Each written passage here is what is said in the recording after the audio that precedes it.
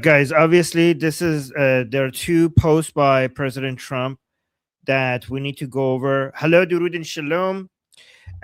Goldie will be with us shortly. She's away, so we might do the we might be peace when she comes here. I don't want to. I don't want to be peace without Goldie, guys. I don't want to. It just doesn't feel right to be peace without Goldie. Do you guys agree? So let's just go over. Let me see. I'm gonna try to pay attention to the chat as well. Yeah, perfect timing, right? Okay.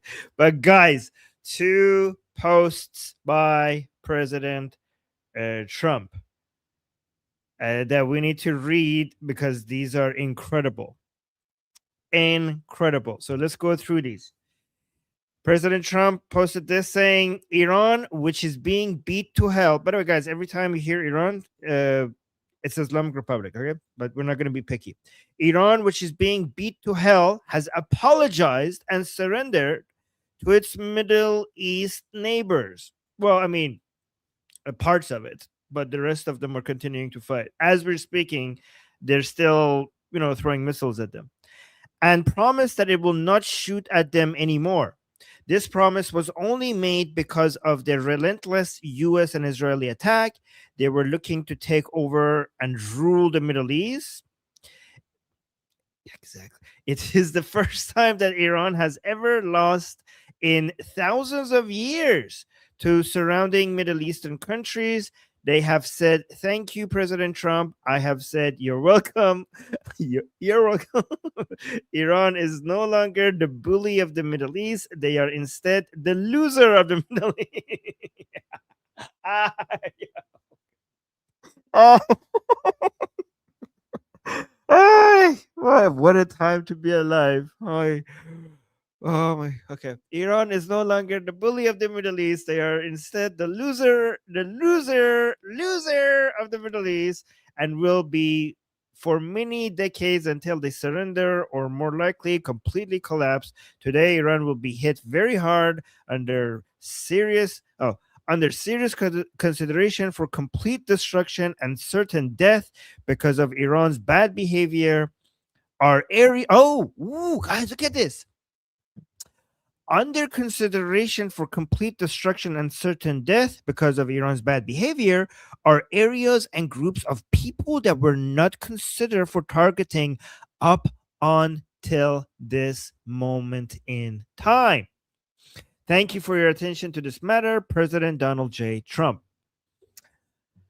Wow. Do you guys know why this is significant? Do you guys know why this is significant? Because there are certain people within the Islamic Republic that the US was sparing, and they were also telling the Israelis that please do not kill these people. These are the people who might want to surrender to us, right? And Israel is more eager to just kill everybody within the Islamic Republic, and the US is like, no, Israel, like, just wait. Let's see if these people will surrender.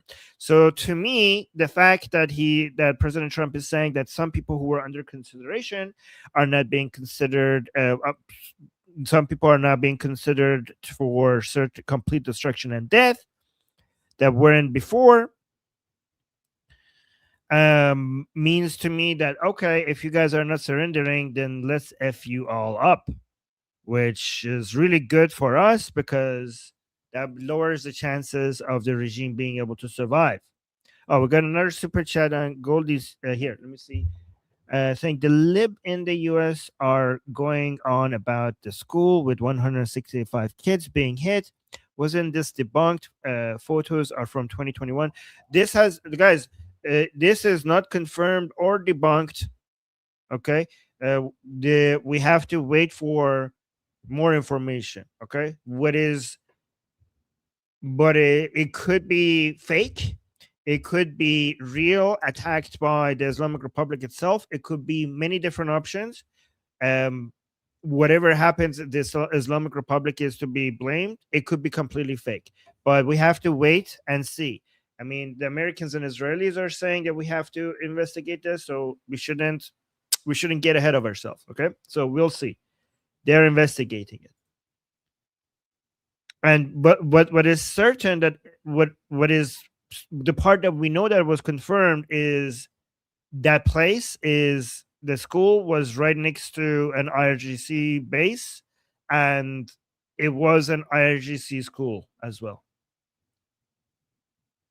But it might be all made up. It might be fake. It might be a self attack.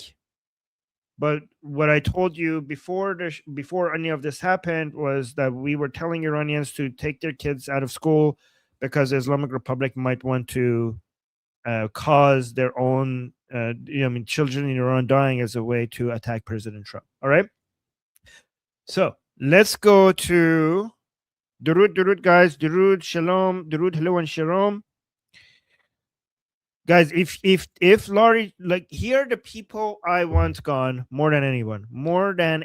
I actually, now that I think about it, I'm happy that Mujtaba is alive for a little bit longer, because Mujtaba is a signal of no surrender at all.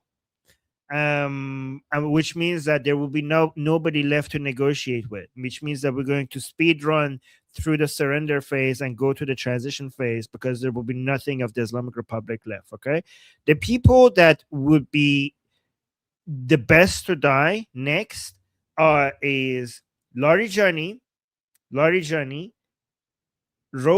Hassan Khomeini, and Khatami.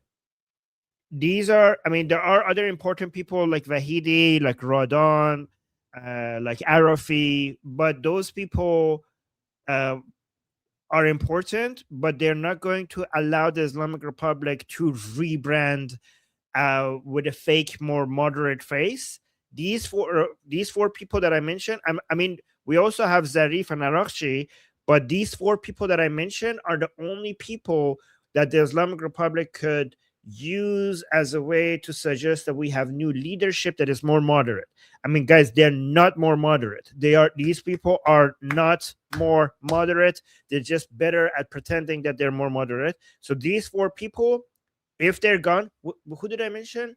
I mentioned Larijani, Rohani, Khomeini, grandson of, Ruhollah Khomeini, the first supreme leader, and Khatami. These four people are the most dangerous people.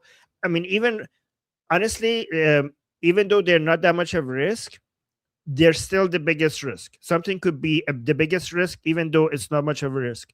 So if these four people are, to me, these people being targeted are higher priority for me personally than Mujtaba Khamenei. Mujtaba Khamenei being alive is actually to the advantage of pro-Pahlavi people, because it signals that the Islamic Republic is not backing down, and nothing short of complete destruction of the Islamic Republic will be acceptable, right? Um, and I know the Israelis and President Trump are already have their minds set on complete destruction of the Islamic Republic. But there are elements within Washington D.C. that if all of a sudden somebody like Rouhani comes to power and as the supreme leader, they might be like, oh, okay, well, stop. We already have somebody that is willing to work with us. Let's just stop. So there might be more political pressure on President Trump to stop the military operation. Another thing that we have in our advantage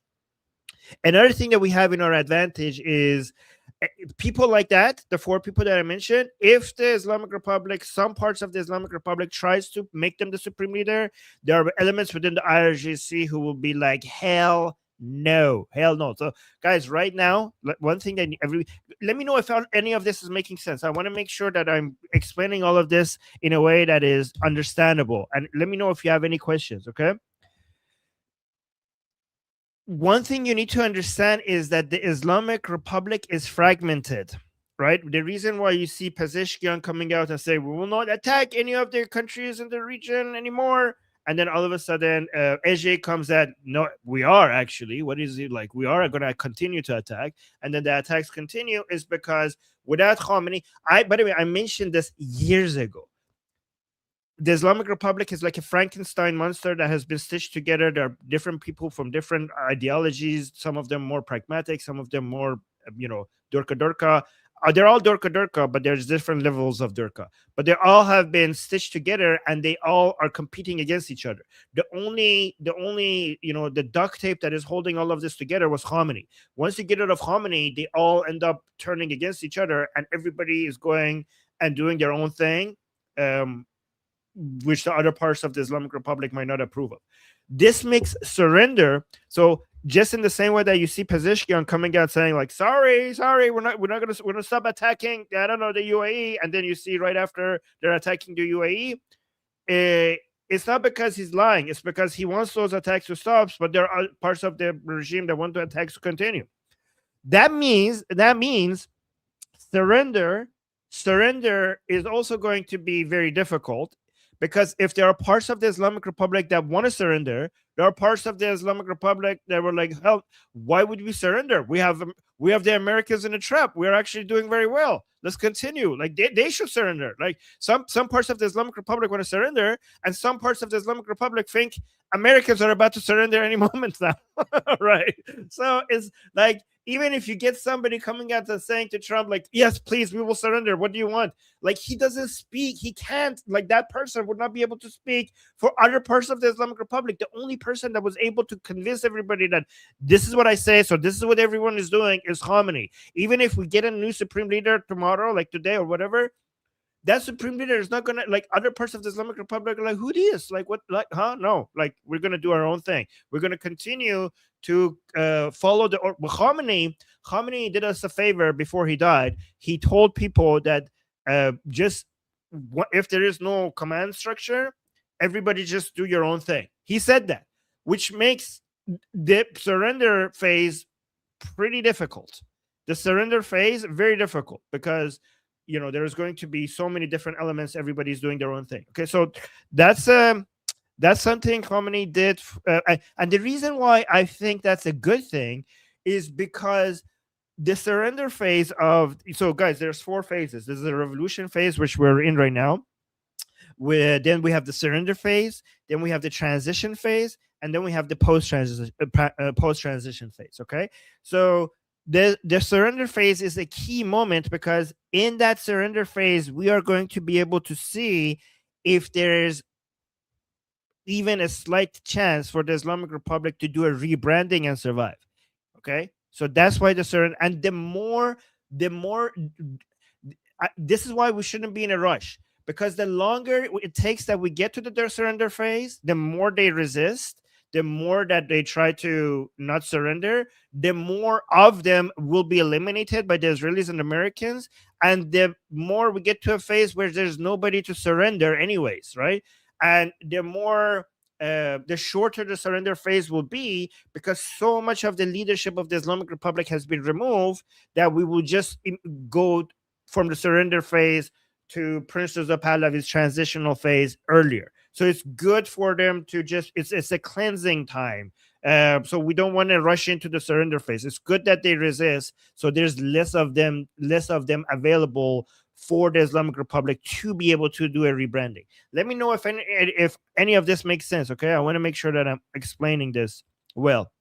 Let me see if you guys are like, what do you guys think in the chat? Somebody's saying, why are you alone, Armin? I told you guys, Goldie is going to come. She has something to do. And that's why I didn't Bepish, because I want to do Bepish with Goldie.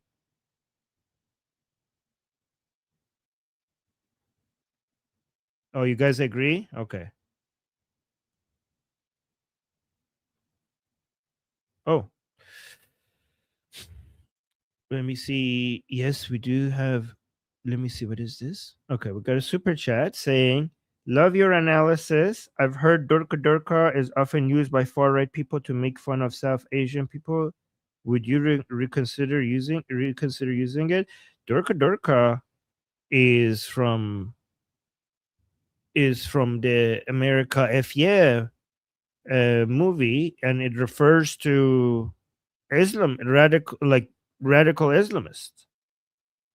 So I don't know why people, like, other people are using it, and also Goldie is using it. Like, so if other people are misusing it, that's their problem. We're using it against Yeah, it's from South Park. I've never heard people. I've never heard of that. So just know that our intentions are good. Our intentions are good. Oh, Team America, exactly. It's from Team America. That's a classic. Just because certain people are using it wrongly, we're not gonna put away this classic. All right, let's go to the second post by President Trump. Let's analyze this one.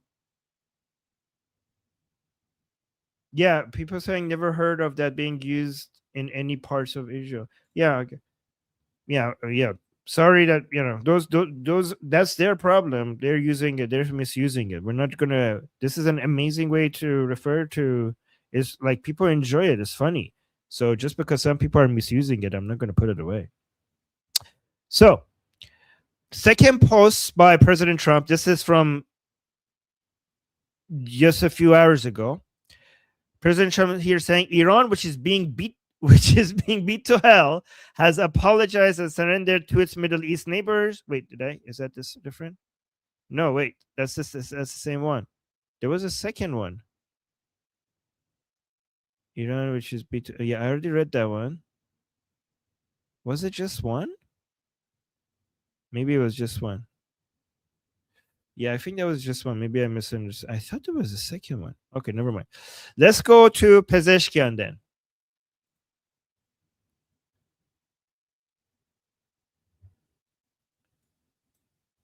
Let's go to President Pezeshkian. Yeah, that's the one we just read. For some reason, I thought there was two. This is amazing. Let's. Oh, before we go to President Pezeshkian, I just want to mention that there are so many accounts, pro-Islamic Republic accounts, saying that Tel Aviv has been completely destroyed, and it's, it's not like Gaza right now, which is weird to me because they said the same thing during the 12-day war. So how come have Tel Aviv been destroyed twice?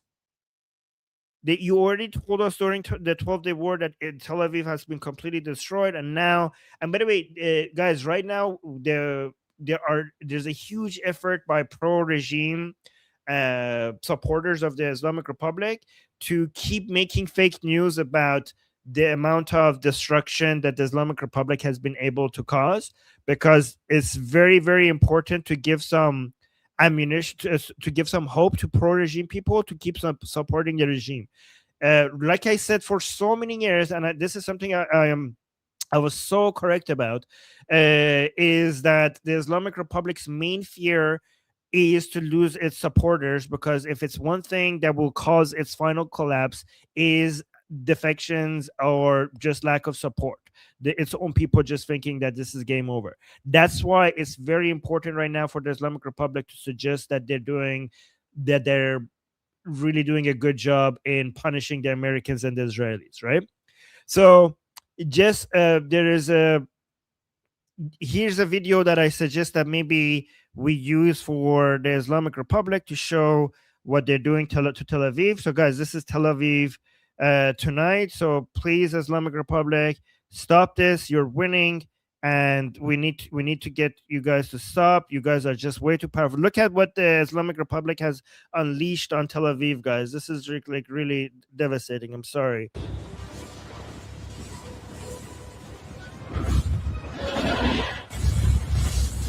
Oh my god. Okay. Yeah, this is like devastating. What the hell? Stop it, Islamic Republic. I don't know. Okay. You could use that video if you want to talk to your followers and tell them that you're winning. Wait, we got some. Let's go back to Pezeshkian.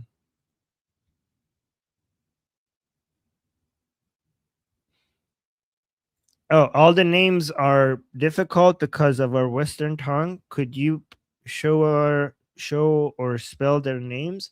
Oh, okay. So Pezeshkian. So here. Okay, so this is the guy that we're talking about right now. Masoud Pezeshkian, the president of the Islamic Republic, the so-called president. Okay. Let me see. We got another super chat here saying the Iranian people can choose freedom or they can choose Islam, but they can't have both. Well, the Iranian people have already chosen freedom, so that's not even an option. Like you're saying they can choose freedom, or there is no or. They have already made their choice. They have already made their choice. That's a bit behind. They have made their choice already for many years now. All right, so let's go to Pezeshkian. So look at him. Look, I'll translate this for you guys. This is very significant. You know what? I'm not going to translate word by word. I will just give you the gist of it because it's like 6 minutes long. So he's saying condolences for the martyrdom of Khamenei.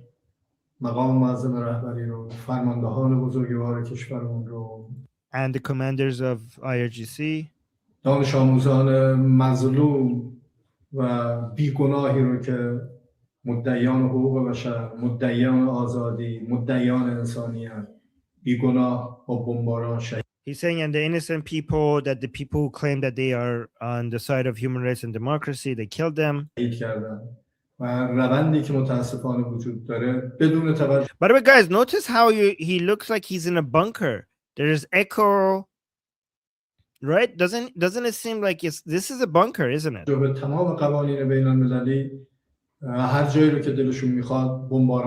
Like they violated all the law, all international laws, and they basically bomb wherever they want.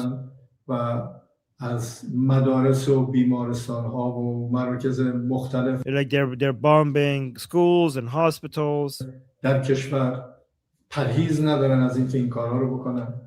من لازمه از مردم بزرگوار کشورمون علیرغم همه این سختی‌هایی که وجود داره هر شب در صحنه از هر کسی like I'm in the scene even though this is very difficult I'm always in the scene ایرانیه از هر کسی که تو ایران زندگی میکنه so whoever is Iranian and whoever is living inside Iran بدون توجه به اینکه چه مذهبی داره چه وضعی داره چه قیافه‌ای whatever religion you have داره حضورشون برای دفاع زندگی میکنه بدون توجه به اینکه چه مذهبی داره چه وضعی داره چه قیافه‌ای داره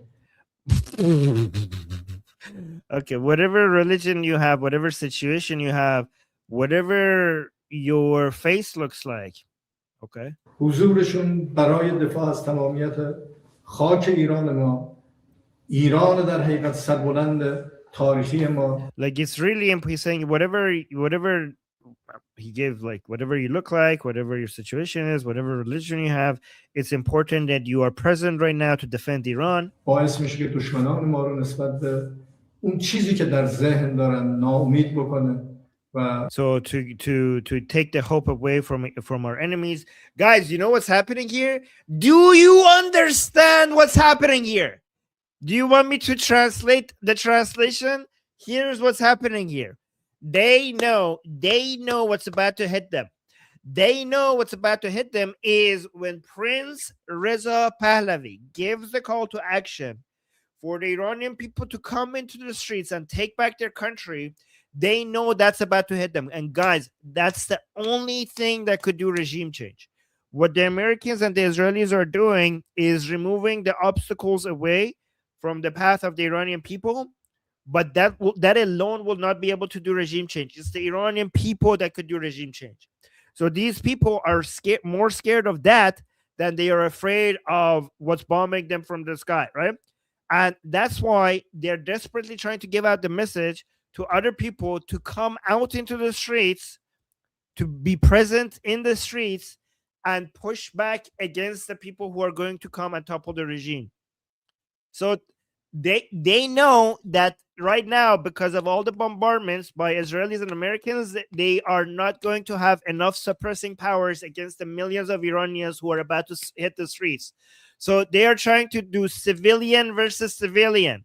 So Durka civilian versus secular civilian. Okay, so Durka civilian versus liberal loving. So by the way, guys, when I say liberal, I'm talking classical liberal, not like the retarded woke people. Okay, so we're talking about secular, democratic, patriotic people of Iran, which is the vast majority of the people of Iran, versus the Durka people, the minority Durka people of Iran.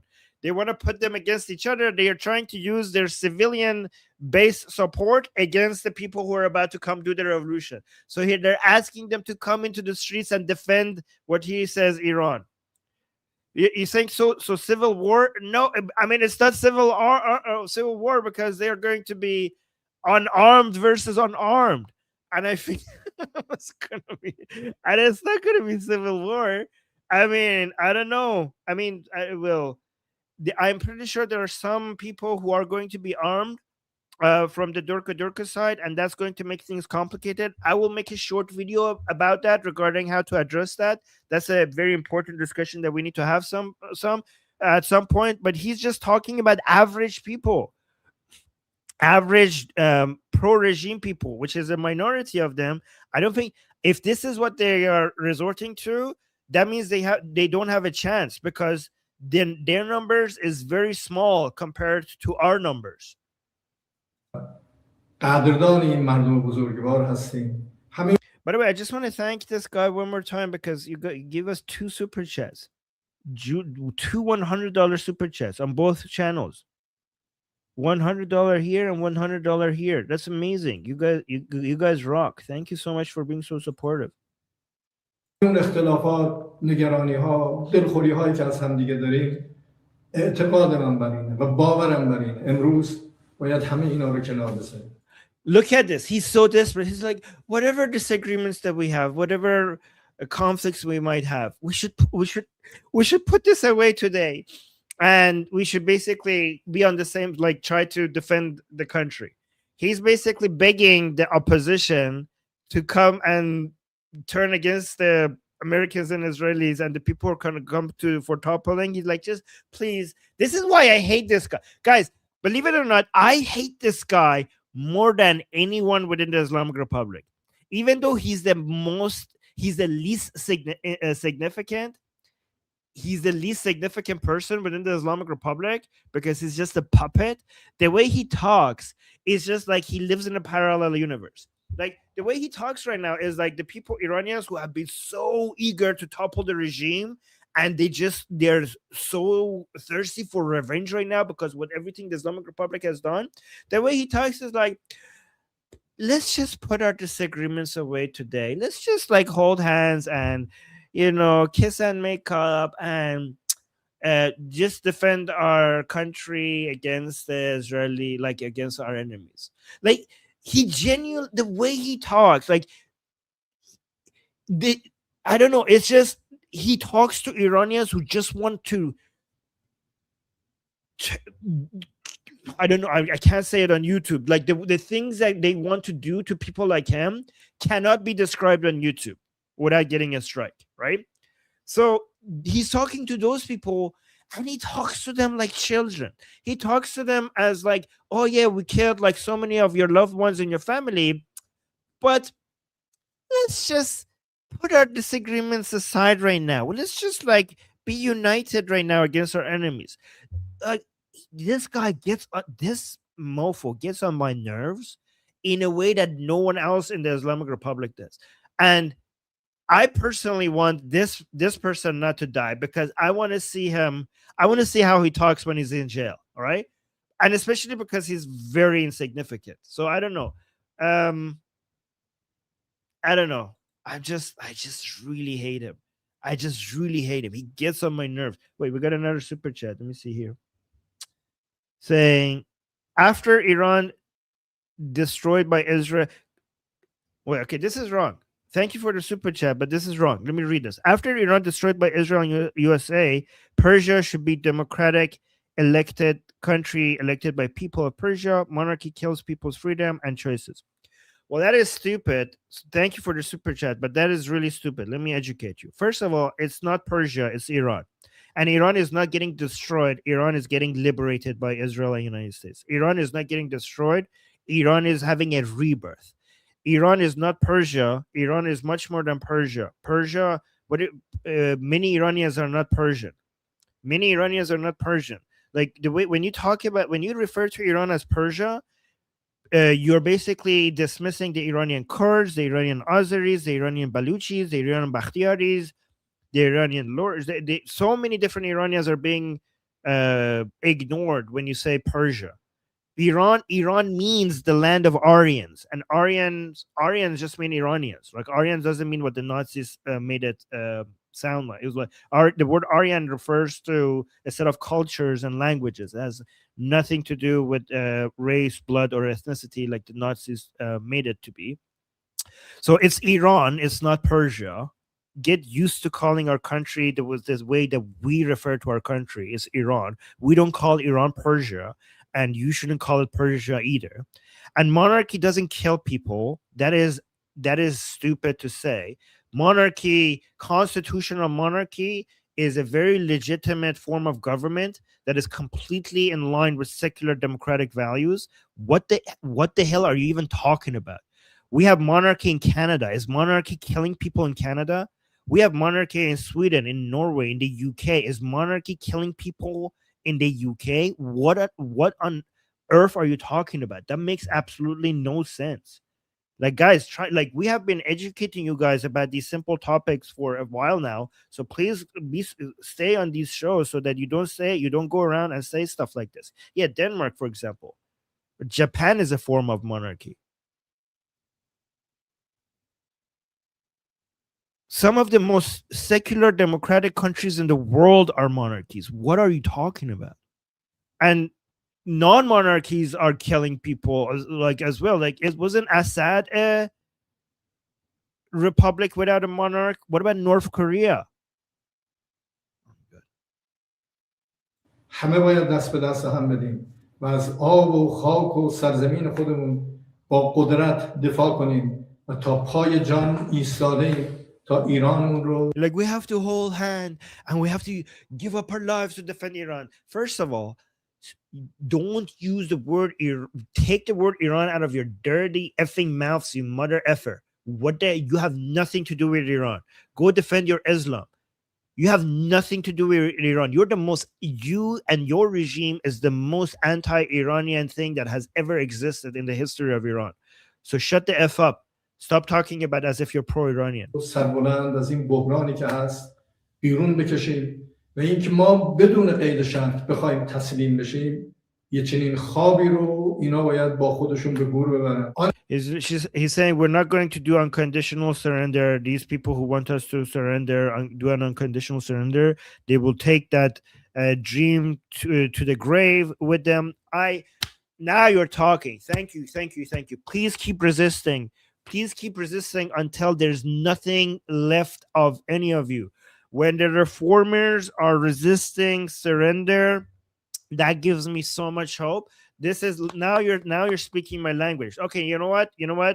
It's okay. You could die as well, Pazishkia. Now that I will also, I'll give that to you. Okay, you could have a mercy kill as well, because you're speaking my language. Okay, guys, it's very important for the so-called moderate reformers to continue to resist surrender, because the hardliners obviously will resist surrender. But we would be in a little bit of a trouble, if we had the reformers trying to signal to President Trump that they could surrender, because that would be the best chance for the Islamic Republic to survive. So having Pezeshkian and other so-called moderates using the language of resistance instead of the language of surrender, that means there would be nothing of the Islamic Republic to do the surrendering. Well, not much of the Islamic Republic left to do the surrendering. So let me see, Neil Bunny, if you're sending me something, it better be something that, let me see. Okay, send me the link then, Neil Bunny. Send me the link. I will post it. If you send me the link. Let me continue. که ما باش پایبندیم قوانین بین المللی است، چارچوب‌های انسانی. He's saying the thing that we will abide by is the framework of international law. Sure, buddy. Sure. Whatever. اون اصولی که اینا دم ازش میزنن اصولا باید به همون پایبند باشن Like the principles that these countries talk about, they need to be abiding by it. Like you're saying, like they're violating international law. حق و حقوق You mother effer, you guys have been promising the annihilation of Israel and United States without them even bothering you from day one of the Islamic Republic. You guys started this war. You started this war 47 years ago. Do you think we forget? Do you think we wouldn't notice? It was in our school books, and it was on our TV programs every single day. When I walked to school, it was written on the walls. The propaganda was written on the walls on my way to school. It was every day I saw that you're going to annihilate America one day. You told us you're going to dominate the whole world. International law? What international? Islamic international law? What are you talking about? Like, why are they attacking us? We only promised to annihilate them one day. Why are they so triggered? Like, we didn't think they were listening. We didn't think they were listening to us. We only said death to America and death to Israel every single day. همه کشورها رو و طبیعتا ایران ما رو اینا حق ندارند نادیده بگیرن. من اینجا لازم از کشورهای همسایه که مورد حمله قرار گرفتن از طرف ایران. Oh, this is good. He's apologizing to neighboring countries. He's apologizing to neighboring countries for being attacked. He's like, oh, I'm going to apologize to the neighboring countries. Guys, this shows that it has backfired. It has backfired so miraculously. I'm loving this. This means that the calculation that they had that, oh, if we attack these countries in our neighborhood, they will turn against the United States and they will lobby the United States to stop this military operation. It actually didn't go as planned. It ended up that it made them join the military operation as well. Oopsies. I was like, hey guys, I'm gonna attack you so you can get the Americans to stop, but I didn't think you guys are going to join the Americans and Israelis in attacking me. What the hell? Why are you doing that? That's not how this was supposed to go. از طرف خودم عذرخواهی کنم برای اینکه ما like on my behalf I want to apologize to the countries in the region that we have attacked. این روند با اوضاعی که اتفاق افتاد، فرماندهان ما، رهبر ما، عزیزان ما در حقیقت جان خودشون رو از دست دادن به خاطر تجاوز وحشیانه‌ای که داشت و نیروهای مسلح ما. Oh, he's saying that we did it because we lost our leader and some of our people. He's saying like we got he's saying sorry, we just got so emotional, we didn't know what we were doing. he's saying like we just got so angry, so we became irrational. Wait, let me listen to this part again. He's coming up with an excuse like they just killed our supreme leader, so that's why we just went crazy. عزیزان ما در حقیقت که مورد حمله قرار گرفتن از طرف ایران لازم است اصولا باید به همون پایبند باشن و حق و حقوق نادیده بگیرن. من اینجا لازم از کشورهای همسایه که مورد حمله قرار گرفتن از طرف ایران از طرف خودم عذرخواهی کنم برای اینکه ما این روند با اوضاعی که اتفاق افتاد، فرماندهان ما، رهبر ما، عزیزان. Yeah, he's saying that this trend started because our supreme leader, our commanders, our loved ones were killed. So he's basically saying, just like, guys, we were just so angry that we didn't know, we weren't thinking about what we're doing. He is lying, by the way. They had this protocol in place for years before this happened. And Khamenei specifically gave the command that if anything like this happened, just go Atash be ikhtiyar. This is the words that they use. Atash be ikhtiyar means basically you don't need to wait for command. Just do what you know what you're supposed to do. Everybody, all the commanders who are left, just continue attacking without waiting for anybody to approve. So this protocol was in place to attack everybody in the region. This is the madman strategy. They're like, oh, look at me, I'm so crazy, you better appease me. So this is the strategy that they were going with. So he's saying, like, he's trying to come up with an excuse, but no one's buying it. Let me see. Oh, we got 2 super chats here saying, Armin, I think the best way to describe that guy, he's the hateful spouse that hurts his wife and kids. Now he's crying because he just got handed divorce papers. Okay, that's a good one. And then we got another super chat saying it's on their flag. On their flag, we have Allah and Allahu Akbar. On the Islamic Republic flag? Yeah, I mean, that's the same thing. I guess, yeah. Okay. ما در حقیقت جان خودشون رو از دست دادن به خاطر تجاوز وحشیانه‌ای که داشت و نیروهای مسلح ما قهرمانانی که جان بر کفن و زندگیشون کف دستشون گذاشتن که از تمامیت ارضی دفاع کنن. تمامیت ارضی. Okay, I'm not gonna. I just want to get to the important. دیگه وقتی فرماندهان نبودن آتش به اختیار تمام اون اقدامات. Oh, he said, you heard it? He said آتش به اختیار. He said when our commanders were not there, they just went and everybody was just attacking based on their own decision because there were commanders were not there. Okay, that was the protocol. That was the protocol in place. It wasn't just that something that happened randomly. We know that. We told people, guys, the only thing I told you before this military operation started that the reason why it's taking so long is because 11 countries need to be defended. So I already told you that the Islamic Republic is going to be attacking at least 11 countries.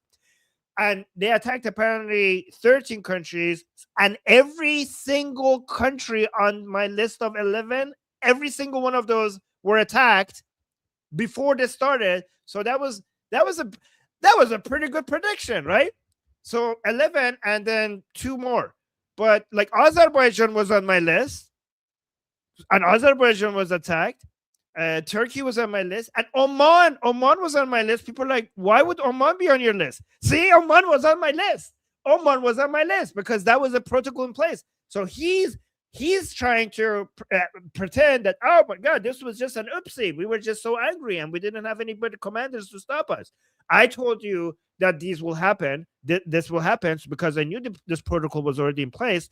And again, the Americans and Israelis knew that this will happen. This is what this is why they had to wait for so long, for more than a month, to prepare. Guys, attacking the Islamic Republic is easy. Defending 11 plus countries, that is the difficult part. That's why they had to bring all of these military assets in the region to be able to continue to start the military operation.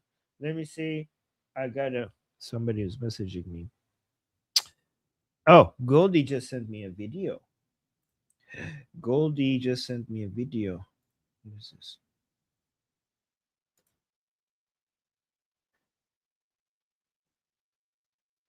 What is this? Oh, okay. Let me download this. Okay. Let me just tell her.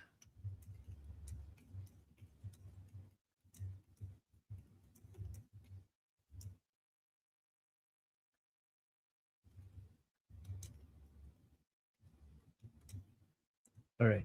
So let me just finish this so we could go to that. که لازم بود انجام دادن و با عزت و قدرت از سرزمین ما دفاع کردن. ما قصد تجاوز به کشورهای همسایه نداریم. He's saying that we're not trying to attack the countries in the region. همان گونه که بارها گفتم اونا برادران ما هستن. I said many times that there are brothers. ما با این عزیزان در منطقه باید دست به دست هم بدیم و صلح و آرامش. We have to work hand in hand with these countries in the region and bring peace to the region. برقرار بکنیم و امیدوارم این اتفاقاتی که افتاده در تصمیمی که ما دیروز در شورای موقت رهبری ما گرفتیم این تصمیم به نیروهای مسلح. Look at this, guys. They're losing control. He says that I hope that the decision that we made in the temporary council of the supreme leadership. So instead of having a supreme leader, just confirms that instead of having a supreme leader right now, they have a council, a temporary council for supreme leadership. Like it's not one supreme leader, there are multiple people. So he's saying in that council, we made this decision to stop attacking these countries, and we hope that they stop attacking. And guys, spoiler alert, they didn't stop attacking. That means whoever is in the guys, I was right about this. I was right that the Islamic Republic is going to get fragmented into different parts, and different parts are going to do their own thing. So that means whoever in IRGC, the people in IRGC that are attacking the countries in the region, they're like, supreme leader who? They don't care. They don't care. Like they're not paying attention to this whatever made up council that they have. They're like, okay, like you could go F yourself. So we're gonna keep attacking. And he admits that I hope he doesn't say we issued an order and we're going to stop the attack. He said that we communicated with them to stop the attack, and we hope they listen. And spoiler alert, they didn't listen. They didn't continue. Wow. Wow. Wow. Oh, Goldie sent me another video.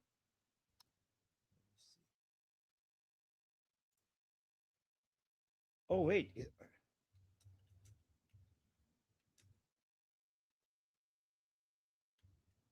Okay.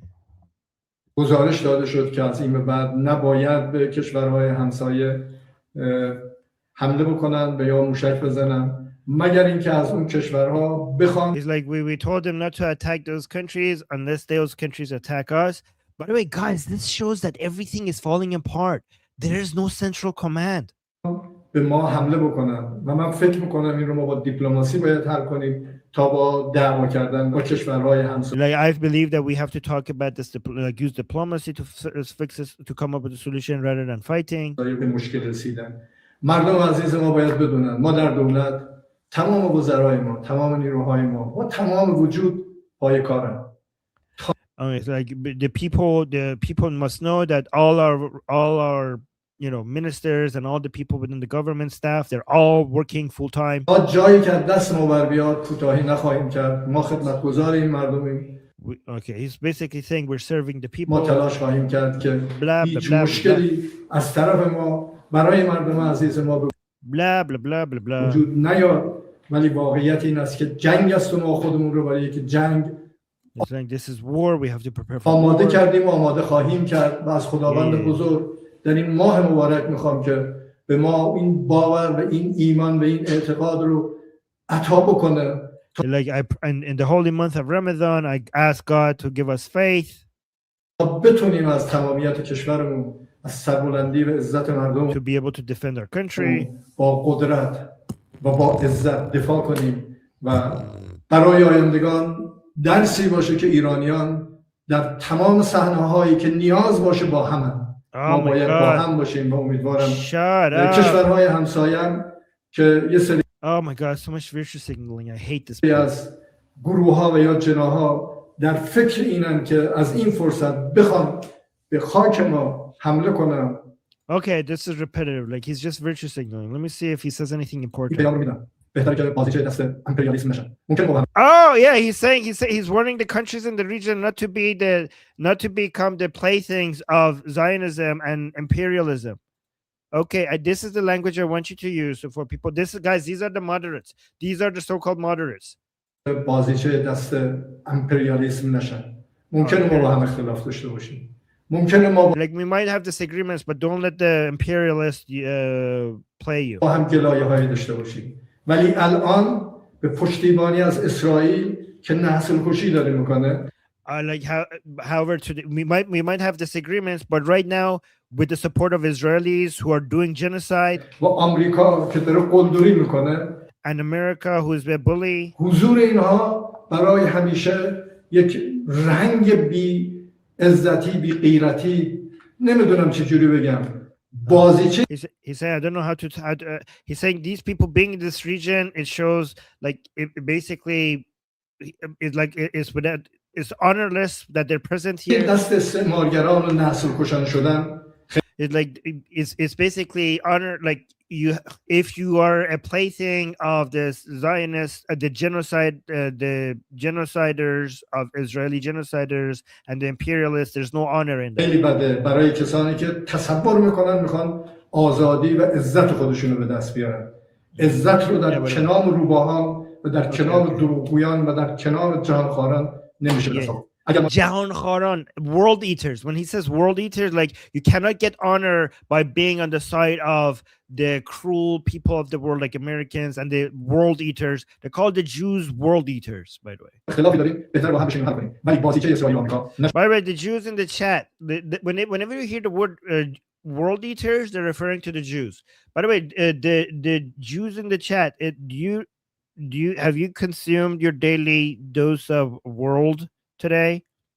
And how many calories is it not? Is it fattening? Is it good? Like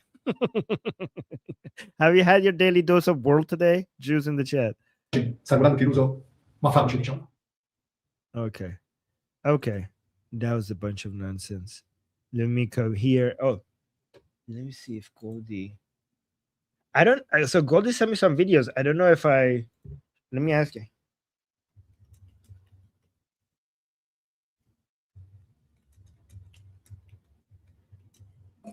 All right. Let me go see what I've collected for you guys today. So this is from inside Iran. Let's see people in Iran writing on the walls. Let's see what they're writing. Mush. You go here. It's going to say Mush Ali nabud shod hala nobat baqiya mushas. So Mush Ali, Rat Ali has been destroyed. Now is the time for the other rats. Yeah. So that's what people are writing. So let me go through this one. Ooh, CENTCOM just posted this video.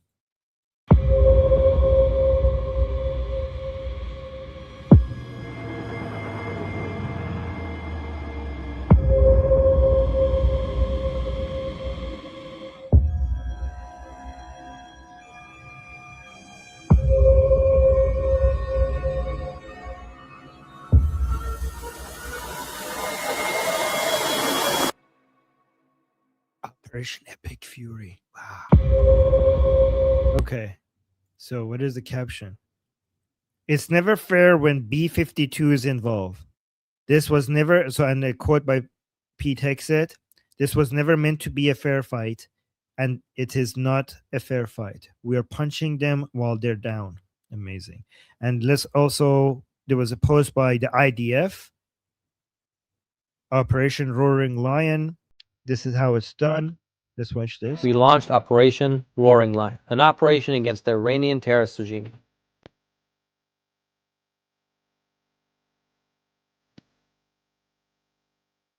In full cooperation with the U.S. Armed Forces.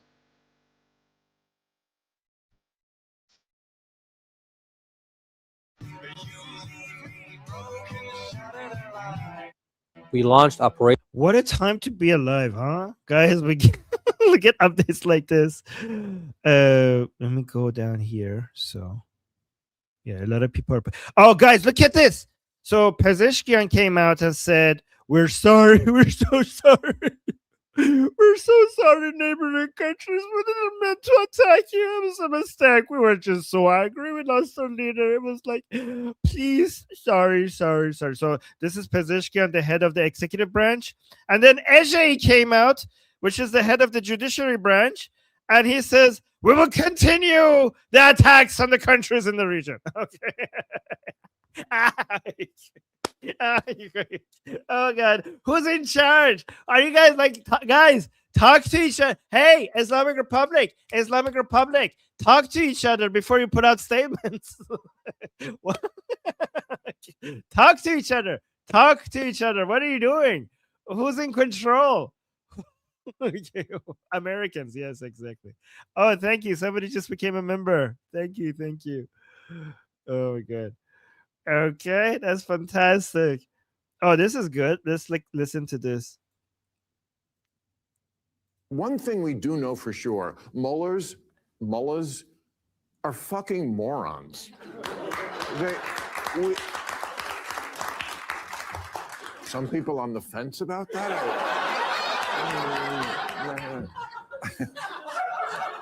Okay, here's my evidence. They've known for months. We have all the entire military surrounding their country. Everything is aimed at them. We know we're ready to take them out. They have their big meeting. They have everybody who's important in the country meet in one place. His office. I mean,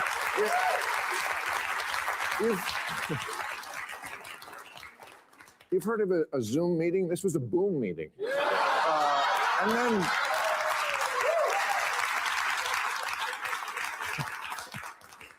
they did it again. They had another meeting of who was left. They call, I swear to God, this is not a joke, the Assembly of Experts. Otherwise known as the League of Extraordinary Idiots. And they get blown up again. I mean... Yeah, guys, this is crazy. Like, as retarded as these people are, why can't they... Why don't they understand that meeting together is going to... if mullahs in Iran, if you meet with each other, you're going to have a very bad time. Like, how are you still doing this? Oh, we got, thank you. We just got 20 memberships. Thank you so much. All right, so guys, look at this. This is good news. So I've been seeing this. A lot of people are talking about this, and Israelis are telling me this as well, that the missiles that are coming towards Israel are getting less every day. On average, they're getting less every day, which suggests that they are running out. They're running out of missiles. This is really good. A lot of people are like, oh, Americans are running out of interceptors. First of all, no, they're not. Second of all, they're not going to need them. Okay, there's 3 points that they're not understanding. First of all, most of the interceptors are being used by partner countries, not by the Americans. So that's number one. Two, they're not, like, even though the burn rate of the interceptors was high, they already knew that they're not going to continue this. It was only at the beginning. They don't need to continue, because they knew once they take out the launchers, the missiles that are being launched will be dramatically decreased. So you're not going to need them as much going as you go through this military operation. But this is amazing. Yeah, so this is amazing, because that means that we're getting closer to the end faster than a lot of people anticipated. And a lot of Israelis are telling me that they're actually kind of unimpressed. They thought that this is going to be a lot more like the Islamic Republic is going to be sending them a lot more missiles if they're getting this close to their fall. So yeah, like, it's interesting that it didn't. Guys, by the way, you saw how I told you that many pro-regime people are saying, like, oh yeah, we have completely destroyed Tel Aviv, there's nothing left. So just to make sure, Israelis are sharing their videos of Tel Aviv. This is Tel Aviv right now. Everything seems to be intact. We seem to be okay in Tel Aviv. These are recent videos. Okay. Yeah, no, Israel is not been like turned to ashes. Yeah. Okay, we're good. Tel Aviv is fine. Oh yeah, this is Rohani. It's important for us to know what Rohani stands for, because this guy right now is the best chance that the Islamic Republic has. Even though it's a low chance, it's still the best chance for them to do a rebranding, to basically bend the knee and say, we're going to be good boys now. Please don't destroy us. Please, we're going to have a moderate supreme leader, so-called moderate supreme leader, Rouhani, and he's going to be a good boy. He's not going to attack the Americans or Israelis. So let's just see what he said in 2018. It's important for you guys to know these things in case they want to bring these people out as a supreme leader. I mean, one reason why this is a very low chance happening is because the IRGC hates this guy. The IRGC hates this guy more than they hate the Jews. In fact, they think he's a Zionist agent, right? I mean, they're retarded for thinking that, but it's good that they think that. That means if he's the supreme leader, a huge portion of the IRGC is going to be like, well, hell no. What are you talking about? They're not going to listen to his orders. So even though it's a low chance, because they have a chance, we need to take it seriously and we need to educate non-Iranians about how evil this person is. This person, before the Lion and Sun Revolution, this person was in charge when we had the second highest killing of Iranian people in the streets when they were protesting. We call it the Bloody November or Bloody Aban. So listen to him here. See, we are proud of our actions. We are proud of our actions in Iraq. We are proud of our actions in Syria. We are proud of our actions in Lebanon. And we will be proud of them until the very end.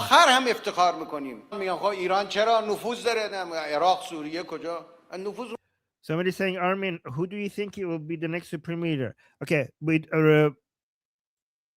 don't know who this next supreme leader is, but the ones that we are the most concerned about, one of them is this guy.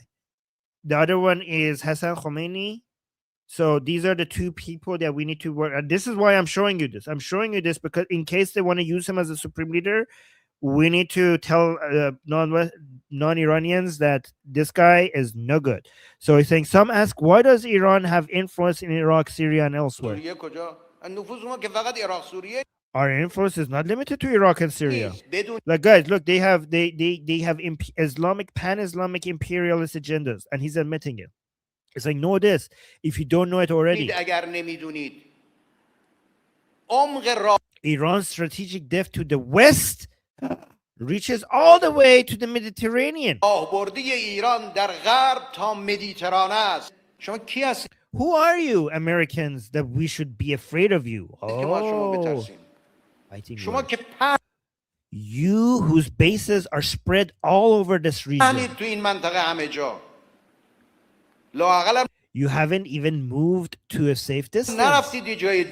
He's warning Americans that they will destroy their bases. You are spread out right with our reach. Ooh. The words you are saying are extremely dangerous. Warnings, Americans. Take heed. Realize the implications of your words. Okay, guys, this guy is the number one person I want the Americans and Israelis to take out. Number one. To me, this guy being taken out is the most important. In fact, I would say that taking this man out is more important or as important as Khamenei. So know this man and let's hope that he's next. This is one of the IRGC commanders. I don't know if he's dead or not. Is he dead?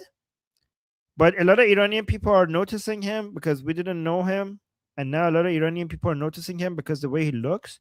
And this guy who got 10,000 likes is saying that he looks like a gum that fell over on the floor of a barbershop. Yeah, he's saying Shabih Adam siye koftade kaf salmoni.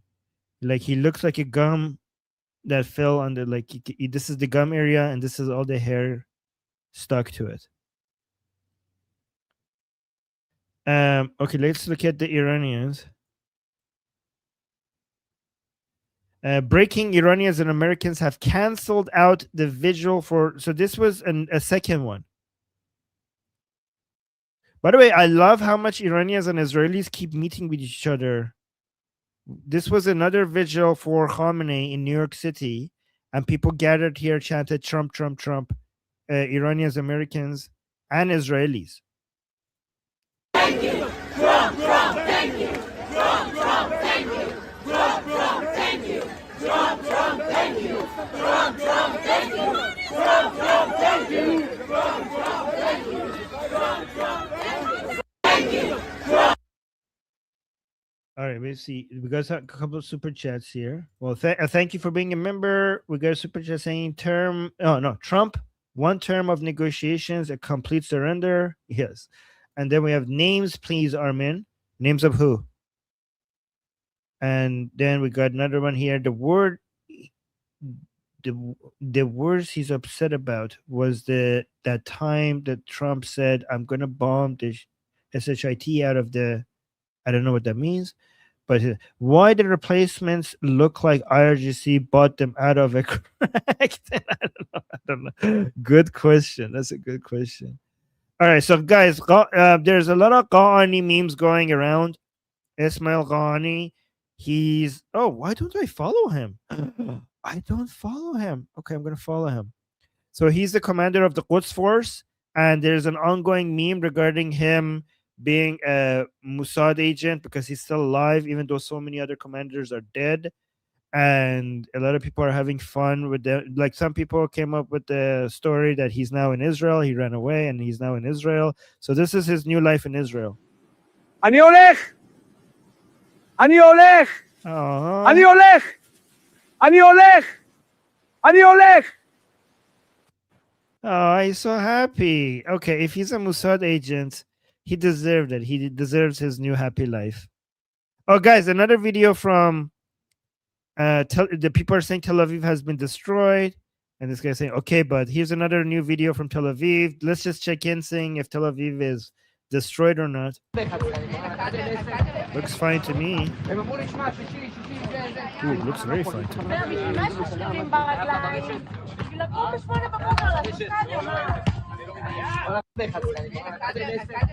Okay. Yeah, it looks better than I anticipated. Oh, actually, speaking of, here. Hold on. Here's my friend in Israel in his bunker. He sent me this. Let me see his message. Okay, he's saying, he sent me this saying in the shelter. So this is my friend Roy from Israel, close to Tel Aviv. Just gave me an update. Stay safe, Roy. I don't know if he's here.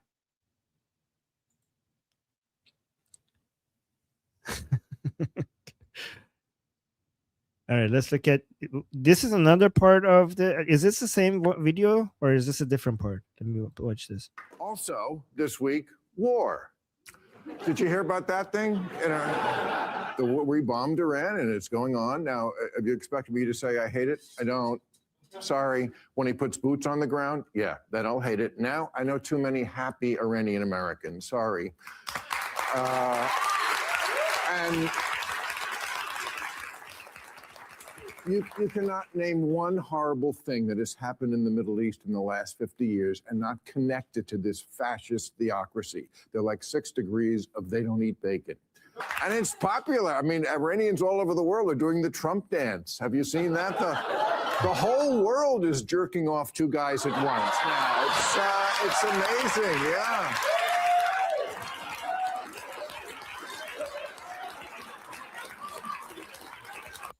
I'm glad that the world is noticing that. Even Trump haters are noticing that Iranian people are happy. Like, it's undeniable. It's undeniable. Yeah, that's funny. Wait, hold on a second. All right, let's continue with more updates. So let me see what this is. Video Ersali. Okay, let me actually give you the AI translation. Show translation. A video sent by a citizen from Tehran's Mehrabad airport shows that several Islamic Republic aircraft at this point were destroyed and annihilated on Saturday. Guys, remember last night we were showing you Mehrabad airport in Tehran was being bombed? This is the aftermath. Let's look at this. Look at those planes. خب این از هواپیمایی که توی اینجا زده شدن.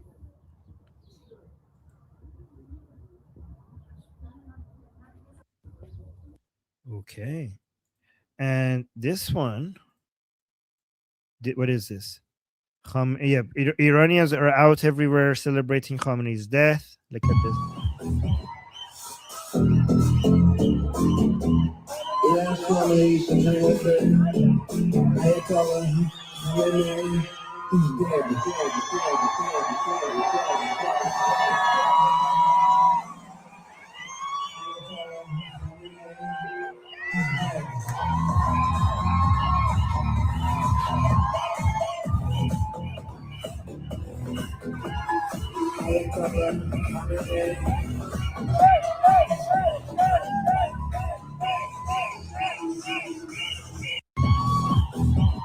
Loving this. Loving this.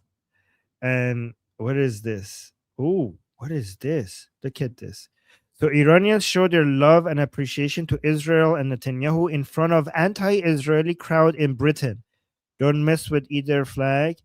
Iran and Israel. A new world is on the way. Cyrus Accords have here we come. Guys, look at this. Guys, remember after October 7th, a lot of Israelis were telling me that, oh yeah, the world is hating on us, everybody's turning against us. They were looking at people in America and they were getting so disappointed, like so losing hope about, you know, having internationally people having a positive view over Israel. And I remember I used to say on my channel, just wait for Iran to be free. There's going to be a tsunami of pro-Israeli views just hitting the world like nobody has ever seen. And the fact that that is coming from the Middle East, like it's a Middle Eastern country, is going to have a huge impact. Like imagine unleashing 90 million, like a country, a nation of 90 million people with a wave of pro-Israeli views hitting the entire world. That is not just going to be limited to Iranians. It's going to impact everyone else's view. Just in the same way that out of, you know, the Islamic Republic and Gaza and Durka places, it impacted the whole world when it comes to having an anti-Israeli view. This wave of pro-Israeli views is going to impact a whole bunch of other people. It's going to impact, you know, the new generation. A lot of young people are going to get impacted by seeing so many people who are not Israeli from the Middle East celebrating Israel. A lot of people are going to doubt the anti-Israeli position. So, guys, this is such a win for Israel to have this many Iranians celebrating Israel. So let's watch this.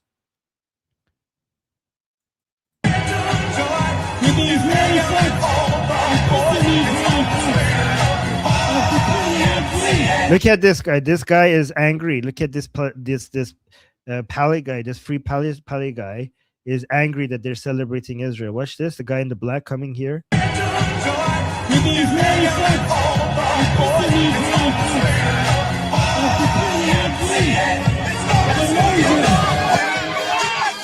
Ooh, there's a fight.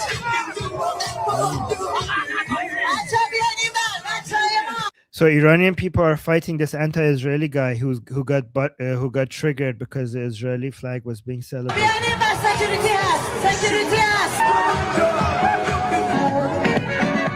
Well, the problem is the issue is Amazing. Okay. Wait, we got another super chat here. Ooh.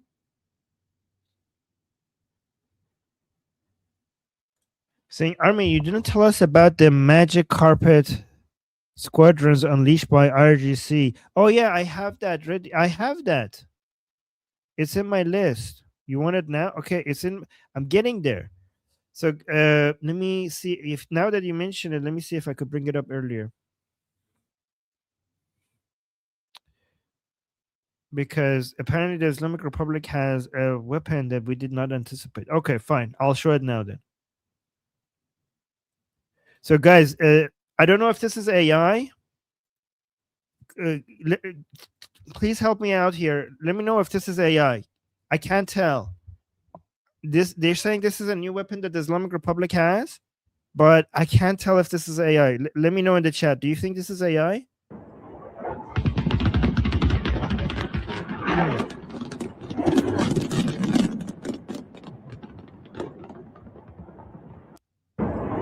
It's really hard to tell.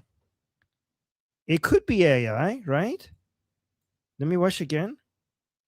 It's like a guy on a magic carpet shooting at this plane.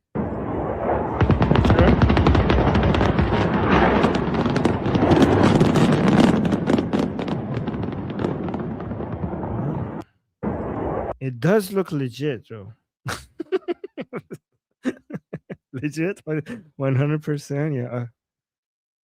Oh, somebody's saying, of course, AI. Oh, wow. Okay, thank you. Really? I can't tell. Okay. Okay. Wow. Okay. So yeah, Islamic science, guys, 100% real. So a whole new world, a whole new world. Okay, you guys are amazing. Oh wait, we got another super chat. Let me see that. There's two. Oh, yeah, there's one here. A bit off topic, but did you see the video of Iranian squash sent to Afghanistan wrapped in Quran pages? Oh, I saw. Somebody sent that to me. I saw something, but I didn't click on it. Yeah, it's off topic. That's why I didn't click on it. Yeah. All right, so guys, look at a lot of Iranians are celebrating this picture. They're like, oh my god, hell is crowded. This are let me see what this caption says. Oh, this is Israel in Persian. The official government, Israeli government account in Persian. Let me see if I could get Grok to translate this. Yeah, saying, what are these photos? Who are they? Has something happened to them? Oh wow. This Israel in Persian account is so funny. They're like, what are these people? Wow. Oh wow. I love this account. So guys, this is Israel in Persian, the official government account of Israel in Persian. And it's like, what are these photos? Who are they? Has something happened to them? I don't know. Good. That's a good. Your government, by the way, Israelis, your government knows how to meme. Your government is funny. I love it. Oh, this is not funny though. Look at this. Oh, this is the IDF. Look at this. This is official account of the IDF. Let me open a new page here so we could translate. He's saying, look at the documents below, look at the evidence below. Here, Basij forces have turned a school into a military base. This is a new picture, by the way, guys. Is this the protection that citizens deserve? Elsewhere, the government uses a school as a backdrop for a press conference.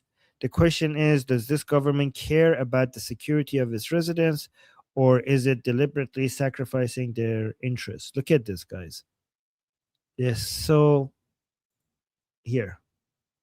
This is so vile and disgusting.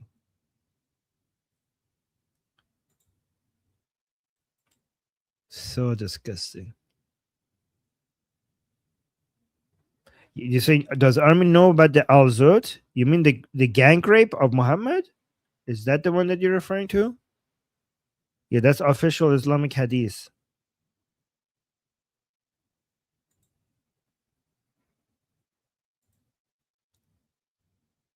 Is that what you're referring to? Is that what you mean? Okay, so guys, look at this. Breaking. Ismail Ghani appears on Iranian TV to dispel rumors that he has defected the country.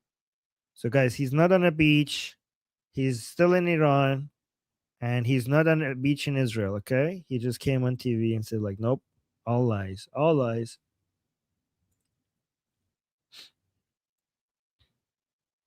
No, don't want to play that one. Okay, let's do, guys. You might get annoyed that I keep talking to you about Rohani, but there's a good reason. There's a good reason that you all need to be aware about Rohani. Okay, this guy is the most serious threat. Let me just play this one more time. Rohani, just know Hassan Rohani. This is the enemy number one right now. Okay, nobody within the Islamic Republic is more important than this man when it comes to being eliminated. So everybody here needs to, and there might be an attempt for anti-Israelis isolationists to try to end this military operation by selling somebody like him or Khatami or Hassan Khomeini as a moderate to us. So it's very important that we know what these people stand for. So let's see what Rouhani says here.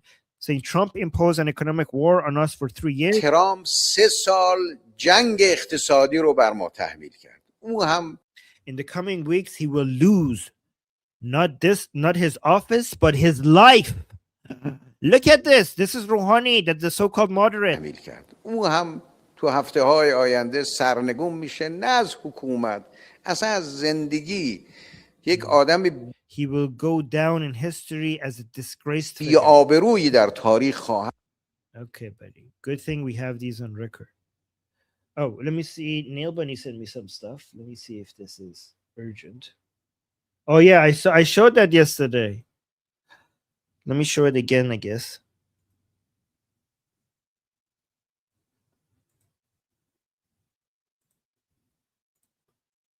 This is why people suggest Ghani. This is why people suggest Ghani is a Mossad spy. Look at this. These are IRGC leaders. These are the IRGC leaders. Dead. Ghani alive. Dead. This is the president. Dead. So Ghani, he's not. By the way, Ghani is not very hard to find. That's why people are like, is he Mossad agent? All right. So guys, look at this. You know, you guys know Hollywood, right? So in my discussion group yesterday, somebody was asking, like, why are we not seeing Hollywood kind of stuff from the Islamic Republic? And I'm like, we are. I have shown a couple of them to you guys. And here's one. So Emily's saying, your daily reminder that anything that comes from the Islamic regime cannot be trusted. By the way, guys, Emily Schrader, make sure you follow her. Amazing source of information. But let's actually look at this. Let me actually go to a new page. So look at this. Let me read the caption. Hot mic recording of 2 Iranian Red Crescent officials presenting the ruins of police station 138 in Tehran, Jannatabad, destroyed in U.S.-Israeli strike, as a civilian site to a Red Cross director on March 5th, 2026. And you could hear them. The hot mic is on and saying, I said they were all residential, and it's saying good. Look at this. They got caught. Their mics were on. Look at this. So they're saying civilian, another civilian. Oh, they're speaking English. Look at this. Oh, guys, this is meant for you. This is from the Islamic Republic, trying to get sympathy for the world from the world. So that's why they're speaking English. Look at this. This is from the Islamic Republic. Civilian, another civilian, another civilian, another civilian. This is this mosque. Hello.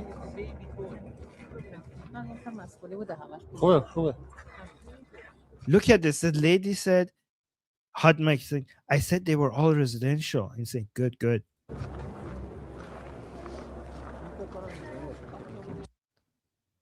Wow.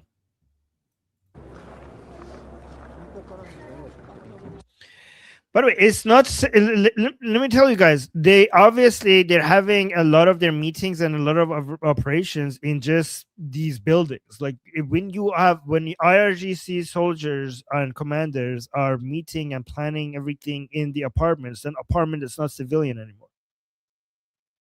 Exposed.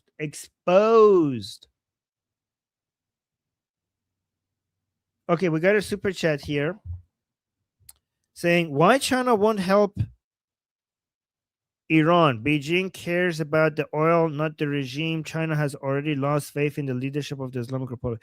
Guys, the Islamic Republic is a sinking ship. Why would you waste resources on a sinking ship? It doesn't make any goddamn sense. Everybody could see that this regime is not going to last. So why even try to support it?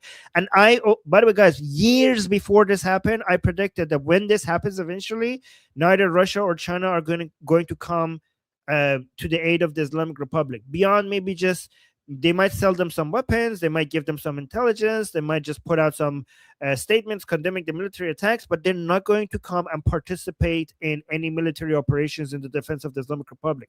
The Islamic Republic is not worth it.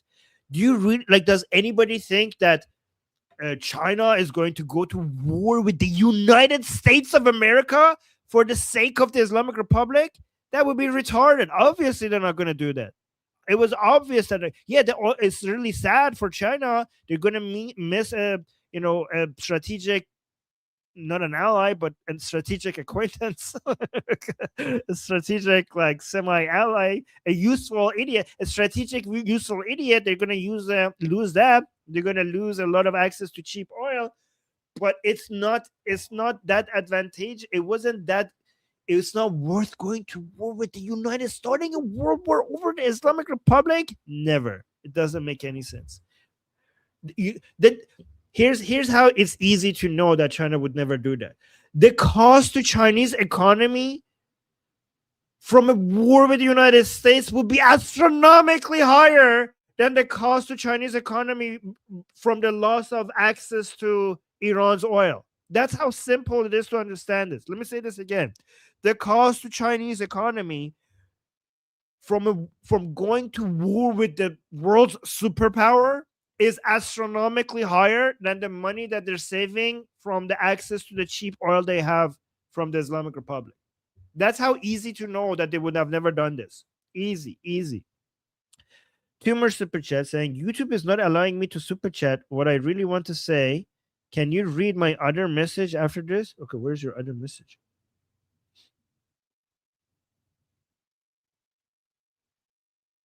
I don't see your other message.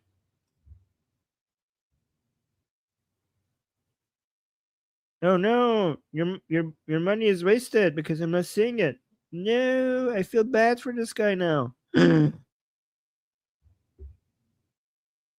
Maybe YouTube is not letting you put that out as a normal message as well. Your message is so bad that it's not coming out as a normal message either. Let me see, what's yours? Neither, yeah. Oh, here. Yeah, in regular chat, I'm looking at the regular. You could have wrote it again. Just write it again.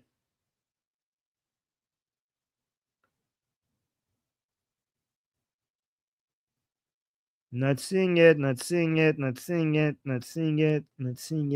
me go up. Okay, you could have just wrote it again. Let me just go to the next super chat. Thank you. Saying Javid Shah, Persian Rise Music, saying Javid Shah. Thank you. Agent guy, I'm still waiting for your message to post your message. You're not posting it. Yeah, I'm not seeing it. Okay. Waiting. Okay, I'm going to move on. I can't just wait here, okay? And thank you, Persia Rise Music, for the super chat. Okay, I need to move on. I'm not going to wait here forever for you to post them to comment again. But thank you for the super chat. Not seeing it. I feel bad, though. Not seeing it. All right. Looking for agent message and we'll tag you. Oh, you're just saying sorry. You could have, instead of the sorry, you could have put the message again. All right, I'm just going to move on. Sorry. Let me see. Oh, guys, look at the Iranian people celebrating.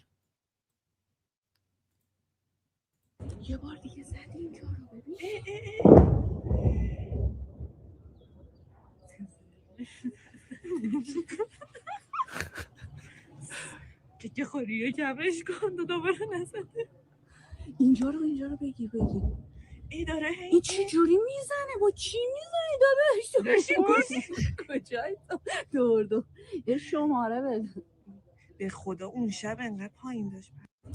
Oh, I see your message saying, I hope Iranians after this will help combat all the hate on Facebook who can't even share a chala recipe. yeah, we will. I promise. I would lead some operations on that front myself. Without being called, yes, guys, yes, we're gonna. When it comes to soft power, the Iranian people will be coming to your aid as soon as we're free. For sure. Oh, let me see. Did Goldie message me? Guys, Goldie's coming in 30 minutes.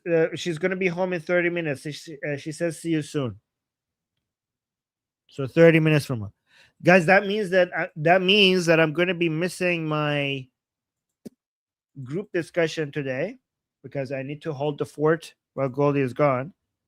So today I'm going to be missing my group discussion. Okay, but look at these girls. Look at these girls. I love them. Let me see, guys. Look at this. This has been posted by the Israeli government. The Israeli government's account in Persian celebrating the Iranian people, and it says in Persian, it says "Ruhiye Ali Mardam Iran dar hain jang ba Jamhuri Islami." So Israel's official account is saying the excellent spirit of the people of Iran during the war with the Islamic Republic. And let me translate. Do you guys want me to translate what these girls are saying while they're enjoying the bombardment? This is in Esfahan. You're like, oh look, they hit here again. Look, look, look. And he's saying, oh, look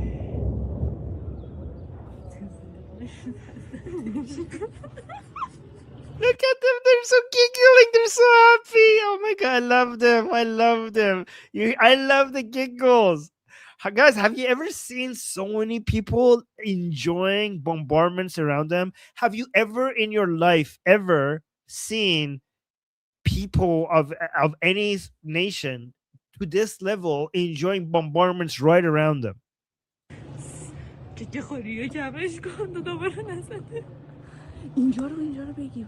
Like, oh my God, record here. Like, oh my God, how are you hitting there? What are you hitting it with?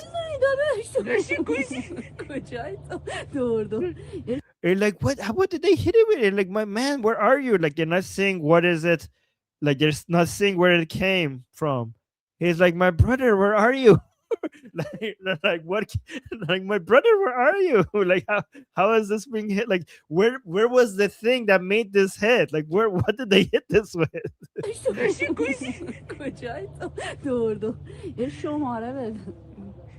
Oh, wait, it say door شماره بده. What does that mean? Is he saying give me your number? Is he flirting with the pilot that went and did this? Like, she's saying you go round and round, give me your number. Boy, guys, I don't understand the latest, flirts from Iran. Is she flirting with the pilot that did the bombing? Iranians in the chat, what is she saying? Yes. Somebody's saying yes. Oh, she's saying like the pilot is so close that we could get the pilot's number. They're flirting with the pilots. Guys, they're flirting with the pilots. They're like, if you're going, they're saying, she's basically saying, if you're doing circles, keep coming back, maybe give me your number. She's trying to pass her number to the pilot for a date. Okay. Oh, wow. Amazing. Oh my God. Let's see this last part.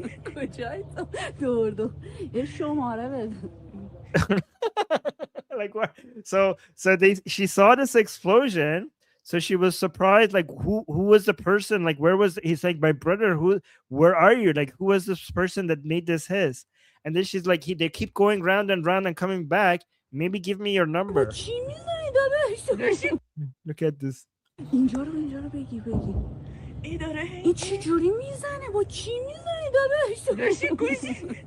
داشتی کوشی شماره بده.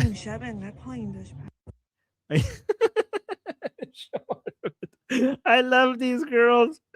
Oh my God. What is this?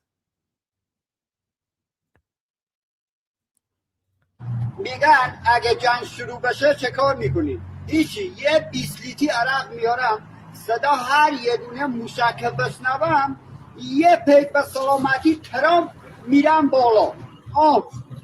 Wow, my guys, like, hide your, like, look at this. He's showing his face while he's saying this. This is from inside Iran. He says, they asked me, what would you do if war starts? He says, nothing.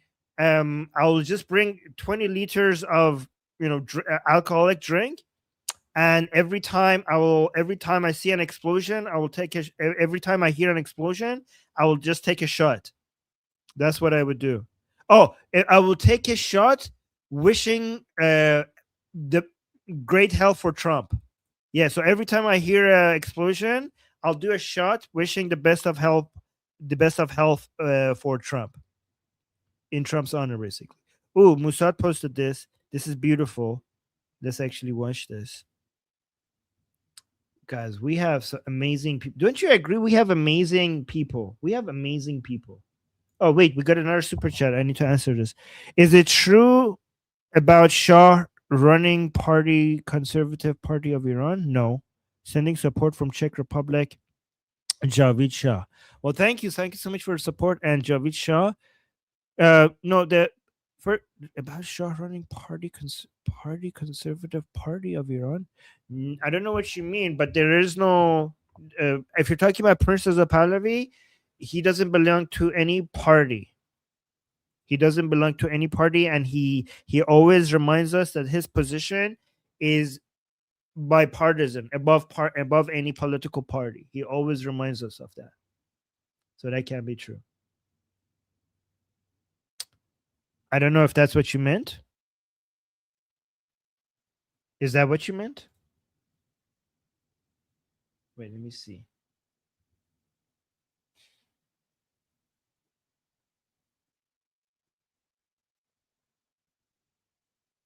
Oh, we have an explosion that happened 40 minutes ago. Let me actually go to that one first. Whoa. What is this? Are we sure about this? Oh yeah, this is north of Tehran. 10:35, just a few hours ago. Let's watch this.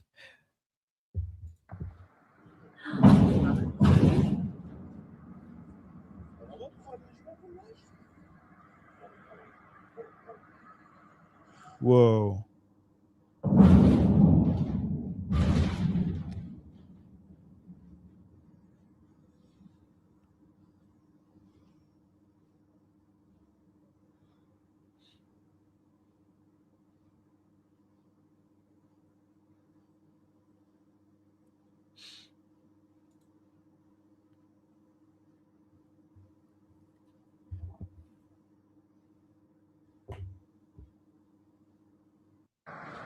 Crazy. Okay, let's look at this, guys. Oh yeah, let me watch this video. I wanted to watch this one.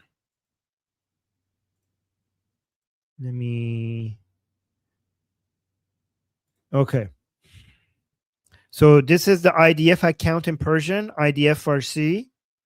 Let's watch this. By the way, again, I just want to thank the IDF and Mossad and Israel for having Persian accounts.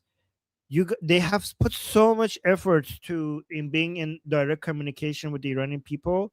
Just really appreciate that. You guys are amazing. Wait, let me see. We got 3 more super chats. Let me respond to these. Saying, U.S. veteran here. I know the will of the American soldier. When people fight for freedom, we stand ready to help. Javid Shah. Well, thank you. And thank you for your service. That's very sweet. And then we got another one here saying, do you think there will be a massive worldwide celebration for Nowruz this year in honor of the collapse of the regime, maybe to accompany protests? Yeah, maybe that could happen. Goldie said that she thinks that this will happen before Nowruz this year. So, I mean, I hope. Guys, again, for this is my alarm for me to go to my discussion group. But today, because Goldie is not here, I can't go to the discussion group. So people who are from the discussion group, please tell other people that I can't make it today because I need to stay here because Goldie can't make. Goldie is on her way, by the way.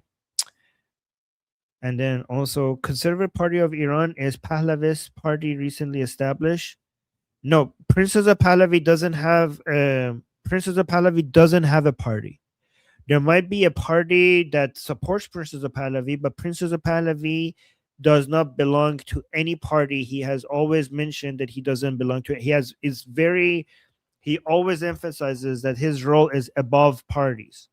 That's what his roles are. That's what his role is. So this is he always emphasizes that. So let me read this one. This one was by IDF Farsi or IDF Persian, saying every individual involved in the missile launch system must know you are under threat.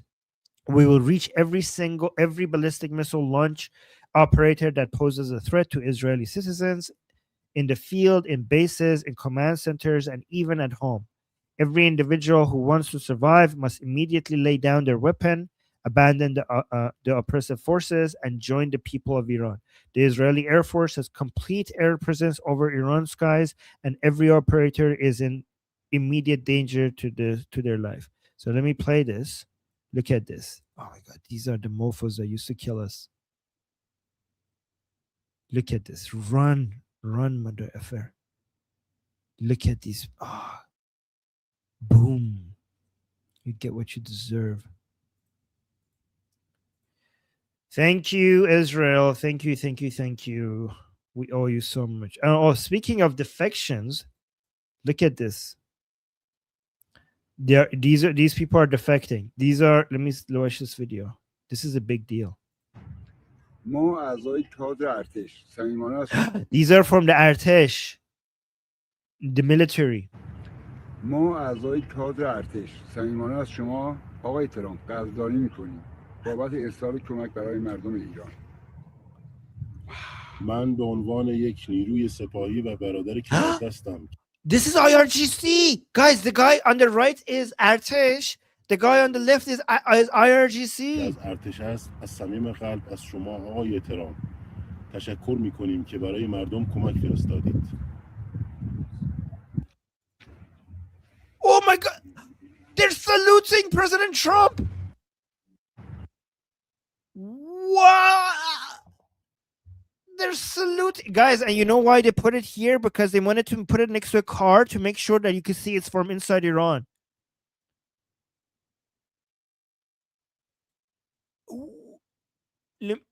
Oh no, there's alarms in Israel. Guys, Israelis, stay safe. Stay safe. There's alarms in Israel.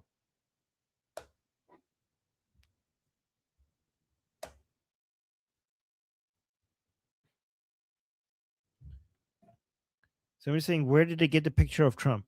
I mean, it's not, guys, this is Iran. It's not like, it's not Afghanistan. I mean, they could just print it. What do you mean where they got it? It's not that hard to get a picture of President Trump inside Iran. I mean, I don't think it's even hard to do that even in Afghanistan.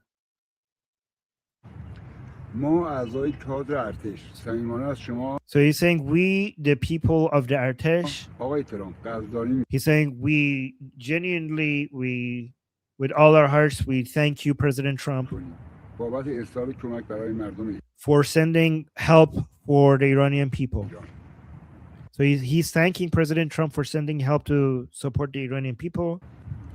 من به عنوان یک نیروی سپاهی و برادر کنار دست He's saying, I, as a member of IRGC, سپاهی و برادر کنار دستم که از ارتش است and also on behalf of my brother right next to me, who's a member of the Artesh, قلب از شما آقای ترامپ تشکر I, from the bottom of my heart, I thank you, Mr. Trump. میکنیم که برای مردم کمک فرستادید.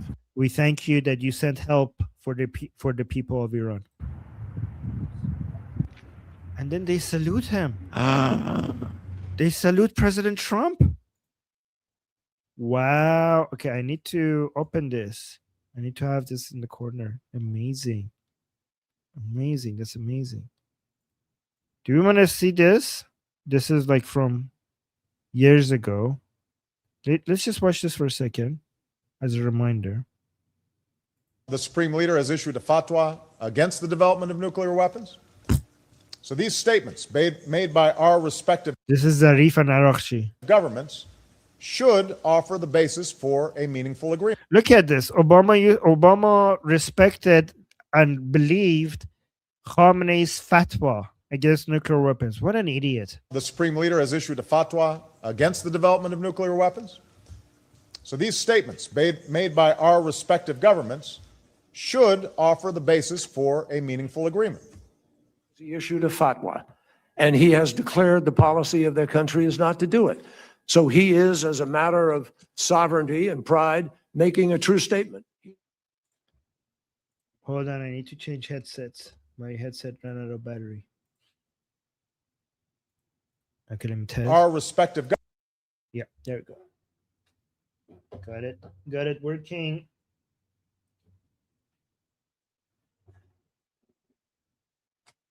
There we go. I thought this was a good reminder for how we got here to this point. Oh, we got a super chat here. Yeah. We got a couple of super chats saying, can you explain why Prince Pahlavi is saying he's not running for office and only there for transition? I'll only vote for him even long term. Well, first of all, what the Iranian people want right now is for not for Prince Reza Pahlavi to run for office. What the Iranian people are communicating right now is that they want him to be the king. So that's not a position that you run for office for. That's what the Iranian people want right now. But Prince Reza Pahlavi's entire focus is on the revolution phase and on the transition phase. Whatever comes after the transition phase, Prince Reza Pahlavi is not focused on that at all. He has made no plans regarding that. Everything that comes after the transition period, Prince Reza Pahlavi has constantly communicated that we will do what the Iranian people decide. So whatever happens after the transition is going to be up to the Iranian people. So Prince Reza Pahlavi didn't say he's not going to run for office or not going. He hasn't said anything like that. He has said that he doesn't have any plans for anything after the transition. All he's focused on is to get Iran to a situation where the Iranian people could decide what they want. So it would not be wise for him to say anything regarding to have any plans. His entire life, he has been focusing on the Iranian people being able to decide what happens to their country.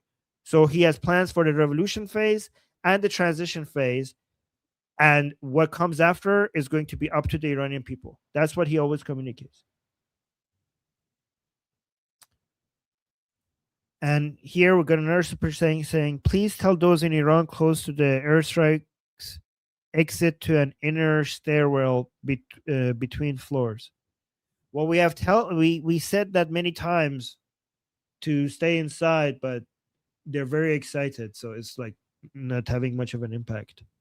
They're witnessing the liberation of the country, so that's what's happening. That's why they don't. So I already shared this one.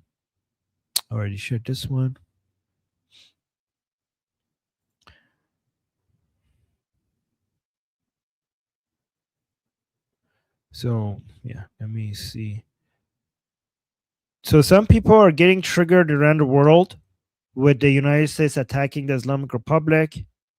So people are saying that, like, this one was on a plane. Let me play this. The plane! Going to bomb the plane! Dead to America, dead to Trump! Allahu Akbar! On a plane saying death to America, death to Trump, Allahu Akbar. Allahu Akbar! Allahu Akbar! Allahu Akbar! Allahu Akbar! Oh my God. Sit down. Oh wait, this is an important super chat that we just got. Okay, so yeah, I haven't heard about that. Not this one, the next one after. So Elisa, I haven't heard about that conservative party. We have many people who are like, right now the parties, we're going to be talking about that in the transition period, but I haven't heard of that party.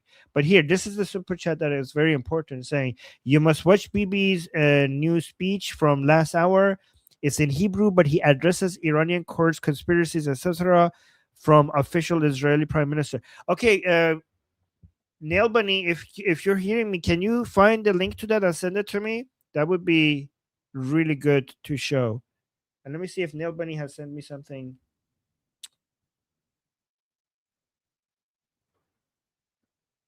Yeah, so apparently the Islamic Republic is saying that they're going to be targeting Haifa. That might be why you heard the alarms in Israel. But let's look at this one. This is another video by IDF Persian, IDF Farsi. This is a good video. So they chant death to Israel, and you see what the results of chanting death to Israel is. Bad Israel. Bad Israel. Bad Israel. Yep, this is 11 seconds of F around and find out. Watch this one more time. Bad Israel. Bad Israel. Bad Israel. Yep. I love it when people who chant death to Israel get killed by Israel. Love it. Oh, guys, remember these idiots? Okay. Let me see. What is this? Wait, let me see. I haven't watched this. I only like this so I could show it to you guys. Let me see what this is. این میگه میام مثلا فرض کنید اون کارخونه ها اون مراکز هسته‌ای رو میزنن. مراکز هسته‌ای در ذهن بچه‌های ماست. رو زمینه نی تو بزن باز میسازیم. خب اومد زد. الان دوباره ببینیم درست کنیم بازم میاد میزنه. یکی بگه میخوایم چیکار کنیم؟ Okay, this is hard to translate. I'm not going to translate. It's good, but it's hard to translate.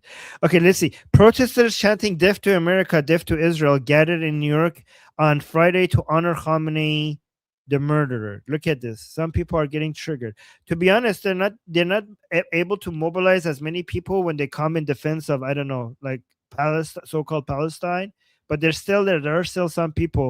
Why are you masked? Why is he masked? Are you afraid to stand for your supreme leader? Kill another soldier now! Al-Qassam, you make us proud! Al-Qassam, you make us proud! Kill another soldier now! Kill another soldier now! Al-Qassam, you make us proud! Al-Qassam, you make us proud! Kill another soldier now! We will honor Khomeini! From the belly of the beast! From the belly of the beast! We will honor Khomeini! We will honor Khomeini! From the belly of the beast! From the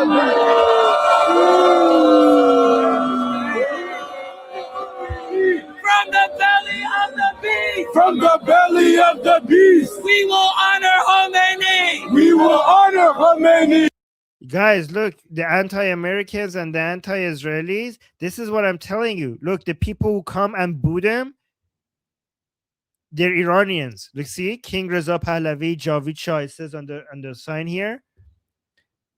This is what I'm telling you guys. You know, this is what we need for Israel and supporting America. The Iranians, if this is the disease, then this is the cure. Globally, not just in Iran, not just in the Middle East. If this is the disease, this is the cure. Iranians showing up, booing these anti-Americans and anti-Israelis. This is what we need. This is what these people didn't expect. Oh, look at the Lion and Sun logo right there. And this is the help that we could provide Israel when it comes to soft power, because Israel has already very, very significant, military power and intelligence power. What Israel lacks is in soft power, maybe in the battle of narratives, in media, in social media, in the information warfare. And what the Iranian people have that they could help Israelis with is numbers. Right? So like Israel is like, I don't know, 10 million. Iranians are 90 million. So we could be present on social media and in the streets and defend Israel when it comes to having it. We're the response. If these people are the threat in the battle of narratives, the Iranian people could be the proper response. I mean, we owe Israel. They're the ones who led the way when it comes to liberating us, right? So we need to, and also United States as well, we owe them. So guys, Iranians, we're gonna have decades and decades of repaying this, that. I mean, it's a win-win anyways. Look at this. By the way, why is this guy masked? Why is this guy masked? Like, aren't you? Why is he afraid? Like, look, he's leading a whole bunch of people who are not masked, but the leader himself, who seems to be very tiny, by the way, the leader himself, this tiny leader, he himself is not brave enough to show his face. He has a huge mask and a hat and sunglasses. Look at this: a hat, a huge mask, and sunglasses. Coward. Watch this again. Kill another soldier now! Al-Qassam, you make us proud! Al-Qassam, you make us proud! Kill another soldier now! Kill another soldier now! Al-Qassam, you make us proud! Al-Qassam, you make us proud! Kill another soldier now! We will honor Khomeini! From the belly of the beast! From the belly of the beast! We will honor Khomeini! We will honor Khomeini! From the belly of the beast! From the belly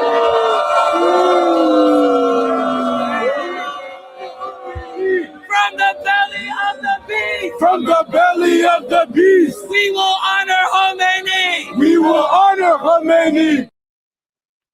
Okay, let me see. We got 2 super chats. He's saying, oh, you're saying, she's saying, can you explain why the fatwa against the nukes was so irrelevant? I mean, like internally, religiously, aren't they somewhat serious rulings? So, guys, let me just tell you, in Islam, first of all, obviously you have taqiyya, but even beyond, even if you didn't have taqiyya, it's actually very easy to undo a fatwa, especially when survival is at hand. So, for example, in Islam, you're allowed to eat pork. Did you guys know in Islam you're allowed to eat pork? If you need to eat pork for survival, for example, if you're dying from hunger, and there's nothing to eat except pork, you could eat pork. Even though pork is haram, you shouldn't eat pork. But if you need to eat pork to survive, then you're allowed to eat pork, right? And pork being haram in Islam, being a sin to eat, is in the Quran. It's in the Quran itself. So given that for survival, you're allowed to violate a rule that is in the Quran itself, then obviously you're allowed to violate a fatwa, which is not even remotely close to authoritative as a verse from the Quran itself, if it's about survival. So you could be like, oh, I issued a fatwa, we're not gonna have nukes, but then you could basically say, well, the fatwa is irrelevant because we need nukes right now because we're being threatened, and because this is a matter of survival, we could ignore the fatwa. So it's permissible if necessary. Exactly, permissible if necessary. You can even eat pork. You could do anything if it's necessary, Islamically, for the sake, not, and more important, so not just for your life, but for sake of Islam. So your life is even less important than Islam, right? So a fatwa is less important than a Quranic verse, and your life is less important. The survival of your life is less important than the survival of Islam, of Islamic rule. So given that you can eat pork and violate a rule in the Quran to save your own life, then you obviously can violate a fatwa to save Islamic rule, because Islamic rule is awjab wajibat, according to Khomeini and Khamenei, obviously. Awjab wajibat means the highest of all priorities, means that anything, absolutely anything, is permissible for the sake of preserving Islamic rule. There is nothing that is a red line. This is how Khomeini mentioned. Khomeini mentioned that between the life of the Mahdi, the 12 Imam, and the Islamic Republic, the priority is the Islamic Republic. Which means that if you had to choose, if you had to kill the Mahdi to save the Islamic Republic, then you should kill the Mahdi. That's how big of a priority. So you think a fatwa is important? Fatwa is not only a fatwa is not that important. If the Mahdi shows up and to save the Islamic Republic, you have to kill him, then it becomes necessary to kill the Mahdi. That's how high of a priority that is. Does that make sense? They literally call it ojab wajibat, means highest of all priorities, means that everything is permissible. You could have an orgy in public if that's what it takes. No Islamic law or no Quran, no Sharia law, no Islamic red line. There's nothing that is taboo for the sake of defending the Islamic Republic, right?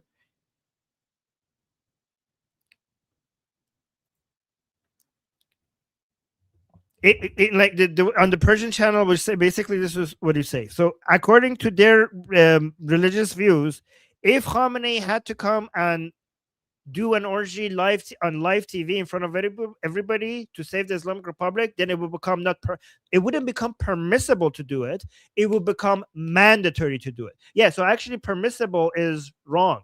It becomes mandatory. So there's no taboo, there's no red lines, there's no Islamic laws. You could do the most vile, disgusting things in front of camera while eating, while drinking alcohol and pork at the same time, live in front of everybody.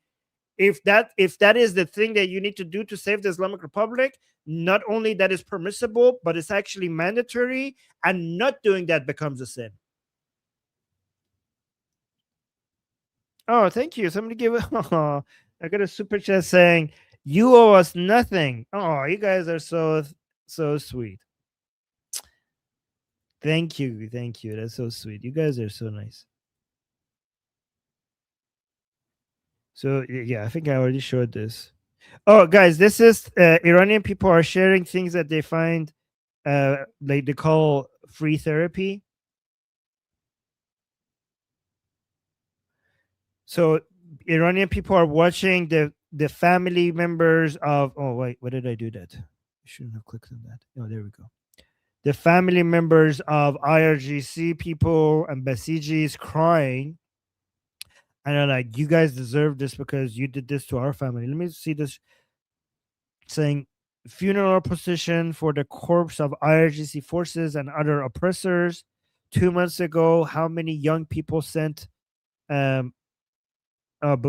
flowers to their basically burial, to the burial ground right here in Behesht. Okay, so basically it's saying without ceremony, sometimes without names, they didn't even allow their mothers to cry. Now their own mothers are wailing over their corpses. So they're saying when the IRGC was killing the young Iranians, the mothers of those people were not even allowed to come and have a mourning ceremony for their sons and daughters, and now these are the mothers of IRGC crying today. So a lot of Iranians are sharing these as saying you deserve this because you did this to us. Okay.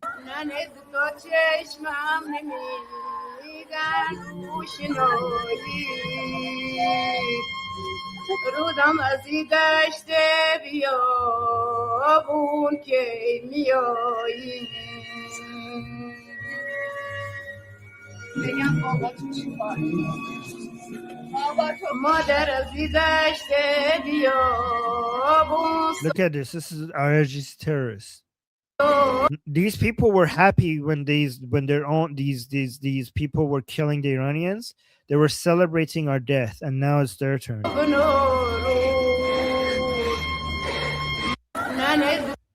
Yeah. So let me see here. Hold on, we got a super chat, I think. Wow, we got so many. Whoa, what's happening? You got so many super chats all of a sudden. Okay, let me do these. Saying thank you so much for all these detailed explanations. You always make sense. Oh, thank you. Wow, that's so sweet. That's so kind. That made me so happy. Thank you. And then we get another super chat here saying, what if UK bans halal? Will it be permissible for all the Muslims there to start eating non-halal? No. Oh wait, what if UK bans halal? Will it be oh well, if there is no alternative and you need to eat, then yeah. If there is no halal food and then you still need to eat, then yeah, it becomes permissible. And But it also becomes mandatory for you to fight the government who's doing that to you, Islamically. Somebody's saying, "Love you, Armin, even when you go off on a tangent, and I have no idea what you're talking about." Javucha, do I go? When do I go off a tangent? I'm answering people's questions. When did I went off a tangent? And I thought my explanations were easy to understand. Am I bad at explaining things? Oh no. Guys, was my explanations hard to understand? I thought it was easy to follow. I'm heartbroken now. I wasn't going off on a tangent. I was answering specific questions in the chat. No. I'll try to do better. Okay.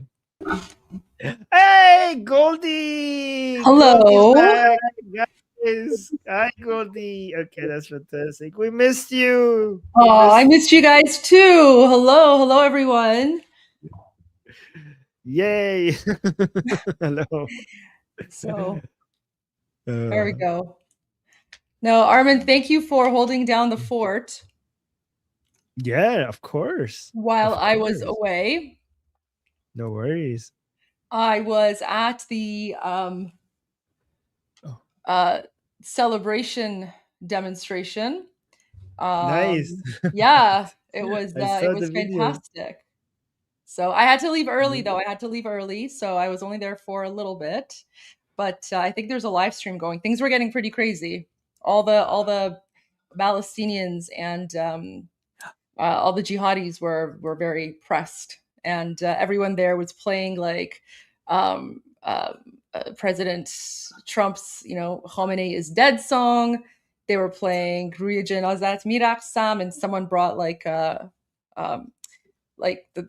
corpse of Khomeini that looked like a skeleton, and they were like, Iranians were carrying it around and dancing. It was a lot of fun. But I had to leave the party early. And Basiji people were there? Oh yeah, they were so angry. Like, really? Yeah. Wow. But if you wanna go to your group discussion, you absolutely can. Oh yeah. Can I? Okay. Yes. Fantastic. Okay. So guys, it's Goldie time now. I'm gonna go to the group discussion. I'll put it in the chat, the link to the group discussion. And I will also pin it to the top on the Atheist Republic channel. And you guys could come there and talk to me, ask questions over there.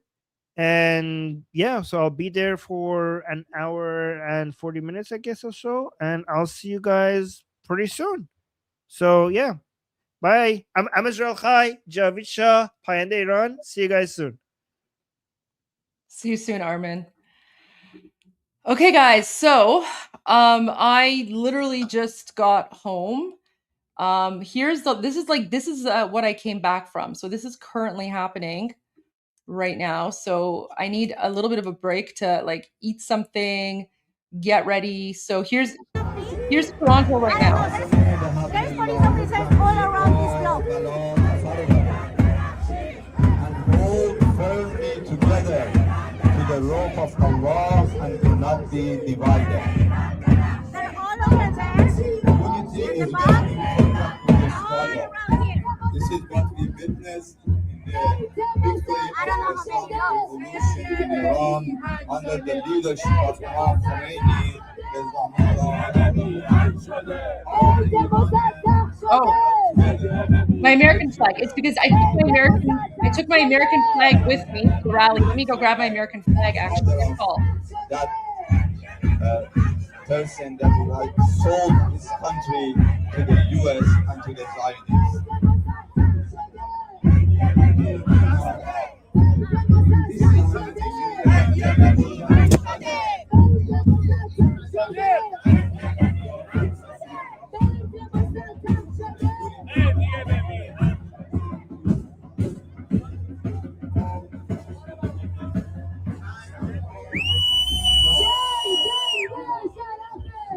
This is live right now.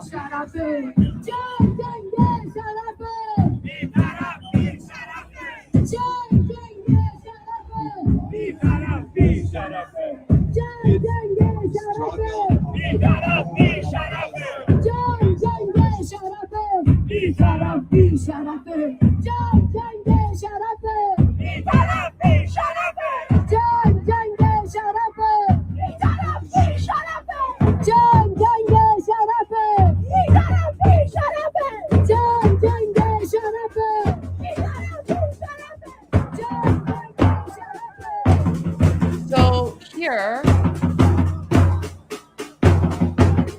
they're chanting Jang Sharafe. So they're saying it's an honorable fight.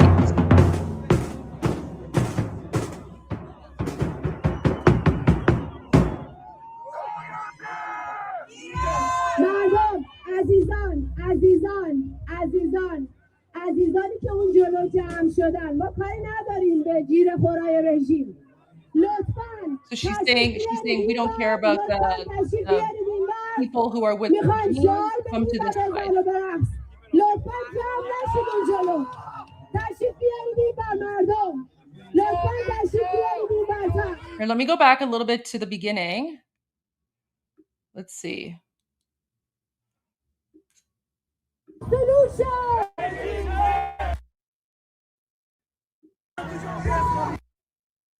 Let's see.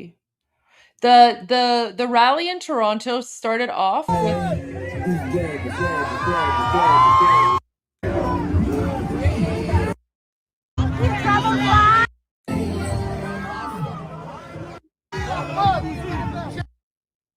How you doing? Nice to see you again. the rally. So I'll see if I can find it. I'll see if like this part here, the live stream has it. I filmed a little clip, but this is happening right now in front of the American consulate. The pro-regime terrorists were they were gathering to hold a vigil, and so Iranians and allies showed up to thank the United States. And on the Iranian side, it started with like when the event officially started, they started by playing Star Spangled Banner. I don't know if it's here though.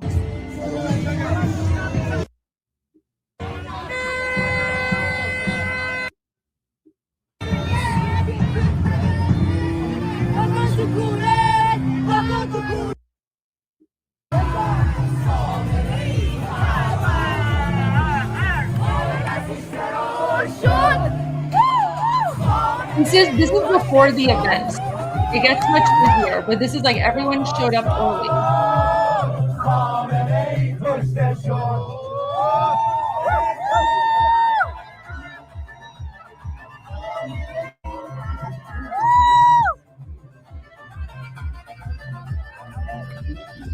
There's the corpse of Khamenei.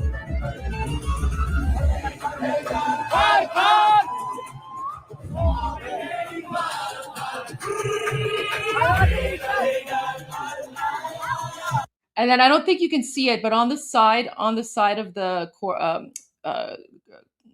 tomb or whatever, I guess coffin. Sorry, on the side of the coffin it says eliminated by United States and IDF.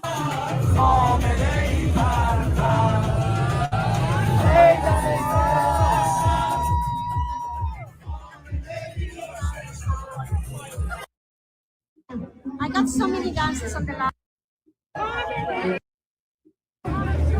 بچه فاصله بگیریم ما خودمون کلی آدم اونجا داریم کار خودمون رو میکنیم کاری به اینا نداشته باشیم. What is happening? I don't know. And then this is a sign. So here it's Khamenei, he's eliminated. And then on the other side, it's like President Trump. And so Iranians are basically thankful.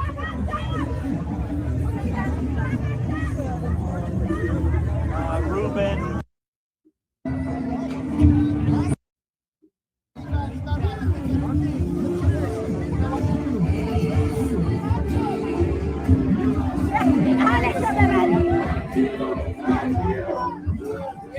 Oh, someone's saying, will I react to fallen soldiers returning home today?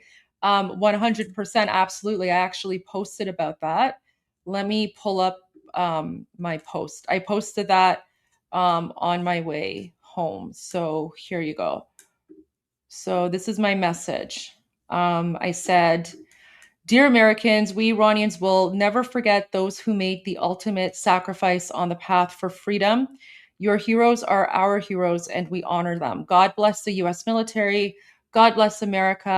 Payande Iran, Javid Shah." And then as you can see, there's a picture of me holding a sign of 4 of the US heroes who lost their lives. And there's a lot of these signs there. So Iranians were holding these signs with the photos of the soldiers. As you can see, there's a whole bunch of them. This was in front of the US consulate. So yes, we were there not only to celebrate, but also to honor those that have fallen. So 100%, absolutely.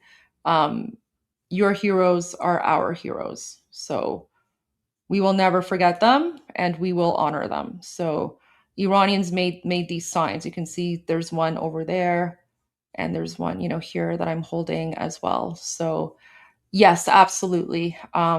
We would not forget any of the fallen heroes because your heroes are our heroes. So, and we honor them. So, all right, let's go back to the live.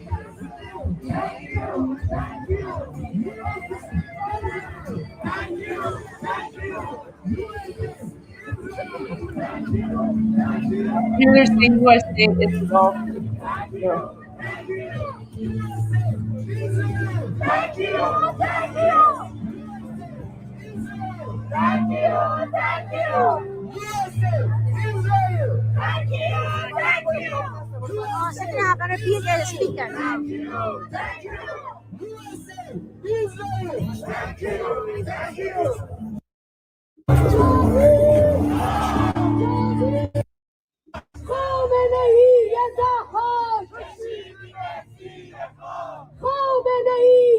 Here they're saying Khamenei Zahak. They're saying Khamenei Zahak Keshidimet Zira Khak, which means Khamenei, you evil person, we dragged you underground. This is in Toronto.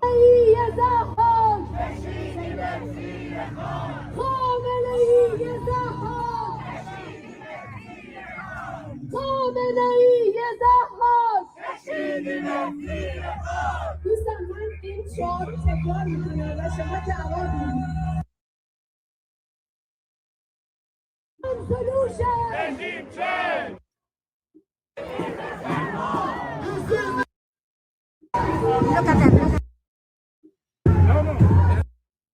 We have a problem. I want to get to the part where people are dancing.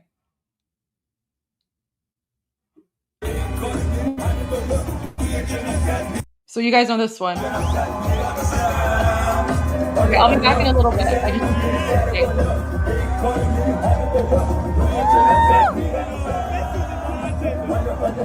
They don't like it.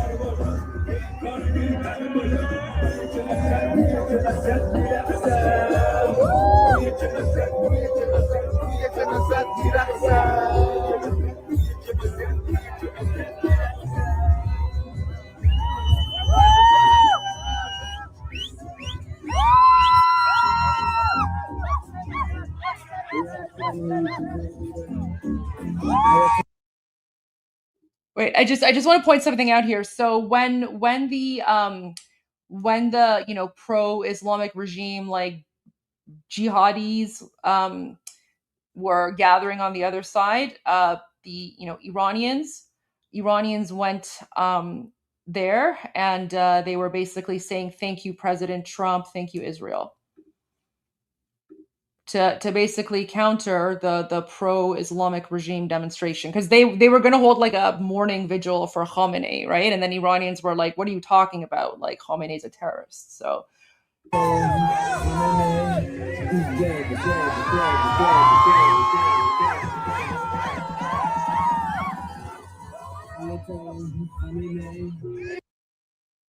oh, wait, one more thing. Do you see that person there? That's me. So I'm wearing my hat and my sunglasses, but there you go. That's me. So I'm there waving the flag, and I'm holding like a rose. I'm holding a rose in my hand because I left that at the American consulate after. Okay, I'll see you guys in a bit.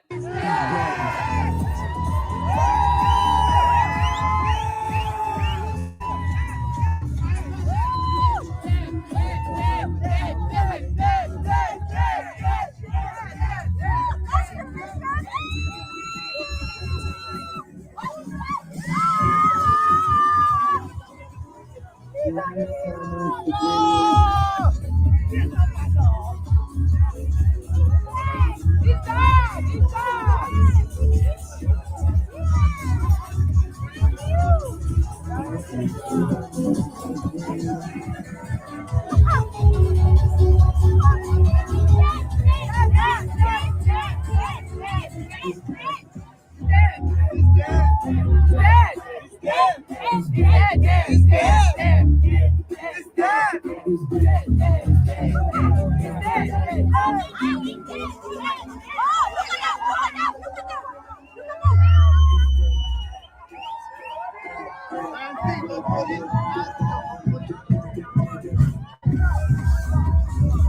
was for the other side. You saw how he passed in front of us? It's crazy. 375 people, like, share, and subscribe. Man is rocking the bed. The man is dead.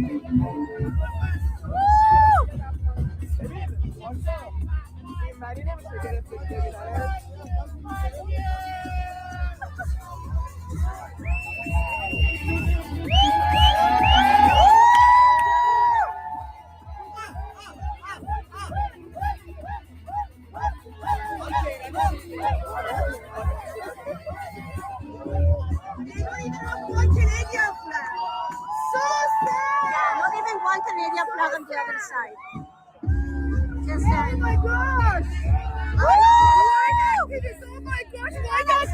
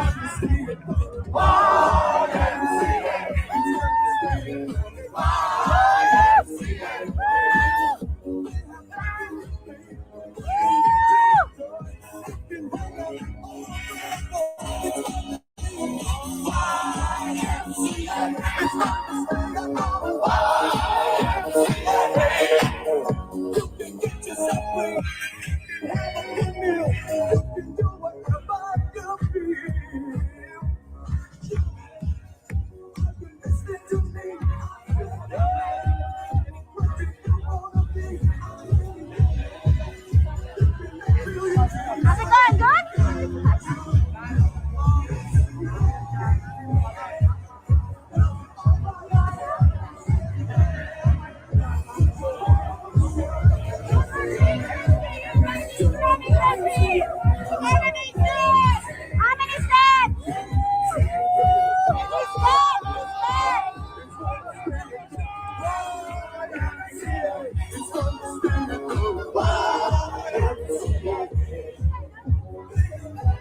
I'm sweating. Oh, another freedom puppy! Another puppy!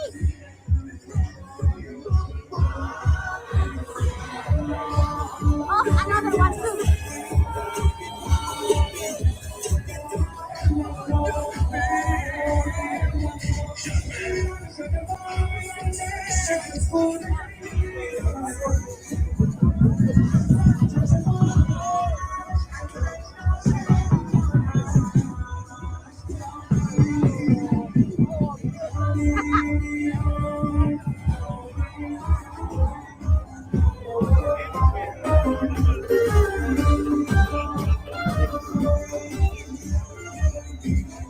Not even one Canadian flag on the other side. I'm gonna take off my jacket. Give me 1 second, guys. I'm sweating.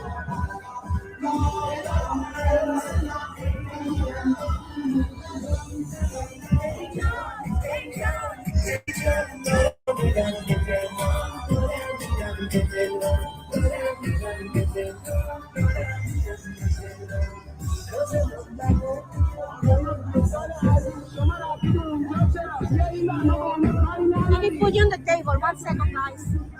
I'm gonna take off my jacket.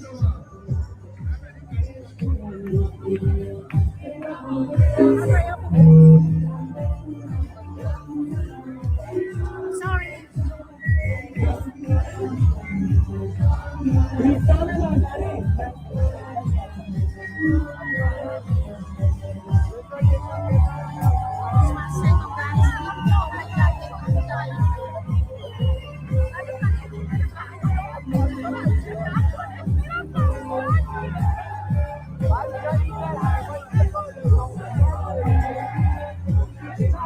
Just stay with me, guys. I'm just taking my shirt and I grabbed it out.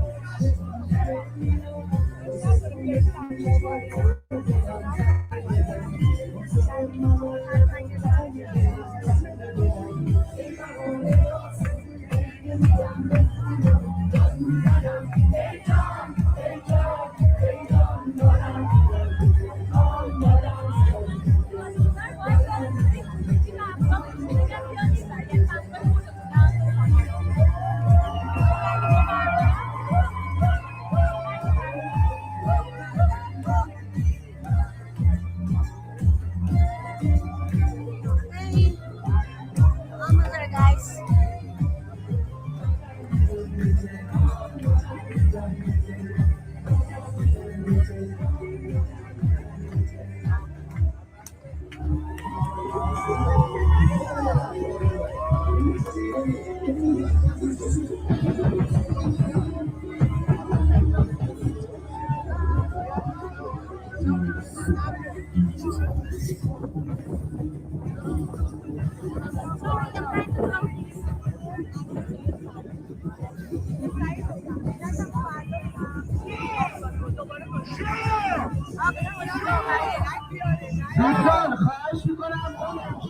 All right, okay, guys. Thank you so much.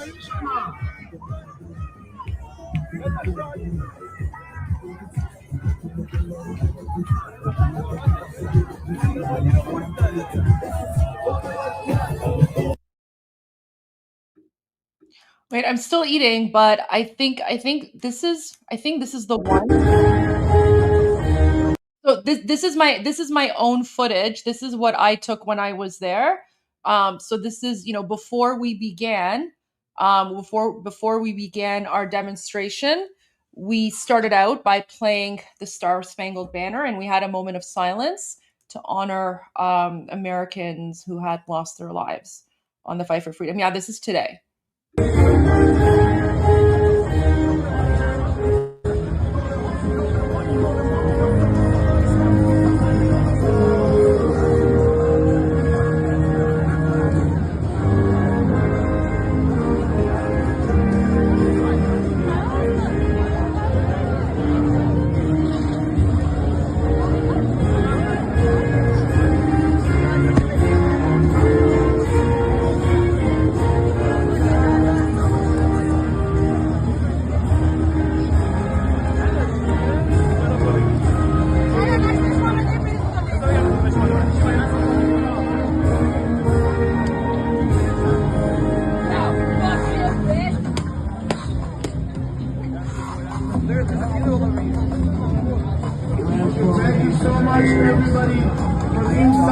So there you go. I know it's maybe they didn't catch it in the live stream, or I don't know which part of that is, but that's my own footage. So yes, we began by honoring America and the American military and everyone who's lost their lives.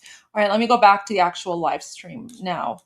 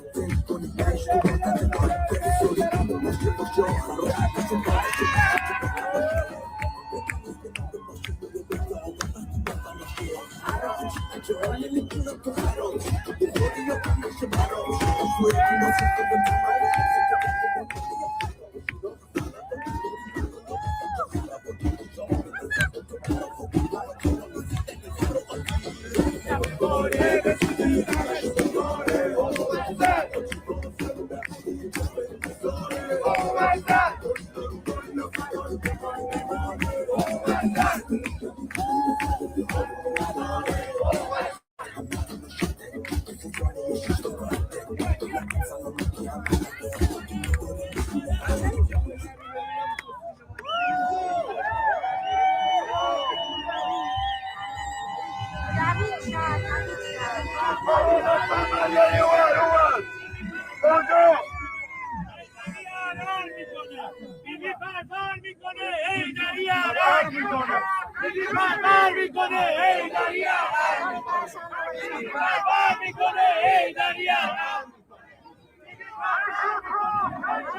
is happening with my gimbal?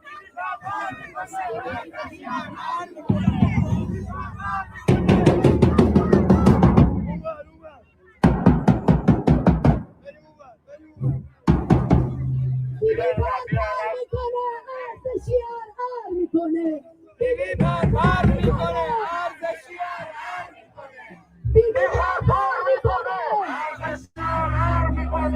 بیبی پرپر میکنه ارزشی هر میکنه بیبی پرپر میکنه بیبی پرپر میکنه بیبی پرپر میکنه بیبی پرپر میکنه بیبی پرپر میکنه بیبی پرپر میکنه بیبی پرپر میکنه ارزشی هر میکنه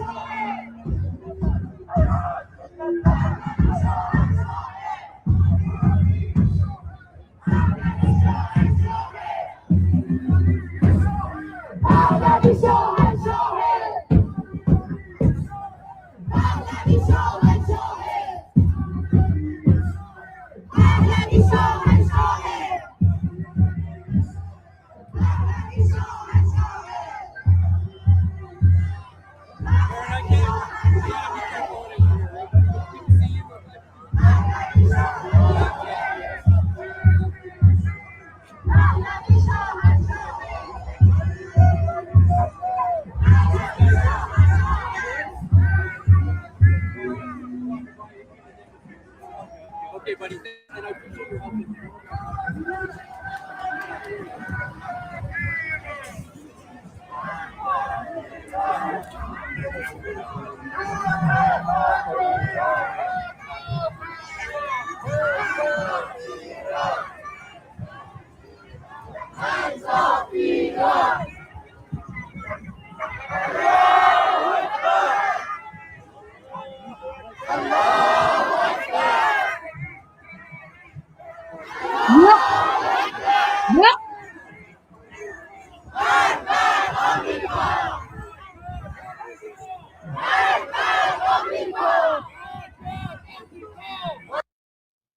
Oh my god! The pro-jihad side is yelling Allahu Akbar and Marg bar Amrika. Look!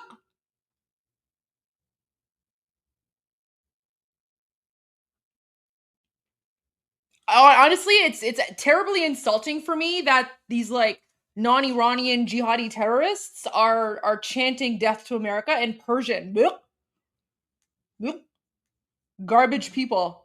Do you see how the police is surrounding them way more than our side? Like the police, like there was literally no police on our side. I mean, there were a few, but they were there mostly to like keep an eye on us, to keep us protected, right? But look at how the police are surrounding these savages, right? Like this is literally happening in Toronto. These jihadis are yelling Allahu Akbar and death to America. Whoop. I think I've lost my appetite. Oh. Wow, now they're chanting Magbad Israel. Look. I was there. I was watching them. Like I was watching them like going there.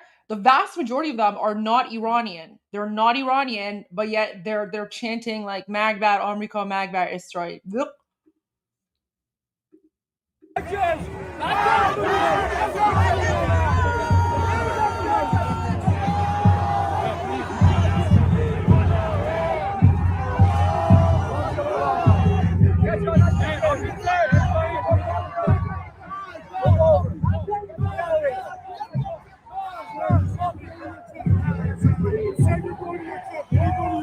Stay on your side. I don't want to hear it. Stay on your side.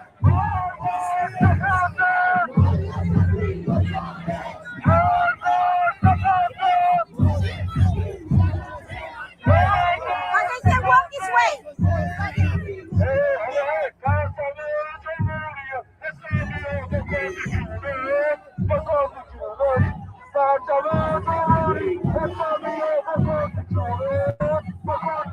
Hi Elaine, thank you so much for the super chat.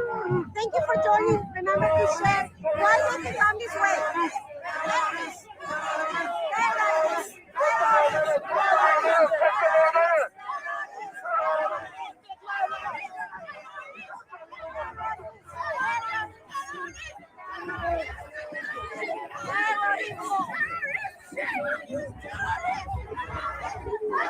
Why did you go this way? I don't understand.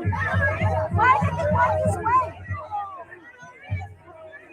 In the back. Why did you go this way?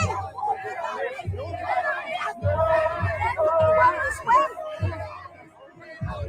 Why you can walk this way? Do you see, guys? Do you see these people going? Like, they're not Iranian. I don't know what they are. Like, I don't know. They look like, I don't know, maybe Pakistani or something. Hi Elaine, thank you so much. Super chat.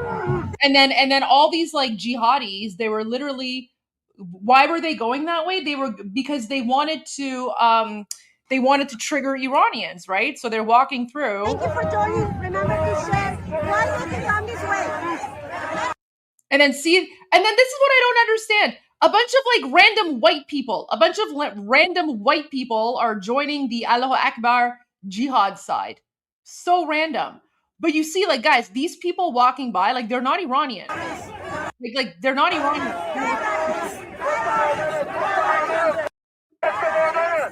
Like, this guy looks Afghani.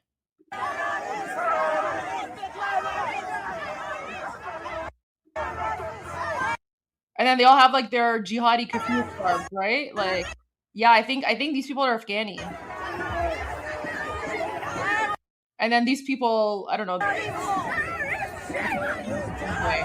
And you see her like giving the finger, right? And then as they're walking by, Iranians are just like, terrorist, right? Because they're all terrorists. Oh yeah, she's like, I don't know, she looks South Asian. Get in the back. Why did you walk this way? I don't know what these people are, but they're not Iranian either. They're literally not Iranian. Walk this way.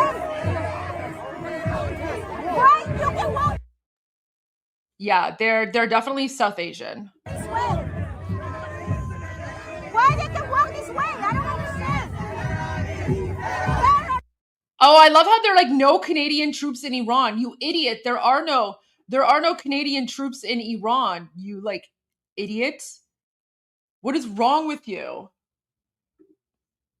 Canada's not even involved. Mark Carney is literally like saying that Israel and the United States needs to negotiate with the regime.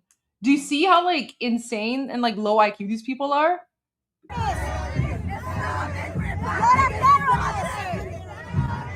a terrorist. Why you guys gonna walk this way?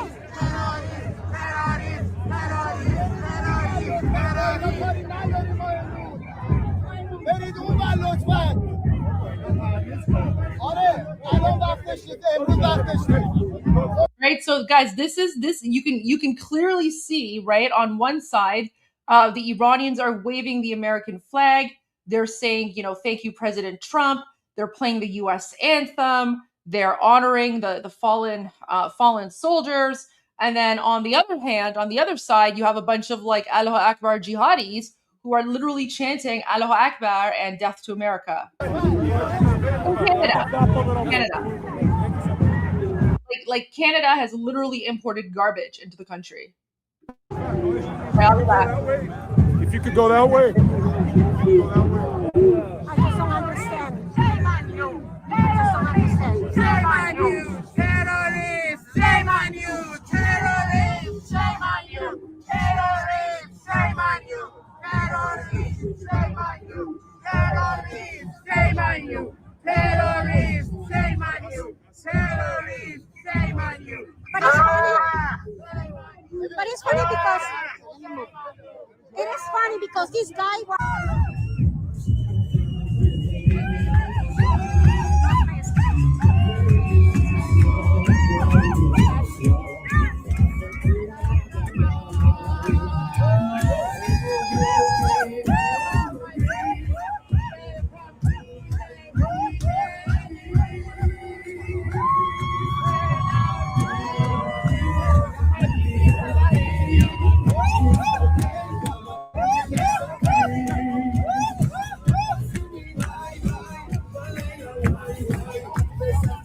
I don't know what happened. It's just all of a sudden they can't speak.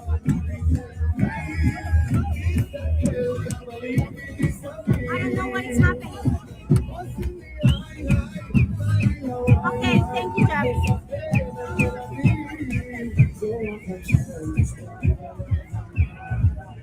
Do you need my YouTube password or you have it?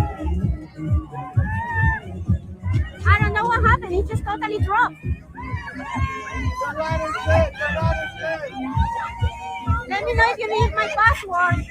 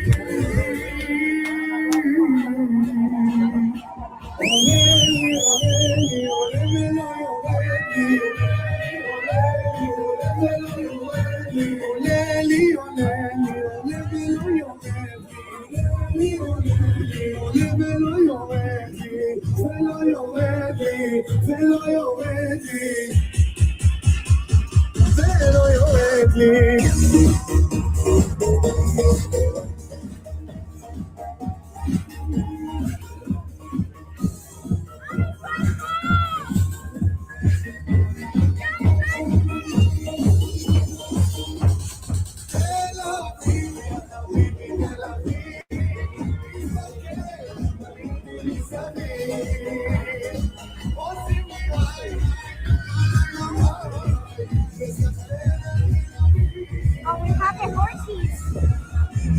Is it okay? Do you need my password or no? We have the horses.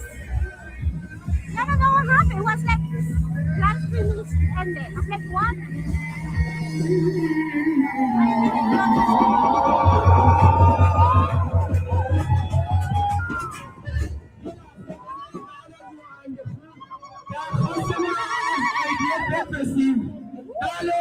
خوب شروع کردید خیلی هم سپاسگزاریم ولی میخوایم تا نقطه پایانی پیش بریم. We would like to say thank you USA Army because of starting this rescue operation and humanitarian war to free and liberate Iran.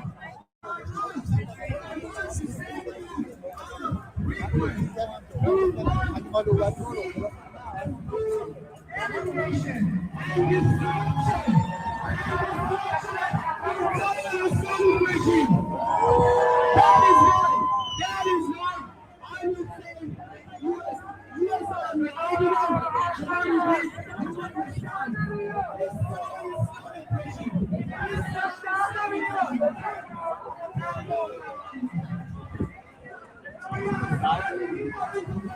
This have more people arriving now.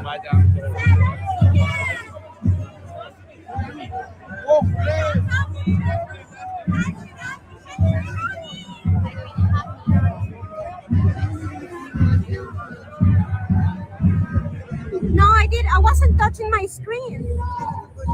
There's no way. I think YouTube ended.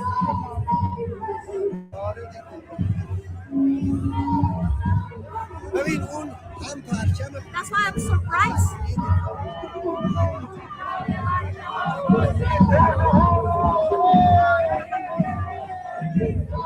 I'll wait.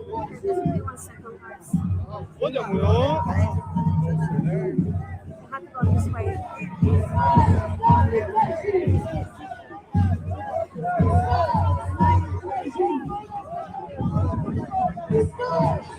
Freedom walk through the floor?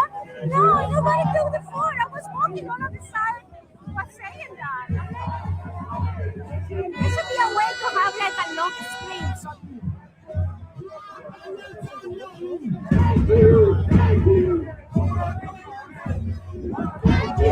thank you.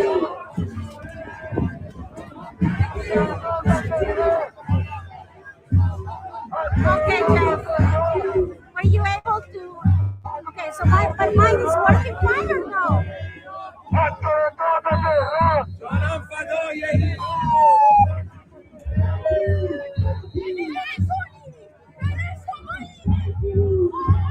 Oh.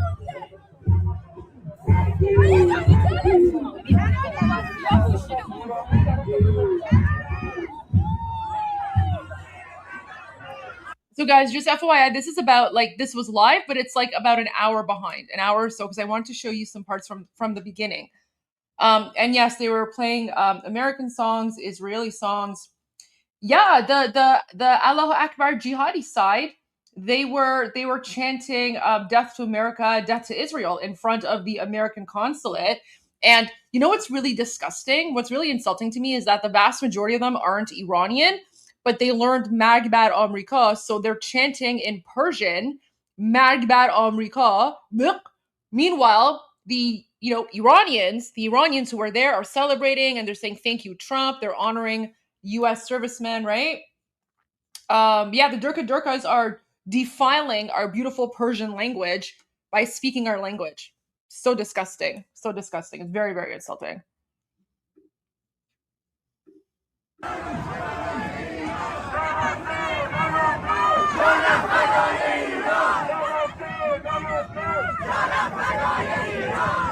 Oh, guys, I found so there were some people there that were live streaming. I was pretty much like undercover though, but I just want to show this to you really quickly. So here's like a quick clip.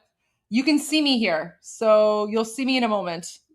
This is me undercover. Although everyone there, like everyone on the Iranian side, knew who I was, so it was totally fine. And guys, I had safety and security measures in place, so it's all good. That's why I was only there for a little bit, and then I left. But here you go.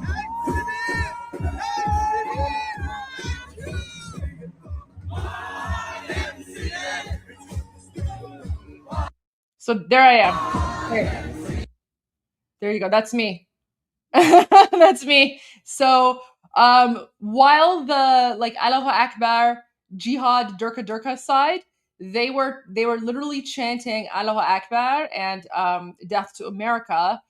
So to counter them, we started playing YMCA and singing and dancing to YMCA. Yeah, there's me. Where's Waldo? Goldie edition. There you go. So there I am. But like, no one really noticed me, which is fine.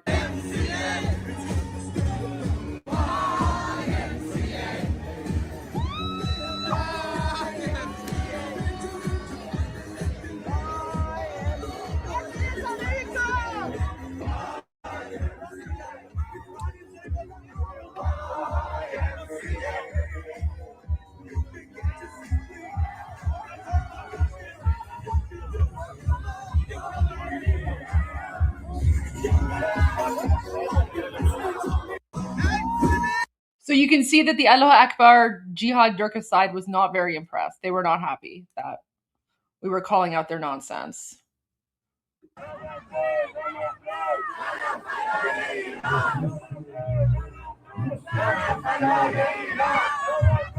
Oh, that's funny. So now the Iranians here, they're chanting no to Gaza, no to Lebanon. By Lebanon, they mean Hezbollah. So no to Gaza, no to Hezbollah, my life for Iran. So they're basically saying we don't care about Gaza or Hezbollah.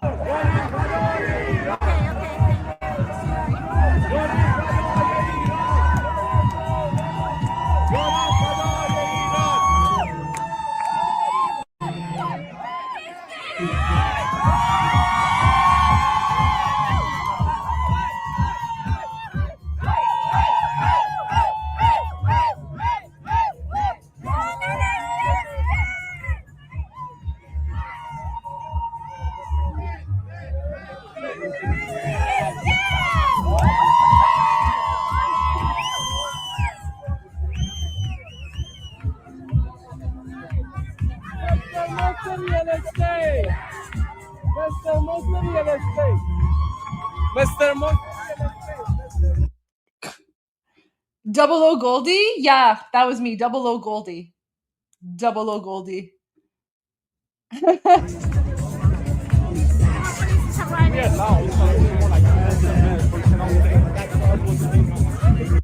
Oh, someone's saying should have brought beer and pork ribs. So first of all, drinking in public is not allowed in Canada. So, no public drinking. And then like we're not really big pork eaters. It has nothing to do with Islam. It's just it's not really in our culture. Like, I love bacon, so I'll have bacon. I love pepperoni. I like a good ham sandwich, prosciutto. I love prosciutto. I love prosciutto. But because pork is not really in our cuisine, like we just don't have pork in our food, because pigs aren't native to the United States. Someone brought their dog, actually. A lot of people brought their dogs. So you wouldn't really see pork ribs there. But I'm sure people would have loved to bring beer and cheers, but public drinking is not allowed in Canada. So yeah. Oh, I love Canadian bacon. Oh gosh, like I love Canadian bacon. Yeah.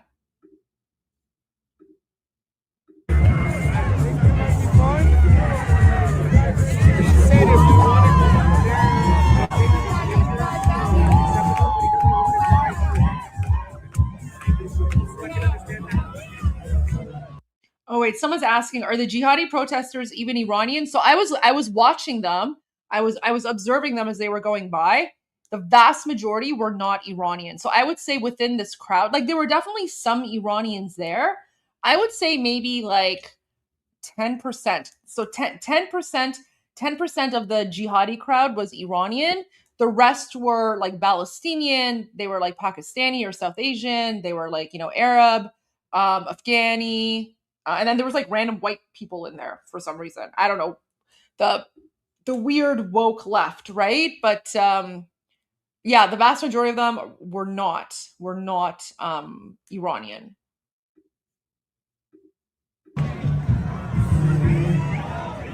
It's getting warmer now. I have double pants. But I took off my sweater and jump.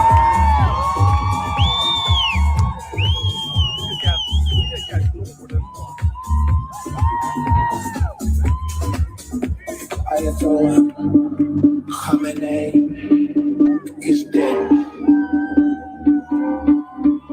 Ayatollah Khamenei is dead.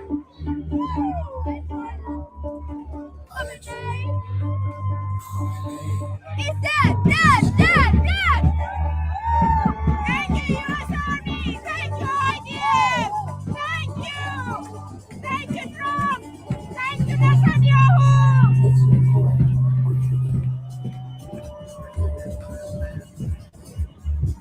It's totally blocked right now.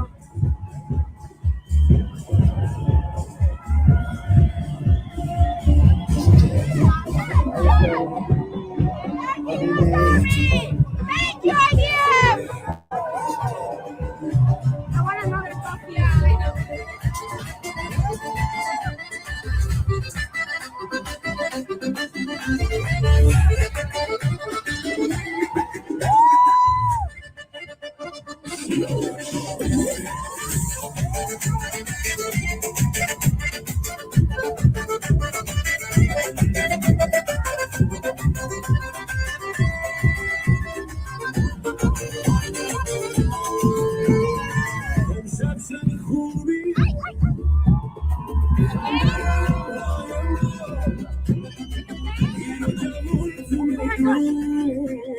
This guy's so down.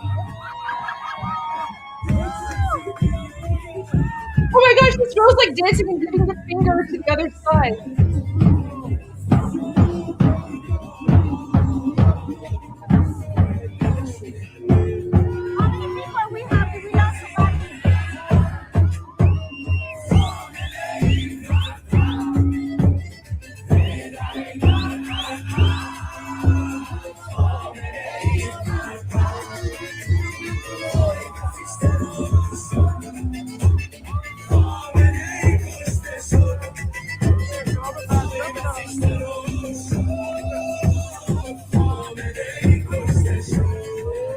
Okay, that lyric hits hard. So they're saying Vay basij terror shod, Khamenei kashte shod, which means the Islamic regime, like the Basij, right? Like the IRGC soldiers. The IRGC soldiers were assassinated and Khamenei was killed. That's one of the lines here in this song. Like the IRGC were assassinated, like IRGC were exterminated and Khamenei was killed. Beautiful, beautiful lyrics.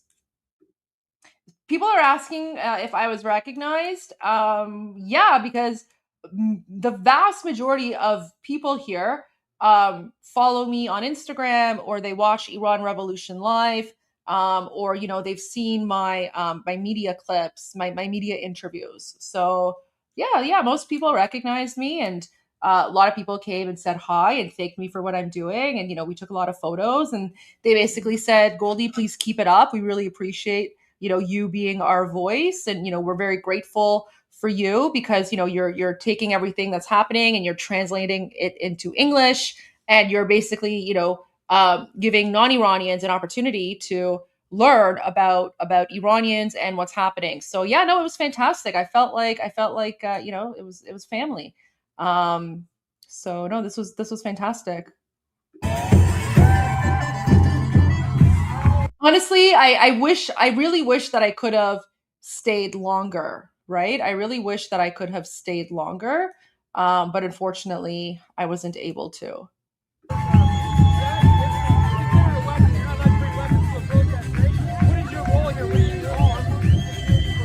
I also want to say, big shout out to Toronto police. Toronto police were being very, very they were super how do I put this, they were I mean, Toronto police are always amazing, but they were extra amazing here because they were making sure that the Iranian side is safe, right? Because we Iranians, we've established and we've demonstrated that we are peaceful, and when we demonstrate, we're not violent, we're not there to cause any trouble. We don't vandalize or attack or anything like that. And we demonstrated this several times, especially on February 14th, when we had a mass demonstration, and there was over 500,000 people who showed up in Toronto, and everyone was thanking the police and giving them flowers and stuff. So big shout out to Toronto police for keeping an eye out for the Iranian side, and questioning anyone who looked suspicious, or anyone who was causing trouble. You know what I mean?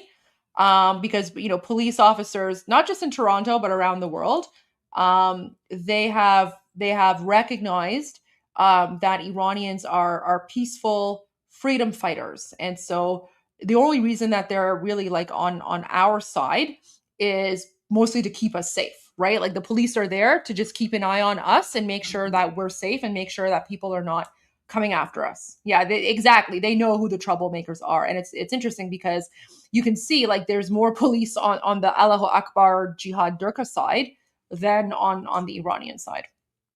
So there you go. I just want to point that out as well. So big shout out to Toronto police. Thank you to all police officers. Not just Toronto police, all police around the world who are working hard. Who is this person? What a rude person. I'm just going to ban you. Whatever. Don't be rude. Don't insult Armin. If anyone insults Armin, I'm just banning them. Very rude. All right, let's continue. Rebel media. Okay.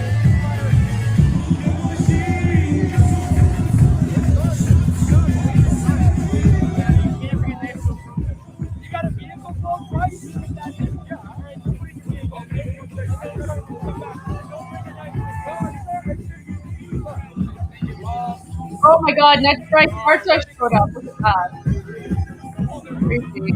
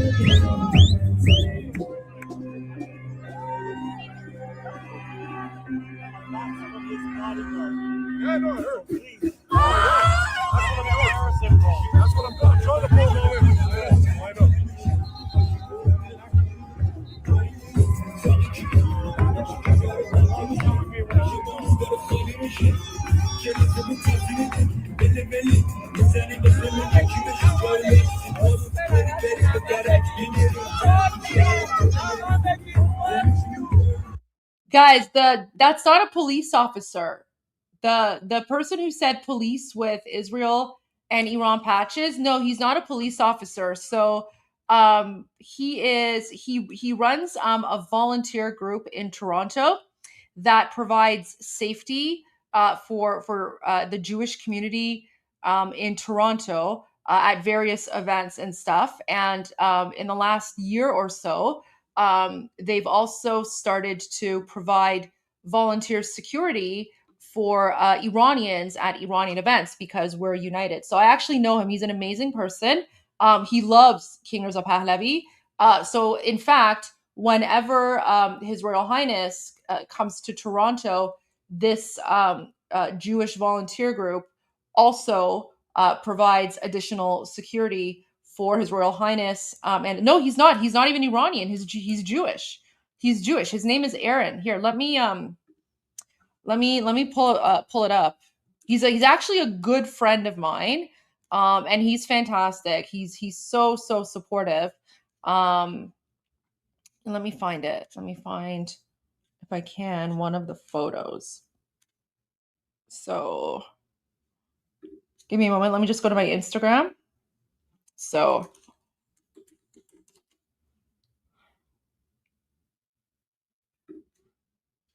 okay.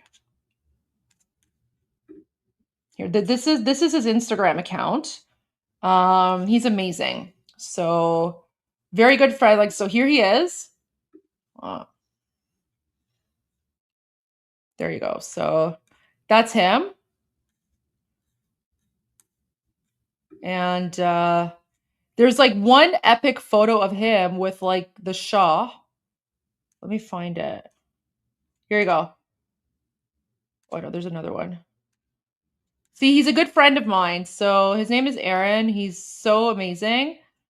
We love him. We love Aaron. Oh yeah. So this is the, so it's like a what is this? Here we go. What? All right. Anyways, I don't know why, but this is his. So he has a volunteer. It's like a volunteer security organization for the Jewish community in Toronto. But recently, because of attacks by the jihadis against Iranians, and of course because of the allyship between Iranians and Jews, he also is now, he's a staple at Iranian events. We love him. Like, he's basically, him and his team are basically one of our own. And so he's always been like super, super supportive of Iranians and the Shah. So we love Aaron. Look at him. Look at him. Isn't he a fantastic? Always been a big supporter. Guys, I'm telling you, like the unity and like alliance between Iranians and Jews, it's fantastic. He's even spoken. He's even spoken at Iranian events. So here he is with His Royal Highness. So yeah, he's we love him. We love him because whenever His Royal Highness is in town, Aaron provides, additional volunteer security. So we love him. But no, he's not like police. So it would be so the police themselves, they're not the ones. The police are not. Here we go. I think this is the one. Here you go. So like this is like the security team that's there to keep our beloved Shah safe. So that's Aaron. He runs Megan Harut. So again, this is like a Jewish security team that's basically volunteer run. No, they don't have weapons, nothing like that. But many of them have like former combat and like security experience and things like that. So we Iranians, and especially in Toronto, we're so grateful to Aaron and his team because we 100% trust the Jewish community and Israelis to keep our Shah safe. So again, this unity and alliance between Jews and Iranians, it goes back thousands and thousands of years. And so like our Shah could not be in better hands when he is in Toronto. So there you go. All right, let's go back to the live stream. So yeah, that's Aaron. Aaron's a good friend of mine. So yeah, so it's actually him right here. So Aaron here, he's talking to an Iranian. He's basically trying to get like info and intel from people, right? Well, yeah, because like you can't walk around with like guns in Canada. Canada's not the same as the United States. There's no Second Amendment right. But you can see so this is Aaron. He's Jewish. He's not Iranian in any way, shape, or form. But he always wears like an Iran hat, and he's got his Make Iran hat, Great Again hat, I think. And then he's got like the flag, the lion and sun flag of Iran. And Israel as well. And then, he's got people on his team, I guess, that are covering their faces maybe. But anyway, there we go. That's what I'm trying to pull away from. I know.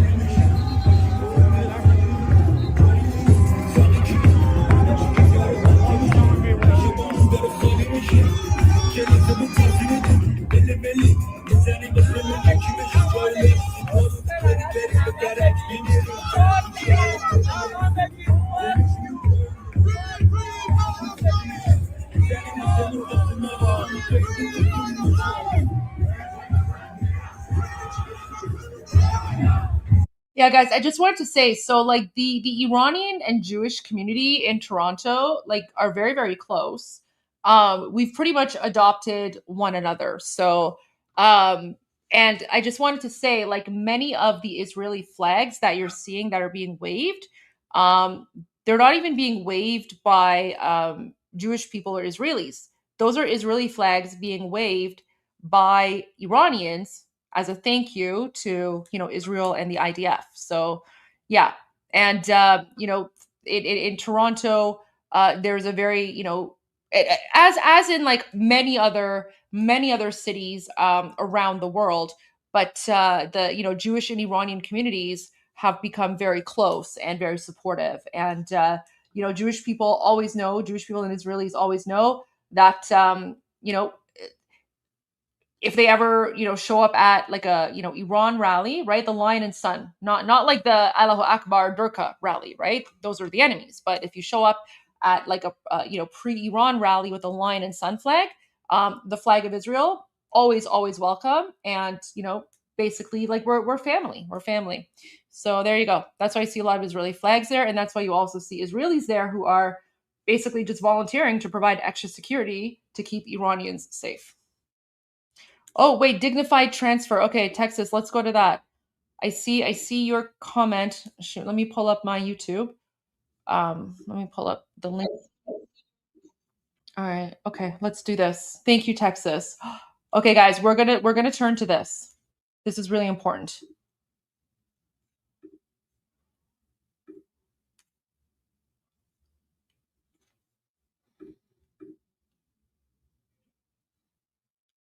There's no volume though. Yes, I'm on it.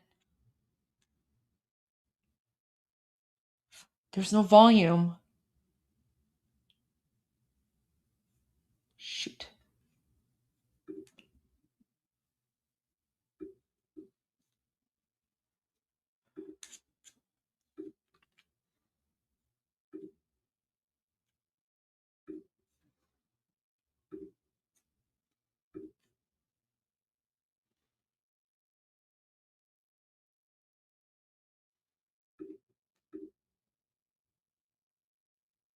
Is it just me or is there no volume?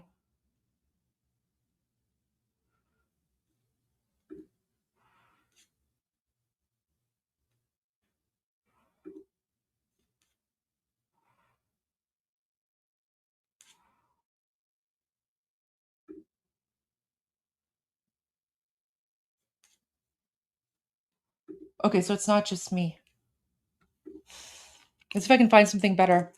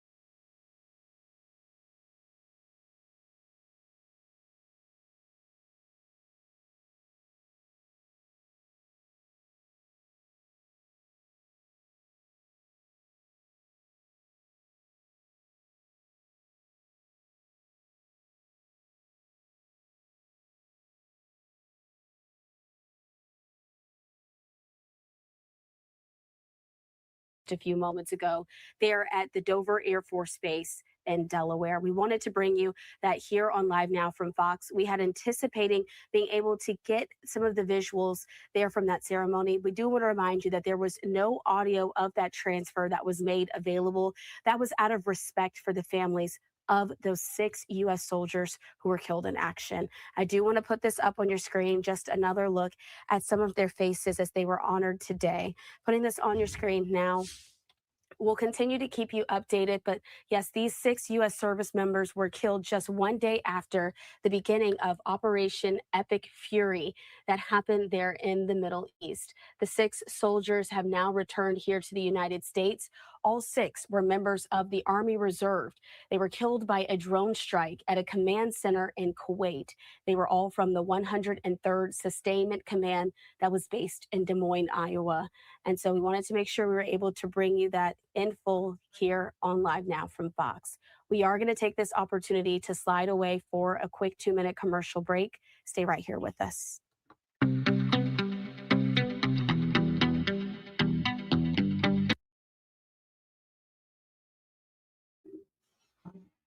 Wow, that was so sad, so sad. My condolences to everyone. I can tell you that without a doubt, your heroes are our heroes, and I promise you that their names will not be forgotten. We consider them part of our Javidnam. So Javidnam is so any the Iranians who have lost their lives, been murdered by the Islamic dictatorship on the path to freedom. We call them Javidnam. Javidnam means eternal name. So basically, it's our way of saying that their names will be eternal. So, your fallen heroes, they are our heroes as well, and they are our Javidnams. And so I guarantee you, I'm not part of the Shah's team. I'm not affiliated or associated with anyone, but I can guarantee you that without a doubt, when Iran is free, we will be creating a memorial to honor every single one of your Javidnams who have lost their lives on the path to freedom because of the terrorist Islamic dictatorship. So your heroes are our heroes, and we mourn with you, and we honor them with you, and we will make sure that their names are eternal in Iran. So just wanted to add that. God bless the U.S. military. God bless America. Oh, okay, let's see. Last fall, well, over a week now since the U.S. and Israel carried out their first strikes against the Iranian regime. We've been waiting for an extended press conference with President Trump where reporters can ask all of their questions about the Iran war. There have been some very brief Q&As with the president. Largely, they've been about other topics. The president aboard Air Force One taking questions about the war. Right now, all we have is the audio. We'll get the video, presumably, a little bit later in the evening when the president's plane lands. This is how things go. They typically release the audio of these reporter gaggles aboard Air Force One before we get the video. But since we have the audio in-house, let's play it right now. We just got this in from the White House. Hello, everybody. It's a very sad day, and glad we paid our respects.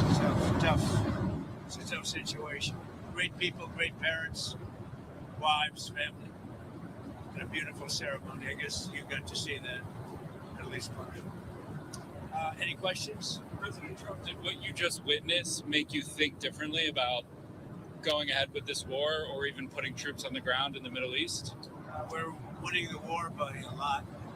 We've decimated their whole evil empire. It'll continue, I'm sure, for a little while.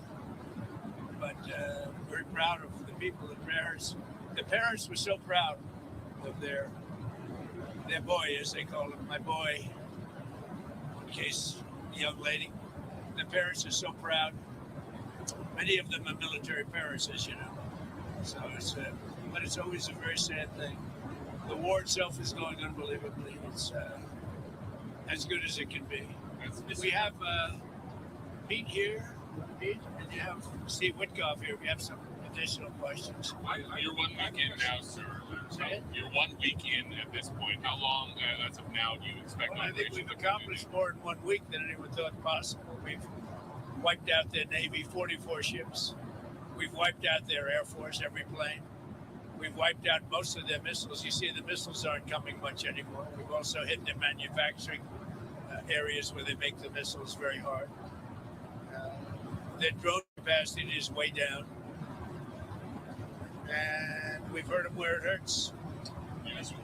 Including about every form of leadership you can have, we've wiped out. You still expect up to 6 weeks total? I don't know. I don't know. I never project time, whatever it takes. But we've, the military is almost non-existent, if you look. We could hit the military itself very hard, but maybe we will, maybe we won't. We haven't made that determination. What do you think about gas prices? Gas prices right now? Are you worried about gas prices right now? No. This is a short excursion into something that should have been done for 47 years. 47 years it's taken to do this, and no president had the guts to do it. And you're worried you're going to end up coming back to Dover for more of these such dignified transfers? Sure, I hate to do it, but it's a part of war, isn't it? Who are you with? The Washington Post. What do you say is part of war? The deaths are part of war, yeah. It's part of war. It's a sad part of war. It's the bad part of war. Mr. President. Did the United States bomb a girls' elementary school in southern Iran on the first day of the war and kill 175 people? In my opinion, based on what I've seen, that was done by Iran. Is that true, Mr. Hickson? It was Iran who did that? Investigating. Still investigating. But the only side that targets civilians is Iran. We think it was done. We think it was done by Iran. Because they're very inaccurate, as you know, with their munitions. They have no accuracy whatsoever. It was done by Iran. Can you give us an idea of what That's what unconditional we've been surrender saying from looks the like to beginning. you? I mean, what do you want from Iran? I said unconditional, not conditional. I said unconditional. It's where they cry uncle, or when they can't fight any longer and there's nobody around to cry uncle. That could happen too, because we've wiped out their leadership numerous times already. So it's if they surrender, or if there is nobody around to surrender, but they're rendered useless in terms of military. Mr. President, can I ask you what Peter asked you a question yesterday? He said it wasn't the right time in that event, but he was asking whether you have indications of whether Russia is supporting Iran somehow in this. No, I haven't had that. I haven't had no indication of that whatsoever. If they are, they're not doing a very good job, because Iran is not doing too well. What about the Strait of Hormuz? There's no traffic really going through it. Well, that's the ship's choices, but we haven't cleaned out. We've wiped out their Navy. Their Navy is now at the bottom of the sea, so that's the choice. This is an excursion. We figured oil prices would go up, which they will.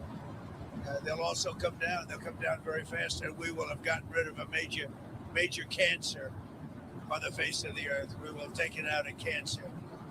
Don't forget October 7th. Don't forget all of the things that have happened over the years, all caused by these people. So what we're doing is a great thing, not only for our country and not only for Israel, not only for the Middle East, but for the world. Secretary Bessent announced some moves to temporarily allow certain Russian oil sales to India. Are you considering any other moves, including the SPR? Well, if there were some, I would do it just to take a little of the pressure off. But I think that the oil pressure, but there's a lot of oil.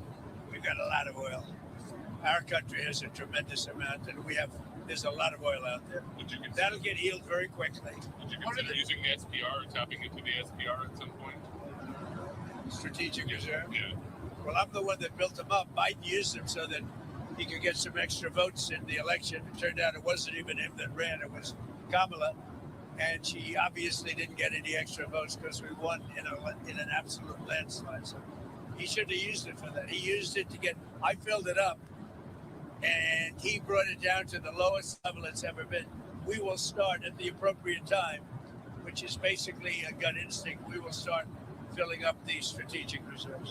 What are the circumstances where you'd send in ground troops? How are you thinking about that? I don't even want to talk about it now. I mean, that's. I don't think it's an appropriate question. You know, I'm not going to answer it. Could there be? Possibly, for very good reason. Have to be very good reason. And I would say if we ever did that, they would be so decimated that they wouldn't be able to fight at the ground level. Are you thinking about the oil facility there? There's an oil facility kind of on the coast of Iran that could be secured by ground troops. There's been some speculation that could be a target. I don't know what the speculation is, but I certainly would be able to tell you that. I'd be in trouble with myself if I told you that. Mr. President, don't you need ground troops to secure the enriched uranium at the nuclear sites?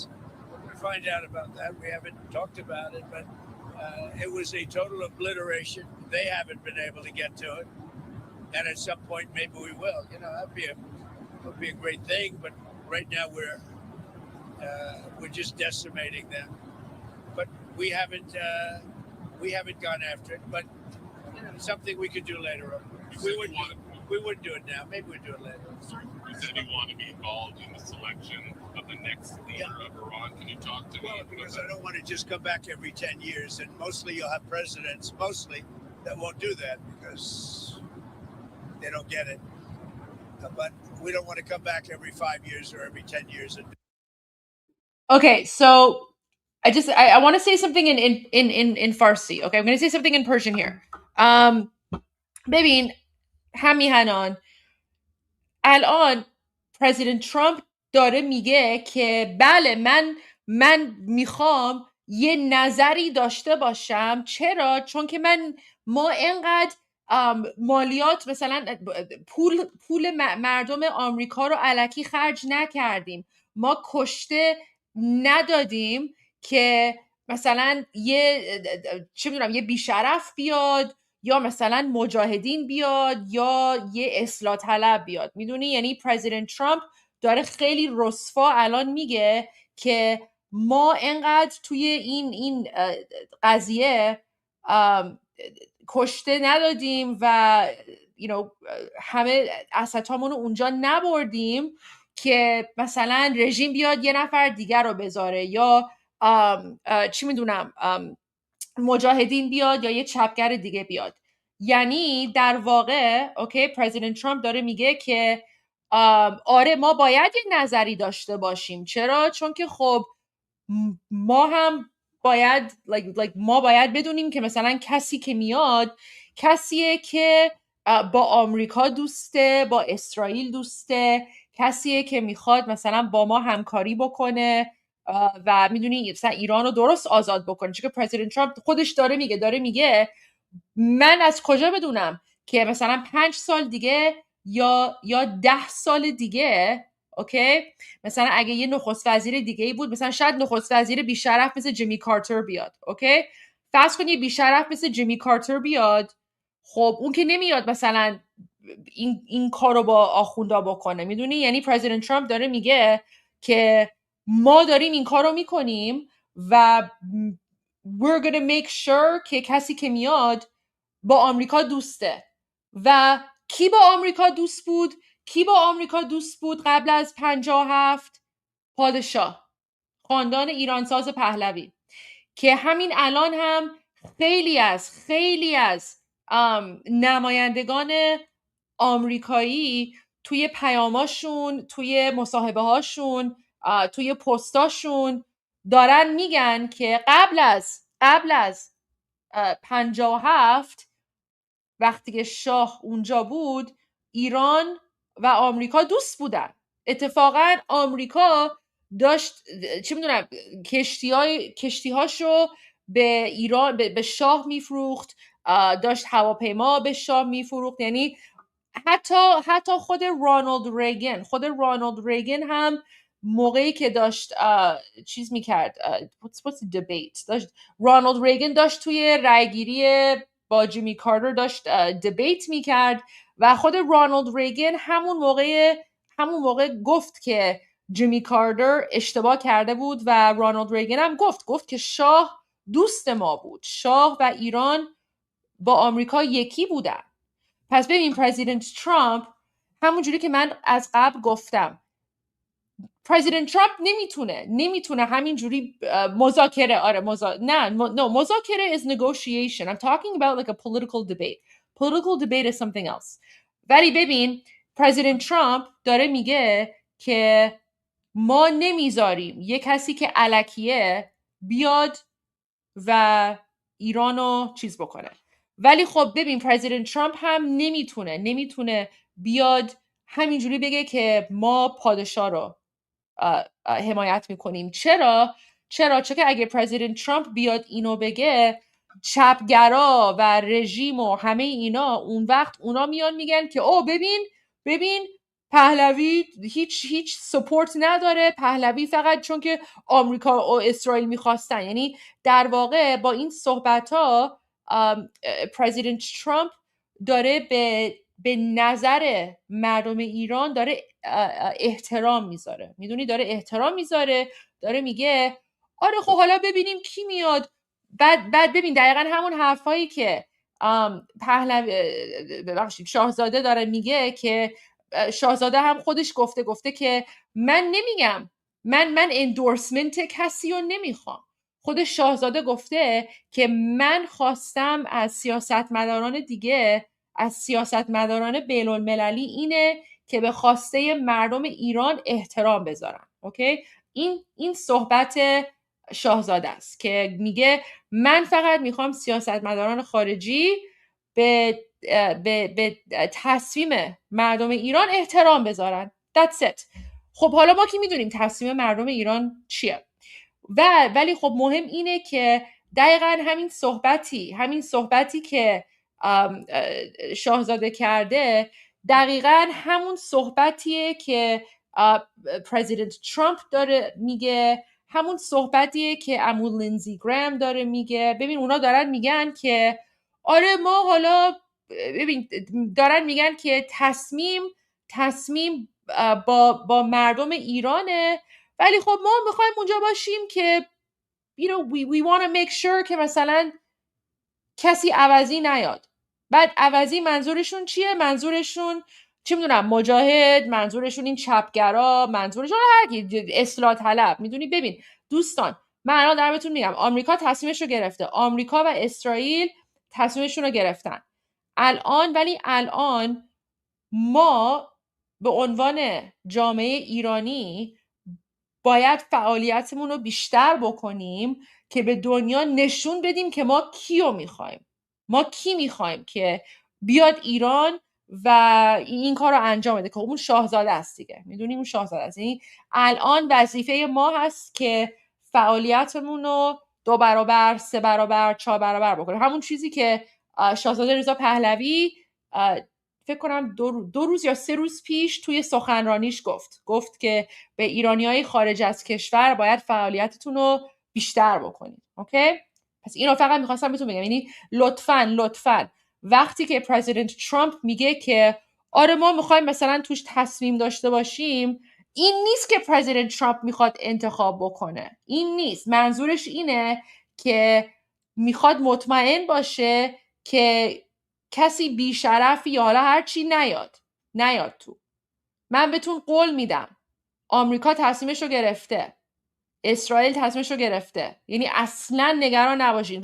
ولی این مهمه. چرا آمریکا تصمیمش رو گرفته؟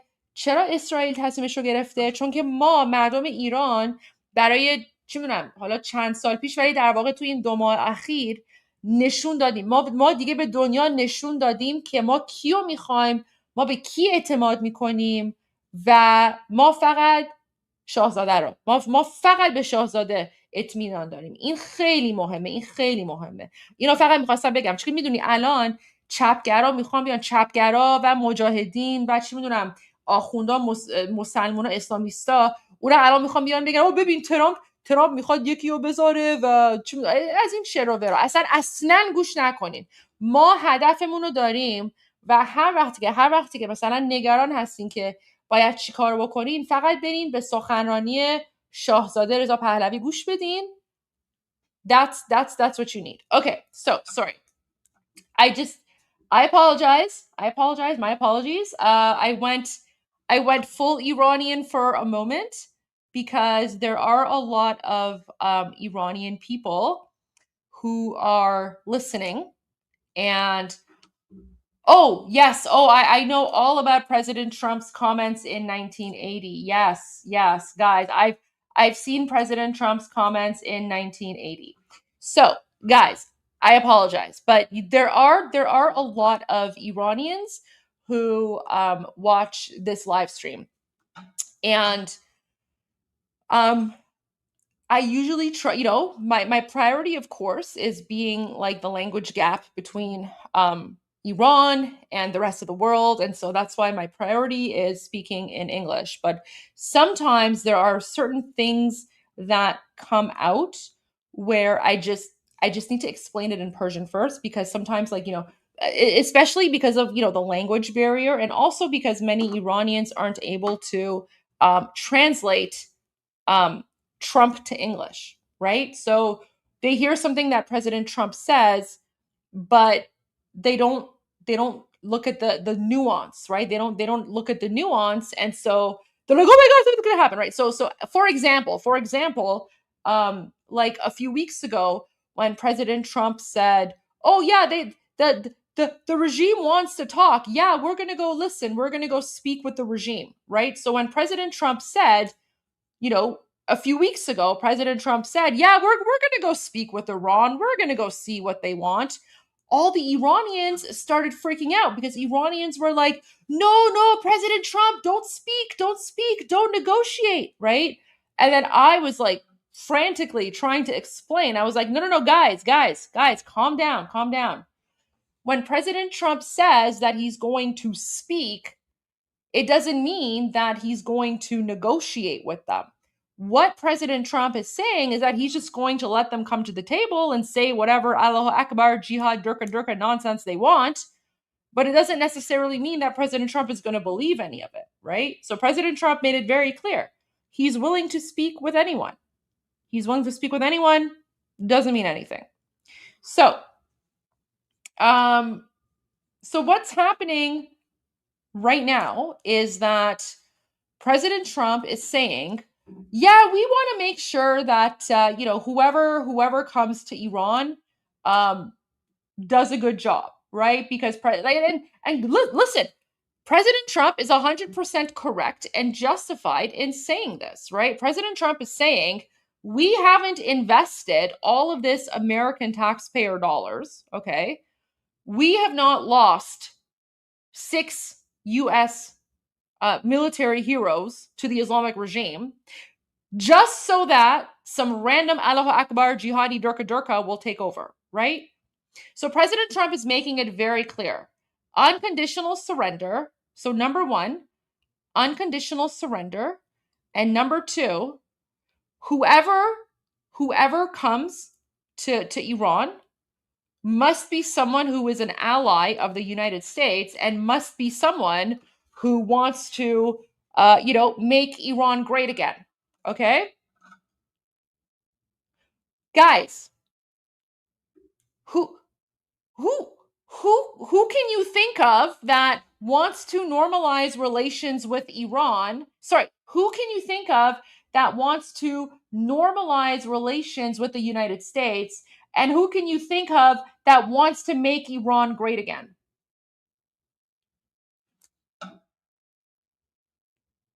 Who? Who do we know? Who do we know that literally says make Iran great again?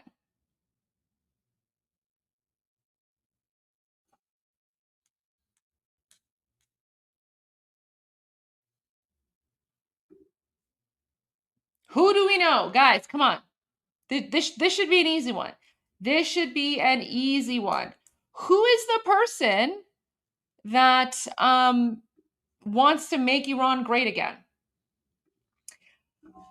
Who is the person who has met with, I don't know, American politicians. Hey, Armin, I'm just in the middle of something, so I just need you to let me finish this because this is a learning moment right now.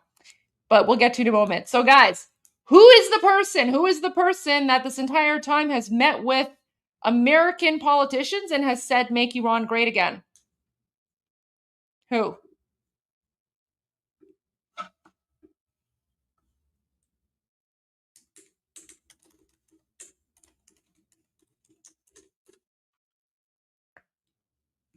Guys.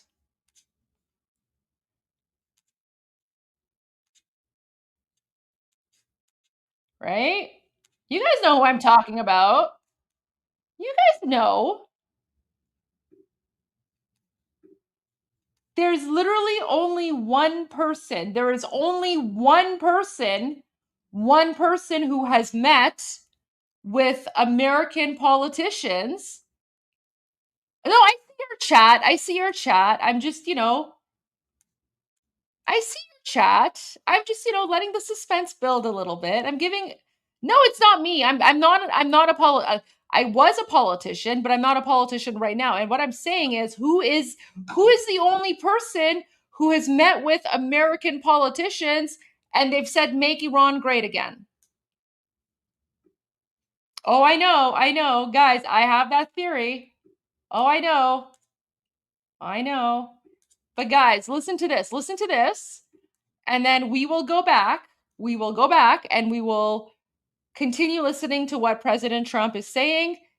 But this is a context that you need because, guys, President Trump is playing 4D chess. Okay. So President Trump is playing 4D chess. So you always have to remember, you can't just take something that someone says in the moment with no context. You have to take into account everything that's happened before. So let's listen to what His Royal Highness Crown Prince of Iran, Reza Pahlavi, and Senator Lindsey Graham. I think this was maybe about a month ago, but let's see what they say here. Senator Lindsey Graham here with Crown Prince of Iran. I have followed you, your passion, the way you articulate the hope of your people. It will be up to the people of Iran to pick their next leader. I can't wait till they have a chance to do that. But you are really risen to the occasion, compelling narrative for the long-suffering people of Iran. And I believe with all my heart that help is on the way. Senator, thank you so much for all your words of support for my compatriots in the darkest time in our history. But hopefully, as we say in Iran, in Farsi, the end of the dark night is light. And this is probably the first time we are so close to victory. We witnessed the resilience of my compatriots. They're fighting a brave fight, and any solidarity. Guys, it's not me at low volume. The video is at low volume. Okay, here, let me use like the volume boost app. I'll use the volume boost app and I'll go back to the beginning. Guys, I swear to God, it's not me. The volume is just super low. Okay, I made the volume louder, so I'll go back to the beginning. I'm sorry. Senator Lindsey Graham here with the Crown Prince of Iran. I have followed you, your passion, the way you articulate the hope of your people. It will be up to the people of Iran to pick their next leader. I can't wait till they have a chance to do that. But you are really risen to the occasion, compelling narrative for the long-suffering people of Iran. And I believe with all my heart that help is on the way. Senator, thank you so much for all your words of support for my compatriots in the darkest time in our history. But hopefully, as we say in Iran, in Farsi, the end of the dark night is light. And this is probably the first time we are so close to victory. We witnessed the resilience of my compatriots. They're fighting a brave fight, and any solidarity can only help them achieve that goal sooner. I've been committed to this all my life to serve my nation, and hopefully, as the Senator just said, we hope that the Iranian people will this time have complete freedom and the choice will be theirs. We are here to serve them to make that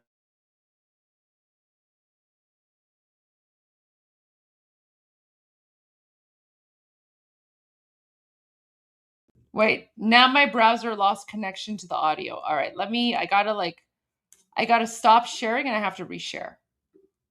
All right, let me just reshare this and we'll finish the video. Okay.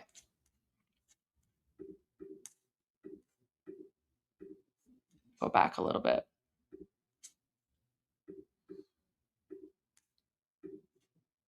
Why is it not working? Jeez. There we go. Okay. All right, I'm going to share it. We have to achieve that goal sooner. I've been committed to this all my life to serve my nation, and hopefully, as the senator just said, we hope that the Iranian people will this time have complete freedom and the choice will be theirs. We are here to serve them to make that choice in freedom, and that's what my commitment. And thank you for your support, Senator. Thank you. And President Trump, thank you for picking the people over the Ayatollah. You're the first one to do that. Thank you for acknowledging that the only way you can make Iran great again is for the protesters to win over the regime. And I believe that day is at hand. And to the American people, it matters to us.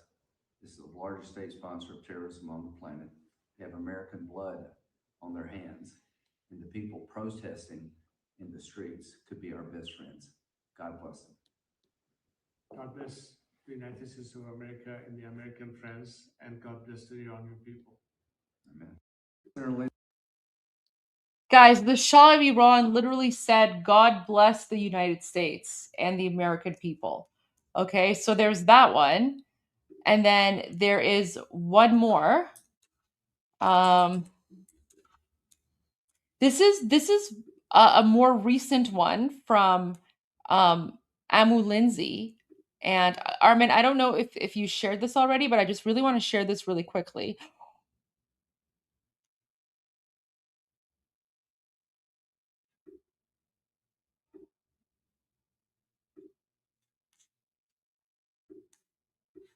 I knew that the oil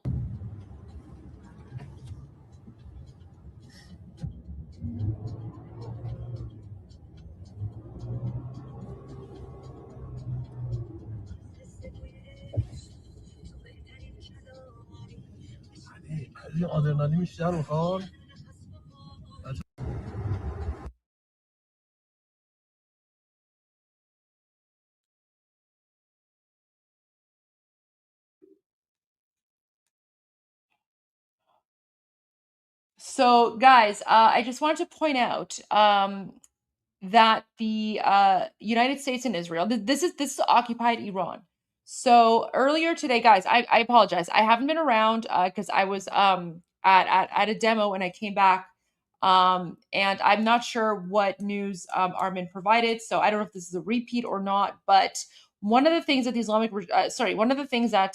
United States and Israel is doing is because of the fact that the Islamic regime, whatever's remaining of them, they have said that they're going to attack the United States. The United States is now crippling everything. So they're going after like political government buildings. And guys, keep in mind, the political and government buildings are all run by the Islamic regime. So like for example, the United States and Israel, they attacked and destroyed City Hall in a place called Nazi Abad. Okay, so but you have to keep in mind the mayor of Nazi Abad is actually part of the Islamic regime, and the mayor of Nazi Abad is responsible for the murder of hundreds of thousands of people during the mass slaughter of Iranians. So when the United States and Israel is attacking like City Hall in occupied Iran, that's not the same thing as attacking, City Hall wherever. So because every single government building or institution is controlled by the Islamic regime, and every single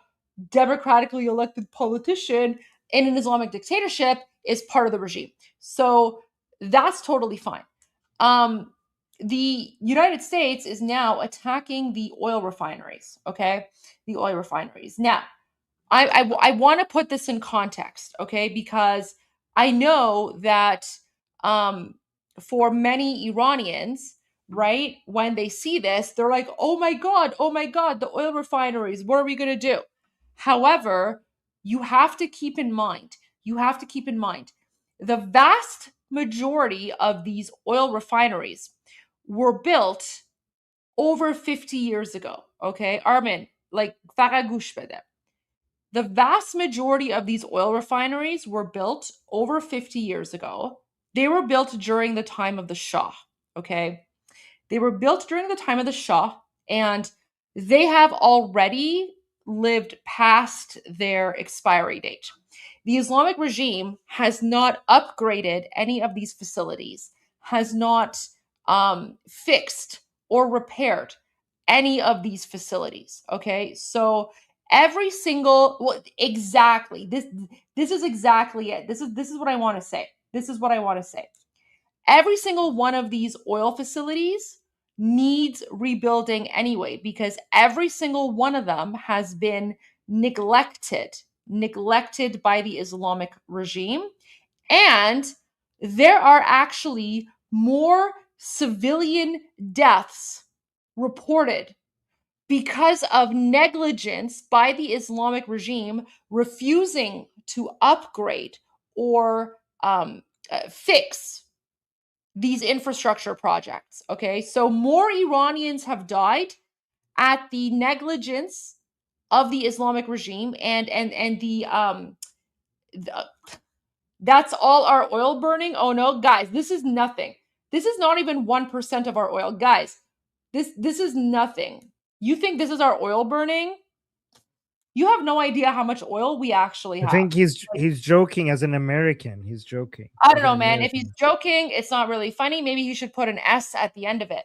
But this is what I want to say. For Iranians, they're going to look at this and be like, oh my gosh, guys, this is fine.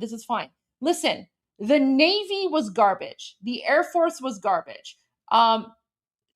Like, I'm glad that the United States, like, decimated it all, because we actually haven't had anything good since before 1979. Okay, so every single one of these oil refineries, infrastructures, whatever, it's fine. Like, they were all almost at the point of not functioning anyway. And by the way, Iranians know this. Armin, I have seen images of schools in Iran, where young girls have been burned, okay, and their faces have been deformed, not because of anything that an outside person did, but because the Islamic regime failed to properly maintain these schools, and then the Bukhari منفجر شد or whatever, and then این بچه دخترها صورتشون همشون سوخته و چششون از دست دادن. There's so many horror stories like this, Arvin, so many horror stories. So, but this is what I want to say. Keep this in mind with what President Trump said a few days ago, where, let me pull it up here. Okay. Keep this in context. Because I know this looks upsetting, but President Trump said 2 days ago, it was either yesterday or the day before, where he said, we are going to rebuild Iran. ببین آرمین، خیلیامون میدونستیم که این چیزای روغن نفت اصلا آشغالن، like خرابن, like they're done. Listen, guys. This is what I want to share. So President Trump told us this was coming. Okay, this was from today's what, the 7th? Yeah, so this is from yesterday. Okay, so President Trump said there will be no deal with Iran except unconditional surrender. After that, and the selection of a great and acceptable leader, we and many of our wonderful and very brave allies and partners will work tirelessly to bring Iran back from the brink of destruction, making it economically bigger, better, and stronger than ever before. Iran will have a great future. Make Iran great again, MIGA. Thank you for your attention to this matter, President Donald J. Trump. I know, guys. I know it's difficult. It's hard. The images that many of you are seeing right now, it's hard. I understand that. I understand that. But I'm telling you, guys, trust me on this. Trust me on this, okay? Armin, these oil refineries were like they were خطرناک بودن. Like they had met their expiry date, okay? So right now, oh, okay, someone's saying the fuel expiry. Let's see. All right, let's see what Shin is saying here.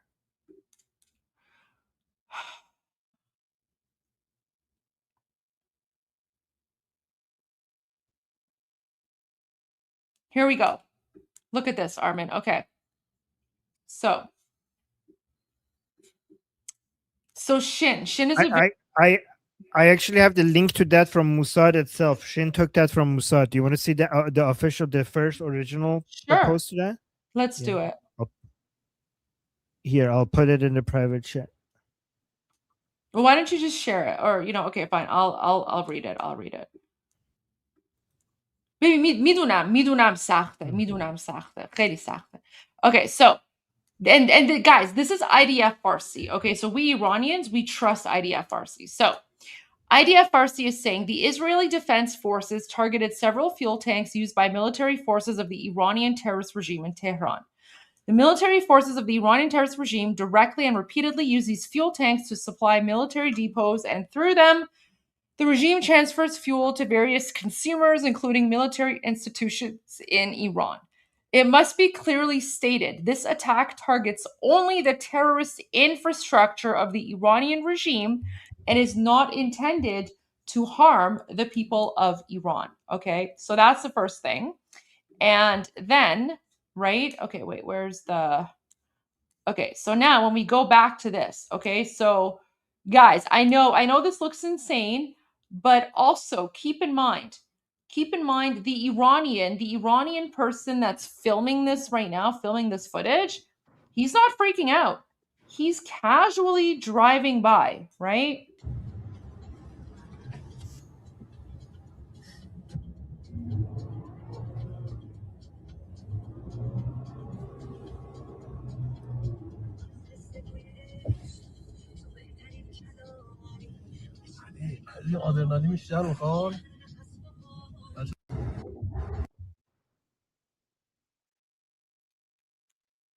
Armin, you also have a lot of trolls in your chat who are basically saying that I'm lying and I'm like a Mossad agent or whatever. So I don't know. You can deal with them. Well, I mean, I if you're a Mossad agent, my respect for you just doubled. If you are, there you go. Anyways, so sure. What can you put me in touch, Goldie? I have been trying to become a Mossad agent for years. Yeah. How did you get it before me?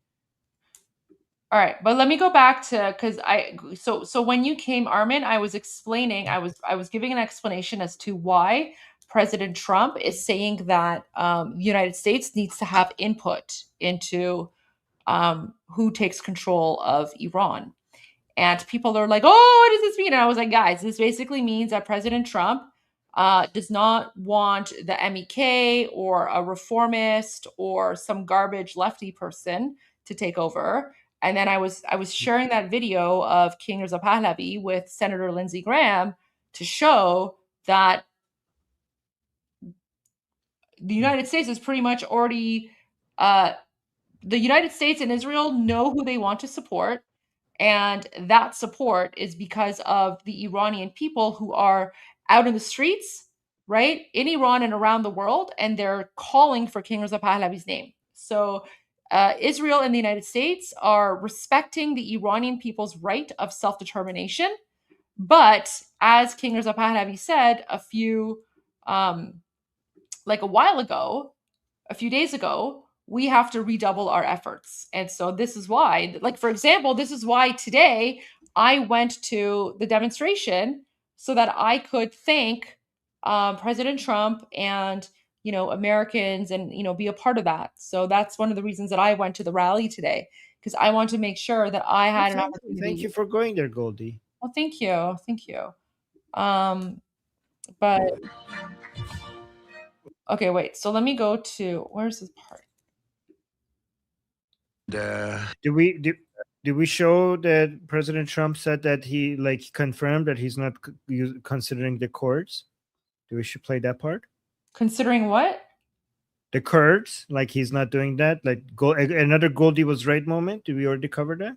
I don't think we've covered that, but you know what? Why don't you go to that, because I pretty much made my point with the other ones. So yeah, I mean, I'm always right, but yeah. Yeah, it's good to highlight it though. Yeah. No, I haven't played that, but I think that's important as well. So it's official. President Trump has ruled out the Kurds invading Iran. I ruled out. I don't want the Kurds going in. I don't want to see the Kurds get hurt, get killed. I told them I don't want them. The war is complicated enough. So this is another. This was another Goldie and Armin was right. Like we were both right about this one. So let's watch this. Some Iranians are concerned that the Kurds will carve out kind of an autonomous region as they did in Syria and Iraq. We're not looking to the Kurds going in. We're very friendly with the Kurds, as you know, but we don't want to make the war any more complex than it already is. No, Ruled that out. we don't want. Yeah, I have ruled it out. I don't want the Kurds going in. I don't want to see the Kurds get hurt, get killed. We've had a good relation. They're willing to go in, but I've told them I don't want them to go in. Do you think the map of Iran will look the same? The war is complicated enough without getting the Kurds involved. Amazing. So there you go. There's actually a more savage video about President Trump and the Kurds, and I'm referring to like the non-Iranian Kurds. Should I share that with you? Yeah. Oh my gosh. Okay. Let me send it to you on WhatsApp because it's on my phone. Oh. Goldie, did you see this? I'm sorry if I'm asking because you weren't here, so I don't know what have you seen and what haven't. Did you see this video? Yes, but I didn't play it. Listen, while you were gone, so here's what happened when you were gone. When you were gone, I shared live footage from today's demonstration in Toronto where we were making fun of the jihadis, and then we played the footage of the what's the proper word? We played footage of the dignified transfer of U.S. soldiers that had arrived. Those are the U.S. soldiers who lost their lives on the fight for freedom for Iran. And then afterwards, we went to Fox News Live. And then when President Trump began his comments, then, I started thinking about that. So no, I literally haven't played anything. Well, I played this already. I just was wondering if you have seen it. So if you've seen it, I won't play it anymore. So I haven't seen it, but it's important. I mean, why don't you share it again? Okay. So guys, this is an Artesh soldier. This is an IRGC soldier.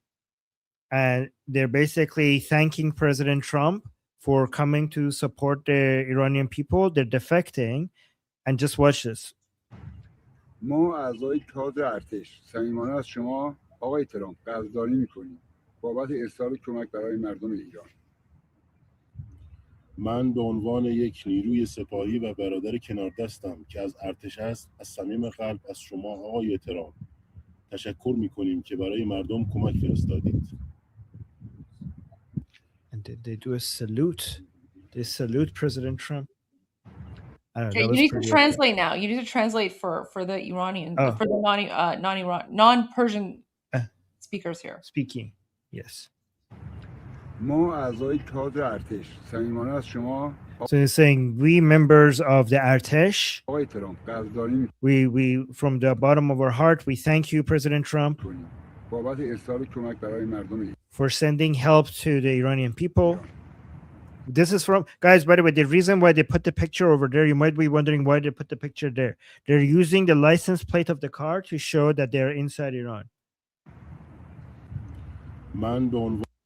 So yeah, he said thank you, President Trump, for sending help to the people of Iran. And he's saying, like, I, as a member of IRGC and the brother of this person, like, well, as a basically brother is just an endearing way saying, as my comrade here, as my my brother in arms here as a Artesh member right next to me. ارتش هست از صمیم قلب از شما آقای From the bottom of my heart, ترامپ تشکر میکنیم که I thank you, Mr. Trump, برای مردم کمک فرستادید. that you sent help for the Iranian people. Guys, the fact that the IRGC is saying this, IRGC member is saying this, is even more significant than the fact that this Artishi person is saying it. Guys, so people in the chat are asking. So Artish means military. So Artish is like just the regular military. IRGC is the Islamic Revolutionary Guard Corps that was created after 1979 in parallel to the Artish, in parallel to the military. And the purpose of the IRGC is to protect the Ayatollahs. But of course, all the Ayatollahs have been boom boomed. So there's literally no reason for the IRGC to even exist anymore. Yeah. And Goldie, since you were talking about respecting the fallen of United States, I also wanted to quickly share this. Thank you. Look at the way Americans are respecting their fallen. Just look at this.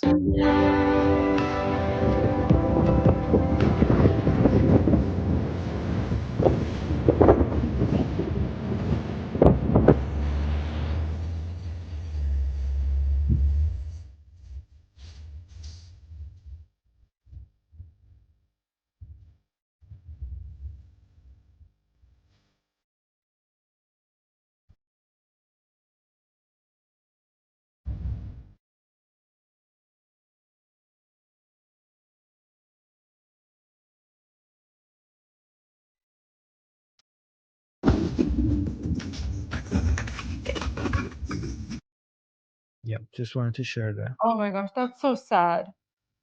Oh. You know, Armin, let me share something really quickly. When I went to the demonstration today, before the organizers began, you know, the partying and like laughing at the Allahu Akbar, Durka Durkas and jihadis and all of that, I was so proud of the Iranian Canadian community in Toronto because they actually started the rally. And this was like in front of the American consulate, right? So they started the rally by playing the Star Spangled Banner, which is the national anthem of the United States, and they also gave like 1 moment of silence in honor of all the fallen U.S. soldiers. And I didn't catch the moment of silence, but I filmed a little bit of the national anthem. So here you go. This is from earlier today. And this was in front of the American consulate in Toronto.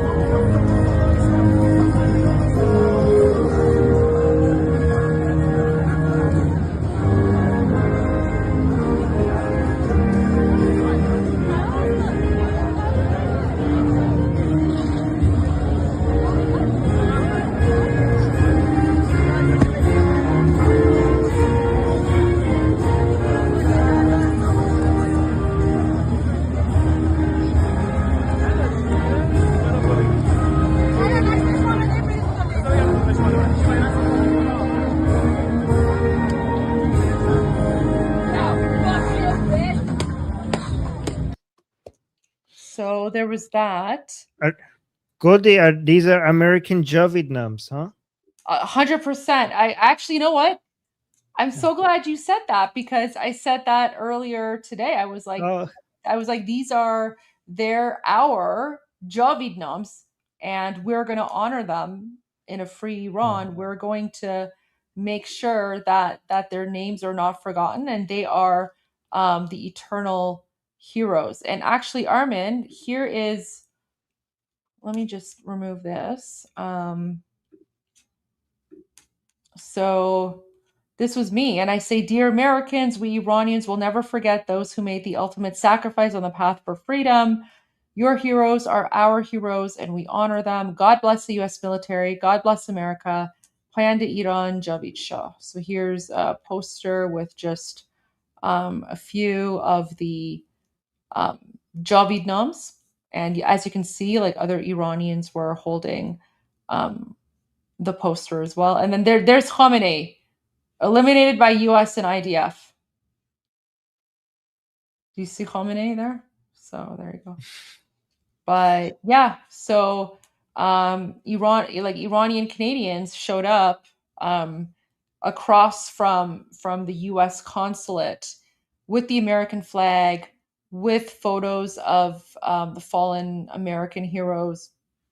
Iranian, we call them Iranian heroes, but we'll say American heroes for now. And before we began our celebration, we played the Star Spangled Banner and honored the fallen American heroes. And the reason that we were there to celebrate is because the Allahu Akbar Jihadi Durkas were going to, they were holding a vigil. They were holding a vigil for Khamenei. And Armin, I was there for the beginning. The vast majority of them weren't even Iranian. They were Pakistani, they were Palestinian, they were Iraqi. Some of them were Hezbollah. But we pretty much gave them a good time, right? Look at this.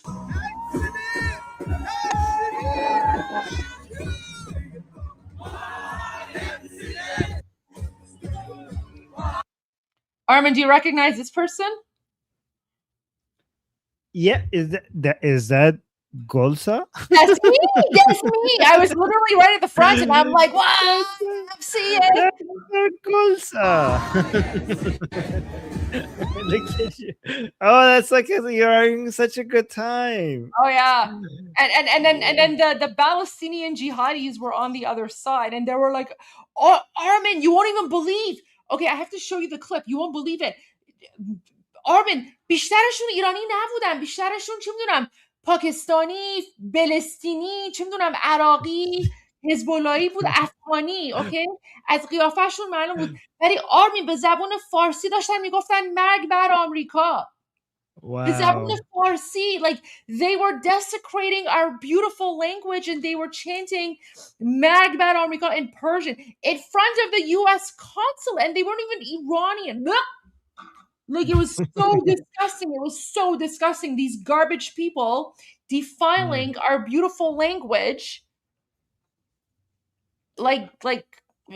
Anyways, but there you go. So here's me. Yay! Great.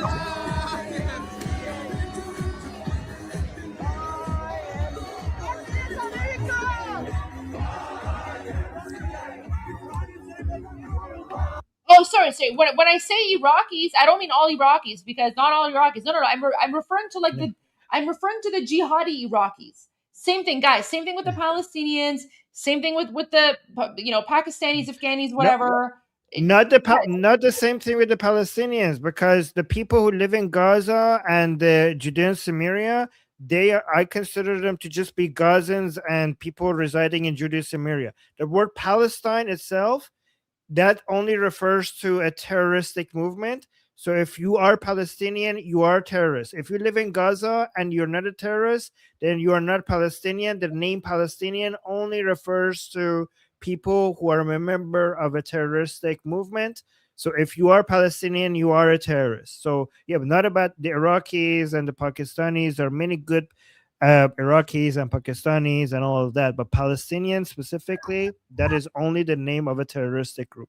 Armin, I think this is a part where, okay, listen to this. Listen to so this live streamer, she goes to the other side, and then she starts hearing Allahu Akbar and مرگ بر آمریکا. واقعا حالم, I was just like, I love it. I'm not joking. It's this part. Okay, buddy, thanks, and I appreciate your help in there.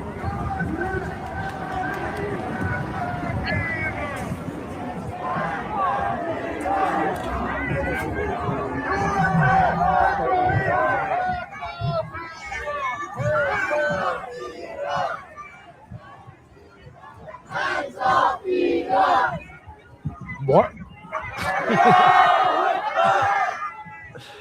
Oh, ew.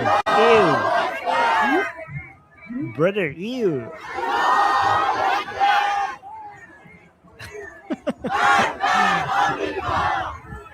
Oh, shut up.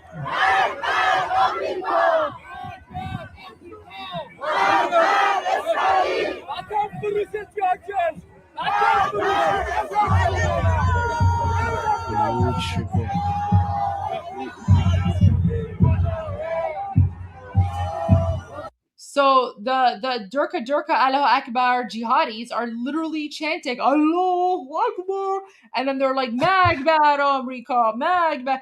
Guys, only 10% of them were Iranian. Only 10% of them were Iranian. The rest of them were not Iranian. I don't know what garbage country they were from, but they're not Iranian. So guys, when we say they're not Iranian, it's not to disrespect those countries. It's to show that the Islamic Republic doesn't have enough Iranians to support their BS agenda. That's what Goldie is pointing out. Obviously, there are people in Iraq that are celebrating our revolution. There are people I know, like every time I go in my discussion group, there's this one guy from Pakistan that is really cheering us and is really happy about like that we're winning, and he hopes that us liberating Iran will one day have a positive influence on Pakistan being liberated. So obviously we see those people, we love those people, we appreciate those people. We saw so many people from Syria celebrating Khamenei's death. So when we say that they're non-Iranian, what we're pointing at is that the Islamic Republic is so desperate to show numbers that they have to resort to going out and finding Durka people from other countries, if that makes sense, right? Yeah, it does. Like look at these people. Look at these people. They're not Iranian. But guys, the reason that it's very important for us Iranians to point out they're not Iranian is because every single person in the media calls it the Iranian regime. Iranian regime this, Iran that, Iran. We're like, no. Iranians are being occupied by a foreign invasion. Okay, foreign invasion. The vast majority of them are not Iranian. However, these are the same Islamic jihadi terrorists who are colonizing all the countries in the Middle East, right? So they've colonized Iraq, they've colonized Lebanon, they've colonized Yemen, they've colonized Afghanistan, they've colonized Pakistan, they've colonized India, right? Kashmir in India, that's colonized by the Islamic regime. Why do you think the Durka jihadis in Kashmir, India are holding mass rallies for the death of Khamenei? And then go look at Africa. The Nigerian genocide is happening. It's being funded by the Islamic regime. Okay, so when we say that these people are not Iranian, it's because we're trying to point out that this is an occupying force, but at the same time, it's the ideology. It's the ideology that is the threat and the danger, and that ideology permeates nationality and ethnicity and identity. So the danger is not a person from a country. The danger is the ideology. Okay, the ideology. You're so on point, Goldie. You're on fire. Right? Yes, we should never, we should not put a blanket ban on a country. We should put a blanket ban on an ideology, because it's the ideology that is at fault. Right? For example, there are many Pakistani Christians who are being persecuted by the Allahu Akbar Durka jihadis, right? But the Pakistani Christians are in a minority, and so they can't speak out. But no one ever speaks out for Pakistani Christians, right? Everyone just assumes that everyone in Pakistan is a Durka jihadi. Well, that's not true, because there are minorities. There are minorities in Pakistan, and those minorities deserve respect, right? The people who are not a part of that ideology, they deserve respect. However, when we put a blanket ban on a country or an ethnicity, right? Oh, yes, of course. Same thing with Bangladesh. Guys, Bangladeshi Hindus are being persecuted and burned alive by Bangladeshi Muslims. No one's speaking out about that. This is what I mean. It's not about country or ethnicity or language. It's about the ideology. It's that Allahu Akbar Durka jihadi ideology, right? Inferior culture. 100% garbage culture, garbage ideology. So that's why. So when I point out that these people are not Iranian, and I say they're from different countries, it's not because I'm calling out those. Okay, exactly. And you're probably persecuted. God forbid. Please be safe. Be safe, because Pakistan is, sorry, not Pakistan, Bangladesh is overrun by the jihadi Durkas. And we've all seen the footage. So guys, when I point out that these people are not Iranian and they're from all these different countries, I'm not attacking the people of those countries. I'm basically pointing out that the problem is this overarching jihadi ideology that needs to be destroyed, right? Because that overarching jihadi ideology is what is causing the issue. Because okay, so for example, why the heck are like random people, like random, jihadis from Pakistan showing up to a memorial for Khamenei? Khamenei was a dictator of the Islamic regime occupying Iran. Okay, so shouldn't it only be Iranians who have a say in what happens? Why are people from other countries showing up to like mourn Khamenei? That's because they're literally telling you, they're literally proving to you that the issue is not Iran. The issue is the ideology and that Islamic Caliphate colonization mindset. There you go. And literally, and what's really disgusting to me as an Iranian is that these non-Iranians are chanting death to America in Persian, right? Like they're literally defiling my beautiful language. They're defiling my beautiful language by chanting death to America in Persian. Like, what an insult to me as an Iranian. So there you go. I don't know, Armin. It's just very frustrating. Well, once we liberate Iran, we're going to use Iran as a base of operations to liberate countries like Pakistan and Afghanistan. It's going to be harder because we need to work on the bottom up when it comes to educating the children, because they, unfortunately, in Pakistan and Afghanistan, unlike Iran, the mindset is not to the point where we could liberate those countries.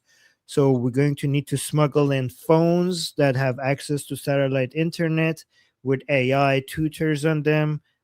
We're going to be using Iran as a base of operations to liberate the minds of the children of Pakistan and Afghanistan, so that we could liberate those countries eventually in decades to come. Armin, don't forget, we have a lot of allies in India because Indian Hindus are dealing with the same problem.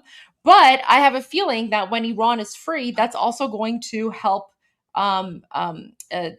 Indian Hindus very much, because those like radicals in India, they're funded by the Islamic regime, right? Because they're literally right now, and like they're weird jihadi enclaves in India, they're holding like funeral ceremonies for Khamenei, right? Like, what? Here's the question: why the heck would a bunch of like random like Muslims in India hold a funeral ceremony for Khamenei, right? So it's a cancer. It's a cancer. It's a cancer. Guys, when we say that the Islamic regime is the biggest state sponsor of terrorism around the world, this is what we're talking about. It's not just like it's not just terrorism in the sense of like, Hamas, Hezbollah, Houthis. It's also terrorism in the sense of like spreading their violent jihadi propaganda. Armin, do you realize, like, within the next few weeks, when the Islamic regime falls and Iran is free, we're going to have access to their documents, and we're going to expose every single Islamic cultural center around the world.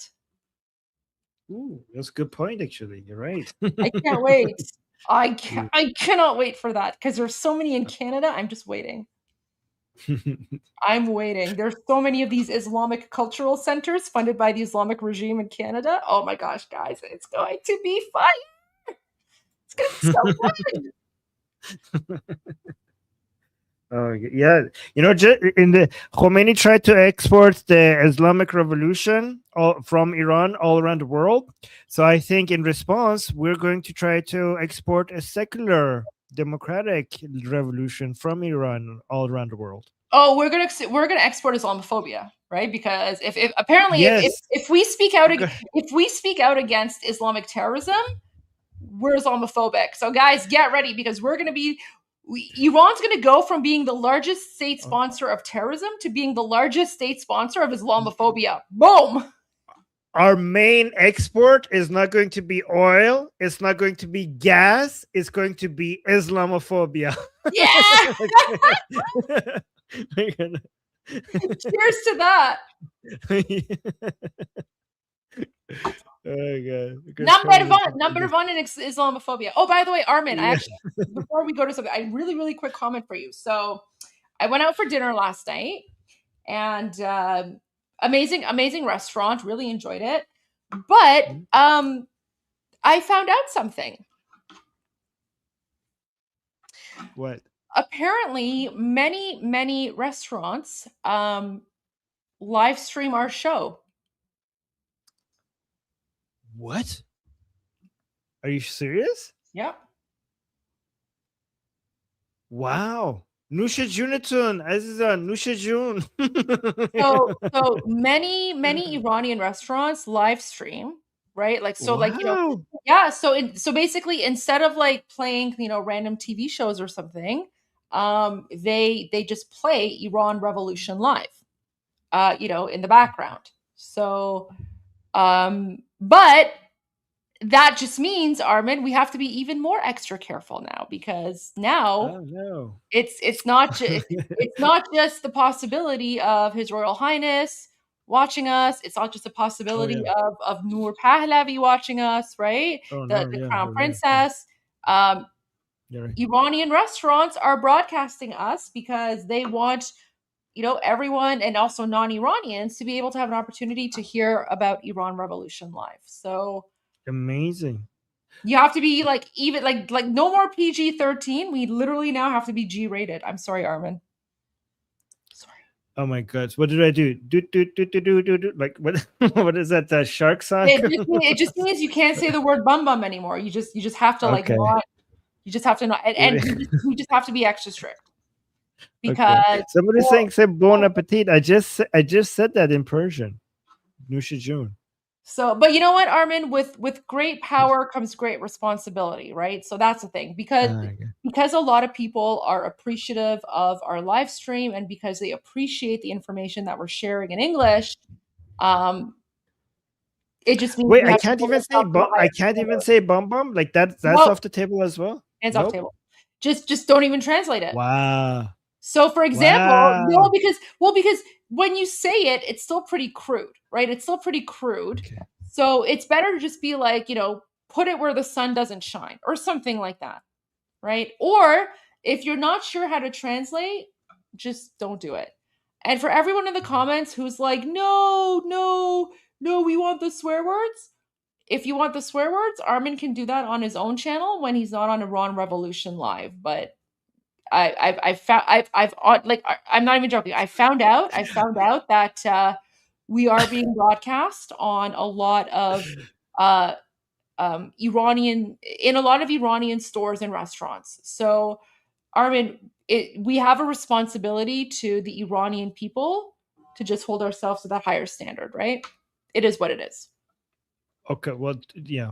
I mean, when you go to the Iranian people, if you notice their standards when it comes to R-rated words, I mean, their standards doesn't matter. They're like pretty. The Iranian people are pretty R-rated. You know what? But it doesn't matter because we are listening to the commands of the Shah, right?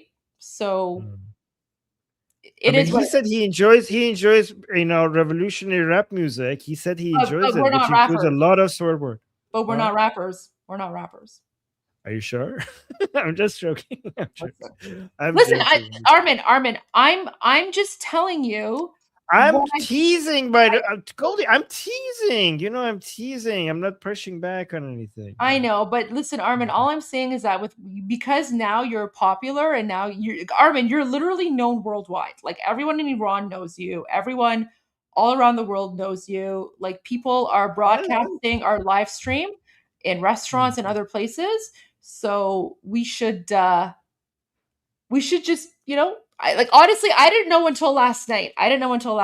So I think, we just have to hold ourselves, you know, listen, when we started this, this was just like, you and I talking, and then it grew, right? So we never thought that this would be like a professional TV channel, but that's how people are viewing it. And a lot of Iranians are relying on us to share the news in English. So with great, it's a Spider-Man quote, with great power comes great responsibility. So we just have to Goldie, I follow you. I follow your lead on this. I trust you, and I've been for like a long time. I'm just teasing, but like I know that you know how to do this. So I know that when you tell us how you have a Goldie has a proven model. Like everything, all the reach that we have so far is because we've been doing it the Goldie way. So I know that you know what's the best way. So I trust you on everything you say. All I'm saying, Armin, is that you are now a pro, and who knows? Maybe you might have a position in a future free Iran. Who knows? But we need people like you. I'm okay just doing this though. Isn't this the best, Goldie? Isn't this already the best thing you could do? It is. Like I can't imagine anything better to do. Honestly, it is pretty fun. It is pretty fun. But all I'm saying is that, like, when I went to the event today and everyone like recognized me, everyone was like, "Oh, be Armin salam beresun. Ma Arminو kheli dost darim. Kheli besh salam beresun." Yeah, I'm telling you, everyone was like, "We love Armin. We love Armin. Thank him for everything he's doing." I'm telling you, you're famous. Yes, you're loved by everyone. Honestly, people were surprised that I was there without you. They were like, "Armin kojas," and I'm like, "Oh, Armin dare barname ro ran mikone man inja." Wow, I'm so touched. Wow, people know me, guys. Like, amazing. That's so sweet. That's so kind. Wow. Oh, I hope I get to meet all of them one day in Iran. In a free Iran, yeah. Yes. Yeah. Anyways, I just wanted to say that really quick. So yes, our show is literally broadcast inside Iranian businesses and Iranian restaurants all around the world. So yes, yeah, we're professional now. Wow. Well, you are. I don't know if I'm. Oh no, you are. Listen, I learned YouTubing from you. You're the one that encouraged me to come and start my own YouTube channel. So there you go. Well, yeah, I told you that I know as soon as you start, you're going to turn into a star. Remember, Goldie? No, I was right about that. I said, Goldie, if you start a YouTube channel, you will immediately turn into a star. I guarantee it. And you started, and then you became a star. I was right about that. You're too funny. Oh no, you're great. You're so kind. Oh. All right, listen, Armin. Listen, I wouldn't be here without Armin, because Armin provides the Iranian input, right? Like he provides the context and the input that I couldn't get on my own. So yeah, Armin is always right. There you go. Armin is always right. Oh, someone's like, we've spent the last 30 minutes glazing each other. Good. I'm glad. I will spend another 2 hours glazing Armin. What do you care? If you don't like it, leave. Wait, that's not it. Where's the comment? It's like some jerk. I think he's on your channel, but it's like, you've literally spent. Good. You know what? Maybe we'll just spend the rest of the night. Maybe I just want to spend the rest of the night saying how Armin is amazing. What's it to you? But touch it. If you don't like it, leave. We're literally on day 70. We're on day 70 of Iran Revolution Live. Khamenei is dead. All the IRGC commanders are dead. Everyone is dead, right? Iran is almost free, right? Maybe finally, I don't know. Let's enjoy I just want to enjoy the fact that Armin is amazing, and Armin has been here for 70 days giving us info and intel. Oh, everyone glaze Armin. Everyone just say how amazing Armin is. Well, guys, okay. Thank you. That's so sweet. Oh, that's so sweet. I don't know. Is this person just jealous that we're not glazing you? Who are you? Maybe go run your own channel and say whatever you want to say, but don't insult Armin. The next time you say something rude about Armin, I'll just ban you. Oh my God. That's so sweet. Oh my God, this is so sweet. I'm gonna cut this part. Thank you, Goldie. You're so amazing. Armin is always almost mostly right. I like that one. Oh, this one's funny. Armin is always right, but Goldie is always righter. Right. That's my favorite, actually. Yeah, that's good. It's so funny. See, guys, isn't Armin's laugh amazing?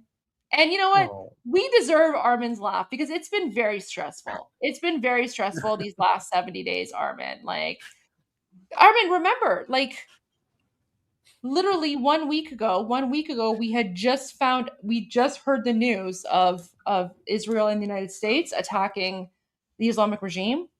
And do you remember what we were like the Friday before that? The Friday before that, we were literally sharing funeral videos, and we were saying Iranians are not going to give up. We are not going to give up. Iranians are getting ready. We're going to fight back. Remember, we were literally sharing funeral videos of all the Iranians who had been murdered by the Islamic regime. And now 1 week later, look where we are. Khamenei is dead. They're all dead. We deserve to spend time celebrating. You're right. Yeah. We need to take the moment, given how much we spend time, crying and being miserable about what's happening. We need to, like, instead of, like, you're right, like, sometimes we need to pause from just sharing the news and what's happening and just realize how amazing it is that we are where we are right now. This is what we've been fighting for the last 47 years. Yeah. Anyways, Armin, I went on a long rant, but That was good. No, I appreciate that. No, that's actually a good point. I know you have news though, so let's go to your news. But there you go, Armin. Now you're being played in restaurants and businesses. I did not know that. I did not know that. I didn't know that until last night either. Like, I walked into the restaurant and then everyone was like, and I was like, what? So there you go. So that's how I know. Wow. And they were amazing. But yeah. No. Okay. All right. Okay. I'm gonna be watching, Armin, but I'm gonna take like a 10-minute break if you don't mind. But I'll be watching. No, of course. No, Okay, please go ahead. Yeah. All right. So, guys, we have a new video from inside Iran. These mullahs are wearing military uniforms. So this is not how they usually dress up. So you can see there's turban, but they have put away their abba. What do you call that? The robes? What do you call the thing that they wear? Wait, is it because, sorry, Armin, is it because there's like no soldiers left, so now the mullahs have to wear the uniforms? They're saying that they're going to, I'll play the video. They basically know that there's going to be a call to action and Iranian people are going to show up in the streets. So they're basically coming out and saying that they're ready. Yeah, you should watch this. So basically saying they're saying if you anti-regime Iranians take to the streets, you will be treated as Israeli soldiers. We have issued an order to spill your blood. Look at it. Guys, they know it's coming. They know it's coming. They know the Iranian people, at some point, this is what they're afraid of. Guys, this moment, they're more afraid of this moment than even Khamenei dying and even all of the bombardments from United States and Israel does not terrify them as much as what is about to come. And they know that the suppressing power of the Islamic Republic has been reduced because of the bombardments. So the mullahs are basically arming themselves. These are not soldiers. These are not soldiers of the Islamic Republic. These are mullahs. So I'll play the video without reading the translation once. The translation is on screen. And then I will read it. If you let me know in the chat if you want me to read it as well after. توفاله‌های آمریکا و اسرائیل رو اجازه نمیدیم بیان کف خیابون. مرد آشوب کرد.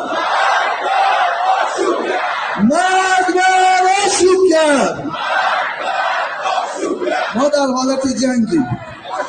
اگر کسی بخواهد کف خیابان بیاید حکم سرباز اسرائیلی رو داره و همون حکمی که سرباز اسرائیلی داره که خونش مهدورالدمه، کسی بیاد کف خیابان همین حکم داره و ما یک لحظه میدان رو ترک نخواهیم کرد. الله اکبر.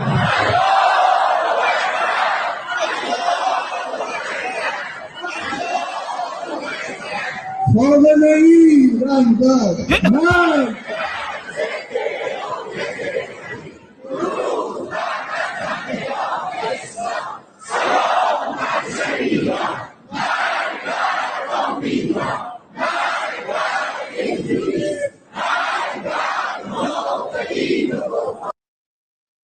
Wow. Okay.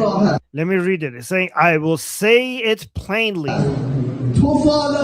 We won't let the scums, basically Iranians, the scums of Israel, basically talking about the Iranians who oppose the regime, the scums of Israel and America to come to the streets. آمریکا و اسرائیل رو اجازه نمیدیم بیان کف خیابون.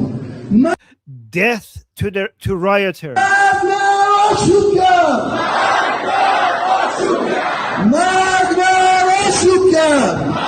Say death to rioters.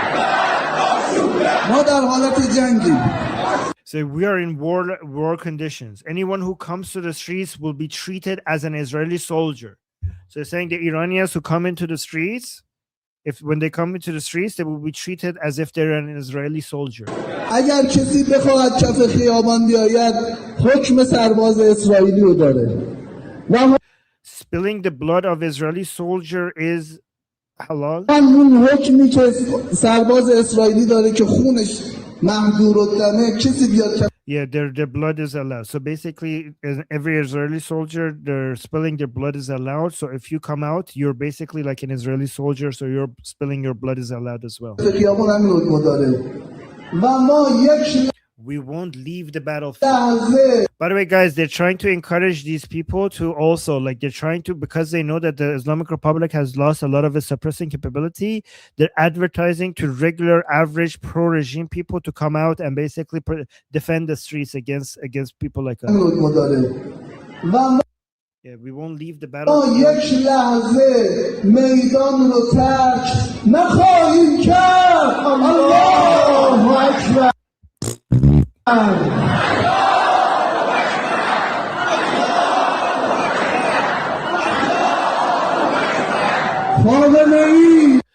Khamenei is our leader. Which one?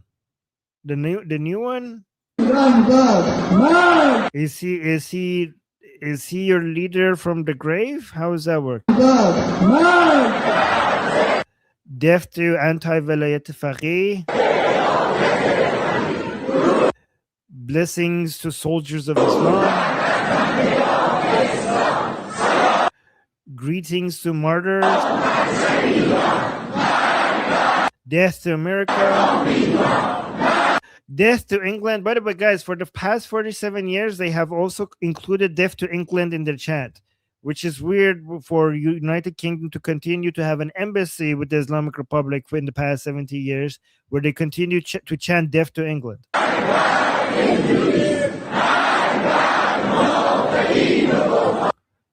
So the last part, the translation is wrong. It's like death to enemies. They're saying Marg bar munafiqin u kuffar. So basically death to the hypocrites and to the infidels. So it doesn't say the last part, the translation was wrong. By the way, guys, Emily posted this, so I'm going to repost this. So if you guys want this video, it's on my X. My X is Armin Navabi. So if you see any video that I'm reposting, you could follow me on X and you'll see it there. Here's an important audio from President Trump on the plane. Let me see this. So, breaking, President Trump says it was Iran that bombed an elementary school and over 100 people based on what he's seen. They're very inaccurate with their munitions. It was done by Iran. So let's listen to this. So guys, the school, look at this. Did the United States bomb a girls' elementary school in southern Iran on the first day of the war and kill 175 people? In my opinion, based on what I've seen, that was done by Iran. Is that true, Mr. Hegseth? It was Iran who did that? Investigating. Still investigating. So the audio is very low. They also, somebody is like, so President Trump is saying the bombing of the school was done by Iran. So they asked Pete Hegseth, like, is that true? Is that true, Mr. Hegseth? So is that true, Mr. Hegseth? I'm repeating it because the audio is low. Did Iran do that? So Pete Hegseth is saying we're investigating. But the only side that targets civilians is Iran. So he's saying we're investigating, but the only side that targets civilians is Iran. We think it was done. We think it was done by Iran. So Trump is saying we think it was done by Iran. Because they're very inaccurate, as you know, with their. It's saying there. So it might have been. So President Trump is saying their munitions is very inaccurate, but it might be that it was deliberate. Like they might have actually on purpose hit the school. I remember, guys, I told you before the military operation started. Remember, I was here warning everybody about many different things, the things that they need to do. I told them, everybody, like, guys, right the day before the military operations, I told people inside Iran to go tape their windows. I told them to make sure they have money, cash on their hand. I told them to make sure that they fill their cars with gas. I also tell them to get your kids out of school, because I was worried that the Islamic Republic is going to bomb schools. So if this oh my God, I don't know, maybe they're saying President Trump is like, we think it was them. Very inaccurate, as you know, with their munitions. They have no accuracy whatsoever. It was done by Iran. Can you give us an idea of what unconditional surrender looks like? Wow, that is crazy.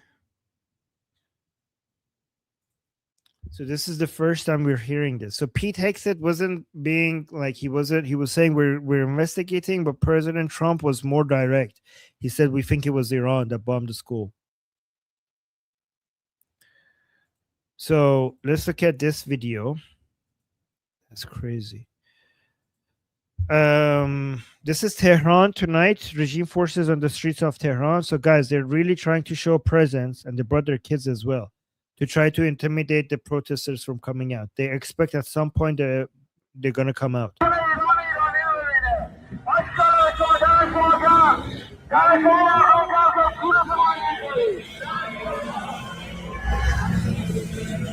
You know, I would love to see if they get targeted attacks of these, like a drone attack or something on of these cars.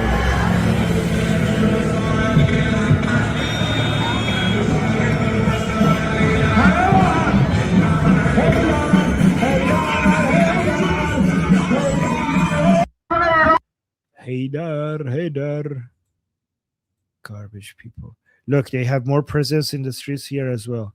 Look at this. What is this?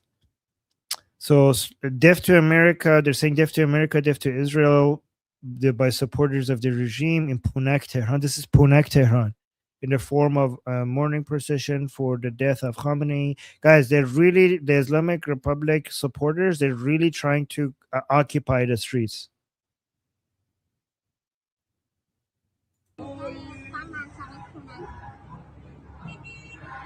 They're occupying this. They're trying to make sure they.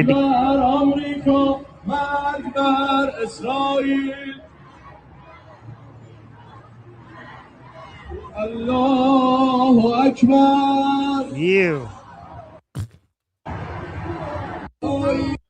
Okay, look, they're really trying to keep the streets full. They know that if they empty the streets, they might lose the streets forever. If they empty the streets, they might lose it forever. Let me see here. Oh, let me see. Okay. Let's have a. So this is a Israeli song in support of Iranians. I mean, they should have used the lion and sun flag, but it's fine. So Israelis are making a song in support of Iran. So let's just, while I go bring the rest of this, just listen to this. You could just read the translation on screen. Iran, this is for you, from Israel. We love you. Khamenei זה עוד אמן. מה עם נסראללה?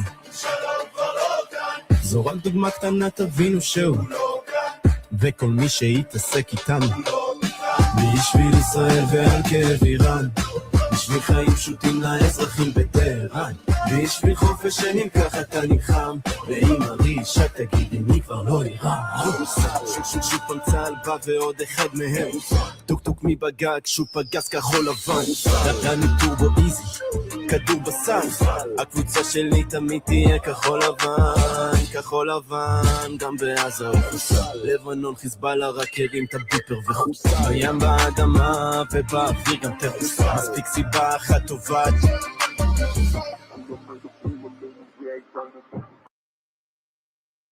Oh wow, guys, I have a new video from President Trump. This is big. This is actually kind of funny too. All right, let's look at President Trump. This is good. It's saying President Trump says, without hesitation, when asked about Russia giving intel to Iran to help target American forces, President Trump responds by saying, if they are, they're not doing a very good job because Iran's not doing too well. This is such a classic Trump response. Watch this. Mr. President, can I ask you what Peter asked you a question yesterday? You said it wasn't the right time in that event, but he was asking whether you have indications of whether Russia is supporting Iran somehow in this. No, I haven't had that. I have had no indication of that whatsoever. If they are, they're not doing a very good job because Iran is not doing too well. What about the state of Hormuz? There's no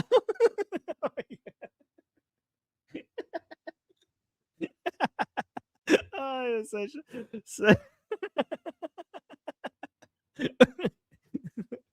okay. Okay, so let's look at this other video. So, of President Trump. The question is, can you give us an idea of what unconditional surrender looks like to you? What this is such an important question. Guys, these are new videos. What do you want from Iran? President Trump responds, it's where they cry uncle or where they can't fight any longer. There's nobody around to cry uncle. That could happen. They'll just kill them all. That could happen too because we've wiped the leadership numerous time already.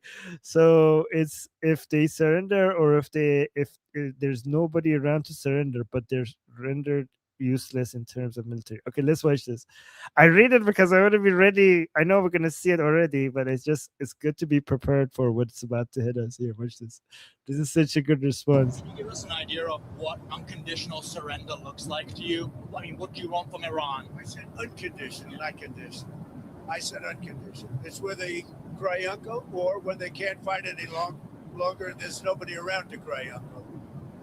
That could happen too, because we've wiped out their leadership numerous times already. So it's if they surrender or if there is nobody around to surrender, but they're rendered useless in terms of military. Can you give us an idea of what unconditional This is oh my god. Yeah, Amir, I can't read that one, Amir, because Goldie said no swear words. But yeah. So let me see. Oh, wow. This is going to be epic. Let me show this one. This is going to be epic. Guys, do you guys want to see what state TV of the Islamic Republic is broadcasting these days? Let's play this. تو این هفته‌ای که گذشت چند شکست راهبردی رو در هفته اول شاهد بودیم. Oh, guys, so he's saying in this 1 week that just passed, we saw a couple of strategic defeats. Like the Americans were defeated in a couple of strategic ways. Let's see how, guys, who's curious here regarding how Americans were defeated strategically in the past week? Who's curious? You guys want to know? شکست اول ترور رهبر معظم انقلاب بود. What? که طرح دشمن فروپاشی بود. خب محور اصلی دکترین آمریکا بر این فرض استوار بود که نظام جمهوری اسلامی یه سیستم قائم به شخص داره. Are you kidding me? You guys know what he's saying? He's saying the first defeat of Americans were, you're not going to believe what he's saying. Guys, the Iranians don't say anything.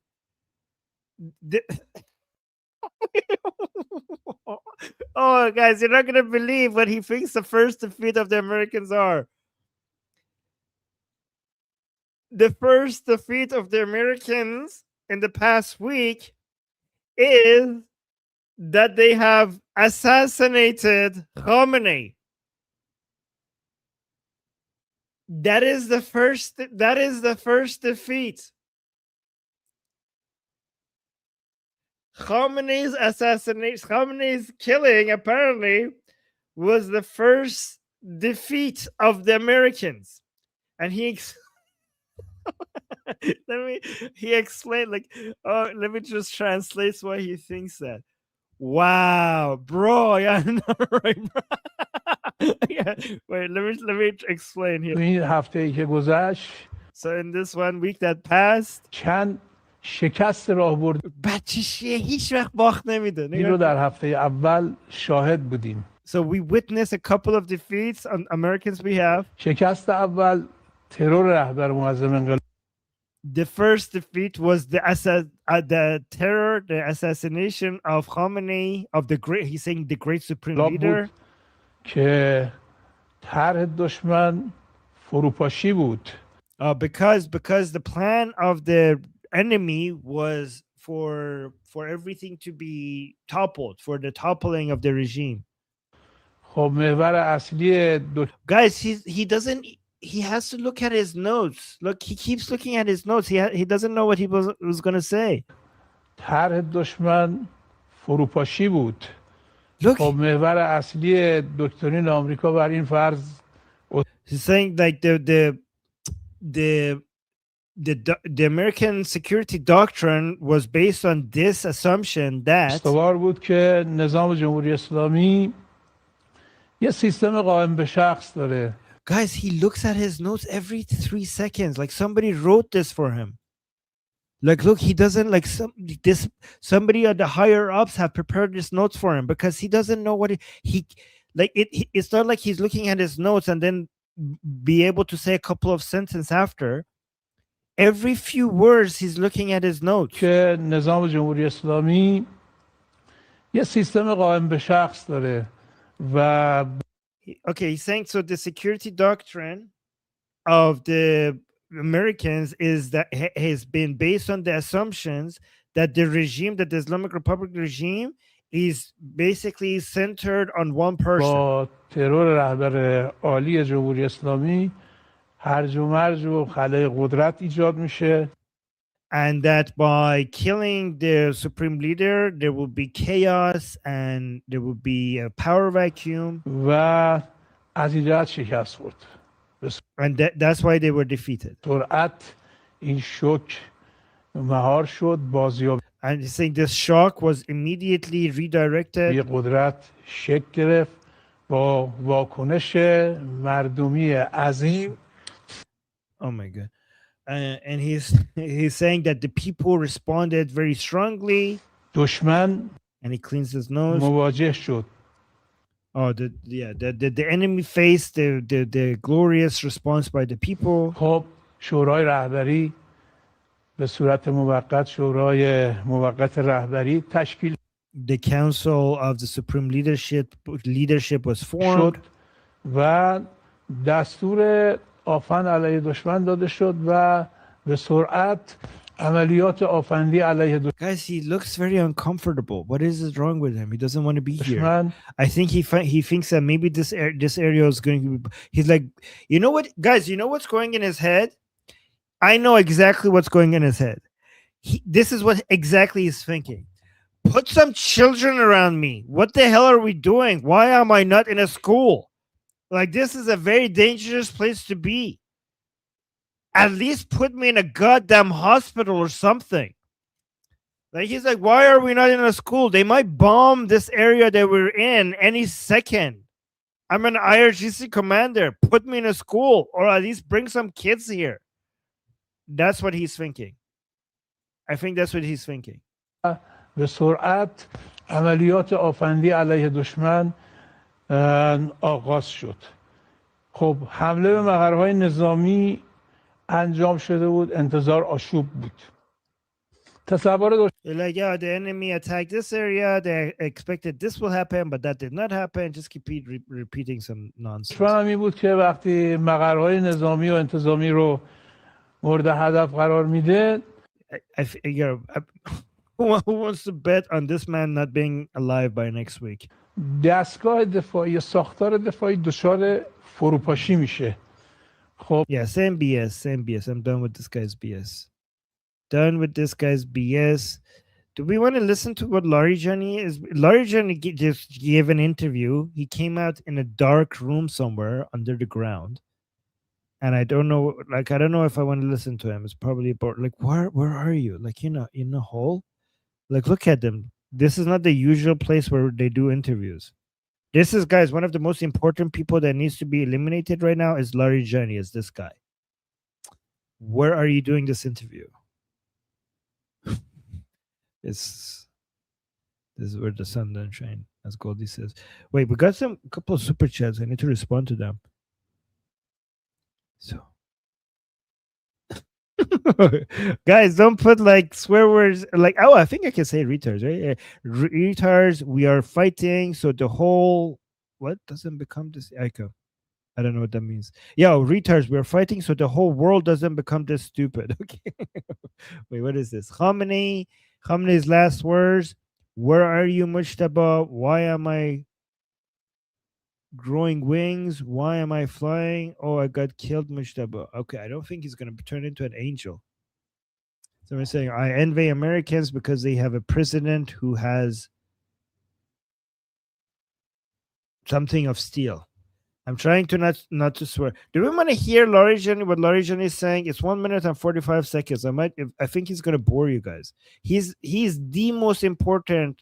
Him and okay, he's one of the most important people of the remaining of the Islamic Republic right now. Do we want to know what he's saying or no? Or is that boring? I could show you what the state TV is saying.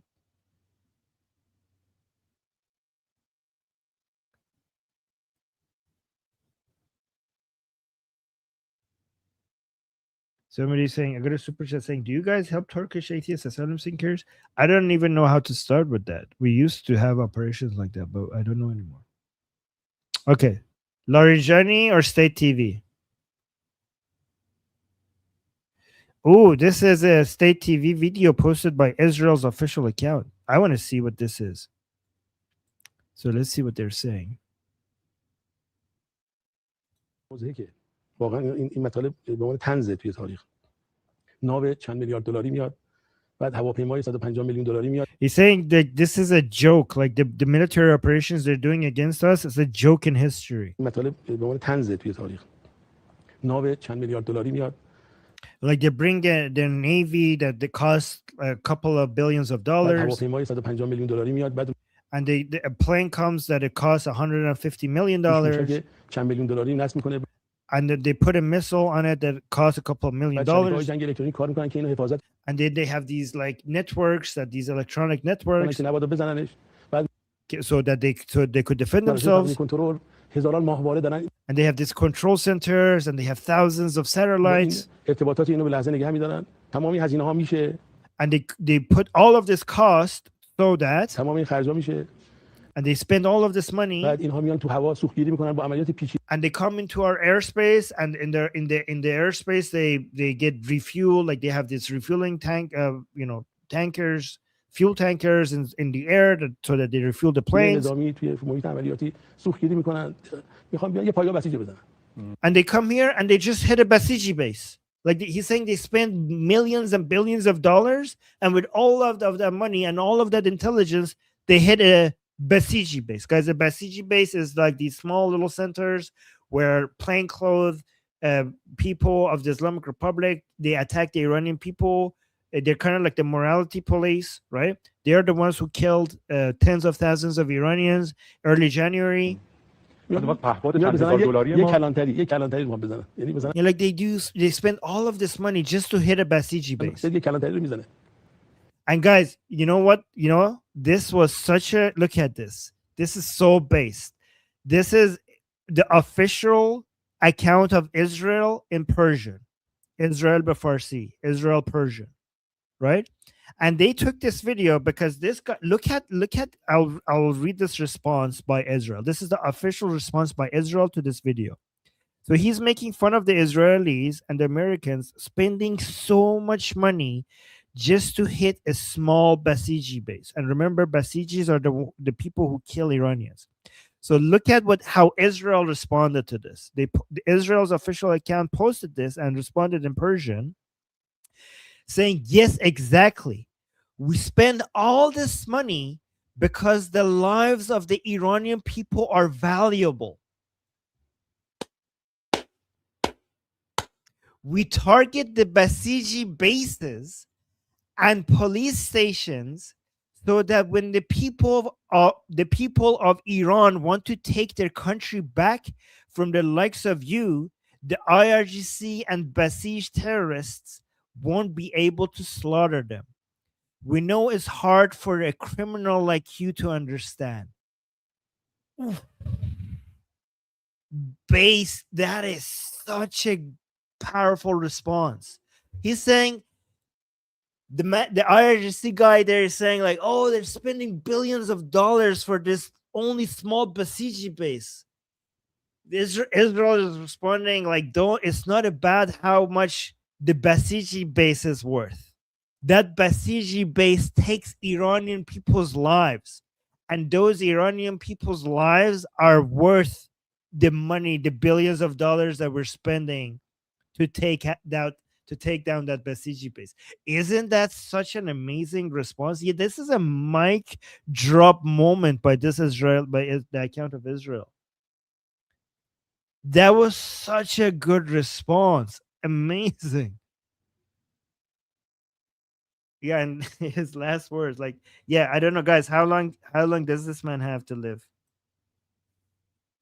Yeah, when people are saying, oh, like this thing takes in the chat saying 100% worth it. Oh.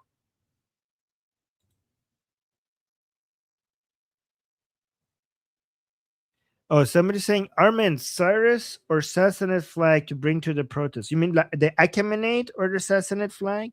Why not both? Why not both? Okay, so I personally, my favorite empire in Iran's history is the Achaemenid. However, the Sassanid flag, the Derefsh Kaviani, is more powerful symbol of anti-Islamic occupation, because the Derefsh Kaviani Sassanid flag represents our struggle against Islamic occupation. So even though my favorite is Achaemenid, the Sassanid symbols right now represents, and it also represents, the Shahnameh fight against Zahak as well at the same time. So I would focus right now. If you had to pick one, I would focus on Derefsh Kaviani.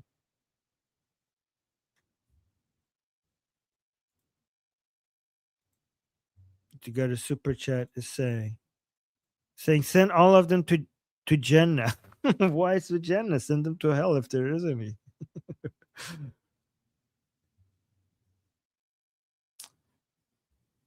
Yes, okay, Telegram.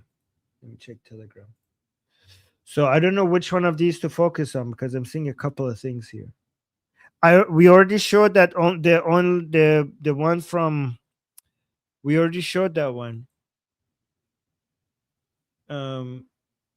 Yeah, the IDF clarified that only oil and fuel depots have been targeted, not refineries. We shared that directly from the IDF account. I posted that directly from the IDF.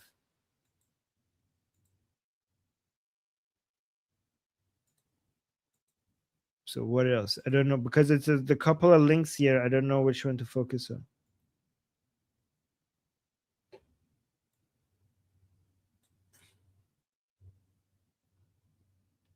Oh, look at this one. The Kuwaiti army has released a statement announcing that the Kuwaiti armed forces repelled an attack Sunday morning from a wave of hostile drones launched by Iran that had breached the country's airspace and were attempting to target fuel tanks and Kuwaiti International Airport. Well, this is like, you guys need to start attacking the Islamic Republic. Oh, you're just defending yourself. Your countries have been attacked. Why are you not joining the fight? I mean, I don't know if you're actually that good at fighting anyway, so it might not make much of a difference. I don't know. Armin? Yes? What are your thoughts on Mehdi Hassan? I hate he's a Jew-hating scumbag. Do you want to know something? Are you going to be debating him? No. For God. Okay, why? I would No, never debate him. But What? look at this. Wait, let me share this. So Mehdi Hassan, being the terrorist jihadi Allahu Akbar, Islamic regime supporter that he is. Like, again, he's from Pakistan, right? Like Pakistani jihadi. So Mehdi Hassan is, because like guys, all of these like jihadis are freaking out that the Islamic regime is pretty much over. So they're attacking anyone and anyone they can. So look at this. Mehdi Hassan said, No. hey, he's like, hi, Piers Morgan. This is one of your guests on Iran who you have on. Sick stuff. You should ask her about it if you have her on again. Pretty sure you wouldn't platform someone who called for the open bombing of synagogues in Israel or the occupied West Bank. So what I said was mosques in occupied Iran are hubs of terrorism. Burn them down, bomb them, free Iran from the Muslim Nazi occupation. By the way, he closed his comments, right? Because he's a coward. He's a coward. What a coward. So he closed his comments. But here's the thing. Here's the actual post. So, being like the jihadi durka takia garbage nonsense that he is, he's obviously lying. So this is such an easy post to defend, by the way. They're used for the mosque were used as a center of operations of killing the Iranian people early January. They were completely fair targets. Exactly. There you go. So here's my original post. I said mosques in occupied Iran are hubs of terrorism. Burn them down, bomb them, free Iran from the Muslim Nazi occupation. And I was retweeting this post where you literally see someone from the Islamic regime on the rooftop of a mosque with a frigging machine gun shooting down unarmed Iranians. Okay, so this is a mosque. This is a mosque in occupied Iran, right? So I'm quote tweeting this, right? Because, and I make it very clear, I'm not speaking about mosques all around the world. I'm speaking about mosques in occupied Iran, right? Because I'm speaking about the Islamic regime, right? So I make it very clear, mosques in occupied Iran are hubs of terrorism. Burn them down, bomb them, free Iran from the Muslim Nazi occupation, right? Perfectly valid. So Mehdi Hassan, the, Allahu Akbar jihadi terrorist, he posts that, I guess, I don't know, guys, like these people are freaking out. These people are literally freaking out. So he's like, hey, Piers Morgan, this is one of your guests on Iran. So he basically just takes like my what I said, but he doesn't add the whole thing, right? He doesn't say that I'm like posting something else, like I'm reposting something else, right? He just says, oh, sick stuff. You should ask her about it if you have her on again. I'm pretty sure you wouldn't platform people who called for the open bombing of synagogue. Well, I don't know. The last time I checked, no synagogue in Israel has people with machine guns on the rooftops shooting down unarmed civilians, right? So I found out about this. So I retweeted him, reposted him, even though he's blocked. Like I blocked him because he's garbage, but I reposted him and I'm like, why did you close your comments, you terrorist coward? Is it because you don't want people to know that you cropped out the picture of the Muslim terrorist shooting unarmed Iranians from the rooftop of a mosque? If your lips are moving, you're lying. P.S. Khamenei is dead. There you go. What a dishonest piece of garbage. Guys, this is why you can never trust the Allahu Akbar Durka jihadis, right? But Armin, the fact that they're now attacking me, it just goes to show how desperate they are. They're so they're literally I don't know, they're grasping at the straw here, right? They're making sure more people know you, by the way. Like, do they know that they're helping you get even more famous? I don't know. And also, Goldie, I would suspect that this is going to make Piers Morgan want to invite you more often. Yeah. And I wouldn't be surprised if he puts you and him on the same panel. I wouldn't, given that he usually does that when people have like a beef online with each other, like their producers are like, okay, we need to put these people at the same panel then. Well, you know, I already sent my post to Pierce Morgan's. Oh, Goldie, I think she hit the. I bet you she hit back. I bet you she hit back on. Sorry. Did you hit back? Did you hit back? I did. I hit back by mistake. Yes. Sorry, that was my mistake. I hit back. Yeah, that's okay. I hit back on the wrong. I hit back on the wrong tab because I was like, I was too excited. But yeah. So wait, how do I add this? How do I add my screen here? Wait. Okay. But I just honestly, like the fact that like this like jihadi like Durka. By the way, like Armin, Mehdi Hassan is literally like he's reposting IRGC. Like Mehdi Hassan is literally simping for the Islamic regime right now. Wow. So I don't know, like the fact, but God, Armin, they're so like they're so pressed, they're freaking out. So now they're like going after anyone and everyone.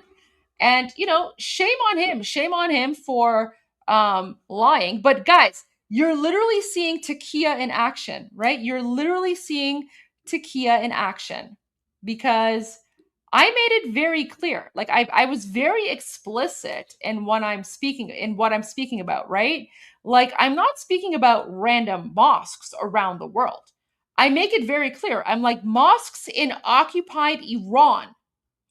Mosques in occupied Iran are hubs of terrorism because this is what happened. Like this is like what mosques in occupied Iran are like. So Mehdi Hassan, being the Allahu Akbar jihadi terrorist that he is, he's more offended by the fact that Iranians are calling out mosques being used as hubs of terrorism than he is by the fact that these same Allahu Akbar jihadi savages slaughtered 90,000 Iranians in the last 5-6 weeks. So there you go.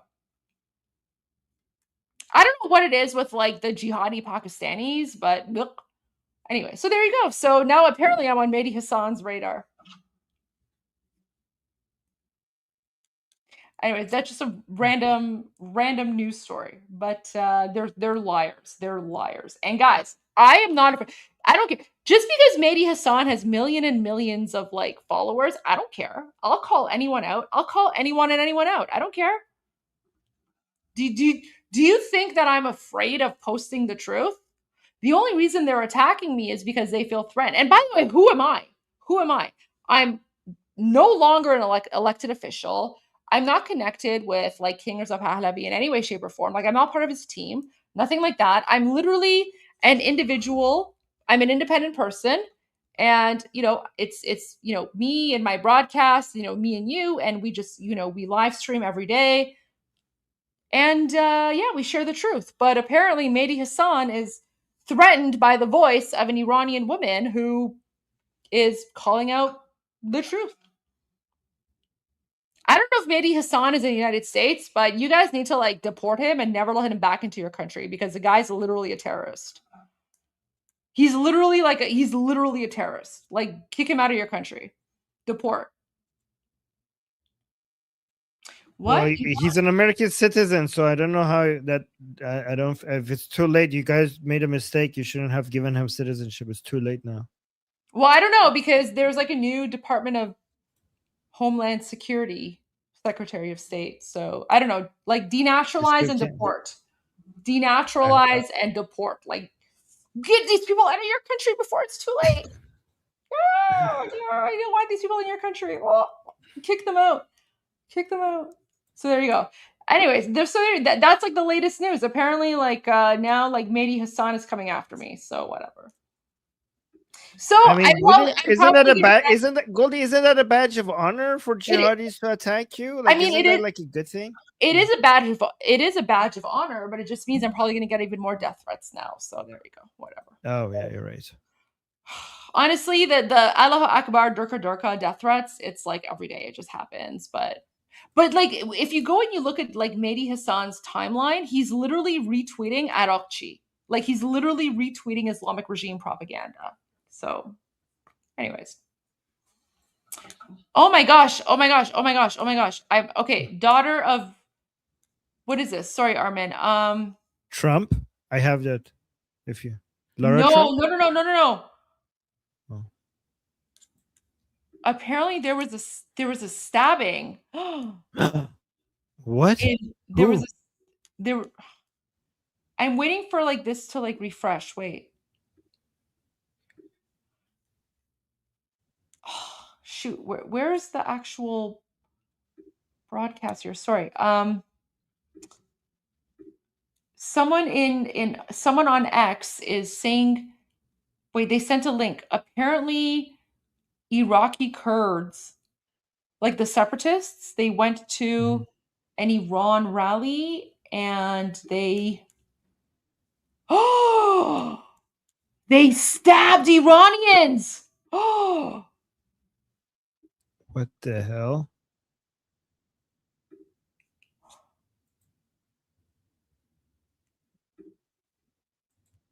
Stabbing attack on anti-IRGC Iranians in North Finchley, London. A Kurdish man has been identified as the attacker. Khak tu sarishun. Khak tu sarishun.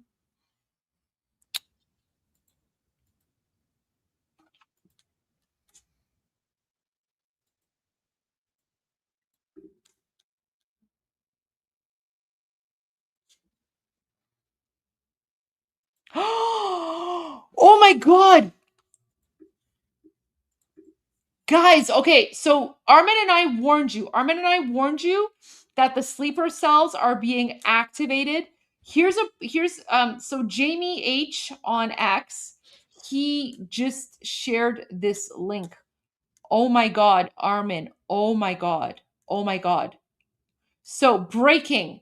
NYPD confirm possible bomb was thrown at anti-Islam protesters by multiple Muslim men in New York City. 2 Muslims have now been arrested for throwing defused devices filled with nuts and bolts. We don't need these people here. Islam is incompatible with America. Protester identified as Amir Balat, an 18-year-old man, lit and threw an ignited device toward the protest area, landing in the crosswalk of East 87th Street and East End Avenue. Witnesses reported seeing flames and smoke as it traveled through the air before it struck a barrier and extinguished itself a few feet from police officers. Mr. Balat then ran southbound on East End Avenue toward 86th Street and gets a second device from a man tentatively ID'd as Ibrahim Nick, 19 years old. Mr. Balat lights the device and starts running with it. He then drops the device on the west side of East End Avenue between East 86th and East 87th Streets. Officers immediately secured the area and they took both men into custody. This was all captured on NYPD Argus camera. Apparently this happened today. Oh my gosh. What are you doing to your country? Why are you guys letting garbage inside? It's horrifying.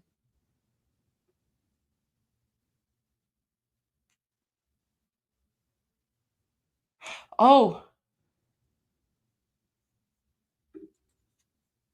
Have you shared this video of President Trump? Yeah. Okay, you shared this? this? I did. Okay. Yeah. Share that one as well. So guys, this is Tehran tonight. This is occupied Iran. This is the capital city. We were commenting that we hope they get drone attacked, these cars.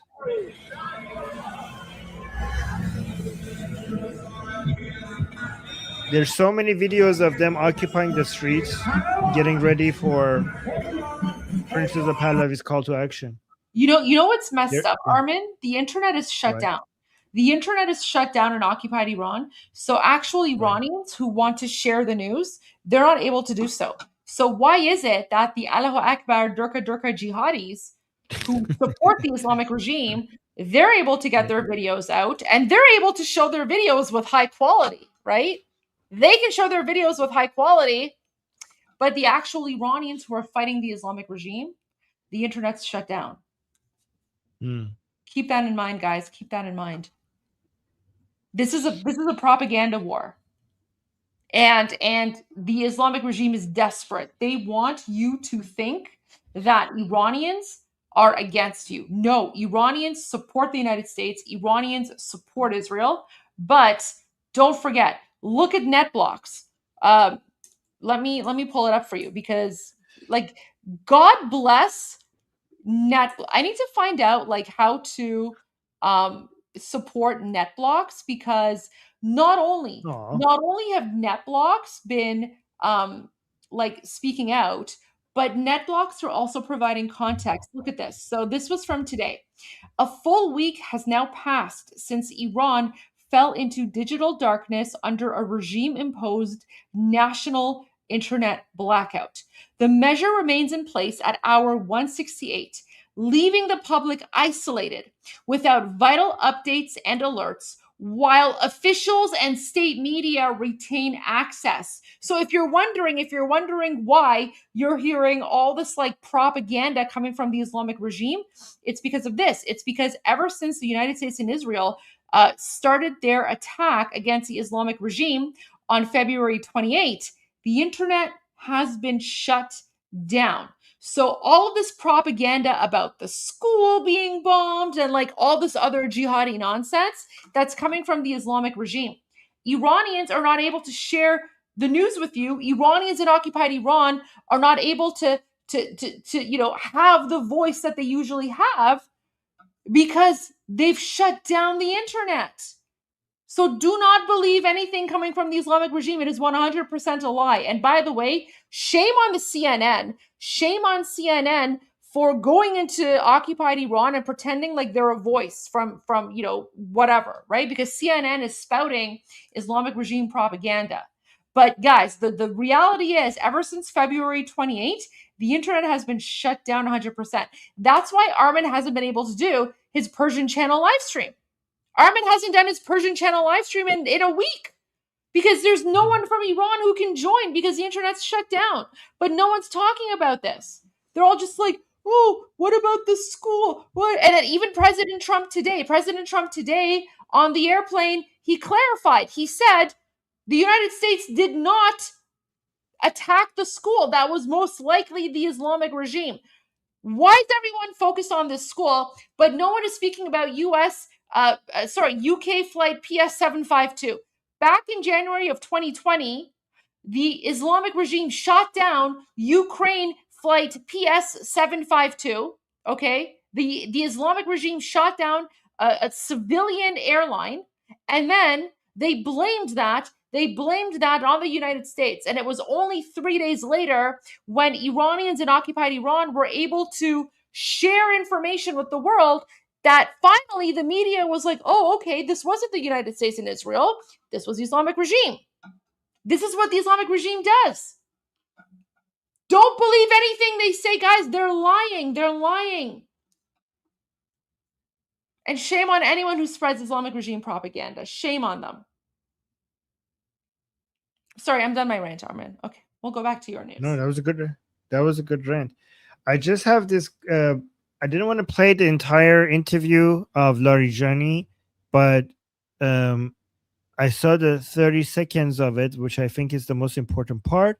This is good. By the way, Goldie, look, he's hiding, like he's doing an interview in a dark hole somewhere. I don't know where this is from. This is not the usual place. This is so weird. What sort of what is it, like a Halloween interview or something?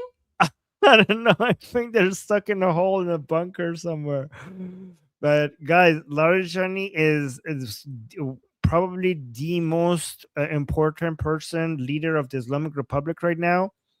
And what he says here gives me a lot of hope because he's not backing down, he's not surrendering, which means that even he is going to be on the elimination list.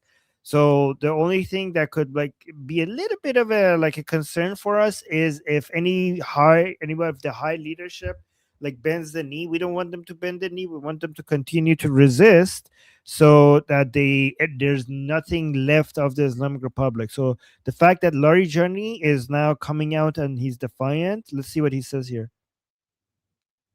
آقای ترامپ باید یک کمی ونزوئلا زیر دهنش مزه کرد و فکر کرد میتونه فوری این کارو بکنه. حالا گیر کرده. ولش He's wow. He's saying Mr. Trump, he just had a good taste in his mouth because of what he did in Venezuela. So he thought he could do the same thing here in Iran. And now he's trapped. And we're not going to let him go. So he came to Iran thinking he could repeat what he did in Venezuela in Iran. And now he's in our trap. And now that he's in our trap, we're not going to let him go. این باید تاوان اینو بده. He has to be punished. Trump has to be punished. ایشون رهبر ما رو کشت. He killed our leader. شهادت رسون. ولش نمیکنه. We're not going to let him go. مردم ما رو به شهادت رسونده. He martyred our people. بیش از 1000 تا از مردم ما به شهادت رسیدن. More than 1,000. این ساده نیست. Okay, this is great. This is great. That means like people who talk like this, they usually die.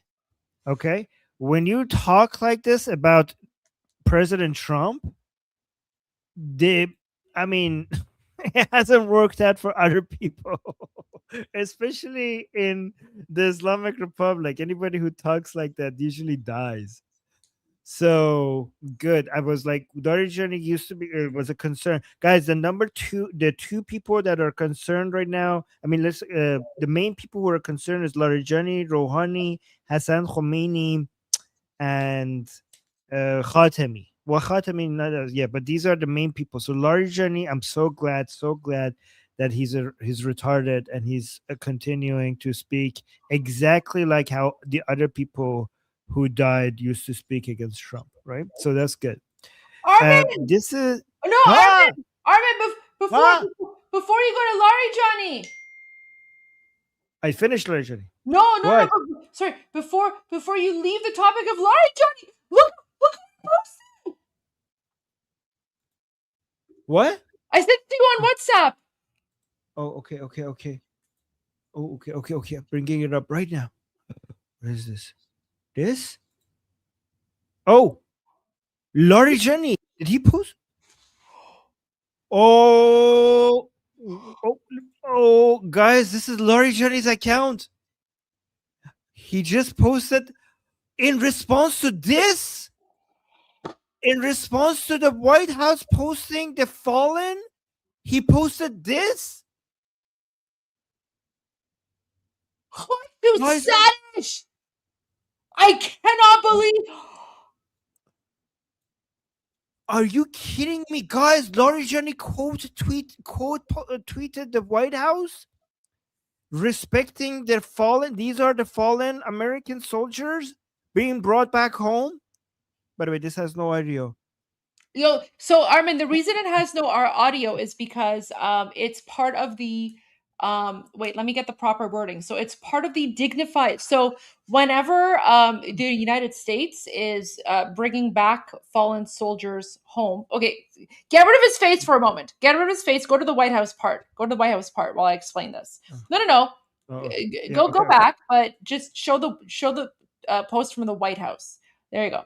Yeah. So whenever the United States is bringing back fallen soldiers who lost their lives in active duty in combat, it's called the dignified transfer of U.S. soldiers, and there's no audio.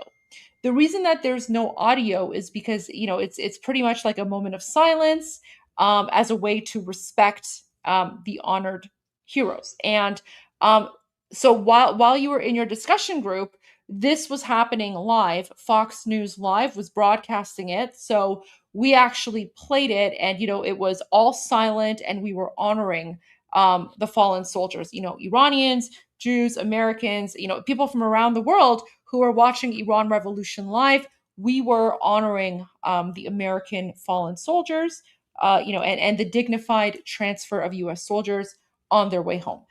So that's why there's no audio here. But I'm still at shock that in response to this, you posted. Some people are confused. That's what's messed up to me. Like, what the? Yeah. So, guys, let me just explain, because some people in the chat are saying confused. Basically, he's saying that you deserve this. Make the picture big. Yeah, he's basically saying he's saying this is what you get by posting this. He's telling the Americans, this is what you get. He's basically telling Americans, like, F around and find out. Like, this is his version of telling the Americans that. But can you explain this? Because this is not. So first of all, that's Hassan Nasrallah. That's Hassan Nasrallah. Nasrallah was the leader of Hezbollah, and he was exterminated like the garbage jihadi terrorist that he is. Okay, so Hassan Nasrallah is already dead. But Armin, can you explain what this means? Because people think this is timeout. That's not timeout. What does this mean? No, so this is a hand gesture, is famously associated, like everybody who does this is basically referring to Hassan Nasrallah, and again, if they're like Shia Muslim, it basically signifies like a threat that when the enemies arrive vertically, we will basically leave them horizontally. Like, so you come, like, you will be hit by us. We will take you out. It's basically a symbolic way of saying that, you will leave dead. You come, Guys, you come standing. Yeah. It's not timeout. It's not timeout. What this is what all of the Muslim jihadi terrorists do. So what this means is you start standing, but we will exterminate you. So this is what that's what the symbol means when the Muslim terrorists do it. Okay. So absolutely disgusting. So close this picture so we can see. So literally Larijani, in response to the White House honoring the fallen American heroes, they Larijani. By the way, he's not even Iranian. The guy's like Iraqi, or I don't know where the fuck he's from, but he's not Iranian. Sorry, I shouldn't have swear, but I'm so angry. I'm so angry right now. I'm so angry. I'm sorry. That's okay. He posts a picture of this like inbred Arab. He posts a picture of this inbred Arab garbage piece of shit, basically threatening Americans.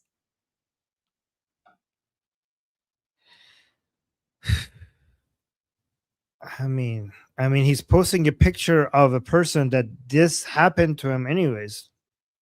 And he's already dead. Nasrallah's already dead. That's what I'm saying. He's posing a picture of a person that the threat that he's doing happened to him.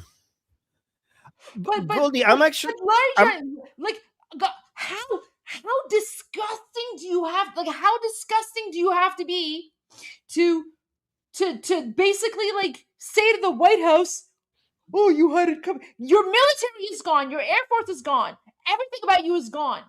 You know what, Larijani? He's dead. He's dead.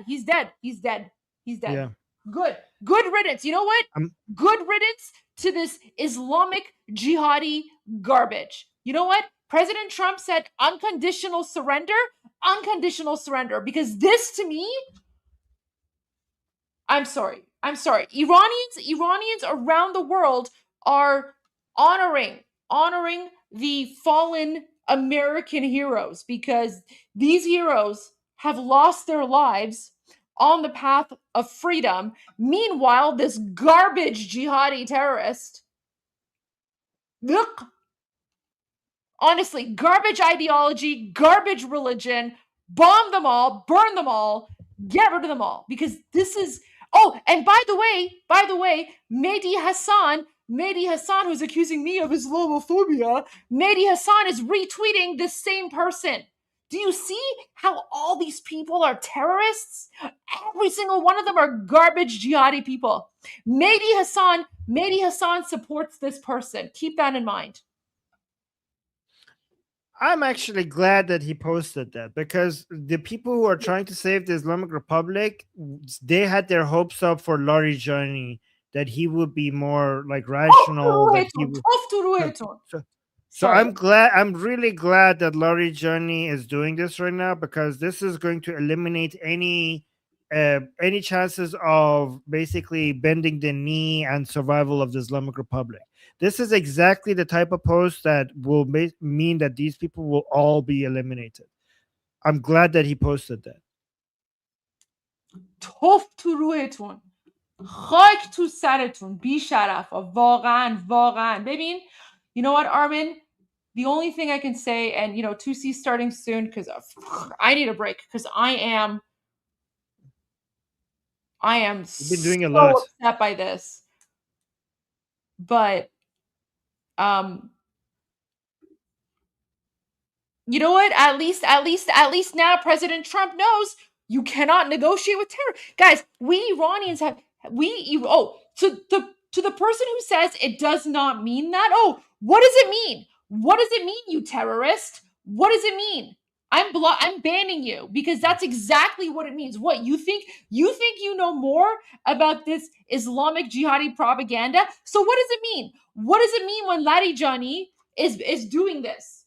I'm putting your comment here because everyone needs to know who you are, and shame you for your leftist garbage jihadi propaganda. Oh, it doesn't mean murdering Americans. And what does it mean? Tell me, what does it mean? What does it mean? Before I block you, you have 5 seconds. What does it mean?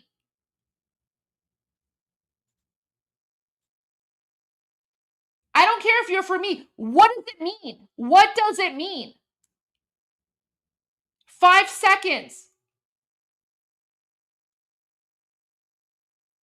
Yeah, you're garbage. I'm banning you. I'm sorry. I'm banning you because you're garbage.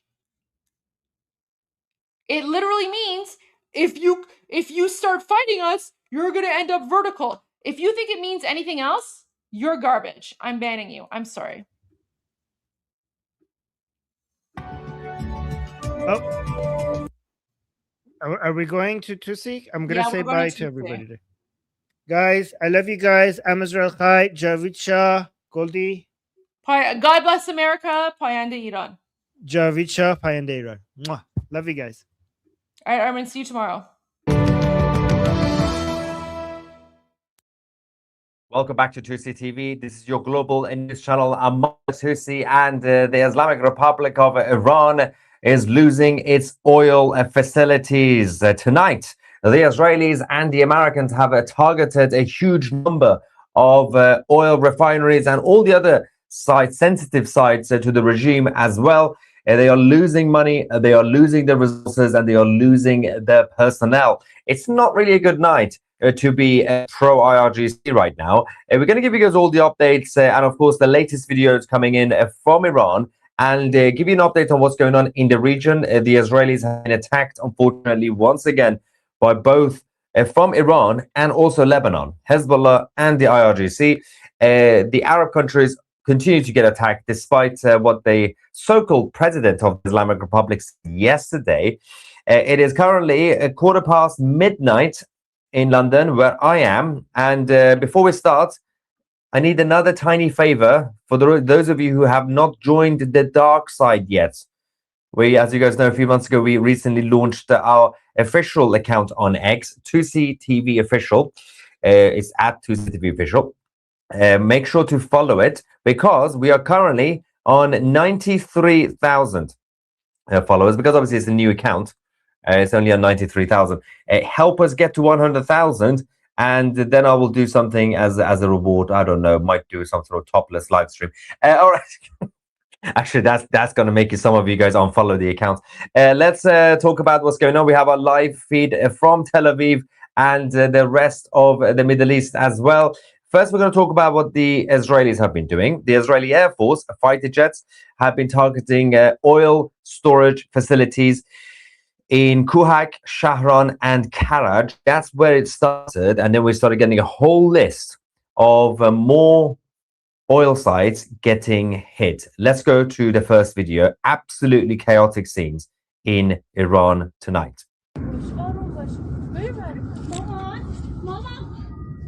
نترس بگو نترسید الو نترس هم اینجا خوبه انبار نفت و I'll translate this after. نه نترس آره نترس خدا نترسید از آسانسور هم نیاد. They're talking to their relatives saying, don't be scared, don't be afraid, it's okay, everything's fine. They just hit the oil sites. یواش بیا عجب گرمایی داد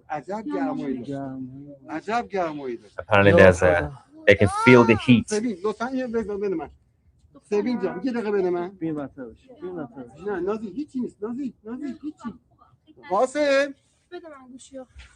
Someone got excited by topless comments. What?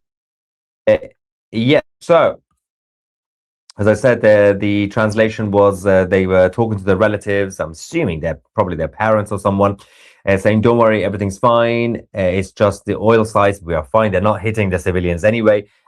But they could feel the warmth, the heat coming from the explosion. So quick clarification on the list of places that were hit, some of the places that they have been hit in terms of the oil refineries. So we got Nobonyad. Yeah, Nobonyad is one of them. Shahrare, Shahran, and Artesh. They have all been hit in Tehran and in Karaj. Let's go. This is Artesh. And Nobonyad. And that's Shahrare from the other side. And that's Shahram. Basically, the guy is literally in the middle. You can see all the other sites in Greater Tehran. We can also show you the scenes from northern parts of the capital tonight.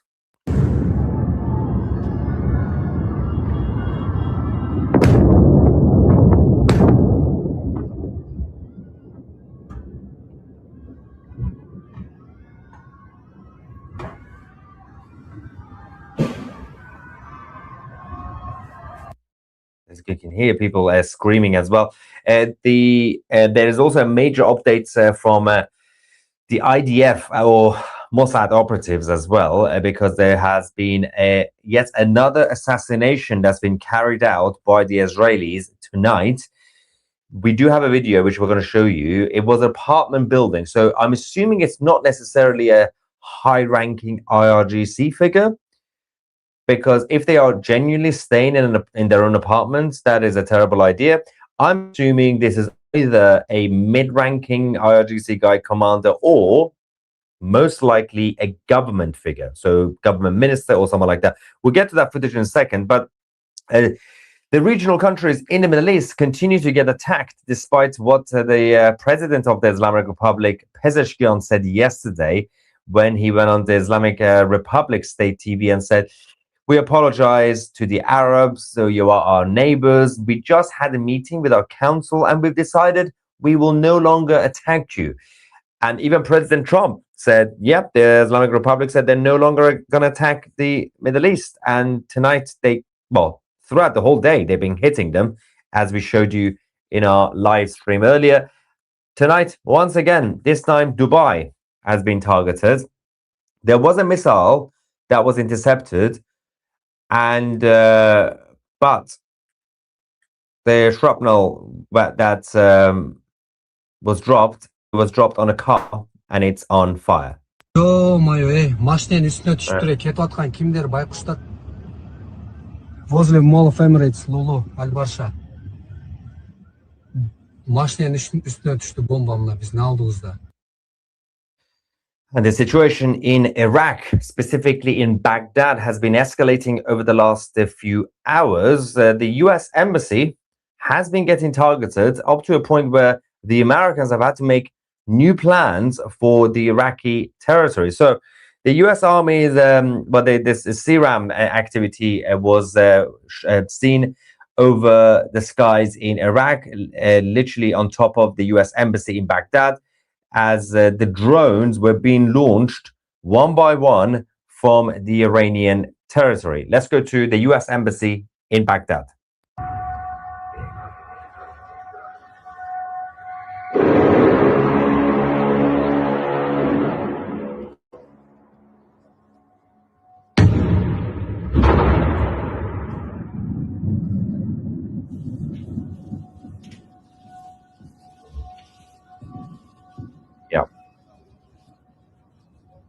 We also have more evidence of cluster warheads being used in Israel, which we'll get to in a second. But there is something from the US State Department on the issue of the Americans in Iraq right now. Their statement is those staying in Iraq must be ready to shelter in place for extended periods. This is the warning to the American citizens who are still in Iraq. Of course, things are getting dangerous over there. More defense capabilities are being sent. And we have the third aircraft carrier, USS George H.W. Bush, also on its way to the Middle East to join the other two. But for now, obviously, there has to be more support. And right now, mostly the French are on their way, but it's mostly the Americans and the Israelis. But the Americans are leading the way in terms of defense of the region. Nothing is coming from the United Kingdom. And the Netherlands are also sending support, which is good. Well done, the Netherlands. Well done, France. But the Brits don't seem to care much. We have the HMS Dragon, which is not going to be sent anytime soon because it needs repair, as we said earlier. And that's going to take some time because the people who are doing the repairs, because of the trade unions in Britain, they only work 9 to 5. Yeah. So during wartime, they literally finish work at 5 p.m. saying, yeah, we're going to go to bed. We'll come back on Monday and we will continue. Let's go to the latest footage from the capital in Iran, Tehran.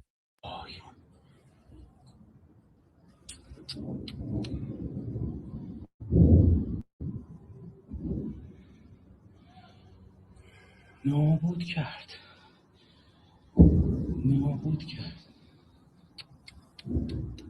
He's saying they've destroyed it. That's the oil refinery.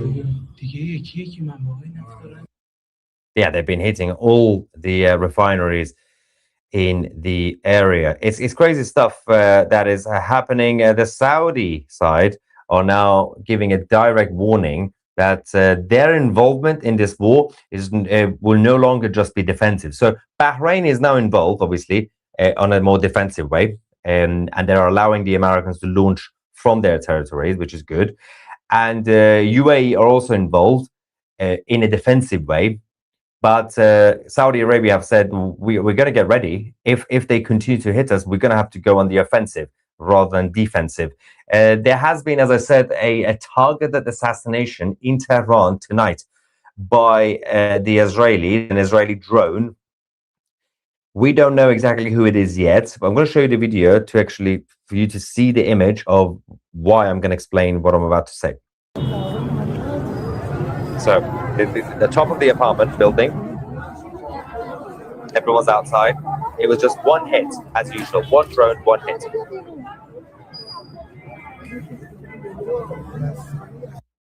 See, one drone, one hit. That is the Israeli signature. And that's why you always see the same thing. People come out of the streets like, oh, what was that? What happened here? And somebody gets eliminated. As I said, it's highly unlikely at this time for a high-ranking IRGC figure to be sleeping in his apartment building, right? So it's either a mid-ranking regime figure or government member. So it could be a government minister or deputy prime minister, deputy minister, or whatever they are. It's probably more a government figure because they have not been targeted properly. You got the president, Pezeshkian, who's still walking around. IRGC, the foreign minister, still walking around because the main targets until now have been the IRGC themselves, the leadership, the commanders, the generals, the leaders, basically.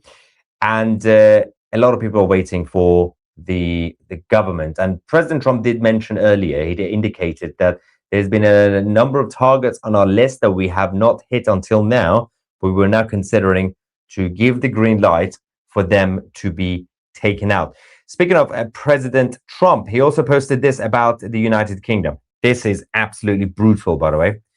The United Kingdom, our once great ally, maybe the greatest of them all, is finally giving serious thought to sending 2 aircraft carriers to the Middle East. That's okay, Prime Minister Starmer. We don't need them any longer. But we will remember We don't need people that join wars after we have already won. President Donald J. Trump. Trump has always been very tactful when it comes to the liberal-leaning leaders. So whether it's Macron, whether it's Mark Carney, although mostly actually Justin Trudeau in person, every time they met, especially Macron, especially Starmer, he's actually been quite charming, right? President Trump is always like, oh yes, Starmer, good prime minister. Macron is doing, obviously he makes jokes behind their backs, but he's always very charming, right? And this is the first time, well, in recent days, we've been seeing this attitude that the president has had enough. he's not mincing his words anymore when it comes to the British government and Keir Starmer. Let's go back to the situation in Tehran. More videos of the oil refineries being targeted tonight. The oil depots, the whole oil infrastructure is getting attacked. This is going to be brutal. From tomorrow, there is also a big problem here. The main issue here is for the Iranian people, because they are also going to feel this. Petrol stations, or as the Americans would say, gas stations. Don't know why, it's petrol. Petrol stations are going to struggle. There's going to be absolute panic.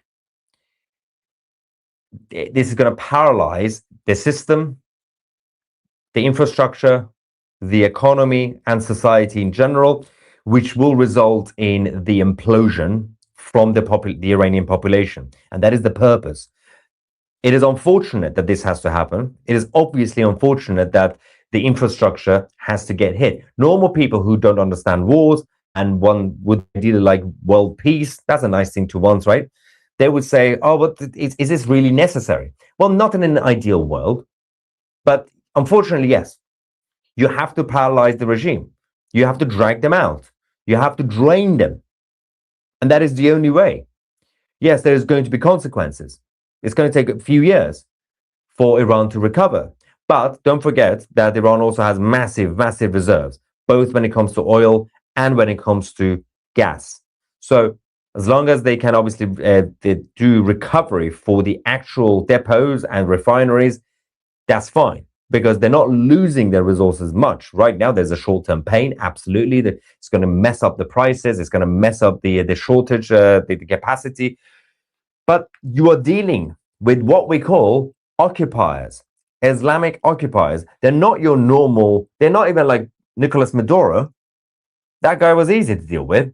You just pick him up, give him an Uber lift to New York, and he cries away, say, I don't want to go to New York. Mamdani is in charge. Terrible. Send me back somewhere else. But these guys, you have to make it very tough for them to actually collapse.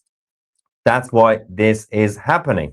This has been mentioned many times, even during the 12-day war. That was like a very, very gray area that the Israelis and the Americans didn't hit at the time.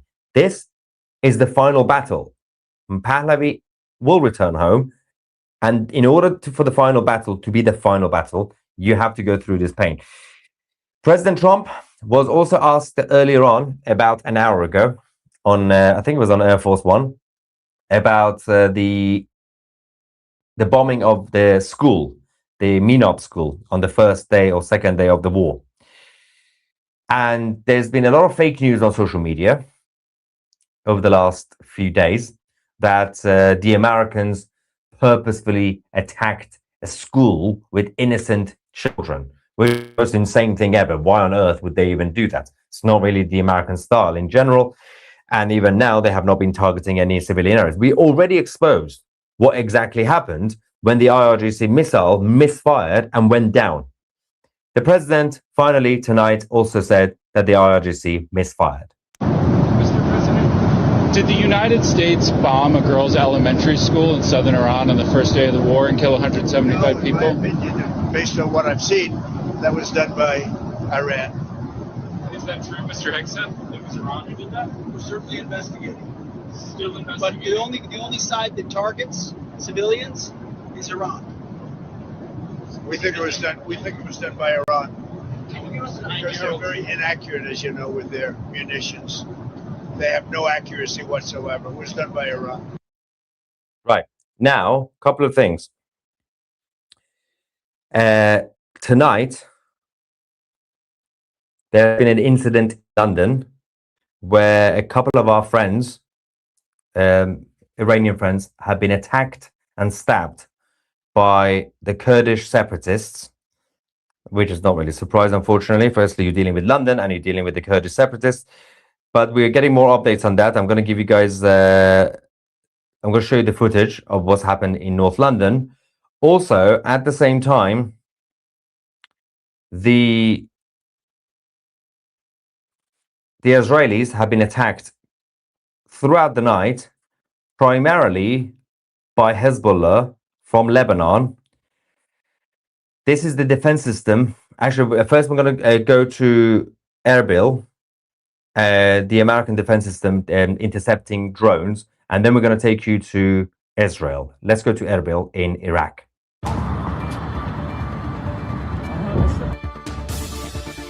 And we don't need music, it's annoying. We can see the footage, and I'm just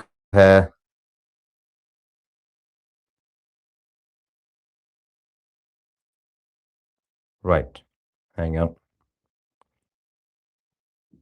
It's been a complete mess in London, by the way.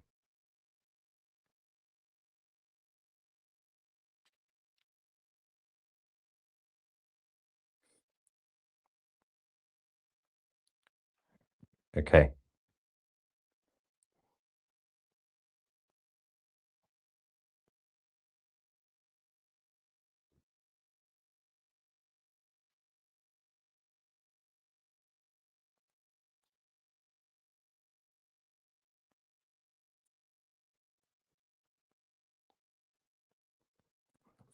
Okay, so Hezbollah, the IRGC's Hezbollah wing have been launching a barrage of rockets towards northern Israel. Injuries have been reported. A lot of them were intercepted successfully by the Iron Dome, but this is what happened.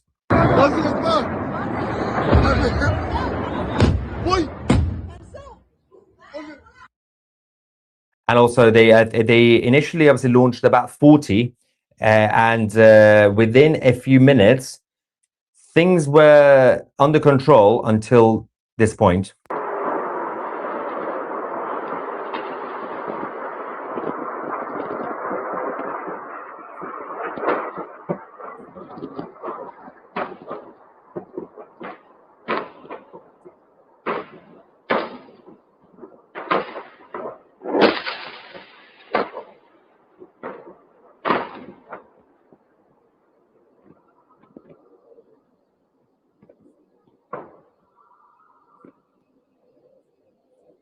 Someone says, Mahajan, where is Larijani? Do you suppose he's giving orders? So he was on TV earlier. I don't think he's sleeping in his own house, because even he's not that stupid. I do wonder where actually these guys are hiding right now, because they can't be in the main bunker, because first it's been almost destroyed. Also, it doesn't really help if you're hiding any bunker, because they get you. The Israelis are trying to hunt him down anyway, so I'll give him a few more days. Moshtaba has been hit. Khomeini, that's Ali Khamenei's son. He's still alive. The guy, that guy doesn't die. But the Prime Minister of Israel made a major speech earlier tonight. He said that we are creating the conditions that allow the Iranian people to take their destiny into their own hands. The Prime Minister also clarified that we are not in favor of Iran breaking up. We are not in favor of separatism or tribalism. We want Iran to be united and to be a friend of Israel and to be liberated, which of course goes against what some people have been pushing for, separatism, especially from the Iraqi Kurdish side, who are trying to impose their ideology on the Iranian Kurds who want to be Iranian. They want to be part of Iran. Of course, the Kurds in Iraq and in Turkey, they've been having a lot of issues, and they do deserve their own land. They deserve self-determination. There's a chunk of eastern Iraq and the southeastern Turkey that should be what we call Kurdistan. But people in Iran, they want to be Iranian, and you can't really impose that. And Bibi was absolutely spot on. The president also came out, President Trump, to double down on what Bibi said, saying, yes, absolutely, we're not really in favor of separatism. I'll get to that in a second, but let's just go back quickly to Tehran again, and I'm just going to bring the information about what happened tonight in North London as the Kurdish separatists attacked and stabbed our Iranian friends. Watch that.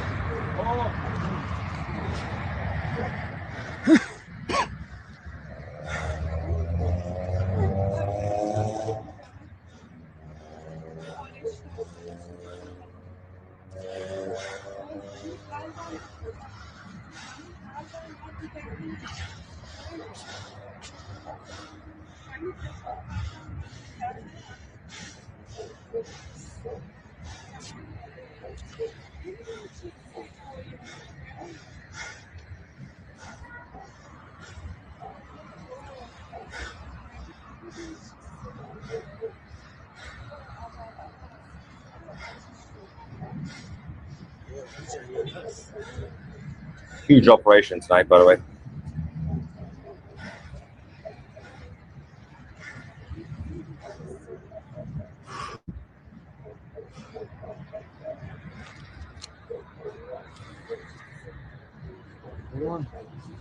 رفتم چایی بریزم پنجرمون شبیه صبح شدی من دم پنجره بودم پنجرمون شد صبح شد. Saying I was standing by the window when I heard this. گفتم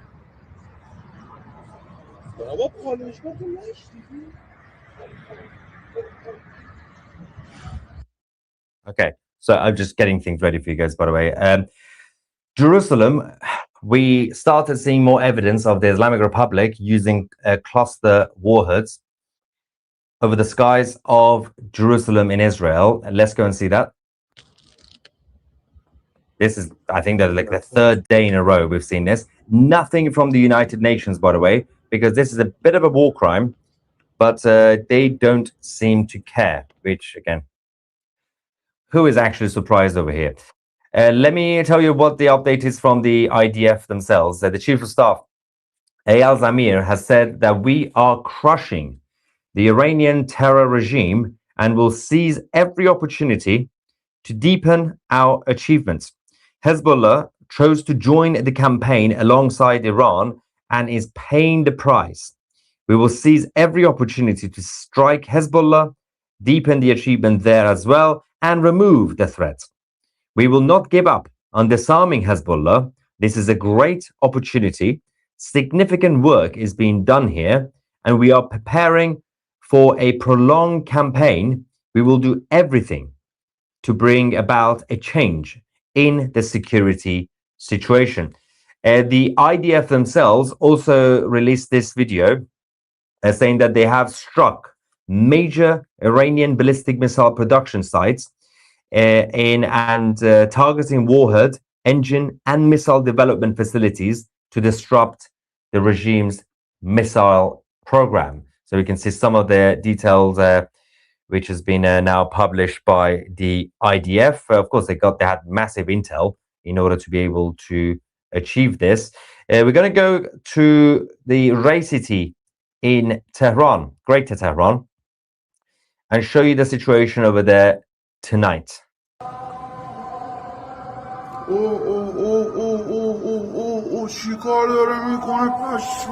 Yeah. It looks like the end of the world.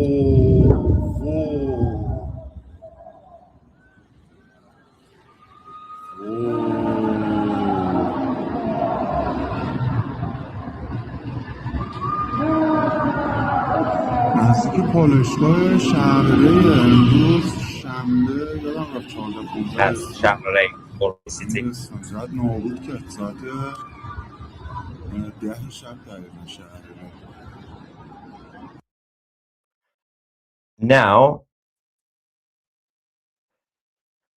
in Marivan, Marivan, sorry. The airstrikes also targeted the Quds Force organization's headquarters. So the Quds Force is the ground militant force of the IRGC that mostly operate outside of Iran. So if you remember Qasem Soleimani, he was in charge of operating those guys in Syria, Iraq, Lebanon, and those places. In Marivan, they have managed to destroy that early tonight. Yep. Bye-bye.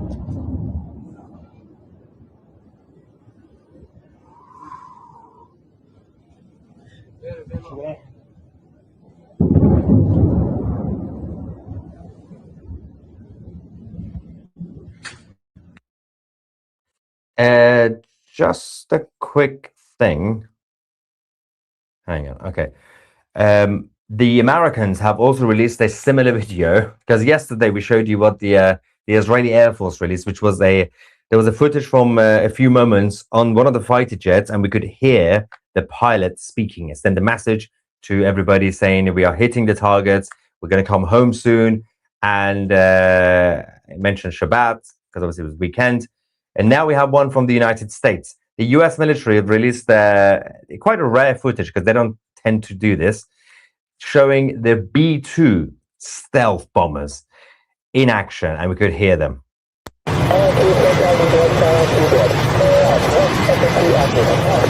we can't hear it properly.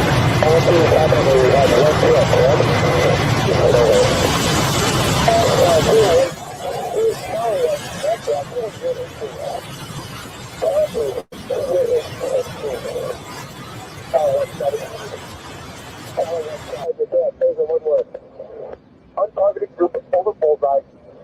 South, declare for 0599 5000 hot. South, bullseye 059 friendly. South, group of over bullseye 0164 hostile 13,000.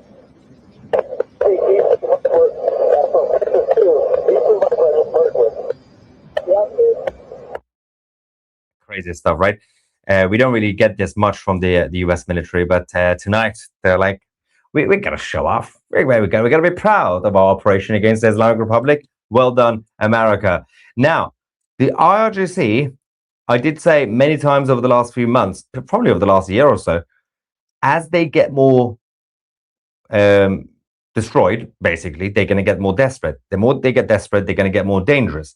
Over the last few days, they ordered the direct execution and shooting of ordinary people. If they are out on the streets, if they do seem to be supporting the war, if they smile, that's what they said, they will kill them.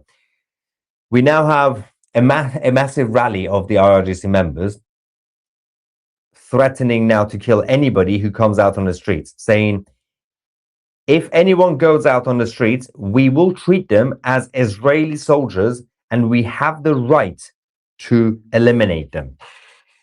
Watch this. We didn't have time to put subtitles on this, but this is the translation. توفاله‌های آمریکا و اسرائیل رو اجازه نمیدیم بیان کف خیابون. مرد آشوب کرد. مرد آشوب کرد. ما در حالت جنگیم. اگر کسی بخواهد کف خیابان بیاید، حکم سرباز اسرائیلی رو داره. و همون حکم سرباز اسرائیلی داره که خونش محضور الدمه، کسی بیاد کف خیابون همین حکم داره. و ما یک لحظه میدان رو ترک نخواهیم کرد. الله اکبر. I think you know this bit.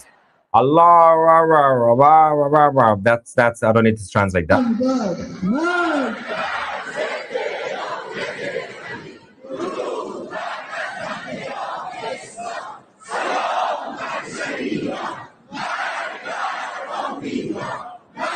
America, death to America. What? Hang on. Whoa. Go back. Did they just go crazy? Hang on. Wait, we've lost it. Hang on. This is what they're gonna say death to America, the usual thing. Wait. America.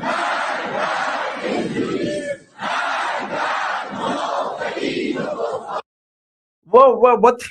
So they usually say death to America, death to Israel. Back in the day, they used to say death to America, death to Israel, and once every 6 months, death to England, right? Just for fun, just throw it in for no reason, even though obviously at the time England helped them, MI6 in 1979. Tonight, they forgot to do death to Israel, so they said death to America, death to England. What did England do? Firstly, Keir Starmer is actually helping you guys, but not helping America, their own allies. I think these guys are a little bit high and drunk at the same time. That's what happens when you do too much opium before you go out to a rally.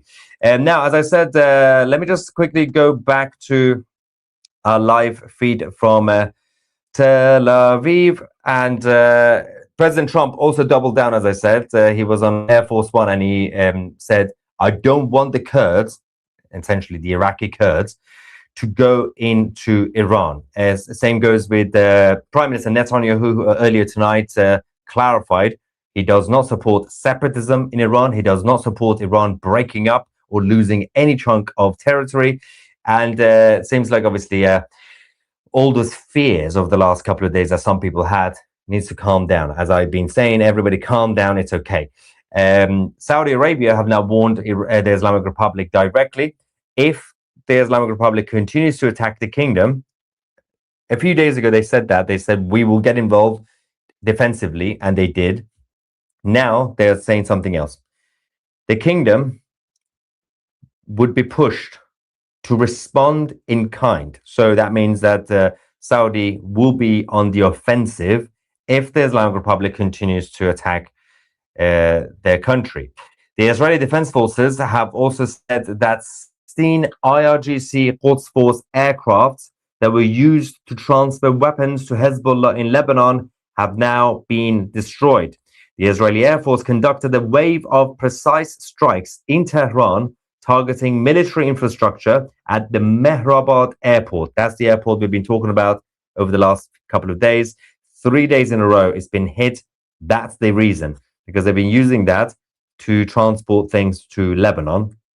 They said Mehrabad Airport, a central hub that was used by the IRGC to arm and fund its terror proxies across the Middle East. Several Iranian fighter jets were also struck. That's just a bit of a bonus.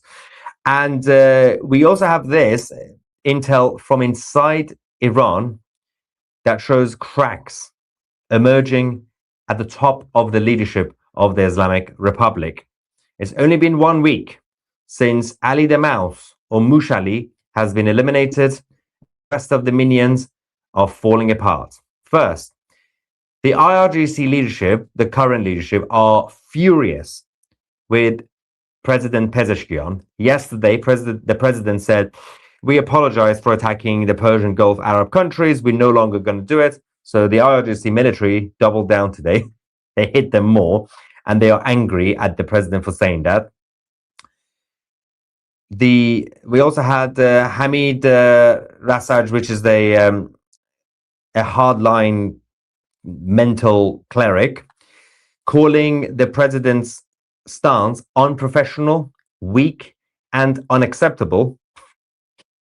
The IRGC are also accelerating the appointment of a new supreme leader. Decision could come as early as today, which is Sunday, the 8th of March, depending on where you're watching this time zone wise. Sunday, the 8th of March, because Mojtaba Khomeini apparently it's not official yet because he's a little bit injured. The Israelis hit him earlier and he's got a paper cut. So he needs to get recovered first. But Mojtaba is currently the front runner. Yeah, if you're going to put some money on holy market, that's the time to do it.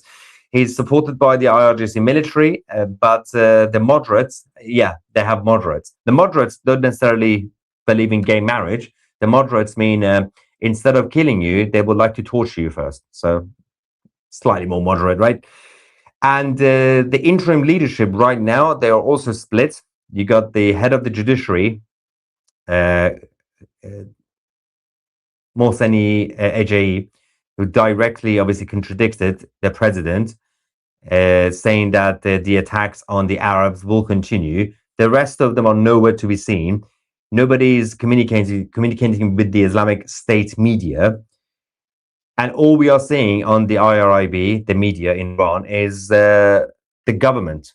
So we don't know where anybody else is. They're not even showing their faces. So everything's going perfectly fine right now for the Islamic occupation of Iran. Now, as I said, actually, I'm going to show you something fascinating. There's been a lot of doom and gloom as well, because the IRGC have been attacking Israel and the Arab countries. It's been tough, especially for those of you watching this right now from Kuwait, Bahrain, UAE, and elsewhere, and Israel. But our good friend, Apostate Prophet, or Redban, that's his actual name, good friend of 2CTV and me personally, he has released a new song. This is quite funny, actually. We need to take a quick break, and I'm going to get your reaction afterwards, and I'm going to tell you what happened in North London. But this is a new song released by Ridvan, Apostate Prophet, called Khamenei is Dead. That's basically the whole song. It's a remix. And I feature in it, by the way. This is also, you can actually see the montage. It shows that perfectly, pictures the mood of the Iranian people, everything they've been going through for the past few weeks, for the past few months, and for the past few years. There's been ups and downs in this song. Khamenei is dead.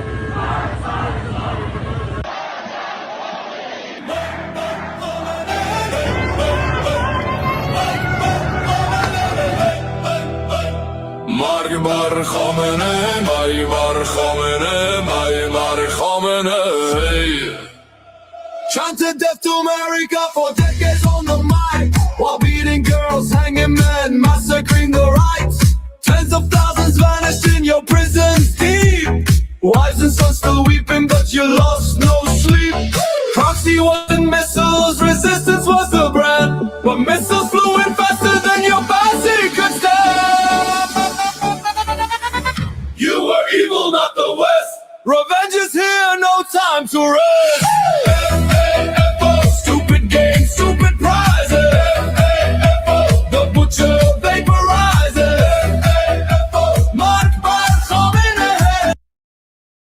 Oh my god, guys, I was literally in the process of downloading the song, and then Tusi started playing it, and I'm like, wait. Am I having like an audio issue here? Because I stopped the song, and now, but then he's playing it. So all right, guys, okay, we're gonna continue. But I have the song. I was gonna play it for you. The mullahs on their knees.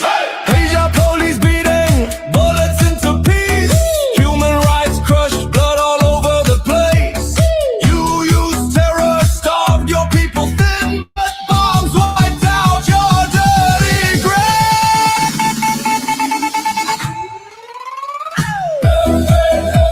Your empire's in ashes. Supreme liar crashes. Death to Khamenei. Iran rises from its knees. Stupid game, stupid prizes. The butcher vaporizes. March back, Khamenei. The mullahs on their knees. 86 years of lies and chains, now Tehran parties in the flames. From Khomeini to you, the same old deadly game, but far finally came. Margy bar Khomeini, Margy bar Khomeini, Margy bar Khomeini. Margy bar Khomeini. Margy bar Khomeini. Margy bar Khomeini. Margy bar Khomeini. Forever.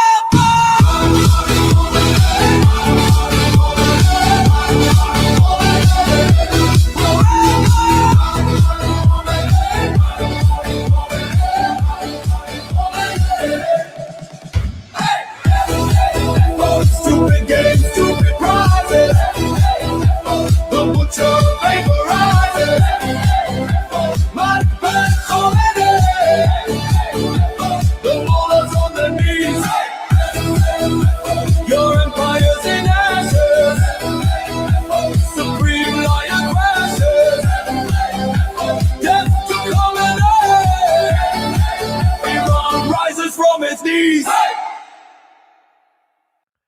Big shout to our good friend Ridvan, or Apostle Prophet, for this song. Now, while people in Iran are waiting for the full collapse of the regime, they're still being targeted by many sides. The Islamic Republic continue to be desperate. Some people in the West, across the world, the political left, the Islamists continue to target them. Separatists continue to target them. Tonight, unfortunately, in North London, in Finchley, we had an incident, as the Met Police would call it, and the media in the UK.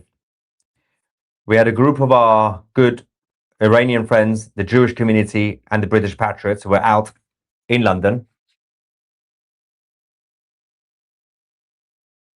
They were targeted. They were attacked.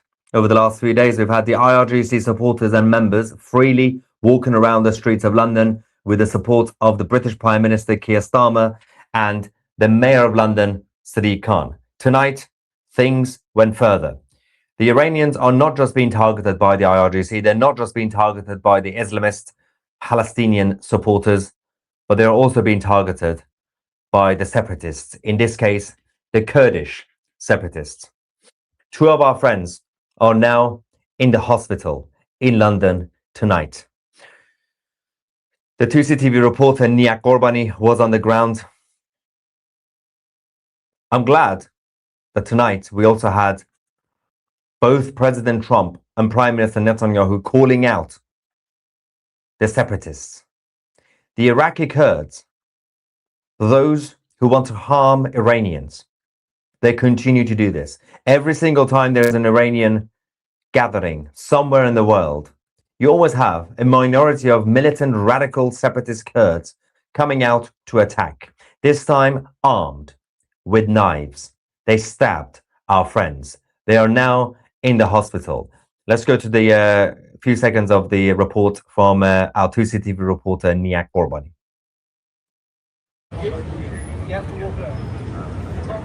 They closed off the area.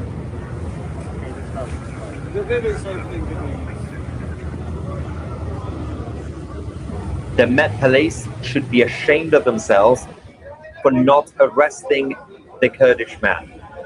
He got away. Tonight, he got away. This restaurant actually, because it's separated,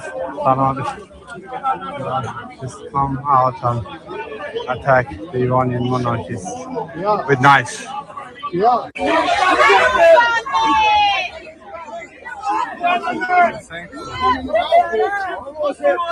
That's all they can do, the Met Police.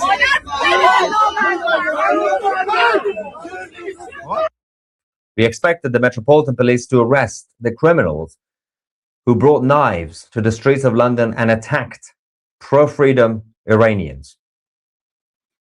Now, of course, the Kurdish separatists, who are violent, who bring knives, who attack, who do terrorist activities, they don't want to see a united Iran. They don't want to see Iran to be free and democratic. It's not in their interest. Fine, we can have a debate. Absolutely. We can have a conversation. I'm already in favor of the Kurdish separatists to have their own land. Obviously, it's part of the eastern Iraq and the southern parts, the southeastern parts of Turkey. But you can't impose your ideology by force with terrorism and take Iranian territory and destroy Iranian people. You can't do it with violence. You can have a debate. Absolutely. Let's have an actual dialogue. That's how we do things in a civilized world. We don't shoot people. We don't knife people. But they continue to do it. And that is a problem. And by the way, they also destroy the image of the rest of the brilliant, lovely Kurds, including the Iranian Kurds. And I also know a huge number of brilliant, lovely Syrian Kurds who've also been suffering for decades under Bashar al-Assad, who refused to give them Syrian identity. And that's all they wanted. They wanted to be recognized as Syrian Kurds.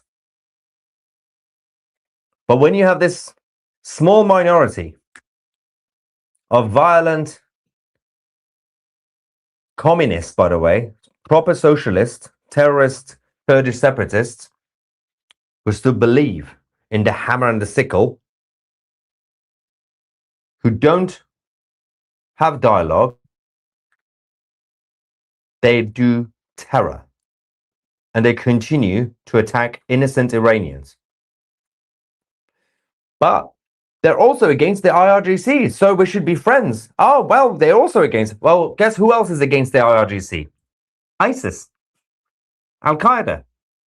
They're also against the IRGC. Does that mean we should be friends with the IRGC, with the ISIS? No.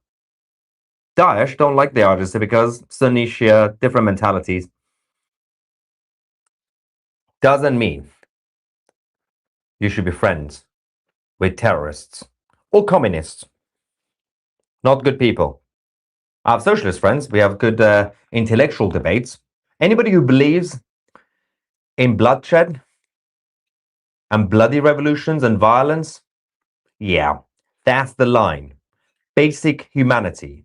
That would be nice to have. Let's take you back to Tel Aviv and get some reaction in the live chat.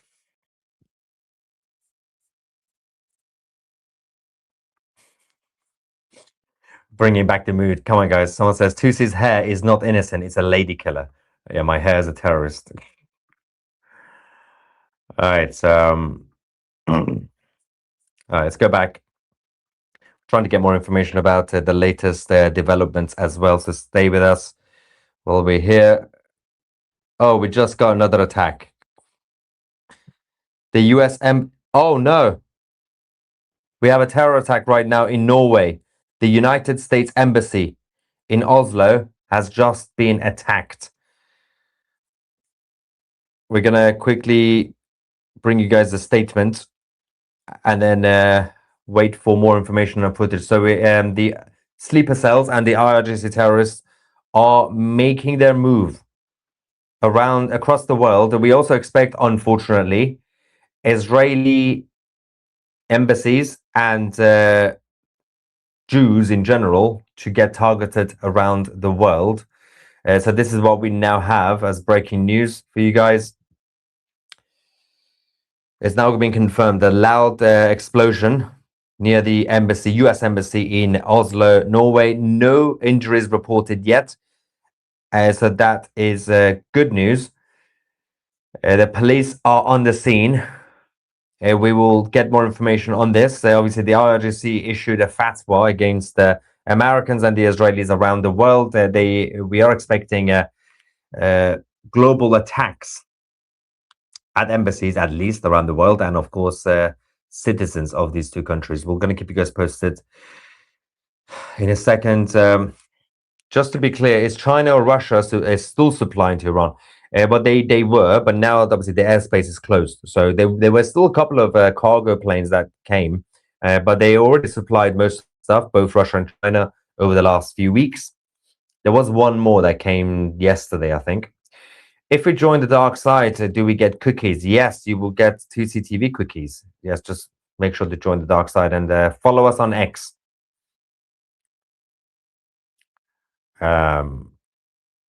Did they hit Fordo? They did say evacuate, but we haven't received any updates from the Fordo nuclear site. So I will wait. Someone just said US embassy in Oslo, Norway has been attacked. Explosion. Yes, yeah, we just reported that as well. Okay. Won't hitting refineries hinder a free Iran from financing rebuilding of their country? No, but yes and no. I explained that earlier. There's a short-term pain, but there's a lot of resources. It's going to take time, but there will be recovery, just like how Dresden recovered after 1945. Keir wants to fight Russia but can't defend Cyprus. That is a very good point, by the way. Keir Starmer, who's ready to send troops to Moscow, is not ready to defend a tiny island of Cyprus. That's embarrassing. And British citizens. I think it's important for people to remember that this war is not about liberation. Liberation is secondary to cutting off China's oil supplies. Without that, it's the other way around. That's just a bonus that China is losing more of their proxies and their minions. Venezuela, obviously soon Cuba, and Iran. Yeah, this is basically starting the semi-Cold War with China right now. What happened tonight with the oil refineries? Mr. Toos, Mr. apparently. Please, you forgot to answer my super chat yesterday. You mentioned Brazil and Lula. Why? What's happening with Brazil and Trump? Is Brazil another Ven? Okay. The guy is crazy, obviously. And the Brazilians need to take back control of their country. There is a big wave of pro-freedom, liberty, and free market economy that is going around Latin America in general. We've seen El Salvador, Argentina. There is hope for Venezuela. We will see change in Cuba. Brazil will have to change, and it will change. People in Brazil deserve better than this corrupt, pro-IRGC, pro-Palestinian government of Lula the lunatic. Here to see his lyric for your new pub in Persia. We are the media, that's you and us. Our comments add to all the fuss. We strike the like and comment too. The media here is us and you. Quite cheesy, but I like it. Tusi, appreciate your work, brother, from Louisiana, US. Thank you so much. Oh no. Another breaking news. Saudi Arabia under attack again. Okay, the Riyadh diplomatic quarter was just targeted by Iranian drones. Fortunately, the Kingdom of Saudi Arabia managed to destroy the drone before impact. So that is good news. It seems like nobody cares what President Pezeshkian says because he apologized and he said, then we're not going to attack the Arabs anymore. But oopsie, they still do it. And I explained why, obviously. Heard the UK arrested 2 for spying for Iran. There's been a number of arrests in different countries. Won't take it seriously because depending on what country it is, for example, in the UK, if terrorists or spies get arrested, then they get promoted. So they're probably going to get bored. They're going to join the House of Lords. To see what does Kia means in Pakistani again, I don't know, but I know in Persian it means penis. Also, Pakistani is not a language because it's not even a country. It's an acronym. Free ale every Friday. Brilliant. Has your dad sent you any videos of the base next to him? No, because we have absolutely no internet connection with him. He's got no internet. So the only thing he's got is he can call me directly on the actual phone, and I can't call him. So he can't really send me any videos. That's a problem. I feel like we're in like 1995 all over again. It's a little bit frustrating. I'm shocked that they work even 1 hour a week. You have a Labour government, yardbirds barely work. Yeah, that's about the USS, wow, HMS Dragon, the carrier that needs repair before it gets deployed towards the Mediterranean Sea. And apparently the repair is going to take some time because the staff only work 9 to 5, Monday to Friday. It's so bad, isn't it? I think Kia has screwed up so badly. I think the king will have to make an emergency trip to the US to patch up relations. To be fair, that actually, people might think this is ridiculous, but you might have to use the king, even though the king doesn't like Trump. It doesn't really matter. He's the protector of the crown. It's not about Charles himself. The king will have to probably go to America on a trip to sort out the relationships because it's not looking too good right now. Fake news, question mark. 120 school children killed in Tehran. That was days ago, and that was the IRGC missile. Tusi, have you heard anything about someone posting on Ayatollah Khomeini? I mean, Khomeini died in the 1980s. Khomeini's X account that they were going to detonate a nuclear warhead in Tel Aviv. Good luck with that. Heard this on Pastor Paul something YouTube. What?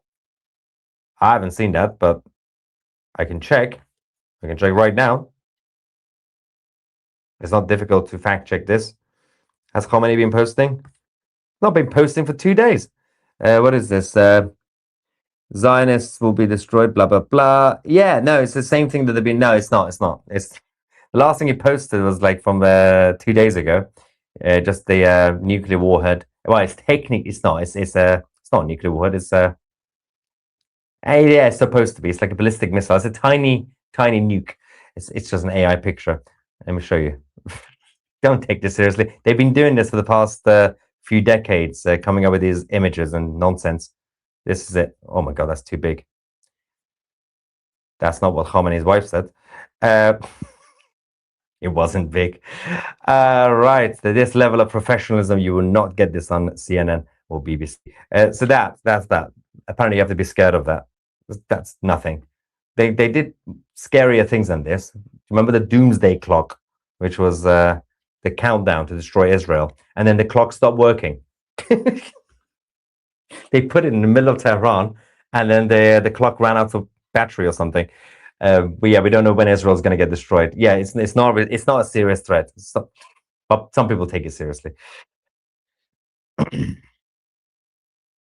So why did the Brits choose to send a warship that needs repair?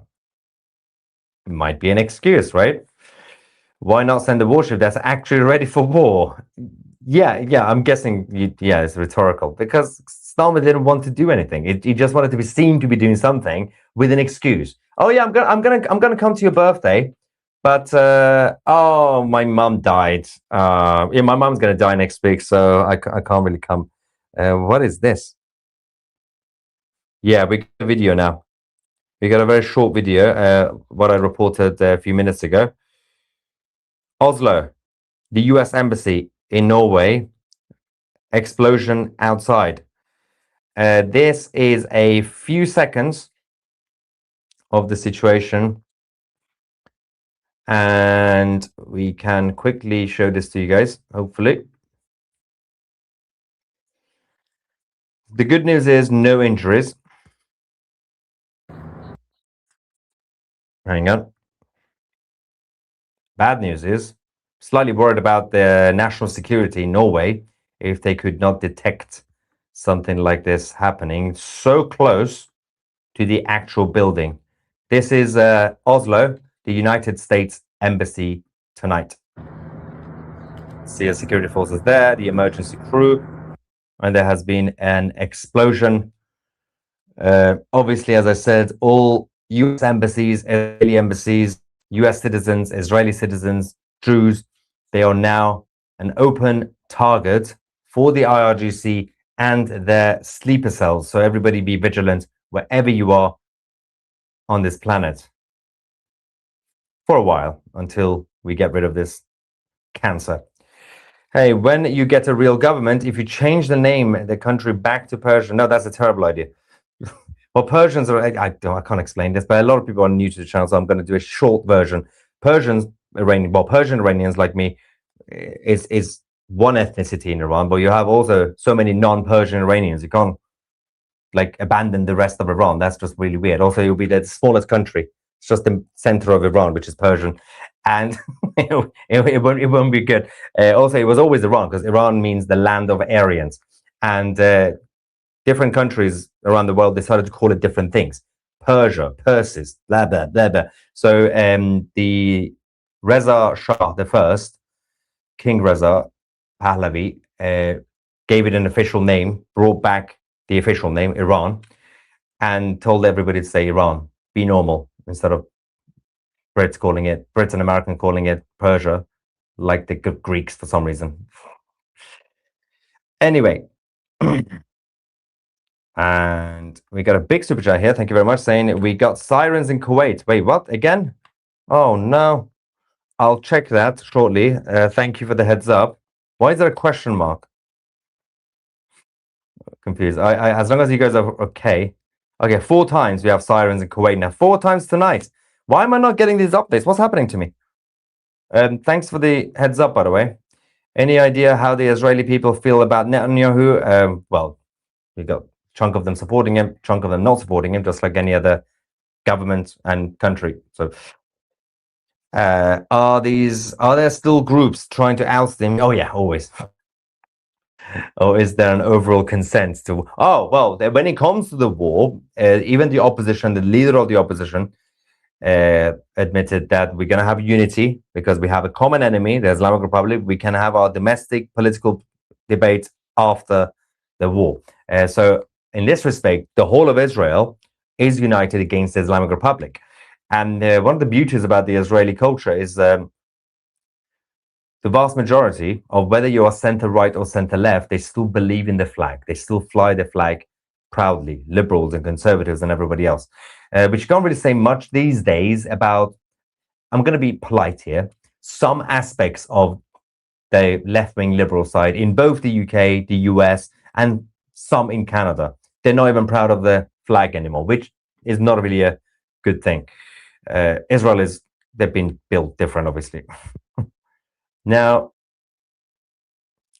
what is this? Mosh says, it's not just Iran. Many Iranians said they will donate billions. Uber CEO, for example, a lot of foreign money will pour into Iran post-cancer. Yeah, that's about the recovery. Absolutely spot on. There's going to be so much opportunity. Iran is going to be opening up to the rest of the world. The progress you saw in Dubai, for example, and the UAE, as just one example, in a space of about 30 years, 20, 25 years, but 30 years, let's say 30 years, Dubai, changing from being a desert to this. And actually also Israel, since 1948 till now, don't forget, it's only been a few decades. The progress, the investment going in, the opportunities, because these guys embraced market economy, free market economy, and it helped create prosperity, make their countries great. And that's what will happen in Iran, unless things go wrong, obviously, and if bad people take control. All right, let me just double check what on earth is going on in Kuwait and also Oslo. Yes, we have it. Okay, we have an update from Kuwait. Oh my God, I almost missed this. Yeah, this is actually filmed by one of the American service members, showing an Islamic Republic drone. I'm going to show you. What is this? Although I know this video is not tonight, so I'm not going to put this on. This is actually from a couple of days ago. That was almost fake news. We have. I will get more information on what on earth is going on in Norway, because we are getting limited intel about the explosion outside the U.S. embassy. And of course, we'll keep you guys posted on everything else. All right, I need a break. It's currently 1:20 a.m. where I am. I probably need a tiny nap before we continue our live coverage, the Iran War Room on 2C TV. Thank you so much for watching. As I said, do me a favor, if you haven't done it already, follow us on 2C TV on X, our official account, at 2C TV Official. We are currently on 93,000. I would like you guys to help us reach 100,000. This is a new account that we've created. If you get us to 100,000, I might do something crazy. I don't know. Surprise for everyone. Thank you so much for watching. I'm Maya Tusi, and we are the media.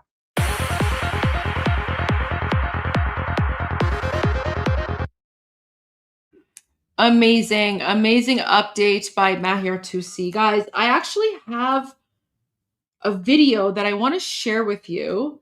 I saw this video a few days ago and I liked it, but I didn't save it. So I'm going through my X likes. And Americans, you're actually going to really appreciate and enjoy this video, because this was a video by an American who happened to be in occupied Iran when the bombs started falling, when the boom booms started happening. So give me a few minutes to try and find the video. But in the meantime, here is one of the new songs. Actually, let me add a few songs here, because I might need a couple of minutes to find the video, right? So I've got that one. And of course, guys, I don't think we haven't played Bapiche yet today, have we? Because I was gone and Armin doesn't know how to like do the video stuff, right? So we haven't played Bapiche. All right, okay, let me play this one. And let me find the other one. Okay. Yeah, I don't think we've played Bapiche today. All right, so here we go. Here's the new song, and then we're gonna go to a few songs, and then I hope that by that time, guys, you're going to want. Oh, yeah. So guys, I want to add Khamenei Pad, but it's just audio. Like Khamenei Pad is just audio. I need like an actual music video, right? I need an actual music video, hopefully with like English translations or something like that. And yes, I listened to President Trump's speech today. Cuba is next. I'm so excited for Cuba. I cannot wait until Cuba is liberated. I'm so excited for Cubans. Don't worry, Cubans. You guys are next, and I promise you, we Iranians, we support you. What is it? Cuba Libre? Cuba Libre? We support a free Cuba. Don't worry. We have your backs, Cuba. We are there to support you. We're there to support you. You know what? Someone's requesting "Call Me Khamenei." I listened to that. It was kind of stupid. I didn't like "Call Me Khamenei." It wasn't the greatest. It was kind of stupid. But Cuba Libre. So we love Cuba. We love Cuba. I can't wait until Cuba is free. They deserve it. And guys, remember, Marco Rubio, he's Cuban. So don't worry. Marco Rubio, he's not going to forget Cuba. He's not going to forget Cuba. But what's going to make liberating Cuba much easier is because Cuba was supported by Venezuela, like the Venezuelan dictatorship, and Cuba was also supported by the Islamic regime. So now that the Islamic regime is gone, and now that Venezuela, the dictatorship is gone, Cuba's next, and I cannot wait. I cannot wait because, you know, as a Canadian, I visited Cuba several times, and the one thing that Cuban people have always said to me is that they pray for liberation. So it is more than, you know, like it's overdue. It's overdue. And guys, we all need to support Cuba. We need to support Cuba. There are not that many Cubans in the world. Wait, like what's the total population of Cubans? Wait, let me see. Total.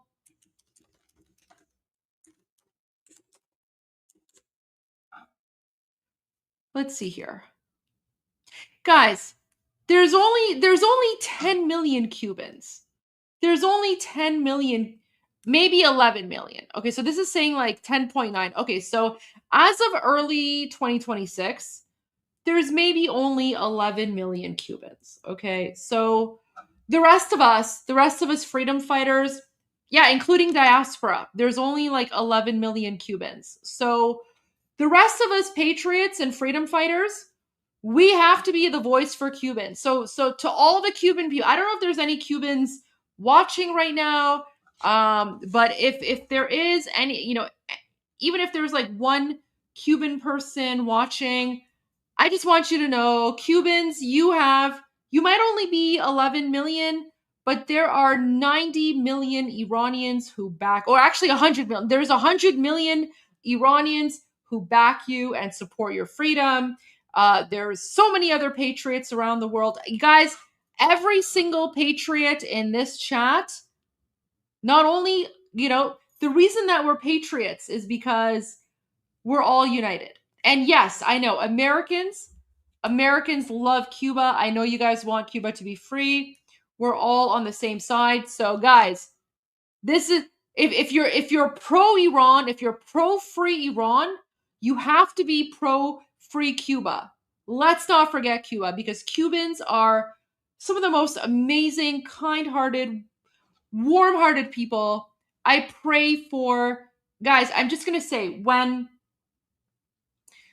President Trump, like I watched President Trump's speech today, and when President Trump was saying that Cuba is next, I'm not even going to joke. I cried. I got emotional. And I know it's an emotional time for Iranians, but when President Trump was speaking about Cuba, I cried. I cried. I just Cuba deserves, like, Cuba. Guys, I've been there. They don't deserve their communist dictatorship. Unfortunately, listen, I will gladly play President. Did Armin not play President Trump's speech from earlier today? Sorry, I'm not criticizing. I'm just asking because I haven't been on the stream all day. But if Armin did not play President Trump's speech from today, it was so good. I was watching it live and I was crying. I was like, "Oh my gosh, Cuba." Like,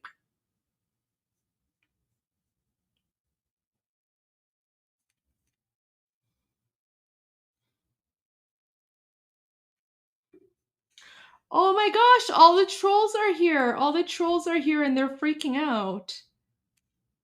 All the trolls are here and they're like, "Woo." Yeah, Shield of the Americas. I was watching President Trump's announcement on Shield of the Americas, and honestly, when he started speaking about Cuba, I got really emotional. Only because, like, for us Iranians, like, we're in a very emotional state right now. And when President Trump said that,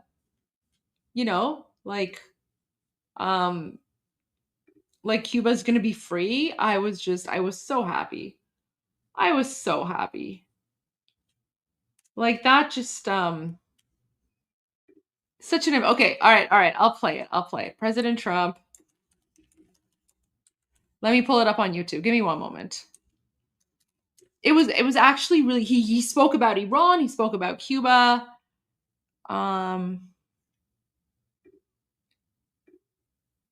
Wait, okay. Let me see here. It was really good. Okay, guys, like, I'm not even American. Like, I'm not American, but I was watching this and I was like, oh, wait, my browser lost connection. All right, give me a moment.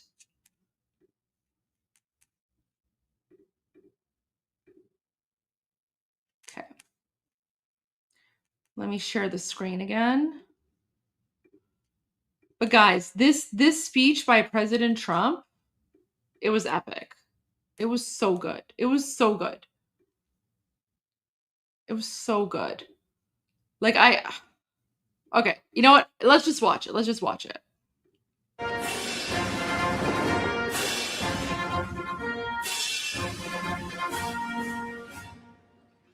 Ladies and gentlemen, the 45th and 47th President of the United States, Donald J. Trump.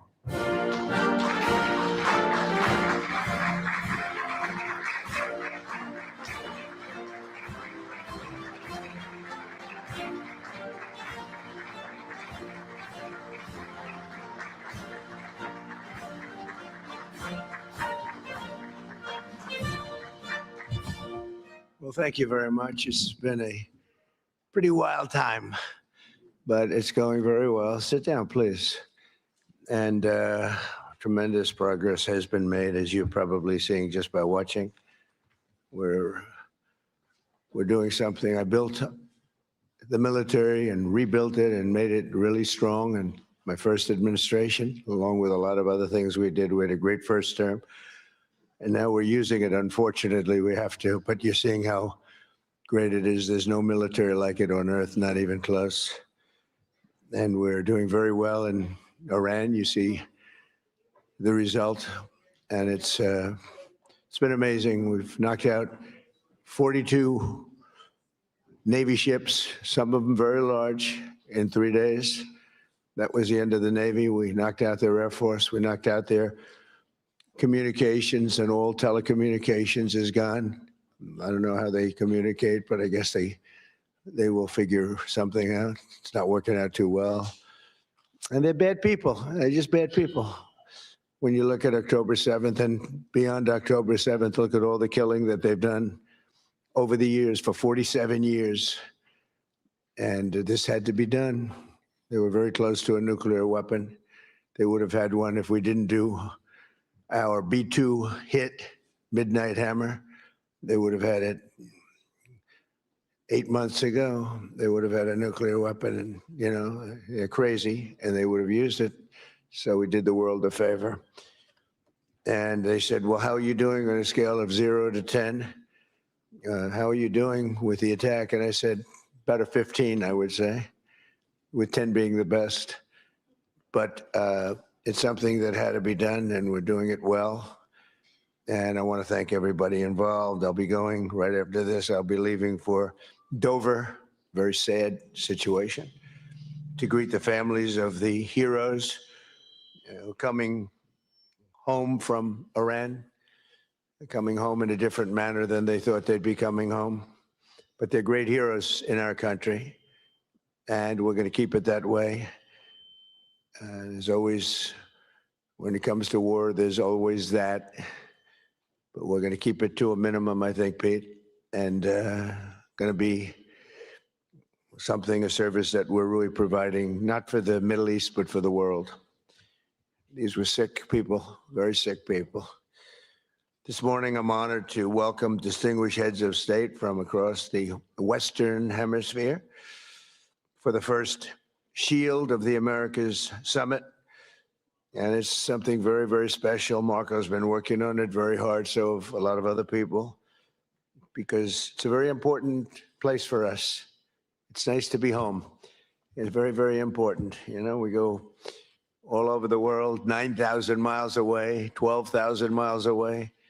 I said, how long is this flight? Sir, this flight is 19 hours. I said, oh, that's great. I said, now I have flights that last for 2 hours. I like that better. Much better. But on this historic day, we come together to announce a brand new military coalition to eradicate the criminal cartels plaguing our region.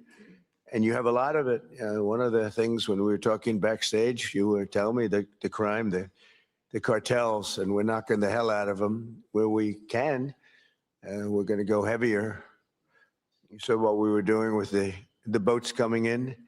The boats, there's not a lot of people coming in by boats anymore. We knocked down drugs coming in by sea.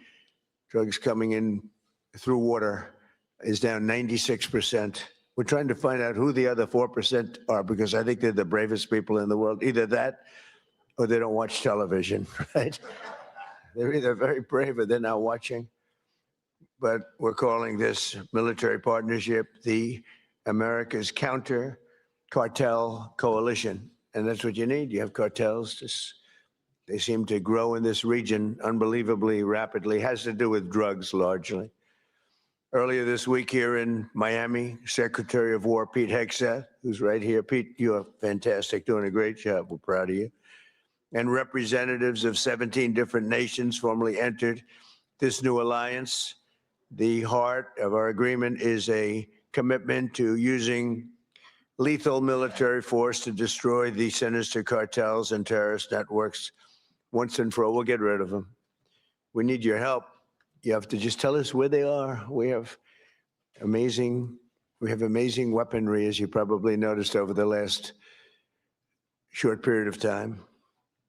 But I want to thank members of the coalition, most of whom are friends of mine. Few of them I just met, but most of whom are friends, many of whom I endorsed. And they took that endorsement and they went on to win big. I haven't had a bad endorsement yet, right? Yeah. He says, yes. He was happy. He was a couple of points down and went up like a rocket ship, right, in Argentina. But the president of Argentina is here, Javier Milei. Thank you very much. Thank you very much for being here. President of El Salvador, another friend, Nayib Bukele. You know, he is a man who we've gotten very close to. I saw him as a young man my first time. You were young and handsome. Now you're older and handsome. You're older and handsome. But he runs a good operation. That's all I care about, right? When I first saw him, I said, he's too young. And then I saw the job he did. I said, well, I guess he's not too young, because I was young and did well. But you've been a great president, and we appreciate the relationship very much. President of Paraguay, Santiago Peña, thank you very much. Thank you very much. President of Ecuador, Danielle Noboa. Danielle, thank you. Thank you, Danielle. President of Panama, I love that canal. Jose, I think he made the greatest deal in history. He bought it for $1. One of our brilliant presidents. I can't sleep over that deal. They gave it to him for $1. Jose Raul Molino, where's, you know, you made one of the greatest real estate deals in history. Jimmy Carter, one of our great presidents. President of Honduras, Tito Esfora. Thank you, Tito. Thank you very much. Great to see you the other day. President of Guyana, Irfan Ali. Thank you. President of Bolivia, Rodrigo Paz. Thank you very much. Great people. Prime Minister of Trinidad and Tobago. And I have to be very careful with this because, you know, your first name is very similar to a first name that we have, but fortunately it's pronounced different. It's Kamala. Supposed to Kamala. I like Kamala better in many ways. And I just want to say thank you very much, but I had to be careful with that first name. I didn't want to get it mixed up because it would ruin your reputation completely. Right? I said, is this the same pronunciation? No, sir, it's a little different. It's Cam, right? Cam, as opposed to Cam. We don't like Cam. President of Costa Rica, Rodrigo Chavez, as well as the President-elect of Costa Rica, Laura Fernandez Delgado. So thank you very much. Thank you very much. And the President of the Dominican Republic, Luis Abinader. And so many of my friends are in the Dominican, including the Sugar King, right? He is indeed the Sugar King. He got a lot of sugar. I don't know if that's good or bad, but he's got a lot of it, right? But we're grateful to be joined as well by the President-elect of Chile, Jose Cast. Congratulations. It's an endorsement. Gave you a little endorsement. I love when I give endorsements and people win. But you know what? They don't lose. You know, I don't know. I guess it would be illegal. Could you imagine if I could say they spend millions and millions and millions of dollars on a campaign? They're losing. And they beg me for an endorsement. I give them an endorsement. They win by 30 points. And I get nothing. If I could sell that, is there a way? Do we have any of our legal people here? Marco's close enough. Is there a way I could get paid for that, Marco? I'd make a lot. They spend millions of dollars. And I give it for nothing. I could, even if I put it into the Treasury of the United States, it would be pretty good, right, Marco? But Marco's saying that's not a good idea. No, but it's an honor to do it. It's an honor to have that power where I can endorse somebody. And even in foreign countries, here it was, we had one in this week, 124-0 with endorsements. And so that's good. But now I'm doing foreign countries all of a sudden. Saying, sir, would you endorse me? And it's an honor. If I like you, I only do it if I think you're good. You know, if I think you're not good, I've turned down many more than I've accepted, believe me. I want to thank Secretary of State Marco Rubio for his leadership in organizing this really important summit. He's fantastic. He's a fantastic Secretary of State. And thus far, look, we've had the most incredible year of any president, I think, by, you know, I ended 8 wars. We're not going to go into it too much today, but what we've done is incredible. And we're going to be doing some incredible things together because I look at our region, if I can call it that, as being very important. It's been abandoned by the United States for so many years. You know, they went so far away. They went to these faraway places where they weren't even wanted. And a lot of stupid people, really stupid people. But Marco is going to go down, I think, as the best Secretary of State in history. That's my opinion. Now, I'm a little prejudiced because I like him too, but I think he's on his way. So you've done 25%, you got 75%. He's got 3 years left. So he's got 25% under your belt. So far, you're leading. You're very leading by just about a smidge over a couple of pretty great ones. We've had a couple of pretty great ones, right? But I think he's going to do that. And I think Pete's right there, too. If Pete keeps going, he's going to be something, too. At what he does, all of the nations in this room share the same priorities: security, prosperity, free commerce, and the rule of law. And you want the rule of law. Sometimes your communities don't let you have it because you got some rough communities, right? That's why together we're also forming the Shield of Americas, a new organization to advance these shared priorities in our hemisphere. And we're pleased to be joined as well by Secretaries Pete Hegseth, Scott Bessent. Scott, thank you very much, Scott. Oh, it has to be a big deal if you're here. Well, he controls the purse strings of the country. You know, he goes on television and he just soothes everybody. He did it yesterday. The prices were going. He got on. He's a soothing person. He's actually a killer, but I don't want to say that. No, he's a soothing person. He goes on television. Right, Pete? I think nobody better. So we could use him for war every once in a while, you know, soothe. Although we don't really want that kind of a personality for war. We want your personality for war. You're just perfect. Howard Lutnick. Thank you, Howard. Chris Wright. Kristi Noem. Along with U.S. Trade Representative Jameson Greer, who you all know and you deal with.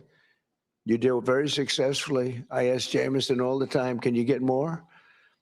Can you get more? He's the king of tariffs, right? But he's very gentle. We want to be very gentle with our friends, right, Jameson? Deputy Secretary of State Chris Landau. Chris, where is Chris? I haven't seen Chris. He's fantastic. He was an incredible student. He went to the best schools, and he was #1 in his class at all times. And Marco saw that and saw the talent he's got, and she said, that's the guy I want as a deputy, and I heard you're doing a great job. Thank you very much. Deputy Chief of Staff Stephen Miller. Stephen is, I don't have to tell you anything about Stephen. Everyone knows. There's nothing, Stephen, there's nothing I can say. He's fantastic, that's all I can say.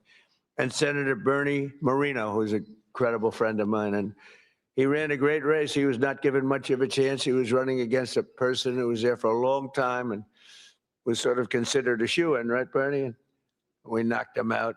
We knocked him out. He's trying to make a comeback, but we took him out.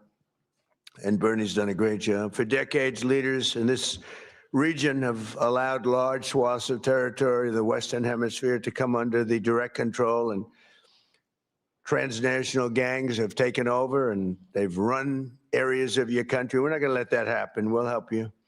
And bloodthirsty cartels that impose their will through murder, torture, extortion, drug trafficking, bribery, and terror. And some of you are in danger. I mean, you're actually in danger. It's hard to believe. But we're working with you to do whatever we have to do. We'll use missiles. If you want us to use a missile, they're extremely accurate. Boom, right into the living room. That's the end of that cartel person. But we'll do whatever you need if you want. A lot of countries don't want to do that. They say, oh, sure, I'd rather not have that. I'd rather not have that. I believe they can be spoken to. I don't think so. Many of them don't want, and that's okay too. You're going to do you. But if you need help, you're going to let us know, okay? Many of the cartels have developed sophisticated military operations, highly sophisticated. In some cases, they say they're more powerful than the military in the country. Can't have that. These brutal criminal organizations pose an unacceptable threat to national security, and they provide a dangerous gateway for foreign adversaries in our region. And we don't want them near our country either. We don't want them to come in. They're cancer, you know. They're cancer, and we don't want it spreading. We have a very strong border. You know, we have a border now where for 9 months, 0 people have been able to come through. It's hard to believe, actually, because we went from 25 million people coming in over the Sleepy Joe Biden, one of the worst presidents in history of the world. He was the worst president in the history of our country. We've had some pretty bad ones. Recently, we've had some pretty bad ones, but he's the worst. But he would go down as one of the worst in the world. I'm going to up his category now. It's horrible what he did. And what he didn't do was probably worse than what he did. Every leader here today is united in the conviction that we cannot and will not tolerate the lawlessness in our hemisphere any longer. The only way to defeat these enemies is by unleashing the power of our militaries. We have to use our military. You have to use your military. You can't fight these people with, and you have great police. You have some great police, but they threaten your police. They scare your police. You're going to use your military. In many cases, our forces have already been working closely with yours, and the United States looks forward to deepening and expanding that cooperation in the months ahead. And it's so good that we got to know so many of you. I mean, we're so many. And I'd love to get to your countries at some point. Marco loves going to your countries. He's always at one of these countries. He likes your countries the best, okay? You know, where are you? I'm in Chile. Oh, good. How's Chile doing? Good. He likes it. He feels very comfortable. We all like him, right? It helps. He's got a language. He's got a language advantage over me because I'm not learning your damn language. I don't have time. I was okay with languages, but I'm not going to spend time learning your language. That much I won't do. Just give me a good interpreter. Interpreter, very important. And I know if somebody's good. I may not speak the language, but I know I had an interpreter recently that wasn't good, talking to a very strong person from a different part of the world. And I could tell, even though I don't speak the language, I could tell the interpreter was not good. When you go,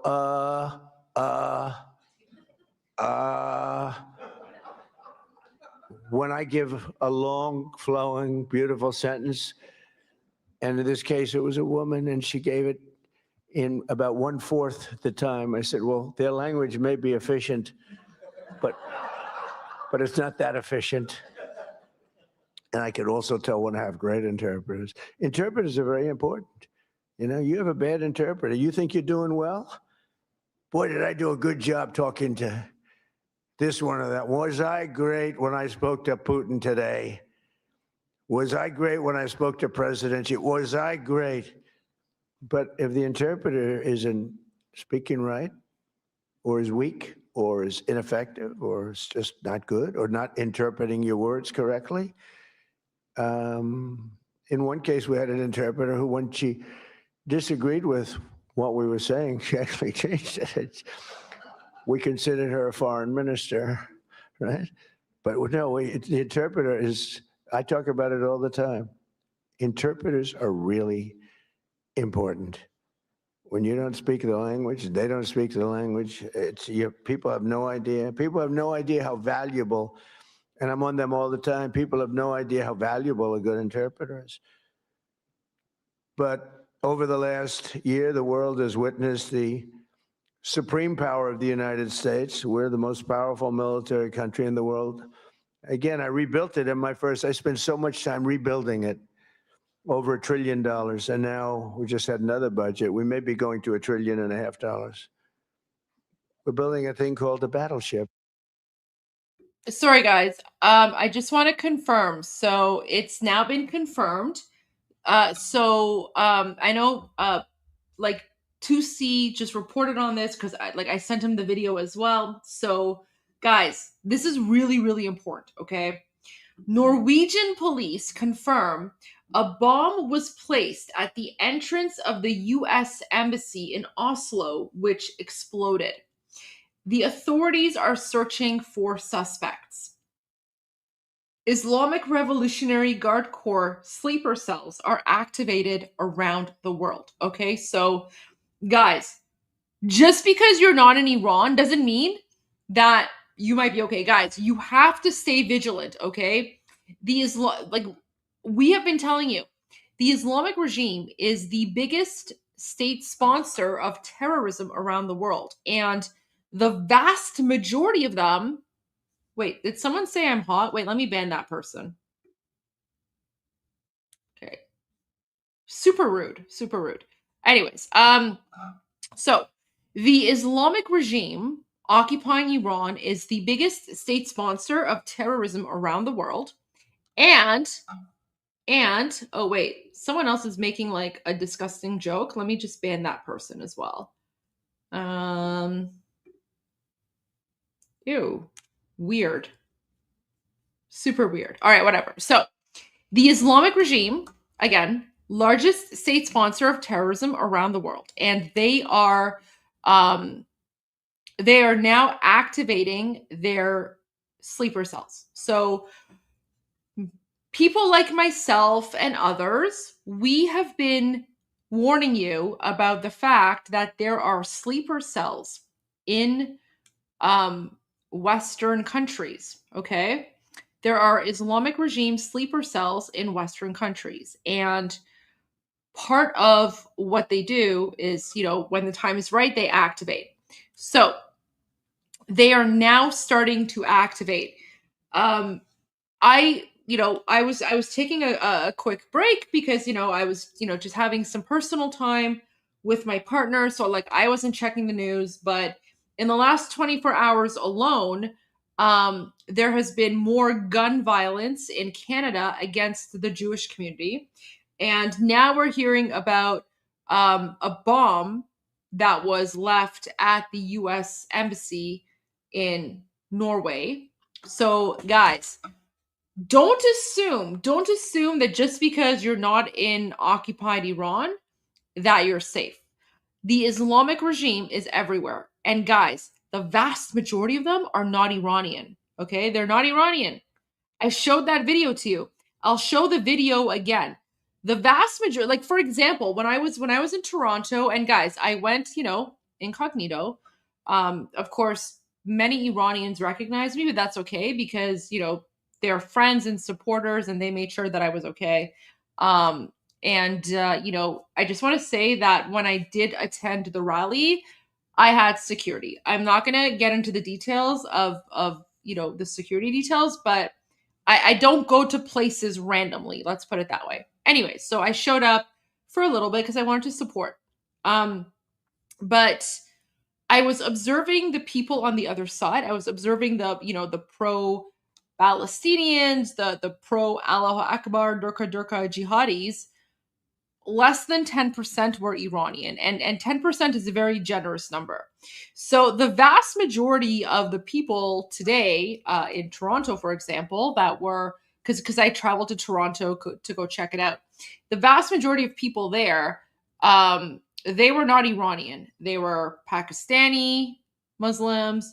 They were like South Asian Muslims. They were like Afghani jihadis, they were like Iraqi jihadis, they were Hezbollah jihadis, they were Palestinian jihadis. So, and it was obvious. And then the Iranians were jeering at them. The Iranians were like, what the heck are you doing? So guys, be very, very careful. Your enemy is not Iran because we Iranians have been occupied by the Islamic regime. Your enemy are the Durka Allahu Akbar jihadis. So please be safe because the same people that are attacking you are the ones that have been attacking us Iranians for the last 47 years. And they're the ones who have been accusing us of Islamophobia for speaking the truth, right? So there you go. I just want to add that because that is very, very important. Very important. So guys, all the sleeper cells, all the like Islamic jihadi sleeper cells around the world are being activated. So you have to be very, very careful. Be very careful. You never know. You never know what might happen. And the reality is that it's not the Iranians because we're the ones who have escaped the regime, right? So the 10 million Iranians that have escaped from Iran, from occupied Iran, we're the ones who are like, oh, we don't want to live in an Islamic dictatorship. Now, having said that, in the last 10 years, of course, many of these Islamic regime jihadis have come to various countries. And unfortunately, Canada has become a safe haven for the Islamic regime. So that's something we have to deal with. But I just want to make this very clear because the mainstream media and many politicians, they're just like, oh, Iran this, Iran that, Iran, Iran, Iran. So that makes everyone think that it's Iran and Iranians. Nope, it's not Iran. It's Islamic regime, and it's the Islamic regime agents. And the vast majority of them are not Iranian. So please be careful because, again, it's not an ethnicity, it's an ideology. And it's the ideology, it's that ideology that is coming into your countries. It's also that exact ideology which makes it possible for a Pakistani terrorist like Mehdi Hassan attack me, right? Mehdi Hassan, the Pakistani terrorist, is attacking an Iranian woman for speaking out against the Islamic regime, right? So think about that. Think about that. Mehdi Hassan, the Paki terrorist, is defending the Islamic regime, and the Paki terrorist is attacking an Iranian woman for speaking out against her oppressors. This is how they operate. This is how they operate. And so he's also accusing me of Islamophobia, right? So this is what they do. Just want to put it out there. So just be on notice. Just be on notice because the sleeper cells around the world have been activated, especially now that Khamenei is dead. But it's okay. I responded to Mehdi and I was like, LOL, Khamenei is dead. And I laughed at him. So there you go. But guys, be very careful. Be very careful. All right, let's continue with what President Trump says. But now it has been confirmed. It literally has been confirmed that Islamic sleeper cells are attacking U.S. consulates and embassies around the world. And there was just one just happened in Oslo, Norway. So guys, you know what? I've said this in like my previous videos before the Iranian like revolution started, but what I said like 2-3 months ago is like, guys, you have two options, okay? You literally have two options. You can be politically correct and wind up dead, or you can say the truth. You can be politically incorrect and be alive. So which one do you prefer? Which one do you prefer? Which one's more valuable to you? Would you rather be politically correct and end up dead because you thought Abdul from, I don't know, third world country isn't going to come to your face and go, and blow up, right? Do you prefer political correctness and wind up dead from a jihadi terrorist attack, or politically incorrect, but you're alive, right? And keep in mind, who sets the standards? Who sets the standards for political correctness? The woke left. The woke left are the same ones who are like, all cultures are equal. All cultures are equal. Let's allow all the jihadis to come into the country. Yeah, guys. Political correctness, like get rid of it, get rid of it, get rid of it, right? Do you want to be alive or do you want to be dead? Political correctness is garbage, guys. And I'm saying political correctness is garbage as someone who is from the Middle East.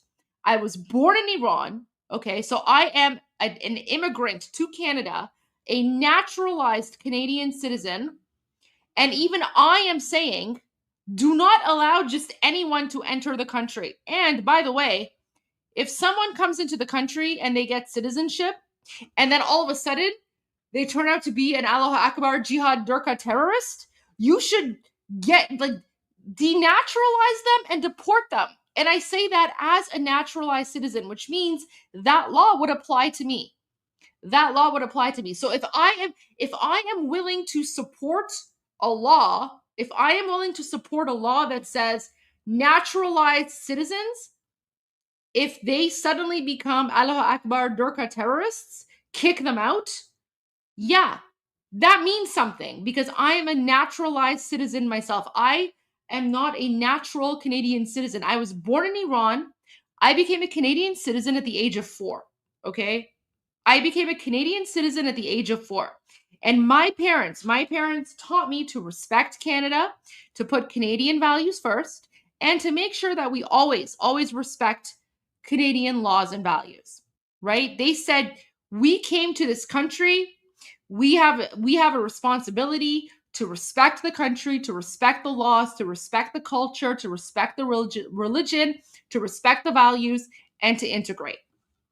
And that's how millions of Iranians feel, not just me, but around the world. So when you have a bunch of like Allahu Akbar Durka Durkas that come into your countries now and they're literally chanting death to America and burning the flag, you know, that's like, for us Iranians, we're like, oh, you know, like that's red alert, right? Red alert. So there you go. And I think it was like Elon Musk. Elon Musk said something. Okay, I want to go back to President Trump's speech, but I think Elon Musk said something today, maybe, or in the last 24 hours. And it was just, wait. He said something about like the cost. He said something about, oh my gosh. He said something about like Somalia versus Iran. And he said, wait, Elon Musk.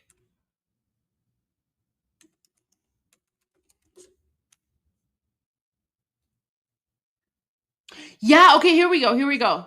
So apparently, okay, so I have to like I have to go find it, but apparently, so Elon Musk, so this was today, but you know, I was off and I've just come back. But Elon Musk just reposted a video of Katie Miller surprising Laura Ingraham by saying, I just want to point out that what we've spent so far, and he's referring to like the military, like the humanitarian intervention in occupied Iran, right? So what we've spent so far on the war is less than what Tim Walz has lost to Somali fraud in Minnesota. Boom. So there you go. The fight to liberate Iran, okay, the fight to liberate Iran, which in the end, it's actually going to release $1 trillion of economic opportunity for the country, right? So a free Iran is going to be an ally. A free Iran is going to be an ally of the United States. A free Iran is going to be an opportunity to reestablish the trade connections between Iran and the United States, which is what we had prior to 1979. A free Iran is going to untap and unleash $1 trillion worth of economic investment for Americans, right? And guys, I'm telling you, we Iranians, we can't wait. Like, we Iranians, we want America to be our number one trade partner. America was our number one trade partner prior to 1979. That's exactly what we want. Oh, the person that asked me if I can cook, you're banned. This is a channel about politics. Why are you asking me if I can cook? Yeah, I can cook. I just cooked your ass. Yeah, I can cook. Who else wants to know if I can? Anyone else wants to know if I can cook? Please let me know. Let me know in the comments. Can I cook? Ask me if I can cook.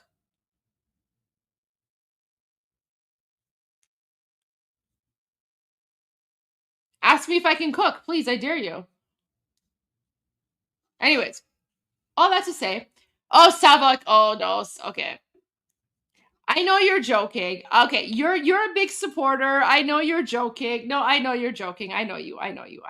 No, you're good. You're good. You get a pass. You get a pass. You get a pass. Oh no.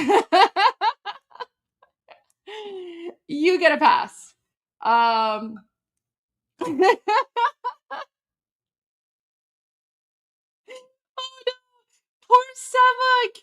No, look at that. Wait. Let me get his comment. He was like, so he said, "Can you cook?" And then he's like, "No, sorry." So he panicked. No, it's all good. It's all good. No, it's all good. I wasn't referring to you. All good. It's the random trolls. It's the random trolls. If anyone wants to know if I can cook, yes, I can cook. I can cook, and I will cook you out of the live stream. Anyway, so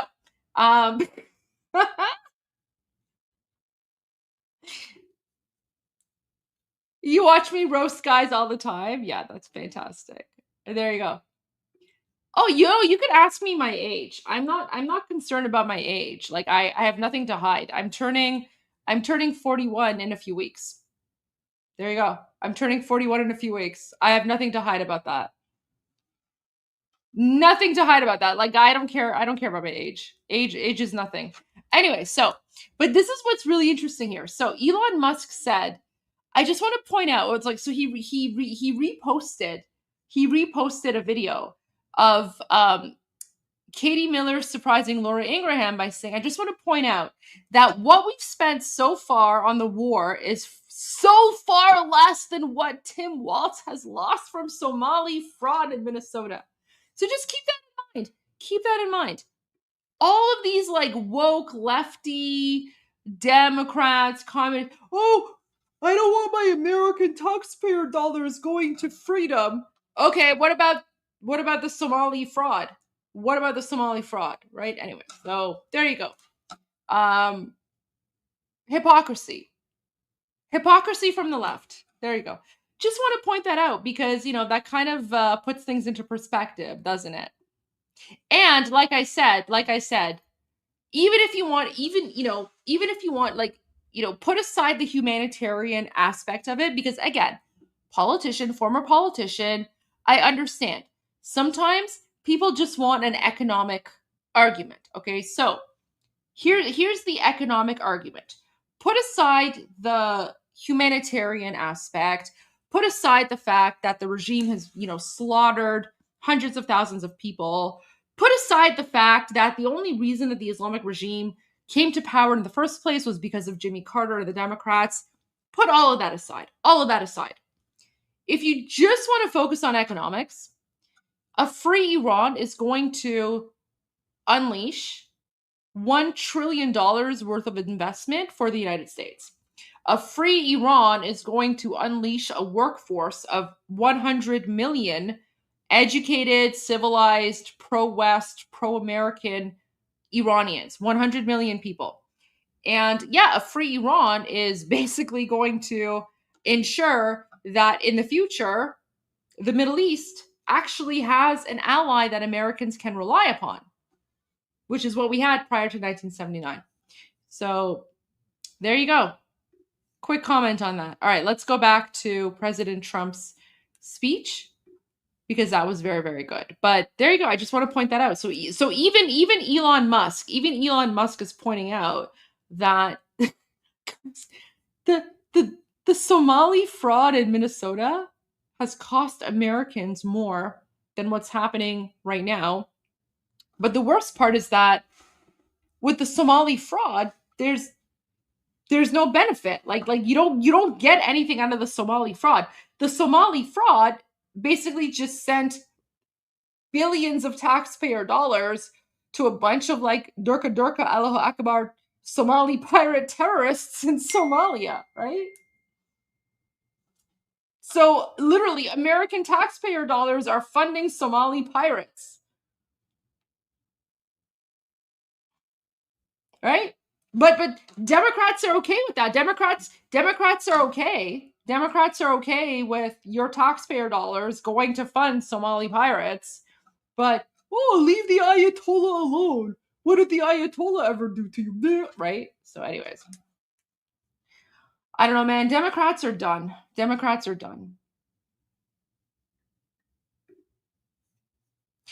know what? So before the Iranian revolution started, I actually had like a whole, I literally had like a 1 week podcast series planned and ready to go because I was going to expose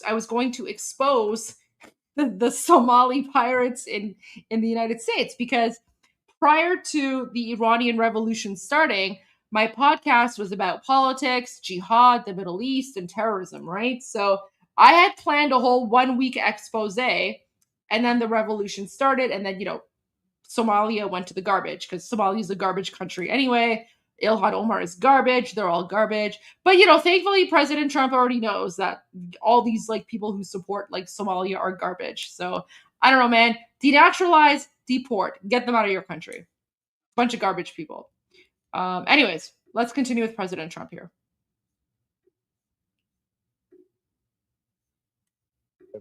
Like in the old days, remember? We have a Secretary of the Navy, and he suggested, I've always said, why don't we have battleships anymore, shooting big bullets instead of, $3 million rockets? And they said, well, sir, we just don't have them. Nobody could give me the answer, but we're actually building 10 of them. And I said, you remember the old ones from, you'd see Victory at Sea, remember Victory at Sea? And you'd see these ships going through those waves like the waves were nothing, although the waves are pretty powerful. They knock out a lot of territory, but you'd see these incredible, they're pieces of art. Beautiful, most beautiful, the big battleships of the 1940s, right? Power. I said, well, would we ever want to bring them back? Because we have some of them, they're museums and other things. And they said, sir, the new ship is 100 times more powerful than what we were looking at with those guns in front. Amazing, right? 100 times. I said, you sure it's not maybe 90 times? 100 times more powerful. And we're building 10 of them.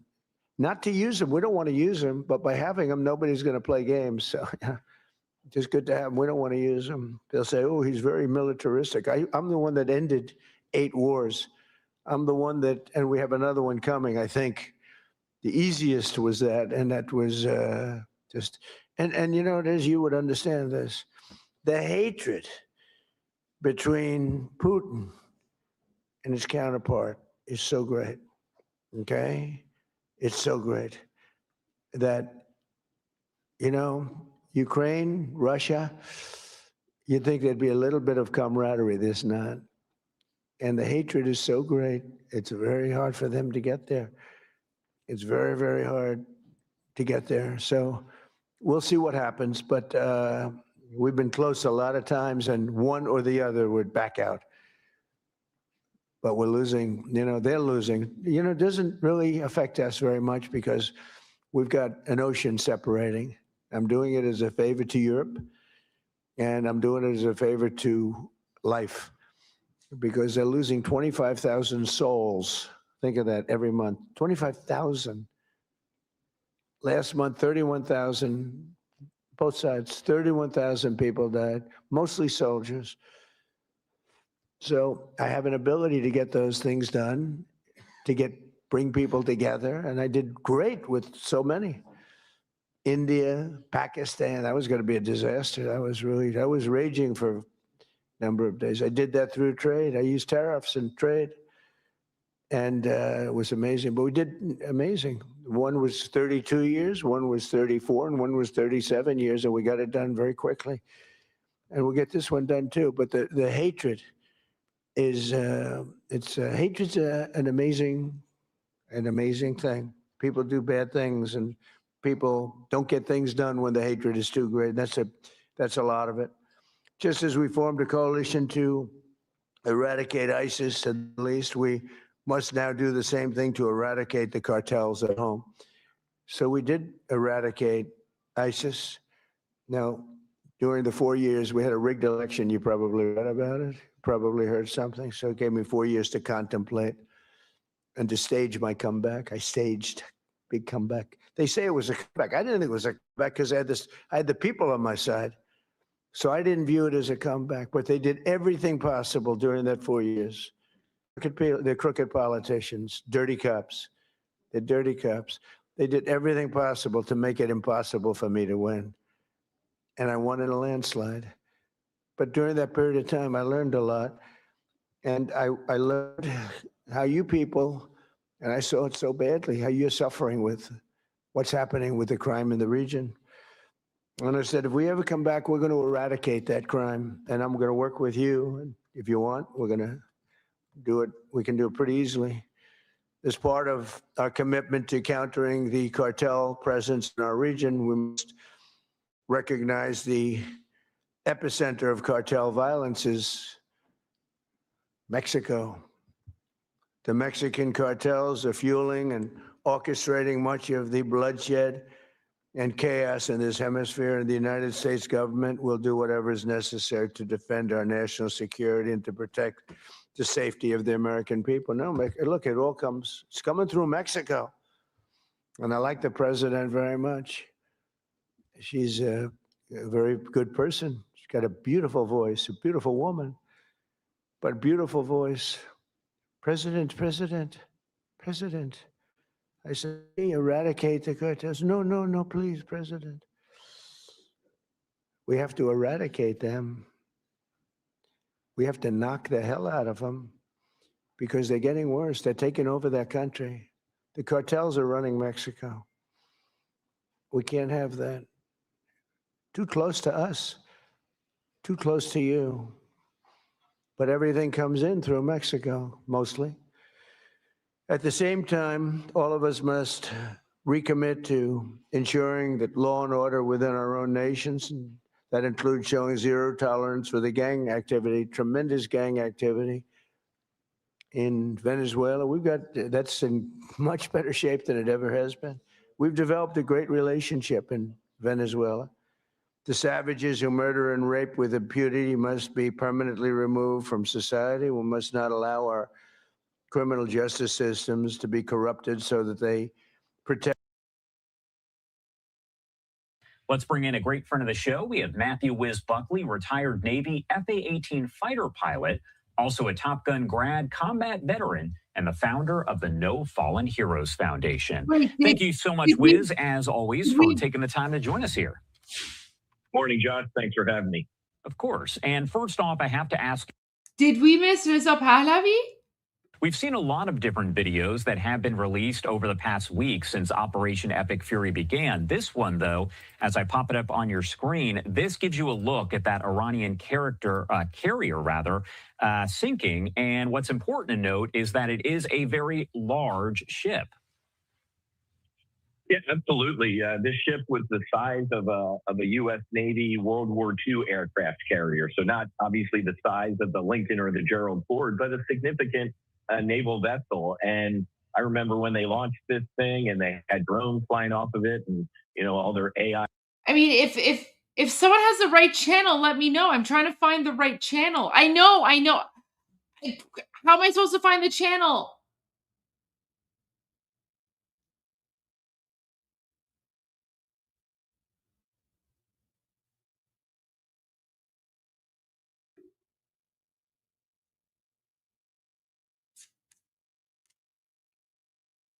Guys, if you have like a link for like live streaming it online, paste it because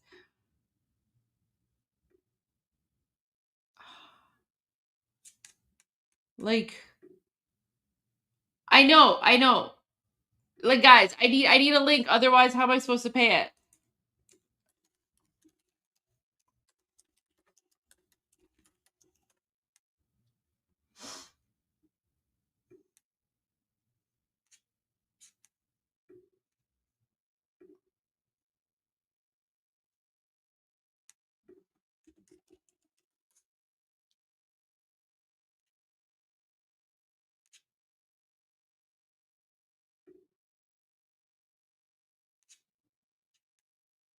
Like unless someone has oh.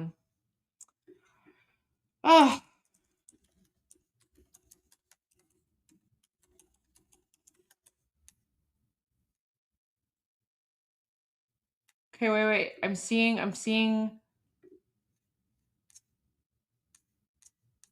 Wait, I'm seeing a link here. Let's see if the link works. Guys, guys, it's behind a paywall. Like I'm in Canada. I can't watch it. I can't watch that. That one's behind a paywall.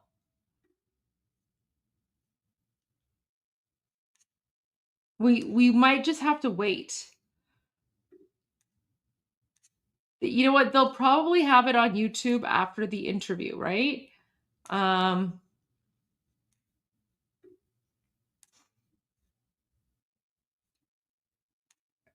Dear Americans, the links that you're sending me, that's behind a paywall. I can't see those.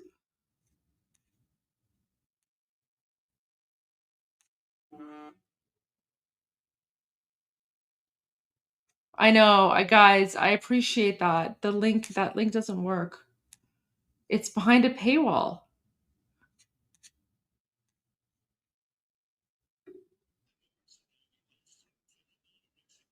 Wait!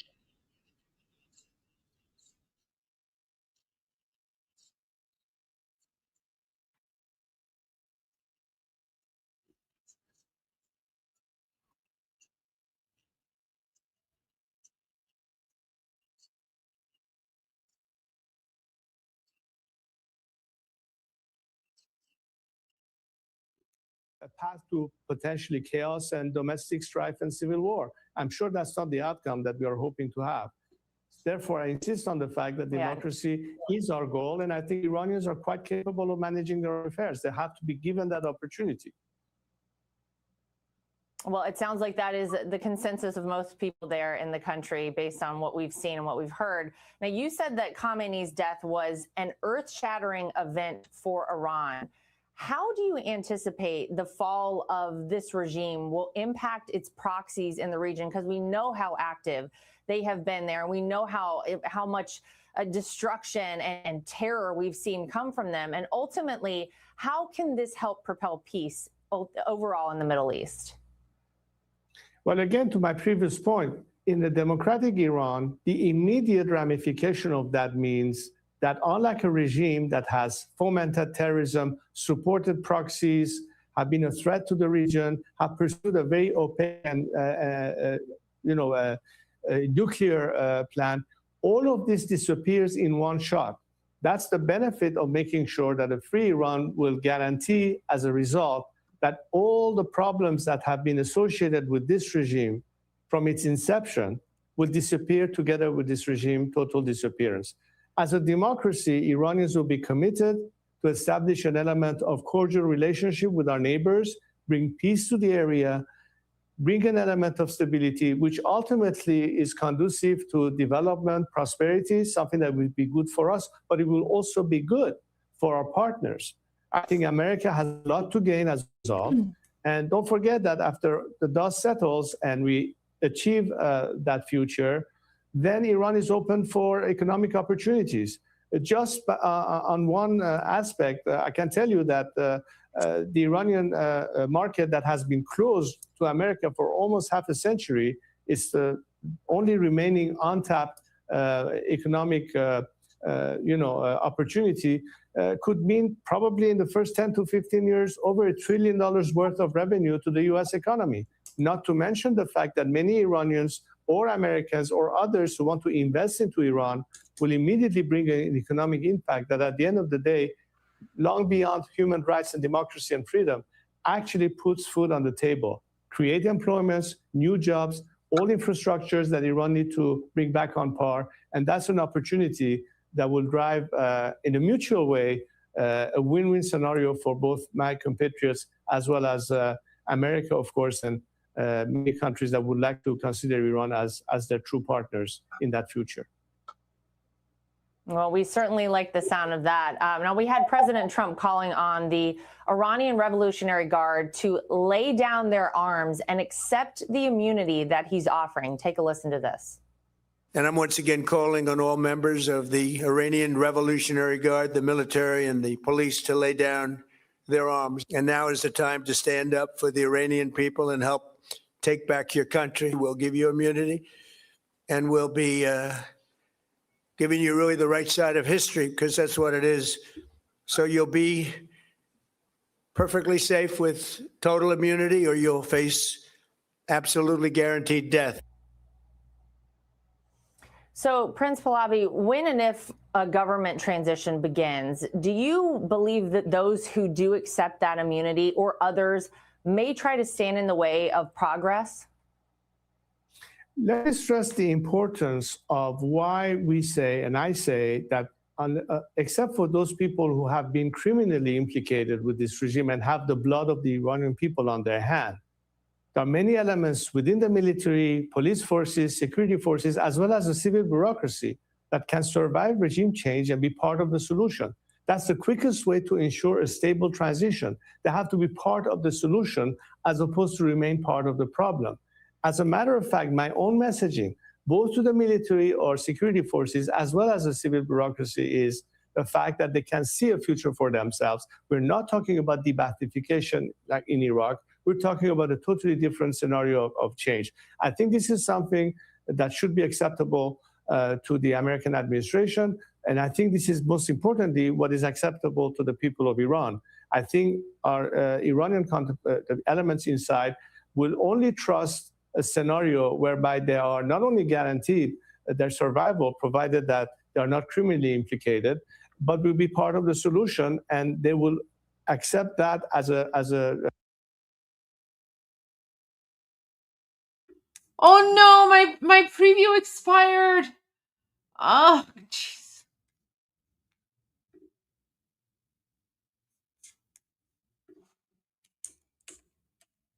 Oh no.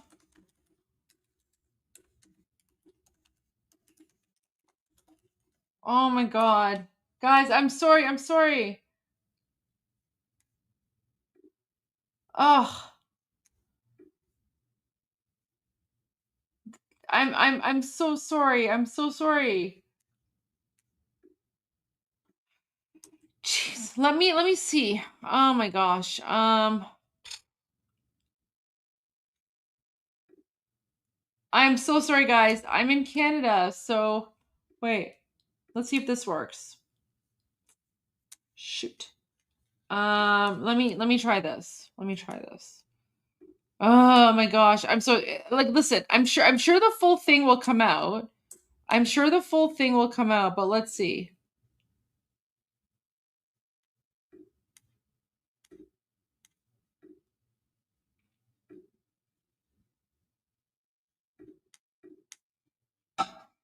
No.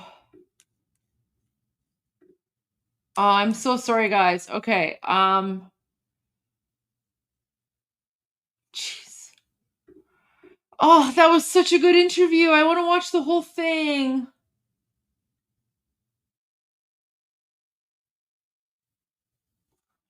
Oh. Oh, I'm heartbroken. Oh.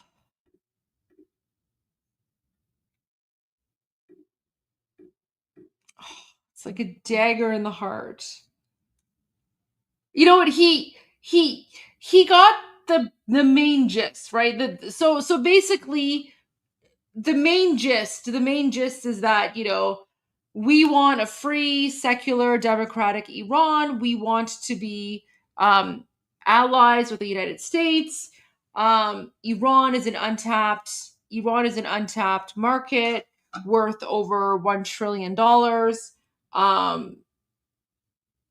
Yeah, so that's basically the gist of it. Oh, but guys, I'll find it and we will play the whole thing tomorrow. For sure. We'll play the whole thing tomorrow, I promise. Yeah.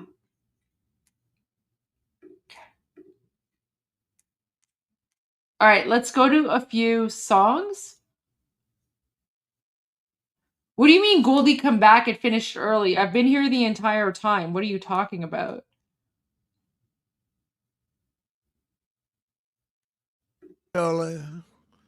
Khamenei is dead.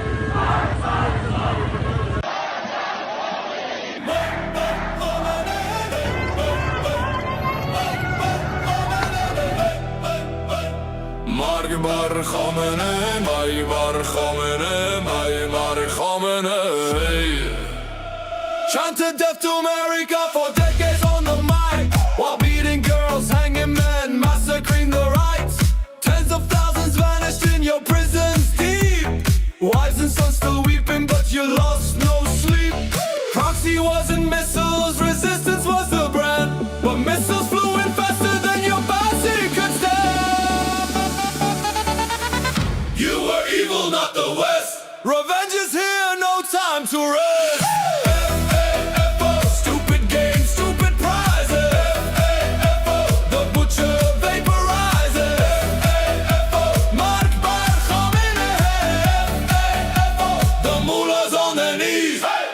Police beating, bullets into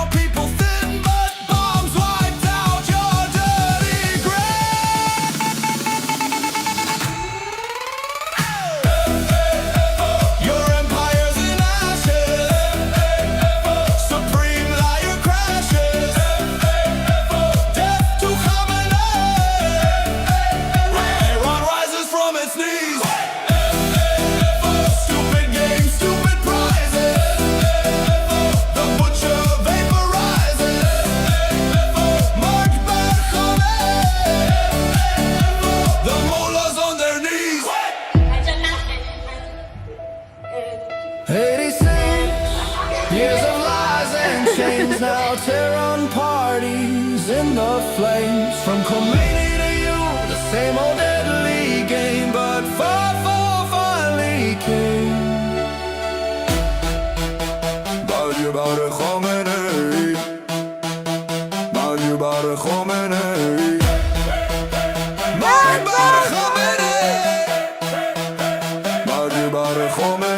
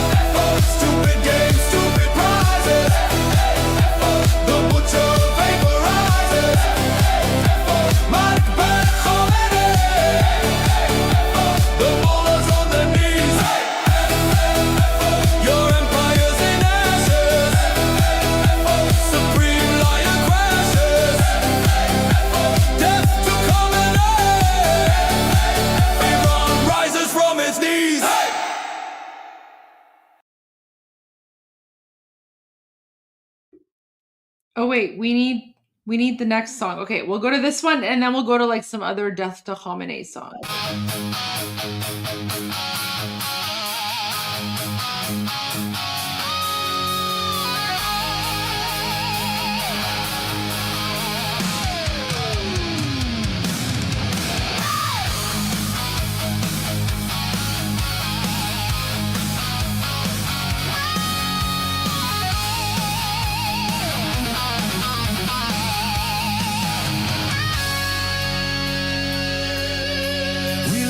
Shadows cut from the light,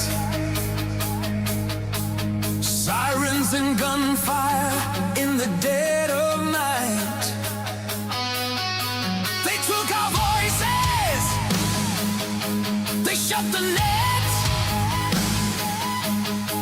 the not our will, not our regret. Now hear us say, America, send your angels of liberty, angels of liberty, unleash your fire, and the Islamic regime lift us higher. Angels of liberty, hear our cry. Wait, guys. Wait, I have a very important question before we continue this song because this is a very important song. So I actually have a question for you guys. Is your volume up? Because when I know you are vibing, but my question is, when we're playing this song, is your volume up? Because my volume is on full blast. So we're going back to the beginning. And I want everyone, volume up, full blast. Volume up, Patriots. In honor of the American military and American servicemen. So let's go from the beginning. Volume up.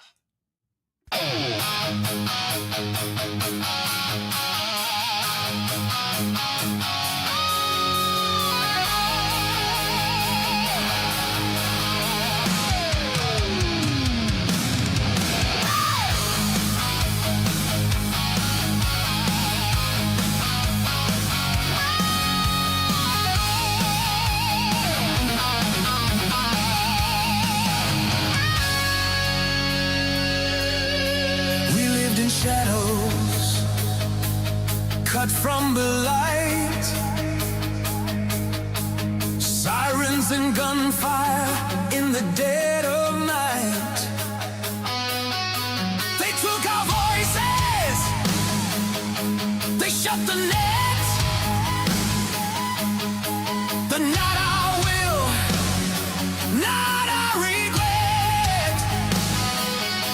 Now hear us say, without any apology, America, send your angels of liberty, angels of liberty, unleash your fire, and the Islamic regime lift us higher.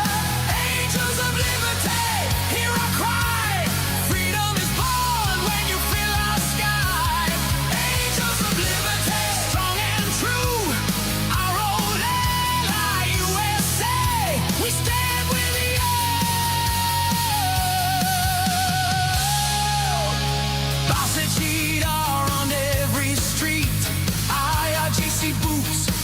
marching to beat. 40,000 killed, buried unnamed. 50,000 caged, broken and chained. But we still rise, we still believe in words you wrote, in vows you gave.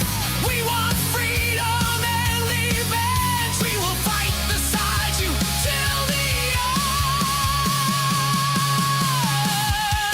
Angels of liberty, unleash your fire, and the Islamic regime lift us higher.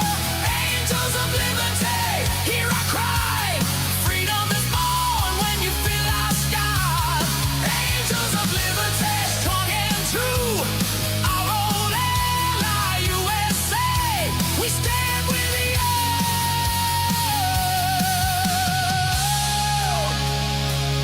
We stand with you.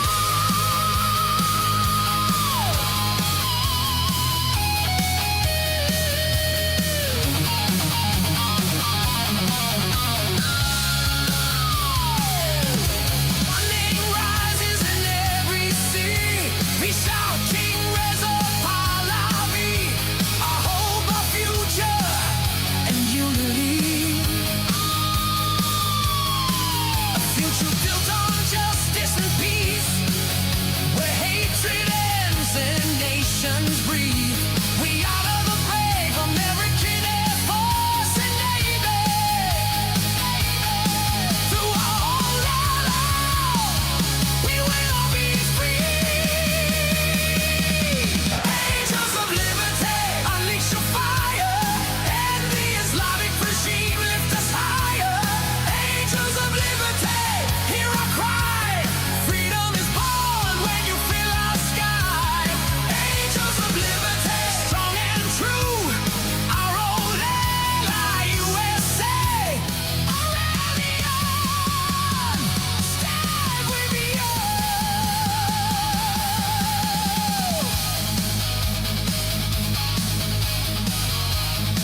God bless the USA.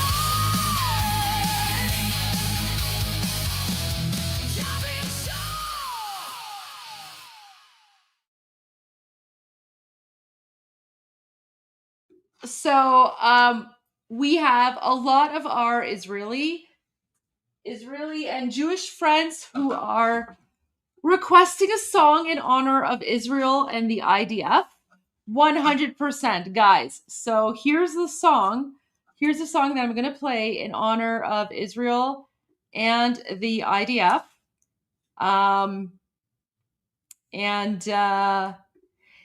This song is actually made up of clips of my own personal trip to Israel. So this is basically, I made this song to honor Israel. Well, no, sorry, I didn't make the song. The song already exists. The song already exists. I made this video clip to honor Israel, because as an Iranian, it was amazing for me to visit Israel. So here we go, guys. I hope you enjoy. This video is from like a few years ago, but there you go.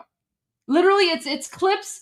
So the caption is what it felt like to visit Israel as someone born in Iran. So guys, volume up in honor of Israel and the IDF, because the Israel and the IDF boom boomed and exterminated Khamenei.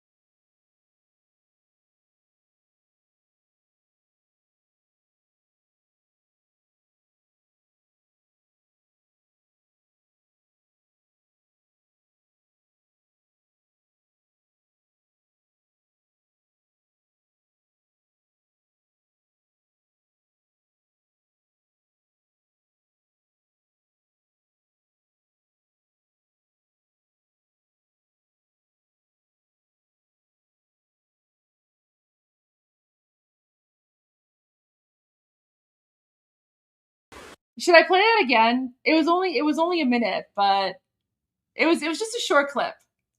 Should I play it again? Do you guys want me to play it again? Guys, I just all the Israelis and Jews in the chat, guys, you know I love you. You know I love you guys. Like I've literally been speaking out and supporting Israel for like literally my entire life. So I apologize. I apologize if sometimes you feel left out, but I'm telling you guys, like there has been so much love for Israel from the beginning.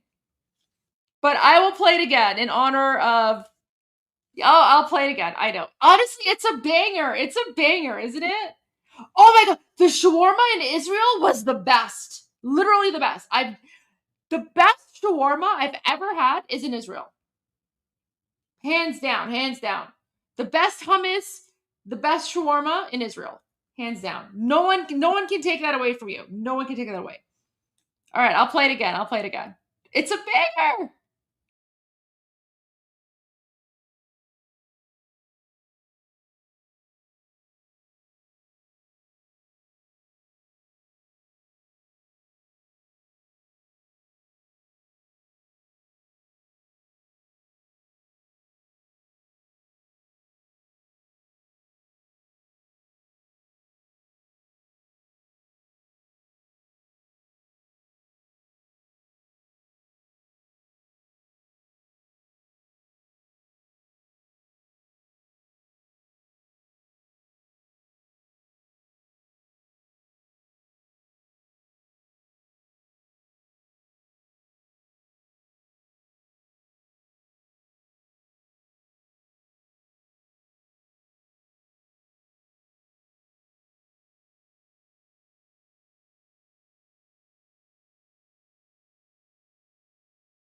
Guys, okay, you have a lot of questions about I'm seeing a lot of questions about this video.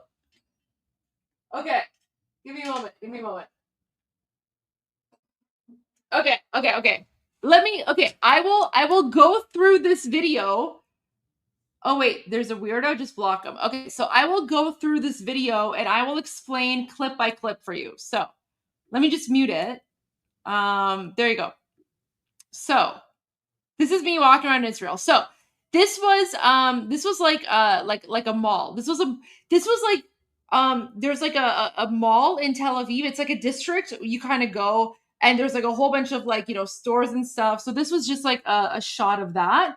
And I thought it was very beautiful because it was a dove. So I started with like a clip of that. And then, so this is, this is someone named Human. Okay, so Human is an Iranian Christian. Okay, so Human is an Iranian Christian. He's not Jewish. And, guys, by the way, do you know who this guy is? Guys, this is Hamid Fard. This is the Takbir, Magbar Mullah. You know the music video? The Takbir guy? Let me bring it up.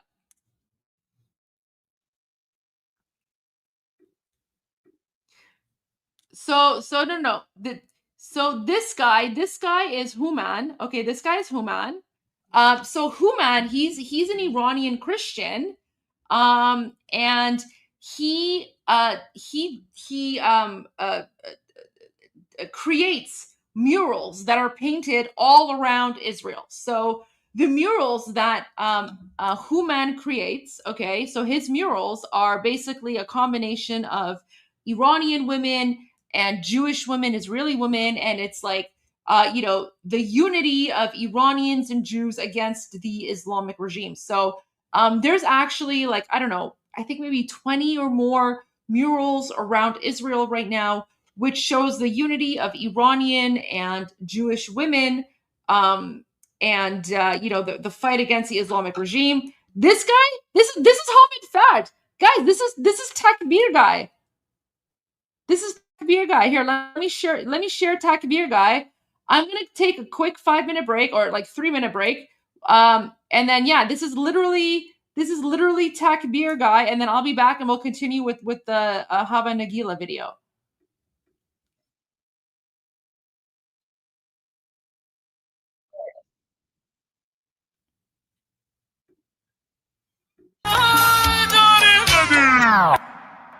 Say داییت سلام چطوری مرد کلی کتلت شدین دایی بدون مدرک سلام بسیجی قهرمان رفتی پیش توسی با پنیر و یه نون سنگک سلام به محفل قرآنیتون سلام به مدیرای بحرانیتون سلام به حاجی اکبر و طوله هاش و خارج و رفقای ارگانیتون سلام به دزدای پول ملت که تش میفتین توی تور ملت سلام به همه شما کرکسایی که دارین نونتون رو میزنین تو خون ملت ساکتش زیر دست و پاک و تک بخورین حالا هی به یه بادکنک بدوین سلام آخر تو زندان باشه وقتی قرار به این آب خنک بخورین مرگ بر ملا متولی ننگ در دنیا ننگ بر دوتا مجاهد چپی بعد از ملا مرگ بر ملا متولی ننگ در دنیا ننگ بر دوتا مجاهد چپی بعد از ملا اینو بگذریم به خاک میرسیم تجزیه طلبی که به خاک بیرسیم ایران مردمش وطن پرستن از کرد تا بلوچ بری به فاک بیرسی توف به هر چی مرسی است توف به هر کی در پی تجزیه است توف به لوی و همونی که شیفته ی گل ملیگران تو وطن خدا نفتی هست سر کردستان همه برپا شدن بلوچستان فدای مهسا شدن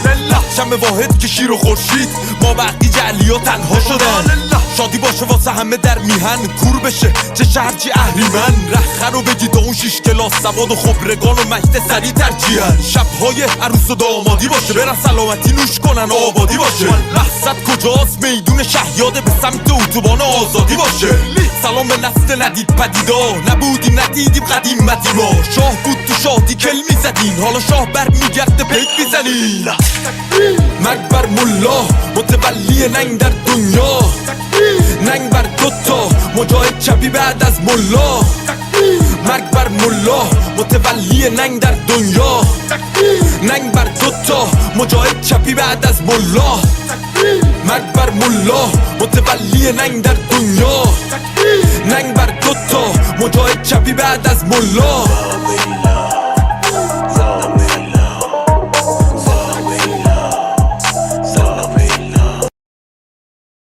Anyway, that's the song. That's the song. So this is him. This is him, guys. That's him. So this is him here. Okay. So he was so impressed. He was like so impressed with the mural. Because honestly, like Hamid Fad's an artist, right? So he's an artist. He appreciates art. So he's like, oh my gosh, this is amazing, right? So no. So the guy, so this guy here, the one that drew the mural, so he is Christian. He's Christian Iranian. I only know that because he said he's Christian. I don't know what religion Hamid is. It doesn't matter because we don't ask each other what our religion is because it's irrelevant. I just know that he's Christian because that's what he said. But for the rest of us, like we're all Iranian first anyway. Is he single? I have no idea. I don't think so. I don't know. I mean, I could ask him why. Is anyone interested in dating him? I can ask him. I don't think he's single. I'm sorry, guys. Anyways, okay, so guys, so this part, okay, so this part of my music clip. These are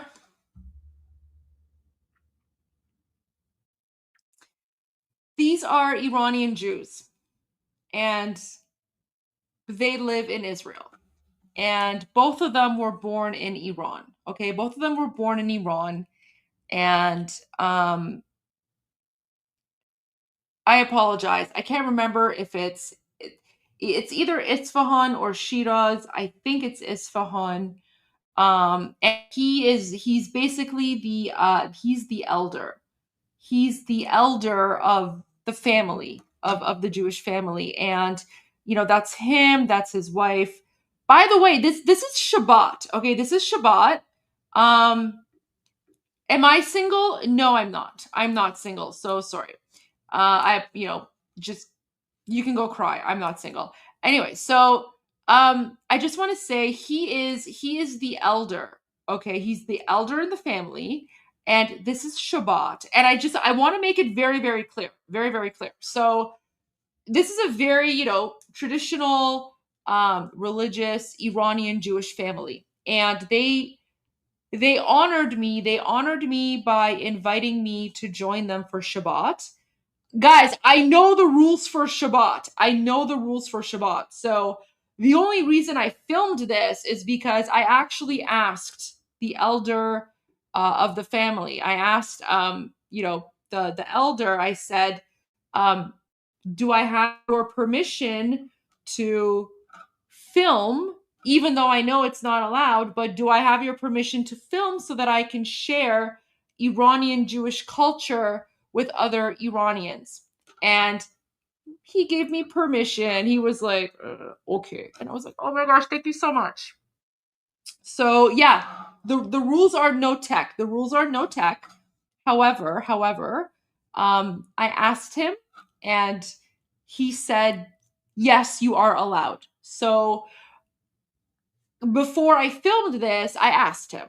I obviously got permission because I was like, I would like to share the experience of Iranian Jews during Shabbat with others, and they said yes. And so he actually because he was born and raised in Iran, he actually doesn't, I don't think he speaks Hebrew very well, but he speaks fluent Persian, right? So it was very interesting because with him and his wife, I was speaking Persian with them. I was speaking Farsi. And then with everyone else, it was mostly English. But honestly, for me, as a non-Iranian Jew, it was such an honor to be invited to a Jewish, to an Iranian Jewish household for Shabbat. And I'm just very grateful that they allowed me, they gave me permission to break the rules so that I could share that experience with other non-Jewish Iranians. And by the way, guys, this family 100% pro Pahlavi. Like I'm telling you, like every single Jewish Iranian who lives in Israel right now, they all support King Reza Pahlavi. So oh no, I was totally honored. I was totally honored. So literally he's like an elder. He's an elder. And it was just such an amazing honor to be there and join them for Shabbat. Like it was just no, I know I didn't break any rules, but I also didn't want to be disrespectful, right? Like, guys, I've actually been invited to a lot of Shabbat dinners, so like I know the process, I know the rules. I have a lot of Jewish friends, guys. Shabbat, like Friday nights, Shabbat dinner, like one of my favorite things. Literally, if someone's like, "Goldie, come for Shabbat," I'm like, just tell me when, I'll be there because Shabbat is fantastic. So, but this was very special, having the opportunity to experience Shabbat with an Iranian Jewish family who literally had to escape when the Islamic regime took over in 1979. And just the fact that they welcomed me with open arms, right, into the family. And they treated me as one of their own, right? Not because I'm Jewish, because I'm not, but they were like, "Oh, you're Iranian, we're Iranian, you're one of us. Come to Shabbat with us," right? It was just such an honor, right? And so this is what I mean when I talk about the unity between Jews and Iranians. Part of the reason this unity exists is because of our Iranian Jewish people, right? Because Iranian Jews, they're the bridge. They're the bridge between Iran and Israel. And I'm telling you, like, they invited me. It was such an honor to go, and they basically treated me like one of them. So it was just, we're all family, guys. So this is what I mean when I say that, like, we are all Iranian first. Like, this is what I mean. Like, because our Iranian identity unites us, whether or not, regardless of religion or ethnicity or, whatever, right? Whatever. Our Iranian identity unites us. And, one of the things that this amazing Iranian Jewish family was praying for during Shabbat They were praying for a free Iran so that they can go back and visit, right? They're also huge fans of King Reza Pahlavi. And I don't know if like that clip is in the video here. I'll see if I can find it. But anyway, so this was me at Shabbat dinner with an Iranian Jewish family. All right, let's go to like the next clip. Guys, we're literally 6 seconds in on a 58-second clip about my trips to Israel. So let's continue. Oh, guys, this is when I visited the Knesset. Do you see this? This is the Israeli Knesset. So I'm literally in the Knesset and I'm filming it. There you go. You know what? I should probably let me reduce the speed here. There we go. All right, I'll reduce the speed. So, oh, that might be too slow. Okay, I'll make it half. All right, so, okay, so guys, this is the Knesset. Guys, an Iranian was in the Knesset. What? There you go. Oh, okay, so now this, yeah, of course I got to see the Knesset. I spoke with a bunch of amazing Israeli politicians. Guys, I have connections. Don't worry, I have connections. I know people. Guys, Chunky Yogurt's probably watching this and he's like, oh, Goldie's a Mossad agent because she visited the Knesset, right? Whatever. Yeah, I got to see the Knesset, guys. Anyways, so now let's go to the next part. So this is me walking through the streets of Jerusalem at night. So this is Jerusalem at night, and this is a nun. So this is a Christian nun. Okay, so to anyone who says that Christians have no rights in Israel, Tucker Carlson or whatever, they're like, oh, like Christians are persecuted. It's literally not true. Here's a nun, Christian nun, and she's walking through the streets of Jerusalem at night. And then this is just like a random building I thought was really cool. And they were projecting the flag of Israel on the building. I just thought it was cool. So I took a fit. Oh, okay. And then, oh, look at this. So this is Tel Aviv Beach. Okay, this is Tel Aviv Beach. And I just thought this police officer was really cute. So I was filming him. And then as he's like going by on his motorcycle, he gave me like the peace sign. So, to anyone who's like, oh, Israeli police are racist and Israeli police, blah, blah, blah, right? Like literally, I'm literally an Iranian person and I'm just like filming Israeli police and he's just like, he gives me the peace sign. So here you go. Just watch this. Look at that. What a cute guy. He just gave me the peace sign, right? He literally just drives by and he gives me the peace sign. So, there you go. Literally. I'm literally just standing there like filming Israeli police and the police is like, peace, right? So again, like to all the people who are like, oh, Israeli police are racist. They're like white supremacists. Like it's total like jihadi nonsense, right? Because I'm literally filming him and he gives me the peace sign. Look at that. Cute Israeli police officer. There you go. And then, okay, so then this is like Temple Mount, Jerusalem. So I took a quick, and then this was like a date farm. This was a date farm, like a date plantation in Israel on my way to the Dead Sea. Oh my gosh, Israeli police were amazing. I love Israeli police. They're so kind. Like, guys, like whenever I was lost, I would just go up to like a random Israeli police officer and they were so nice. Like they helped me, guys. I'm telling you, Israel, literally one of my favorite countries in the world to visit. Everyone needs to visit Israel. If you're a terrorist and if you're anti-Semite, don't visit Israel. Don't visit Israel. But if you like Israel, if you're a supporter of Israel, you should visit. But if you're like a jihadi, Allah Akbar, Durka, don't visit. You're not going to have a good time. Anyways. Oh, and then look at this, guys. So this is for my Iranian friends. So in Jerusalem, there's a street called Kurosh Street, right? Kurosh, which is Cyrus. So there's literally a whole street in Israel named Cyrus the Great Street. And there's a sign for it. So there's that. Oh, and then this was like an amazing like ice cream store called Golda. I just took a picture of it because it sounded like Goldie. And then, oh, this is like part of Jerusalem, like the West Wall. And then, oh, this is the Baha'i Gardens. So the Baha'i Gardens, the Baha'is who were persecuted by the Islamic regime and like other Muslim terrorists, they had to escape.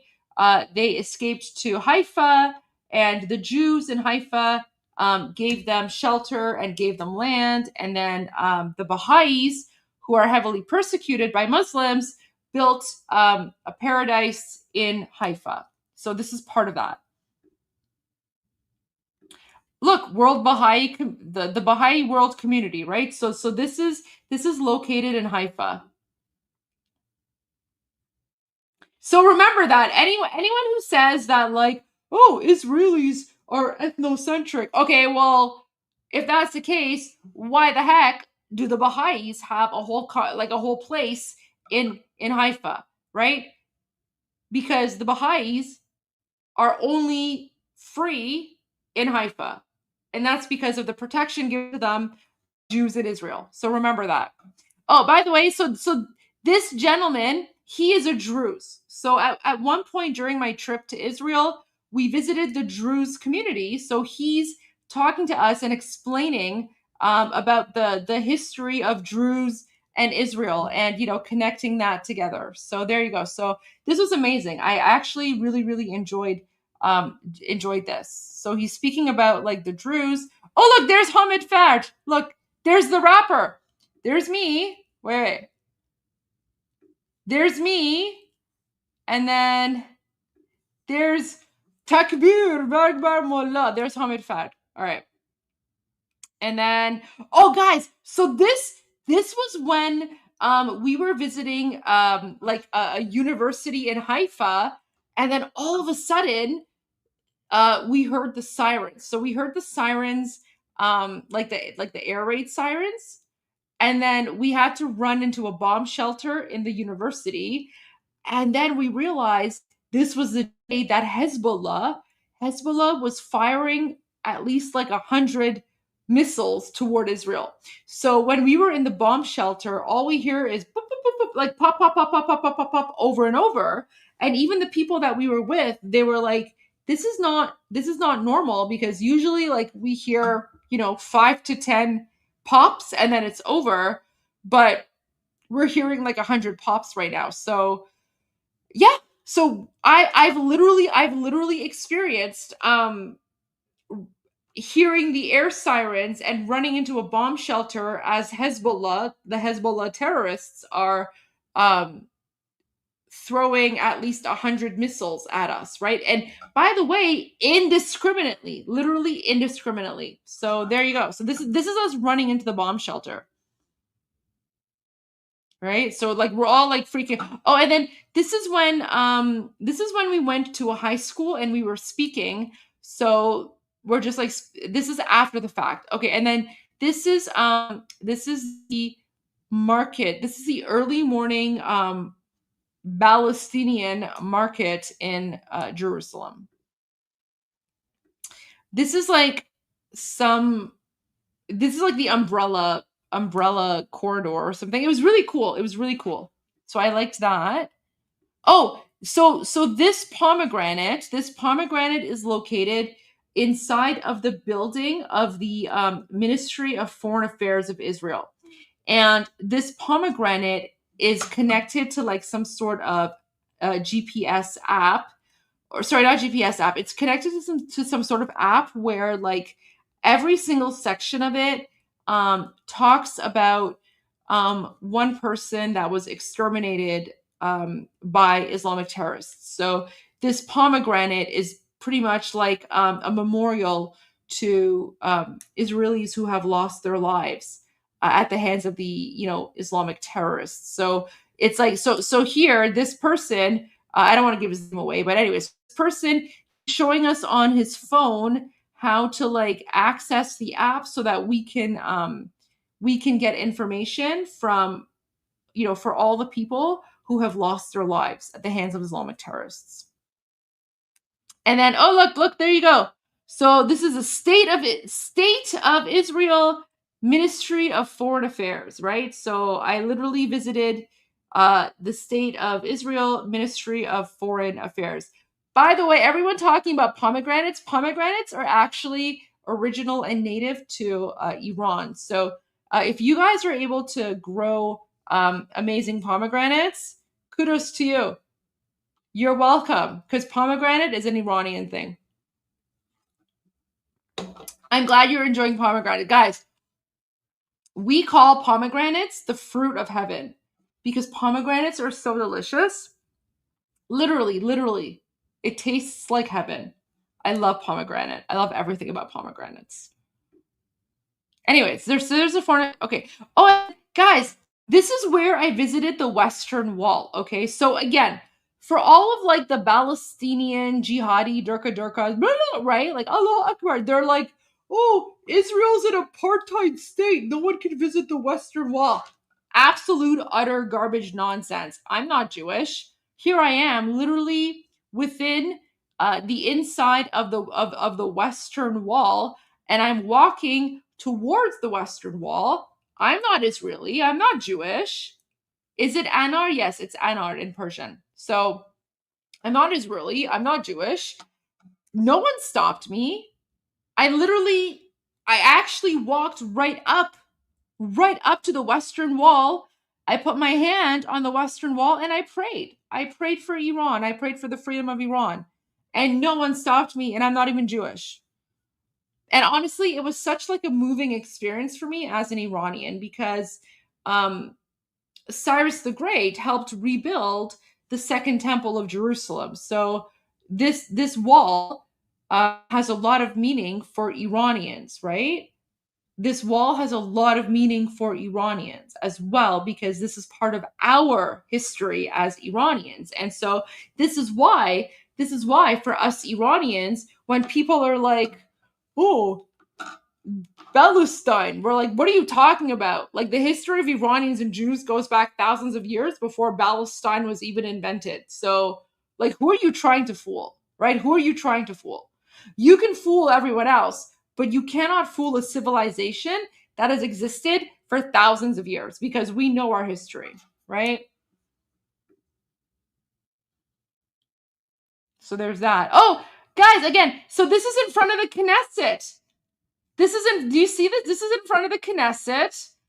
All of our Jewish friends here, Jewish and Israeli friends, this is the Knesset. So we literally were walking towards the Knesset. And we're so excited. Oh, look, that's me, that's Sharon, and that's Hamid. And then we're holding the Israeli flag. And then, so this amazing guy was like, oh, you're Iranian. Let me make your shawarma extra big. And I was like, okay. So literally, he was like, oh, you're Iranian? I'm going to make your shawarma extra big. And then he gave me the peace sign. So just such an awesome person. Oh, look, this is Amu Kamal. Guys, you guys know Amu Kamal. This is the IDF spokesperson. IDF Farsi spokesperson, right? Armin has played his videos, remember? You guys know who I'm talking about. We call him Amu Kamal. Yes.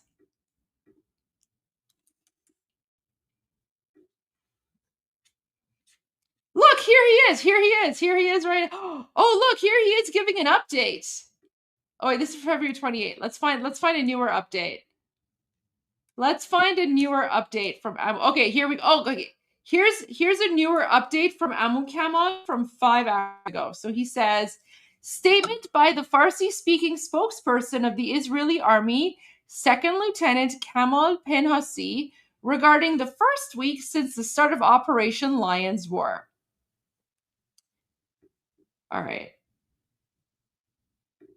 Let's watch this, and I will chat GPT this so that when he's done, I can just play the translation for you without me having to worry about the translation. All right, guys. Oh, Amu Kamal is amazing. Guys, we love Amu Kamal. باز عملیات غرش شیران میگذرد. تاکنون حدود 3400 حمله در سراسر ایران انجام دادیم و بیش از 150 سامانه پدافند هوایی ایرانی را از کار انداخته ایم.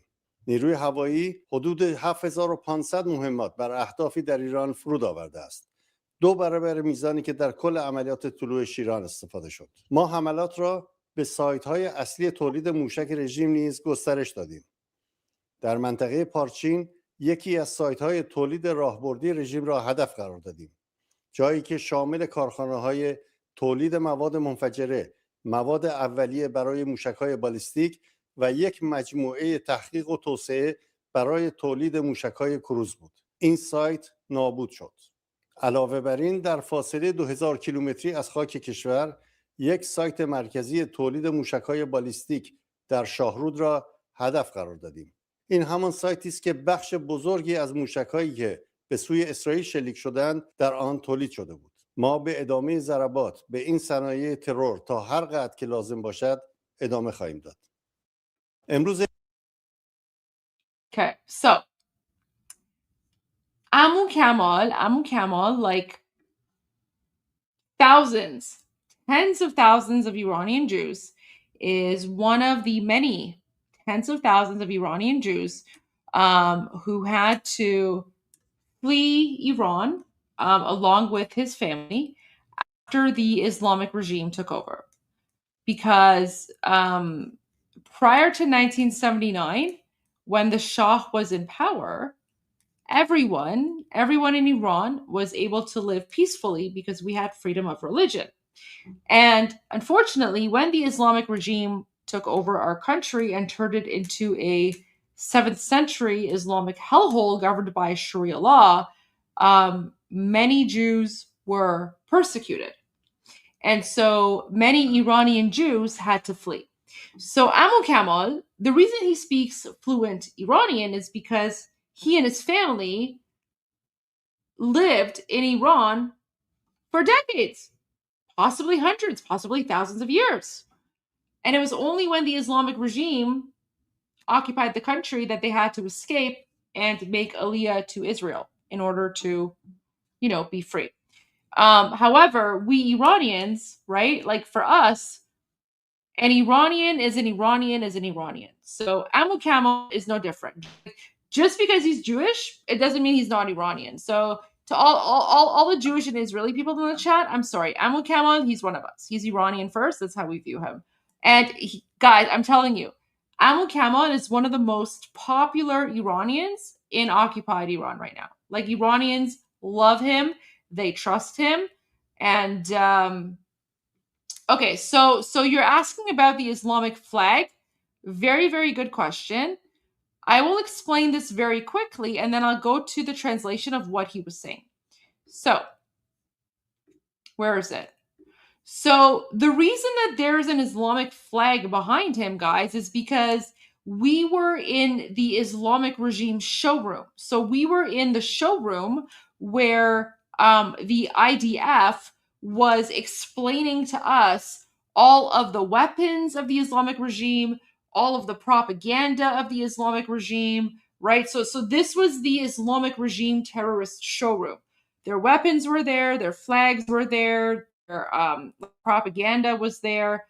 Amu Kamal himself, he is a huge supporter of King Reza Pahlavi, and in his office, he has a lion and sun flag. Guys, this is like a showroom. This is a showroom for the Islamic regime. So this isn't necessarily meant for us Iranians. This showroom is meant for people who are coming there to learn about the Islamic regime. Yeah, that's what it is. They have an entire room dedicated to intel on the Islamic Republic. So that's what this is. It's like an intel room. Come on, guys. Come on. Come on. Anyways, let's go to what Amu Kamal said in that video, which was released 5 hours ago. It's actually pretty good what he says. Here's what Amu Kamal said. I played the video, but here's the translation. Accurate English translation. Open quote. Operation Roaring Lions continues. So far, we have carried out approximately 3,400 strikes across Iran and have disabled more than 150 Iranian air defense systems. The Air Force has dropped around 7,500 munitions on targets in Iran, which is twice the amount used during the entire Roaring Lions offensive operation. We have also expanded our strikes to the regime's main missile production sites. In the Parchin area, we targeted one of the regime's strategic production sites. This location included factories producing explosives, raw materials for ballistic missiles, and a research and development complex for cruise missile production. This site has been destroyed. In addition, at a distance of 2,000 kilometers from our territory, we targeted a central ballistic missile production facility in Shahrud. This is the same site where a large portion of the missiles fired toward Israel were produced. We will continue striking these terror industries for as long as necessary. So there is his update in Persian, right? But let me just show you like how much love there is. So look at this. So this one Iranian account is like, you know, heart face, kissy face. And then this account, right? So like this oh, they follow me, by the way. So this account is like, dear Colonel Kamal Pinhasi, look, Uncle Kamal, guys, I told you. Iranians call him Amu Kamal. Do you think I was joking? Literally, it says Amu Kamal, okay? Amu Kamal. So they say Amu Kamal. Without a doubt, you are aware of everything, but still take a look at the news below. Even pay a brief visit to this building. With abundant gratitude, hail to the roaring lions of Israel. So guys, literally, Iranians are giving intel about Islamic regime locations, right? So Iranians and Israelis are working together. Like Iranians are literally saying, hey, check this site out, check that site out. Look at this, look at that. Now, I'm pretty sure that IDF and Mossad already know everything, but like this is how much Iranians appreciate it. Look at this one. So this person also follows me. Oh my gosh. So they say, Delvaran Vatan Paras, merci az in himayat. So they're basically saying thank you for the support. So this Iranian just, you know, posted a message with a photo of you know, the flag of Iran, the flag of America, the flag of Israel. And they're like, you know, Iranians stand with Israel, Iran revolution, kingdoms of Pahlavi. And then, oh, again, guys, Amu Kamal. Oh, this person also follows me. So this person's like, Bizan Amu Kamal. Oh my God, I can't say that. So this person's like, Bizan Amu Kamal. So Bizan means hit them, right? So he's like, Uncle Kamal, hit them, right? So Iranians, wait, where's this person located? Okay, so this person's in Germany, and this person's just like, Uncle Kamal, hit them, right? So literally, Iranians around the world are encouraging the IDF to attack the Islamic. Why? Because Iranians and Israelis are very, very allied. But many people don't see this bridge, right? A lot of people don't see the connection between IDF Farsi and Iranians. So here's another one. So this person is like, my request and that of many others is to please raise the IRIB to the ground along with all of its IRGC staff. Long live Iran, long live the Shah. So here's another person who's like, just destroy them, you know, raise them to the ground, right? And then, what's this person? The war will be harsh and painful. Cancer doesn't get cured with a lullaby. They'll target fuel, electricity, and transportation. The executioner, IRI, which is the Islamic regime, won't go down that easily, right? And then this person's like, look, the mullahs are threatening to murder Iranians, right? So do you see, like, Iranians trust Israel and the IDF more than anyone else, because Iranians are basically saying to the IDF, look at what they're doing. Look at what the Islamic regime is doing. They're threatening to murder us. Please help us, right? So don't believe the Islamic jihadi propaganda. It's all false. Anyways, let's go back to my video and then we'll just continue because I just want to like explain because I promised I would explain the different clips here, and I told you guys the explanation is going to take like 2 hours because everything is like has a lot of meaning behind it. So let's go to the next one, guys. So this. Oh wait, let me go back, guys. So there's a restaurant in Tel Aviv called Restaurant Qorme Sabzi. So it's called Qorme Sabzi Restaurant. It's in Tel Aviv, and you can see, look, there's the lion and sun flag, and then there's a flag of Israel, and yeah, it's literally called Restaurant Qorme Sabzi, and it's owned by an Iranian Jew, and it's one of the most popular places in Tel Aviv. Guys, when you go inside, the restaurant is just full of pictures of the Pahlavi family. Literally, Restaurant Qorme Sabzi, it's full of pictures of the Pahlavi family and the lion and sun flag everywhere. And this is literally in the heart of Tel Aviv.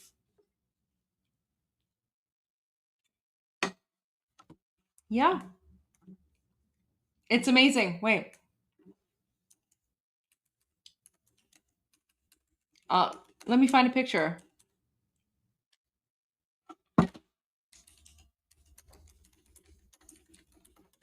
I'm not joking, guys.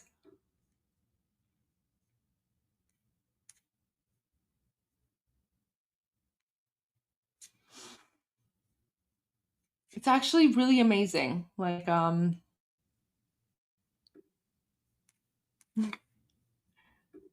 let's find, wait, is it here? Okay, guys, I don't know if you're ready for this. I don't know if you're ready for this. Look at this. So,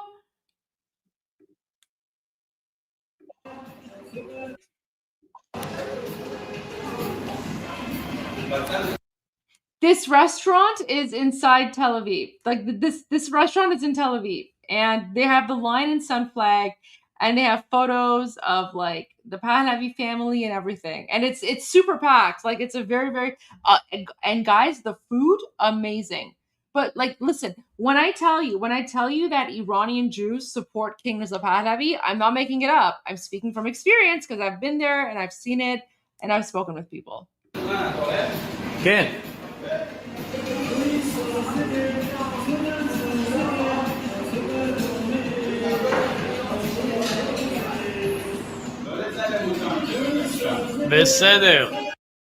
Look at that. All right, let's find some more. I'm sure there's more here. Let's see what else we can find.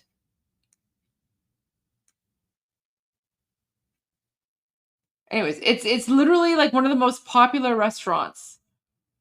Like, look at this. Look at this. It says, so, new food of life, رستوران قرمه سبزی همه روزه با صرف بهترین و لذیذترین غذاهای ایرانی. And then they have like the lion and sun flag and then the flag of Israel. Yeah, the food was excellent. If you're ever in Tel Aviv, you want to check out Qorme Sabzi restaurant.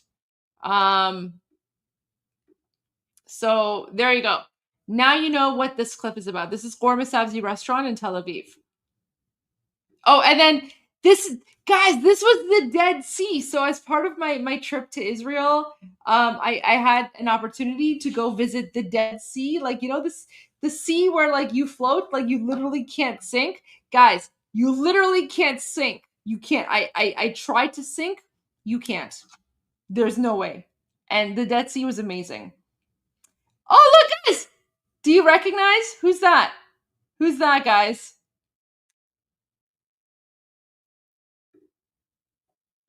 Who's that? Yes, that's Emily Schrader. Yeah.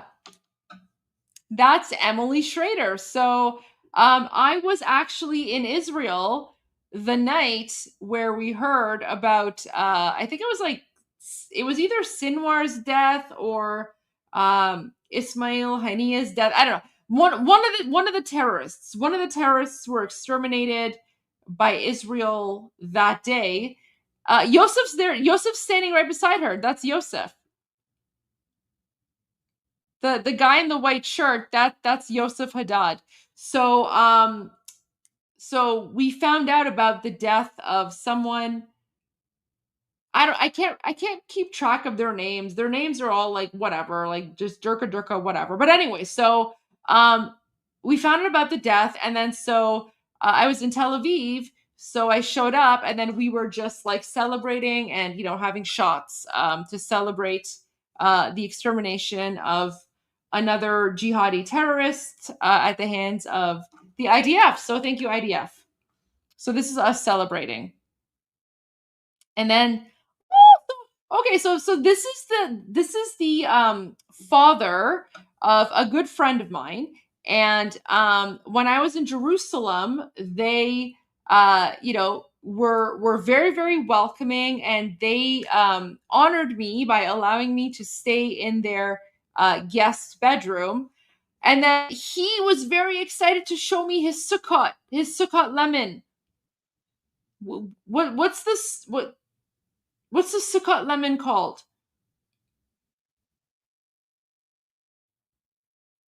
What's like the lemon thing called? I'm sorry.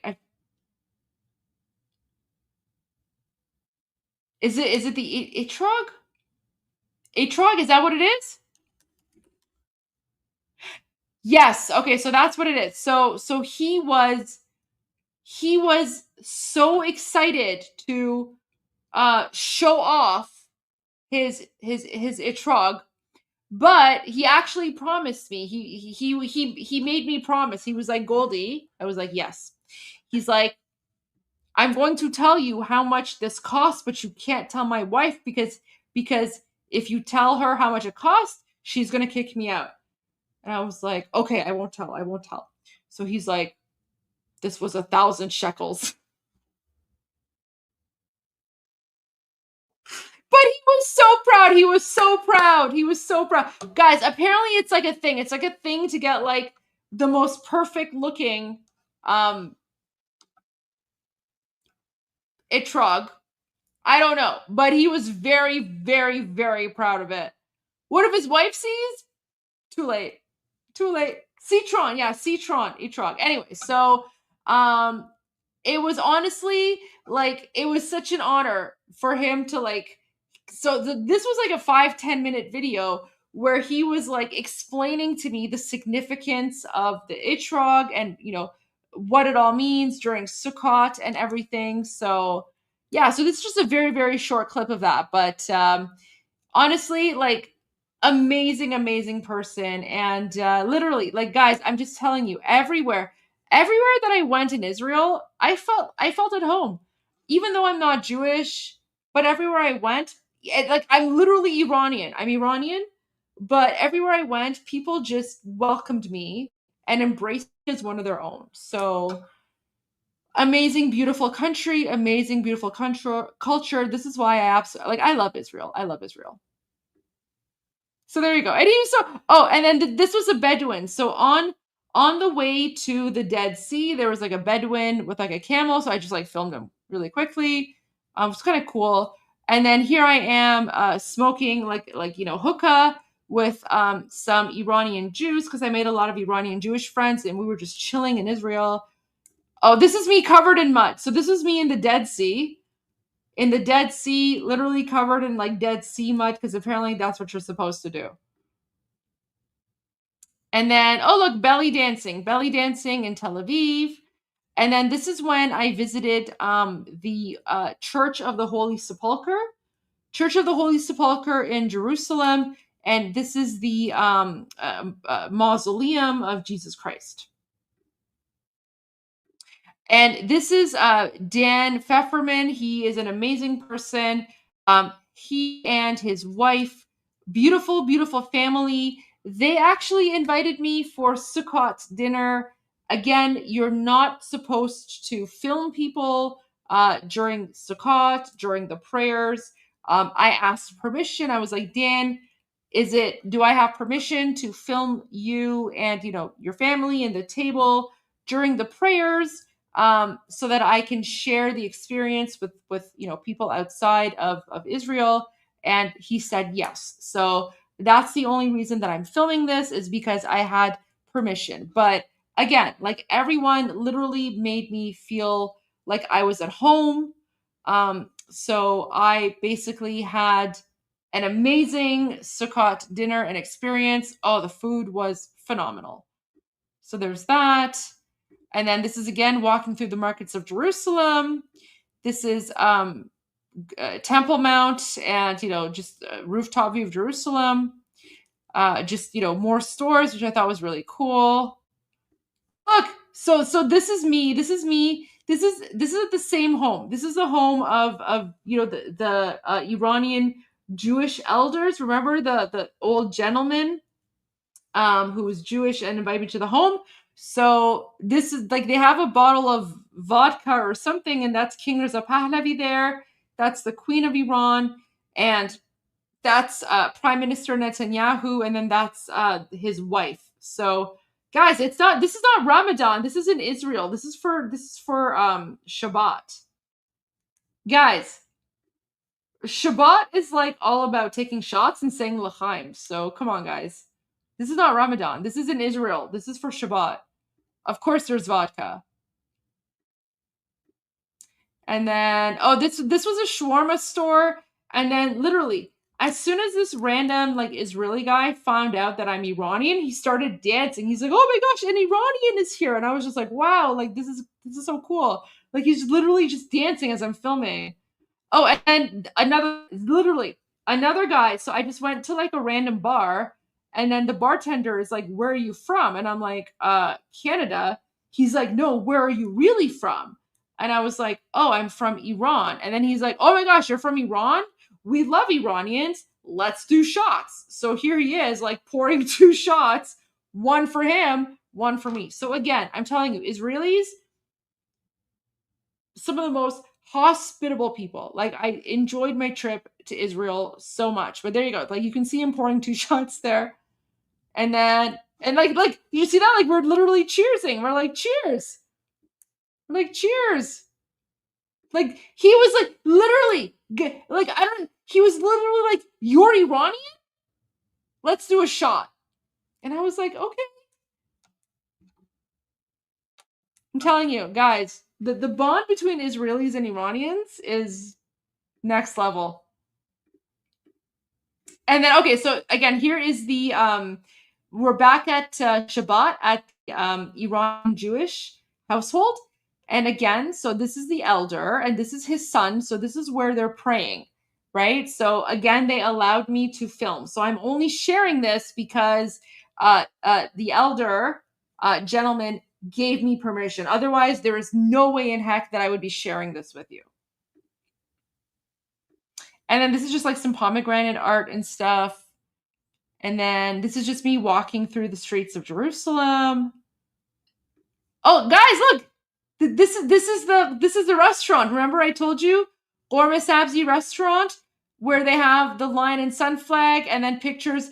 Look, that's Farah Pahlavi. That's the queen, and then there's like all these other photos, right? So that this is a restaurant in Tel Aviv. And then this was a Palestinian guy. This was in Jaffa, and there's like a mosque behind him, and then he brought me like kanafe and like coffee. And then this is actually do you guys know Visegrad, like Visegrad 24? So this is Stefan. He's like the owner of Visegrad 24. So this is us like 2 years ago, 2.5 years ago in Israel. You know, we're having a coffee, we're talking, we're planning, we're plotting. So yeah, guys, I know a lot of people from like years ago. And then this is just me randomly walking by Jerusalem, and people were just partying. And I just thought that was really cool. This is again the Dead Sea, which is beautiful. And then I said, thank you, everyone. Oh, this is the beach in Tel Aviv. So thank you, everyone, for your warm welcome and hospitality. Once Iran is free from the terrors of the Islamic Republic, Iranians and Israelis will once again live in peace and harmony. So there you go. I don't know how long that took, but I think it probably took me like an hour and a half to explain a 60-second clip that I made about Israel. So To the person who said, can you please play a song about Israel? There you go. I'm going to play this and then I'm going to end the live stream. I will play a few more songs before I end the live stream, but there you go. This was my experience in Israel. By the way, guys, I am planning another trip to Israel. I cannot wait. I'm going to live stream my trip. It's going to be epic. So yeah, you guys are going to like join me on my second trip to Israel. Guys, I can't wait. I love Israel. Beautiful country. Beautiful country. All right. Here you go, guys.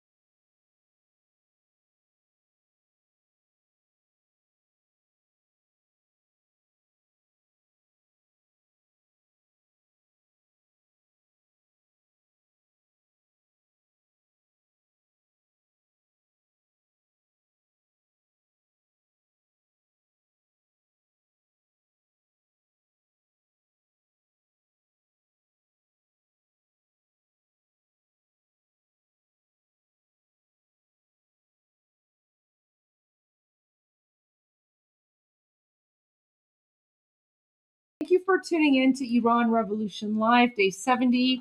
We'll see you all tomorrow. As always, I'm Israel Chai. God bless America, Payanda Iran, and Javid Shah.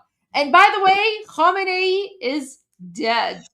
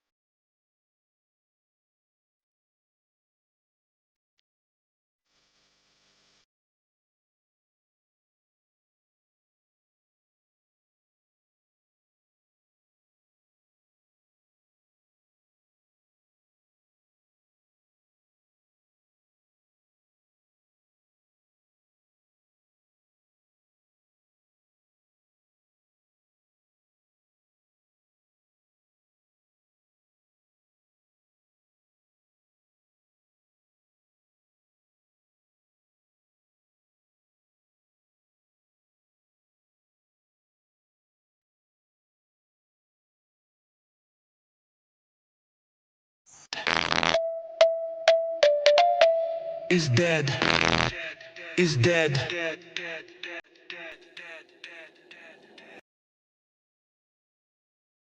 حضرت امام خامنه ای ملکوت اعلی پیوست. شما پیروز نشدید. انا لله.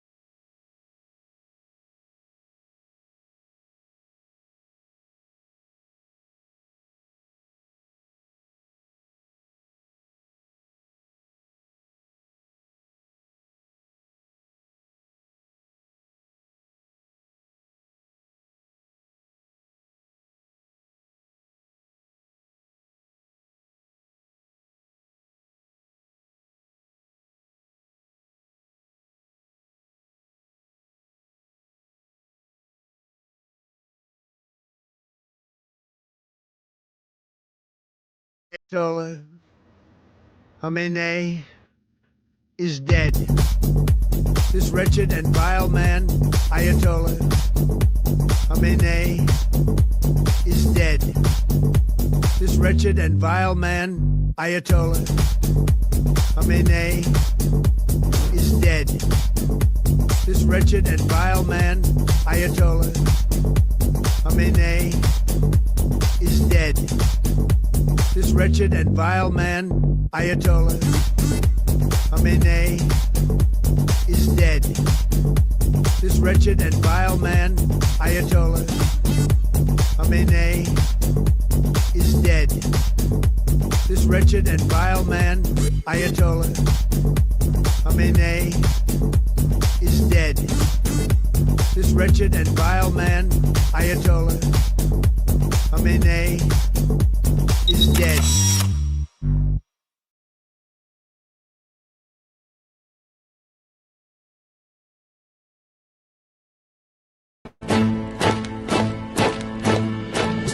کشور ما تاریخ ما ترسید گر فرا گرفته گویی اهورا مستا دوباره در نور خود مرا گرفته اکنون سرودی سر میدهم باز کار وطن جو نشیش ایران غرق انقلاب است به پیش به پیش به پیش ایران غرق انقلاب است به پیش به پیش به پیش هن ای پدر هن ای پسر برخیز و با ما شو همگام تا درد آن تجربه تلخ ما را نکشیده در خواب بگذار هر دم بغرند گرگ‌ها دم لباس میش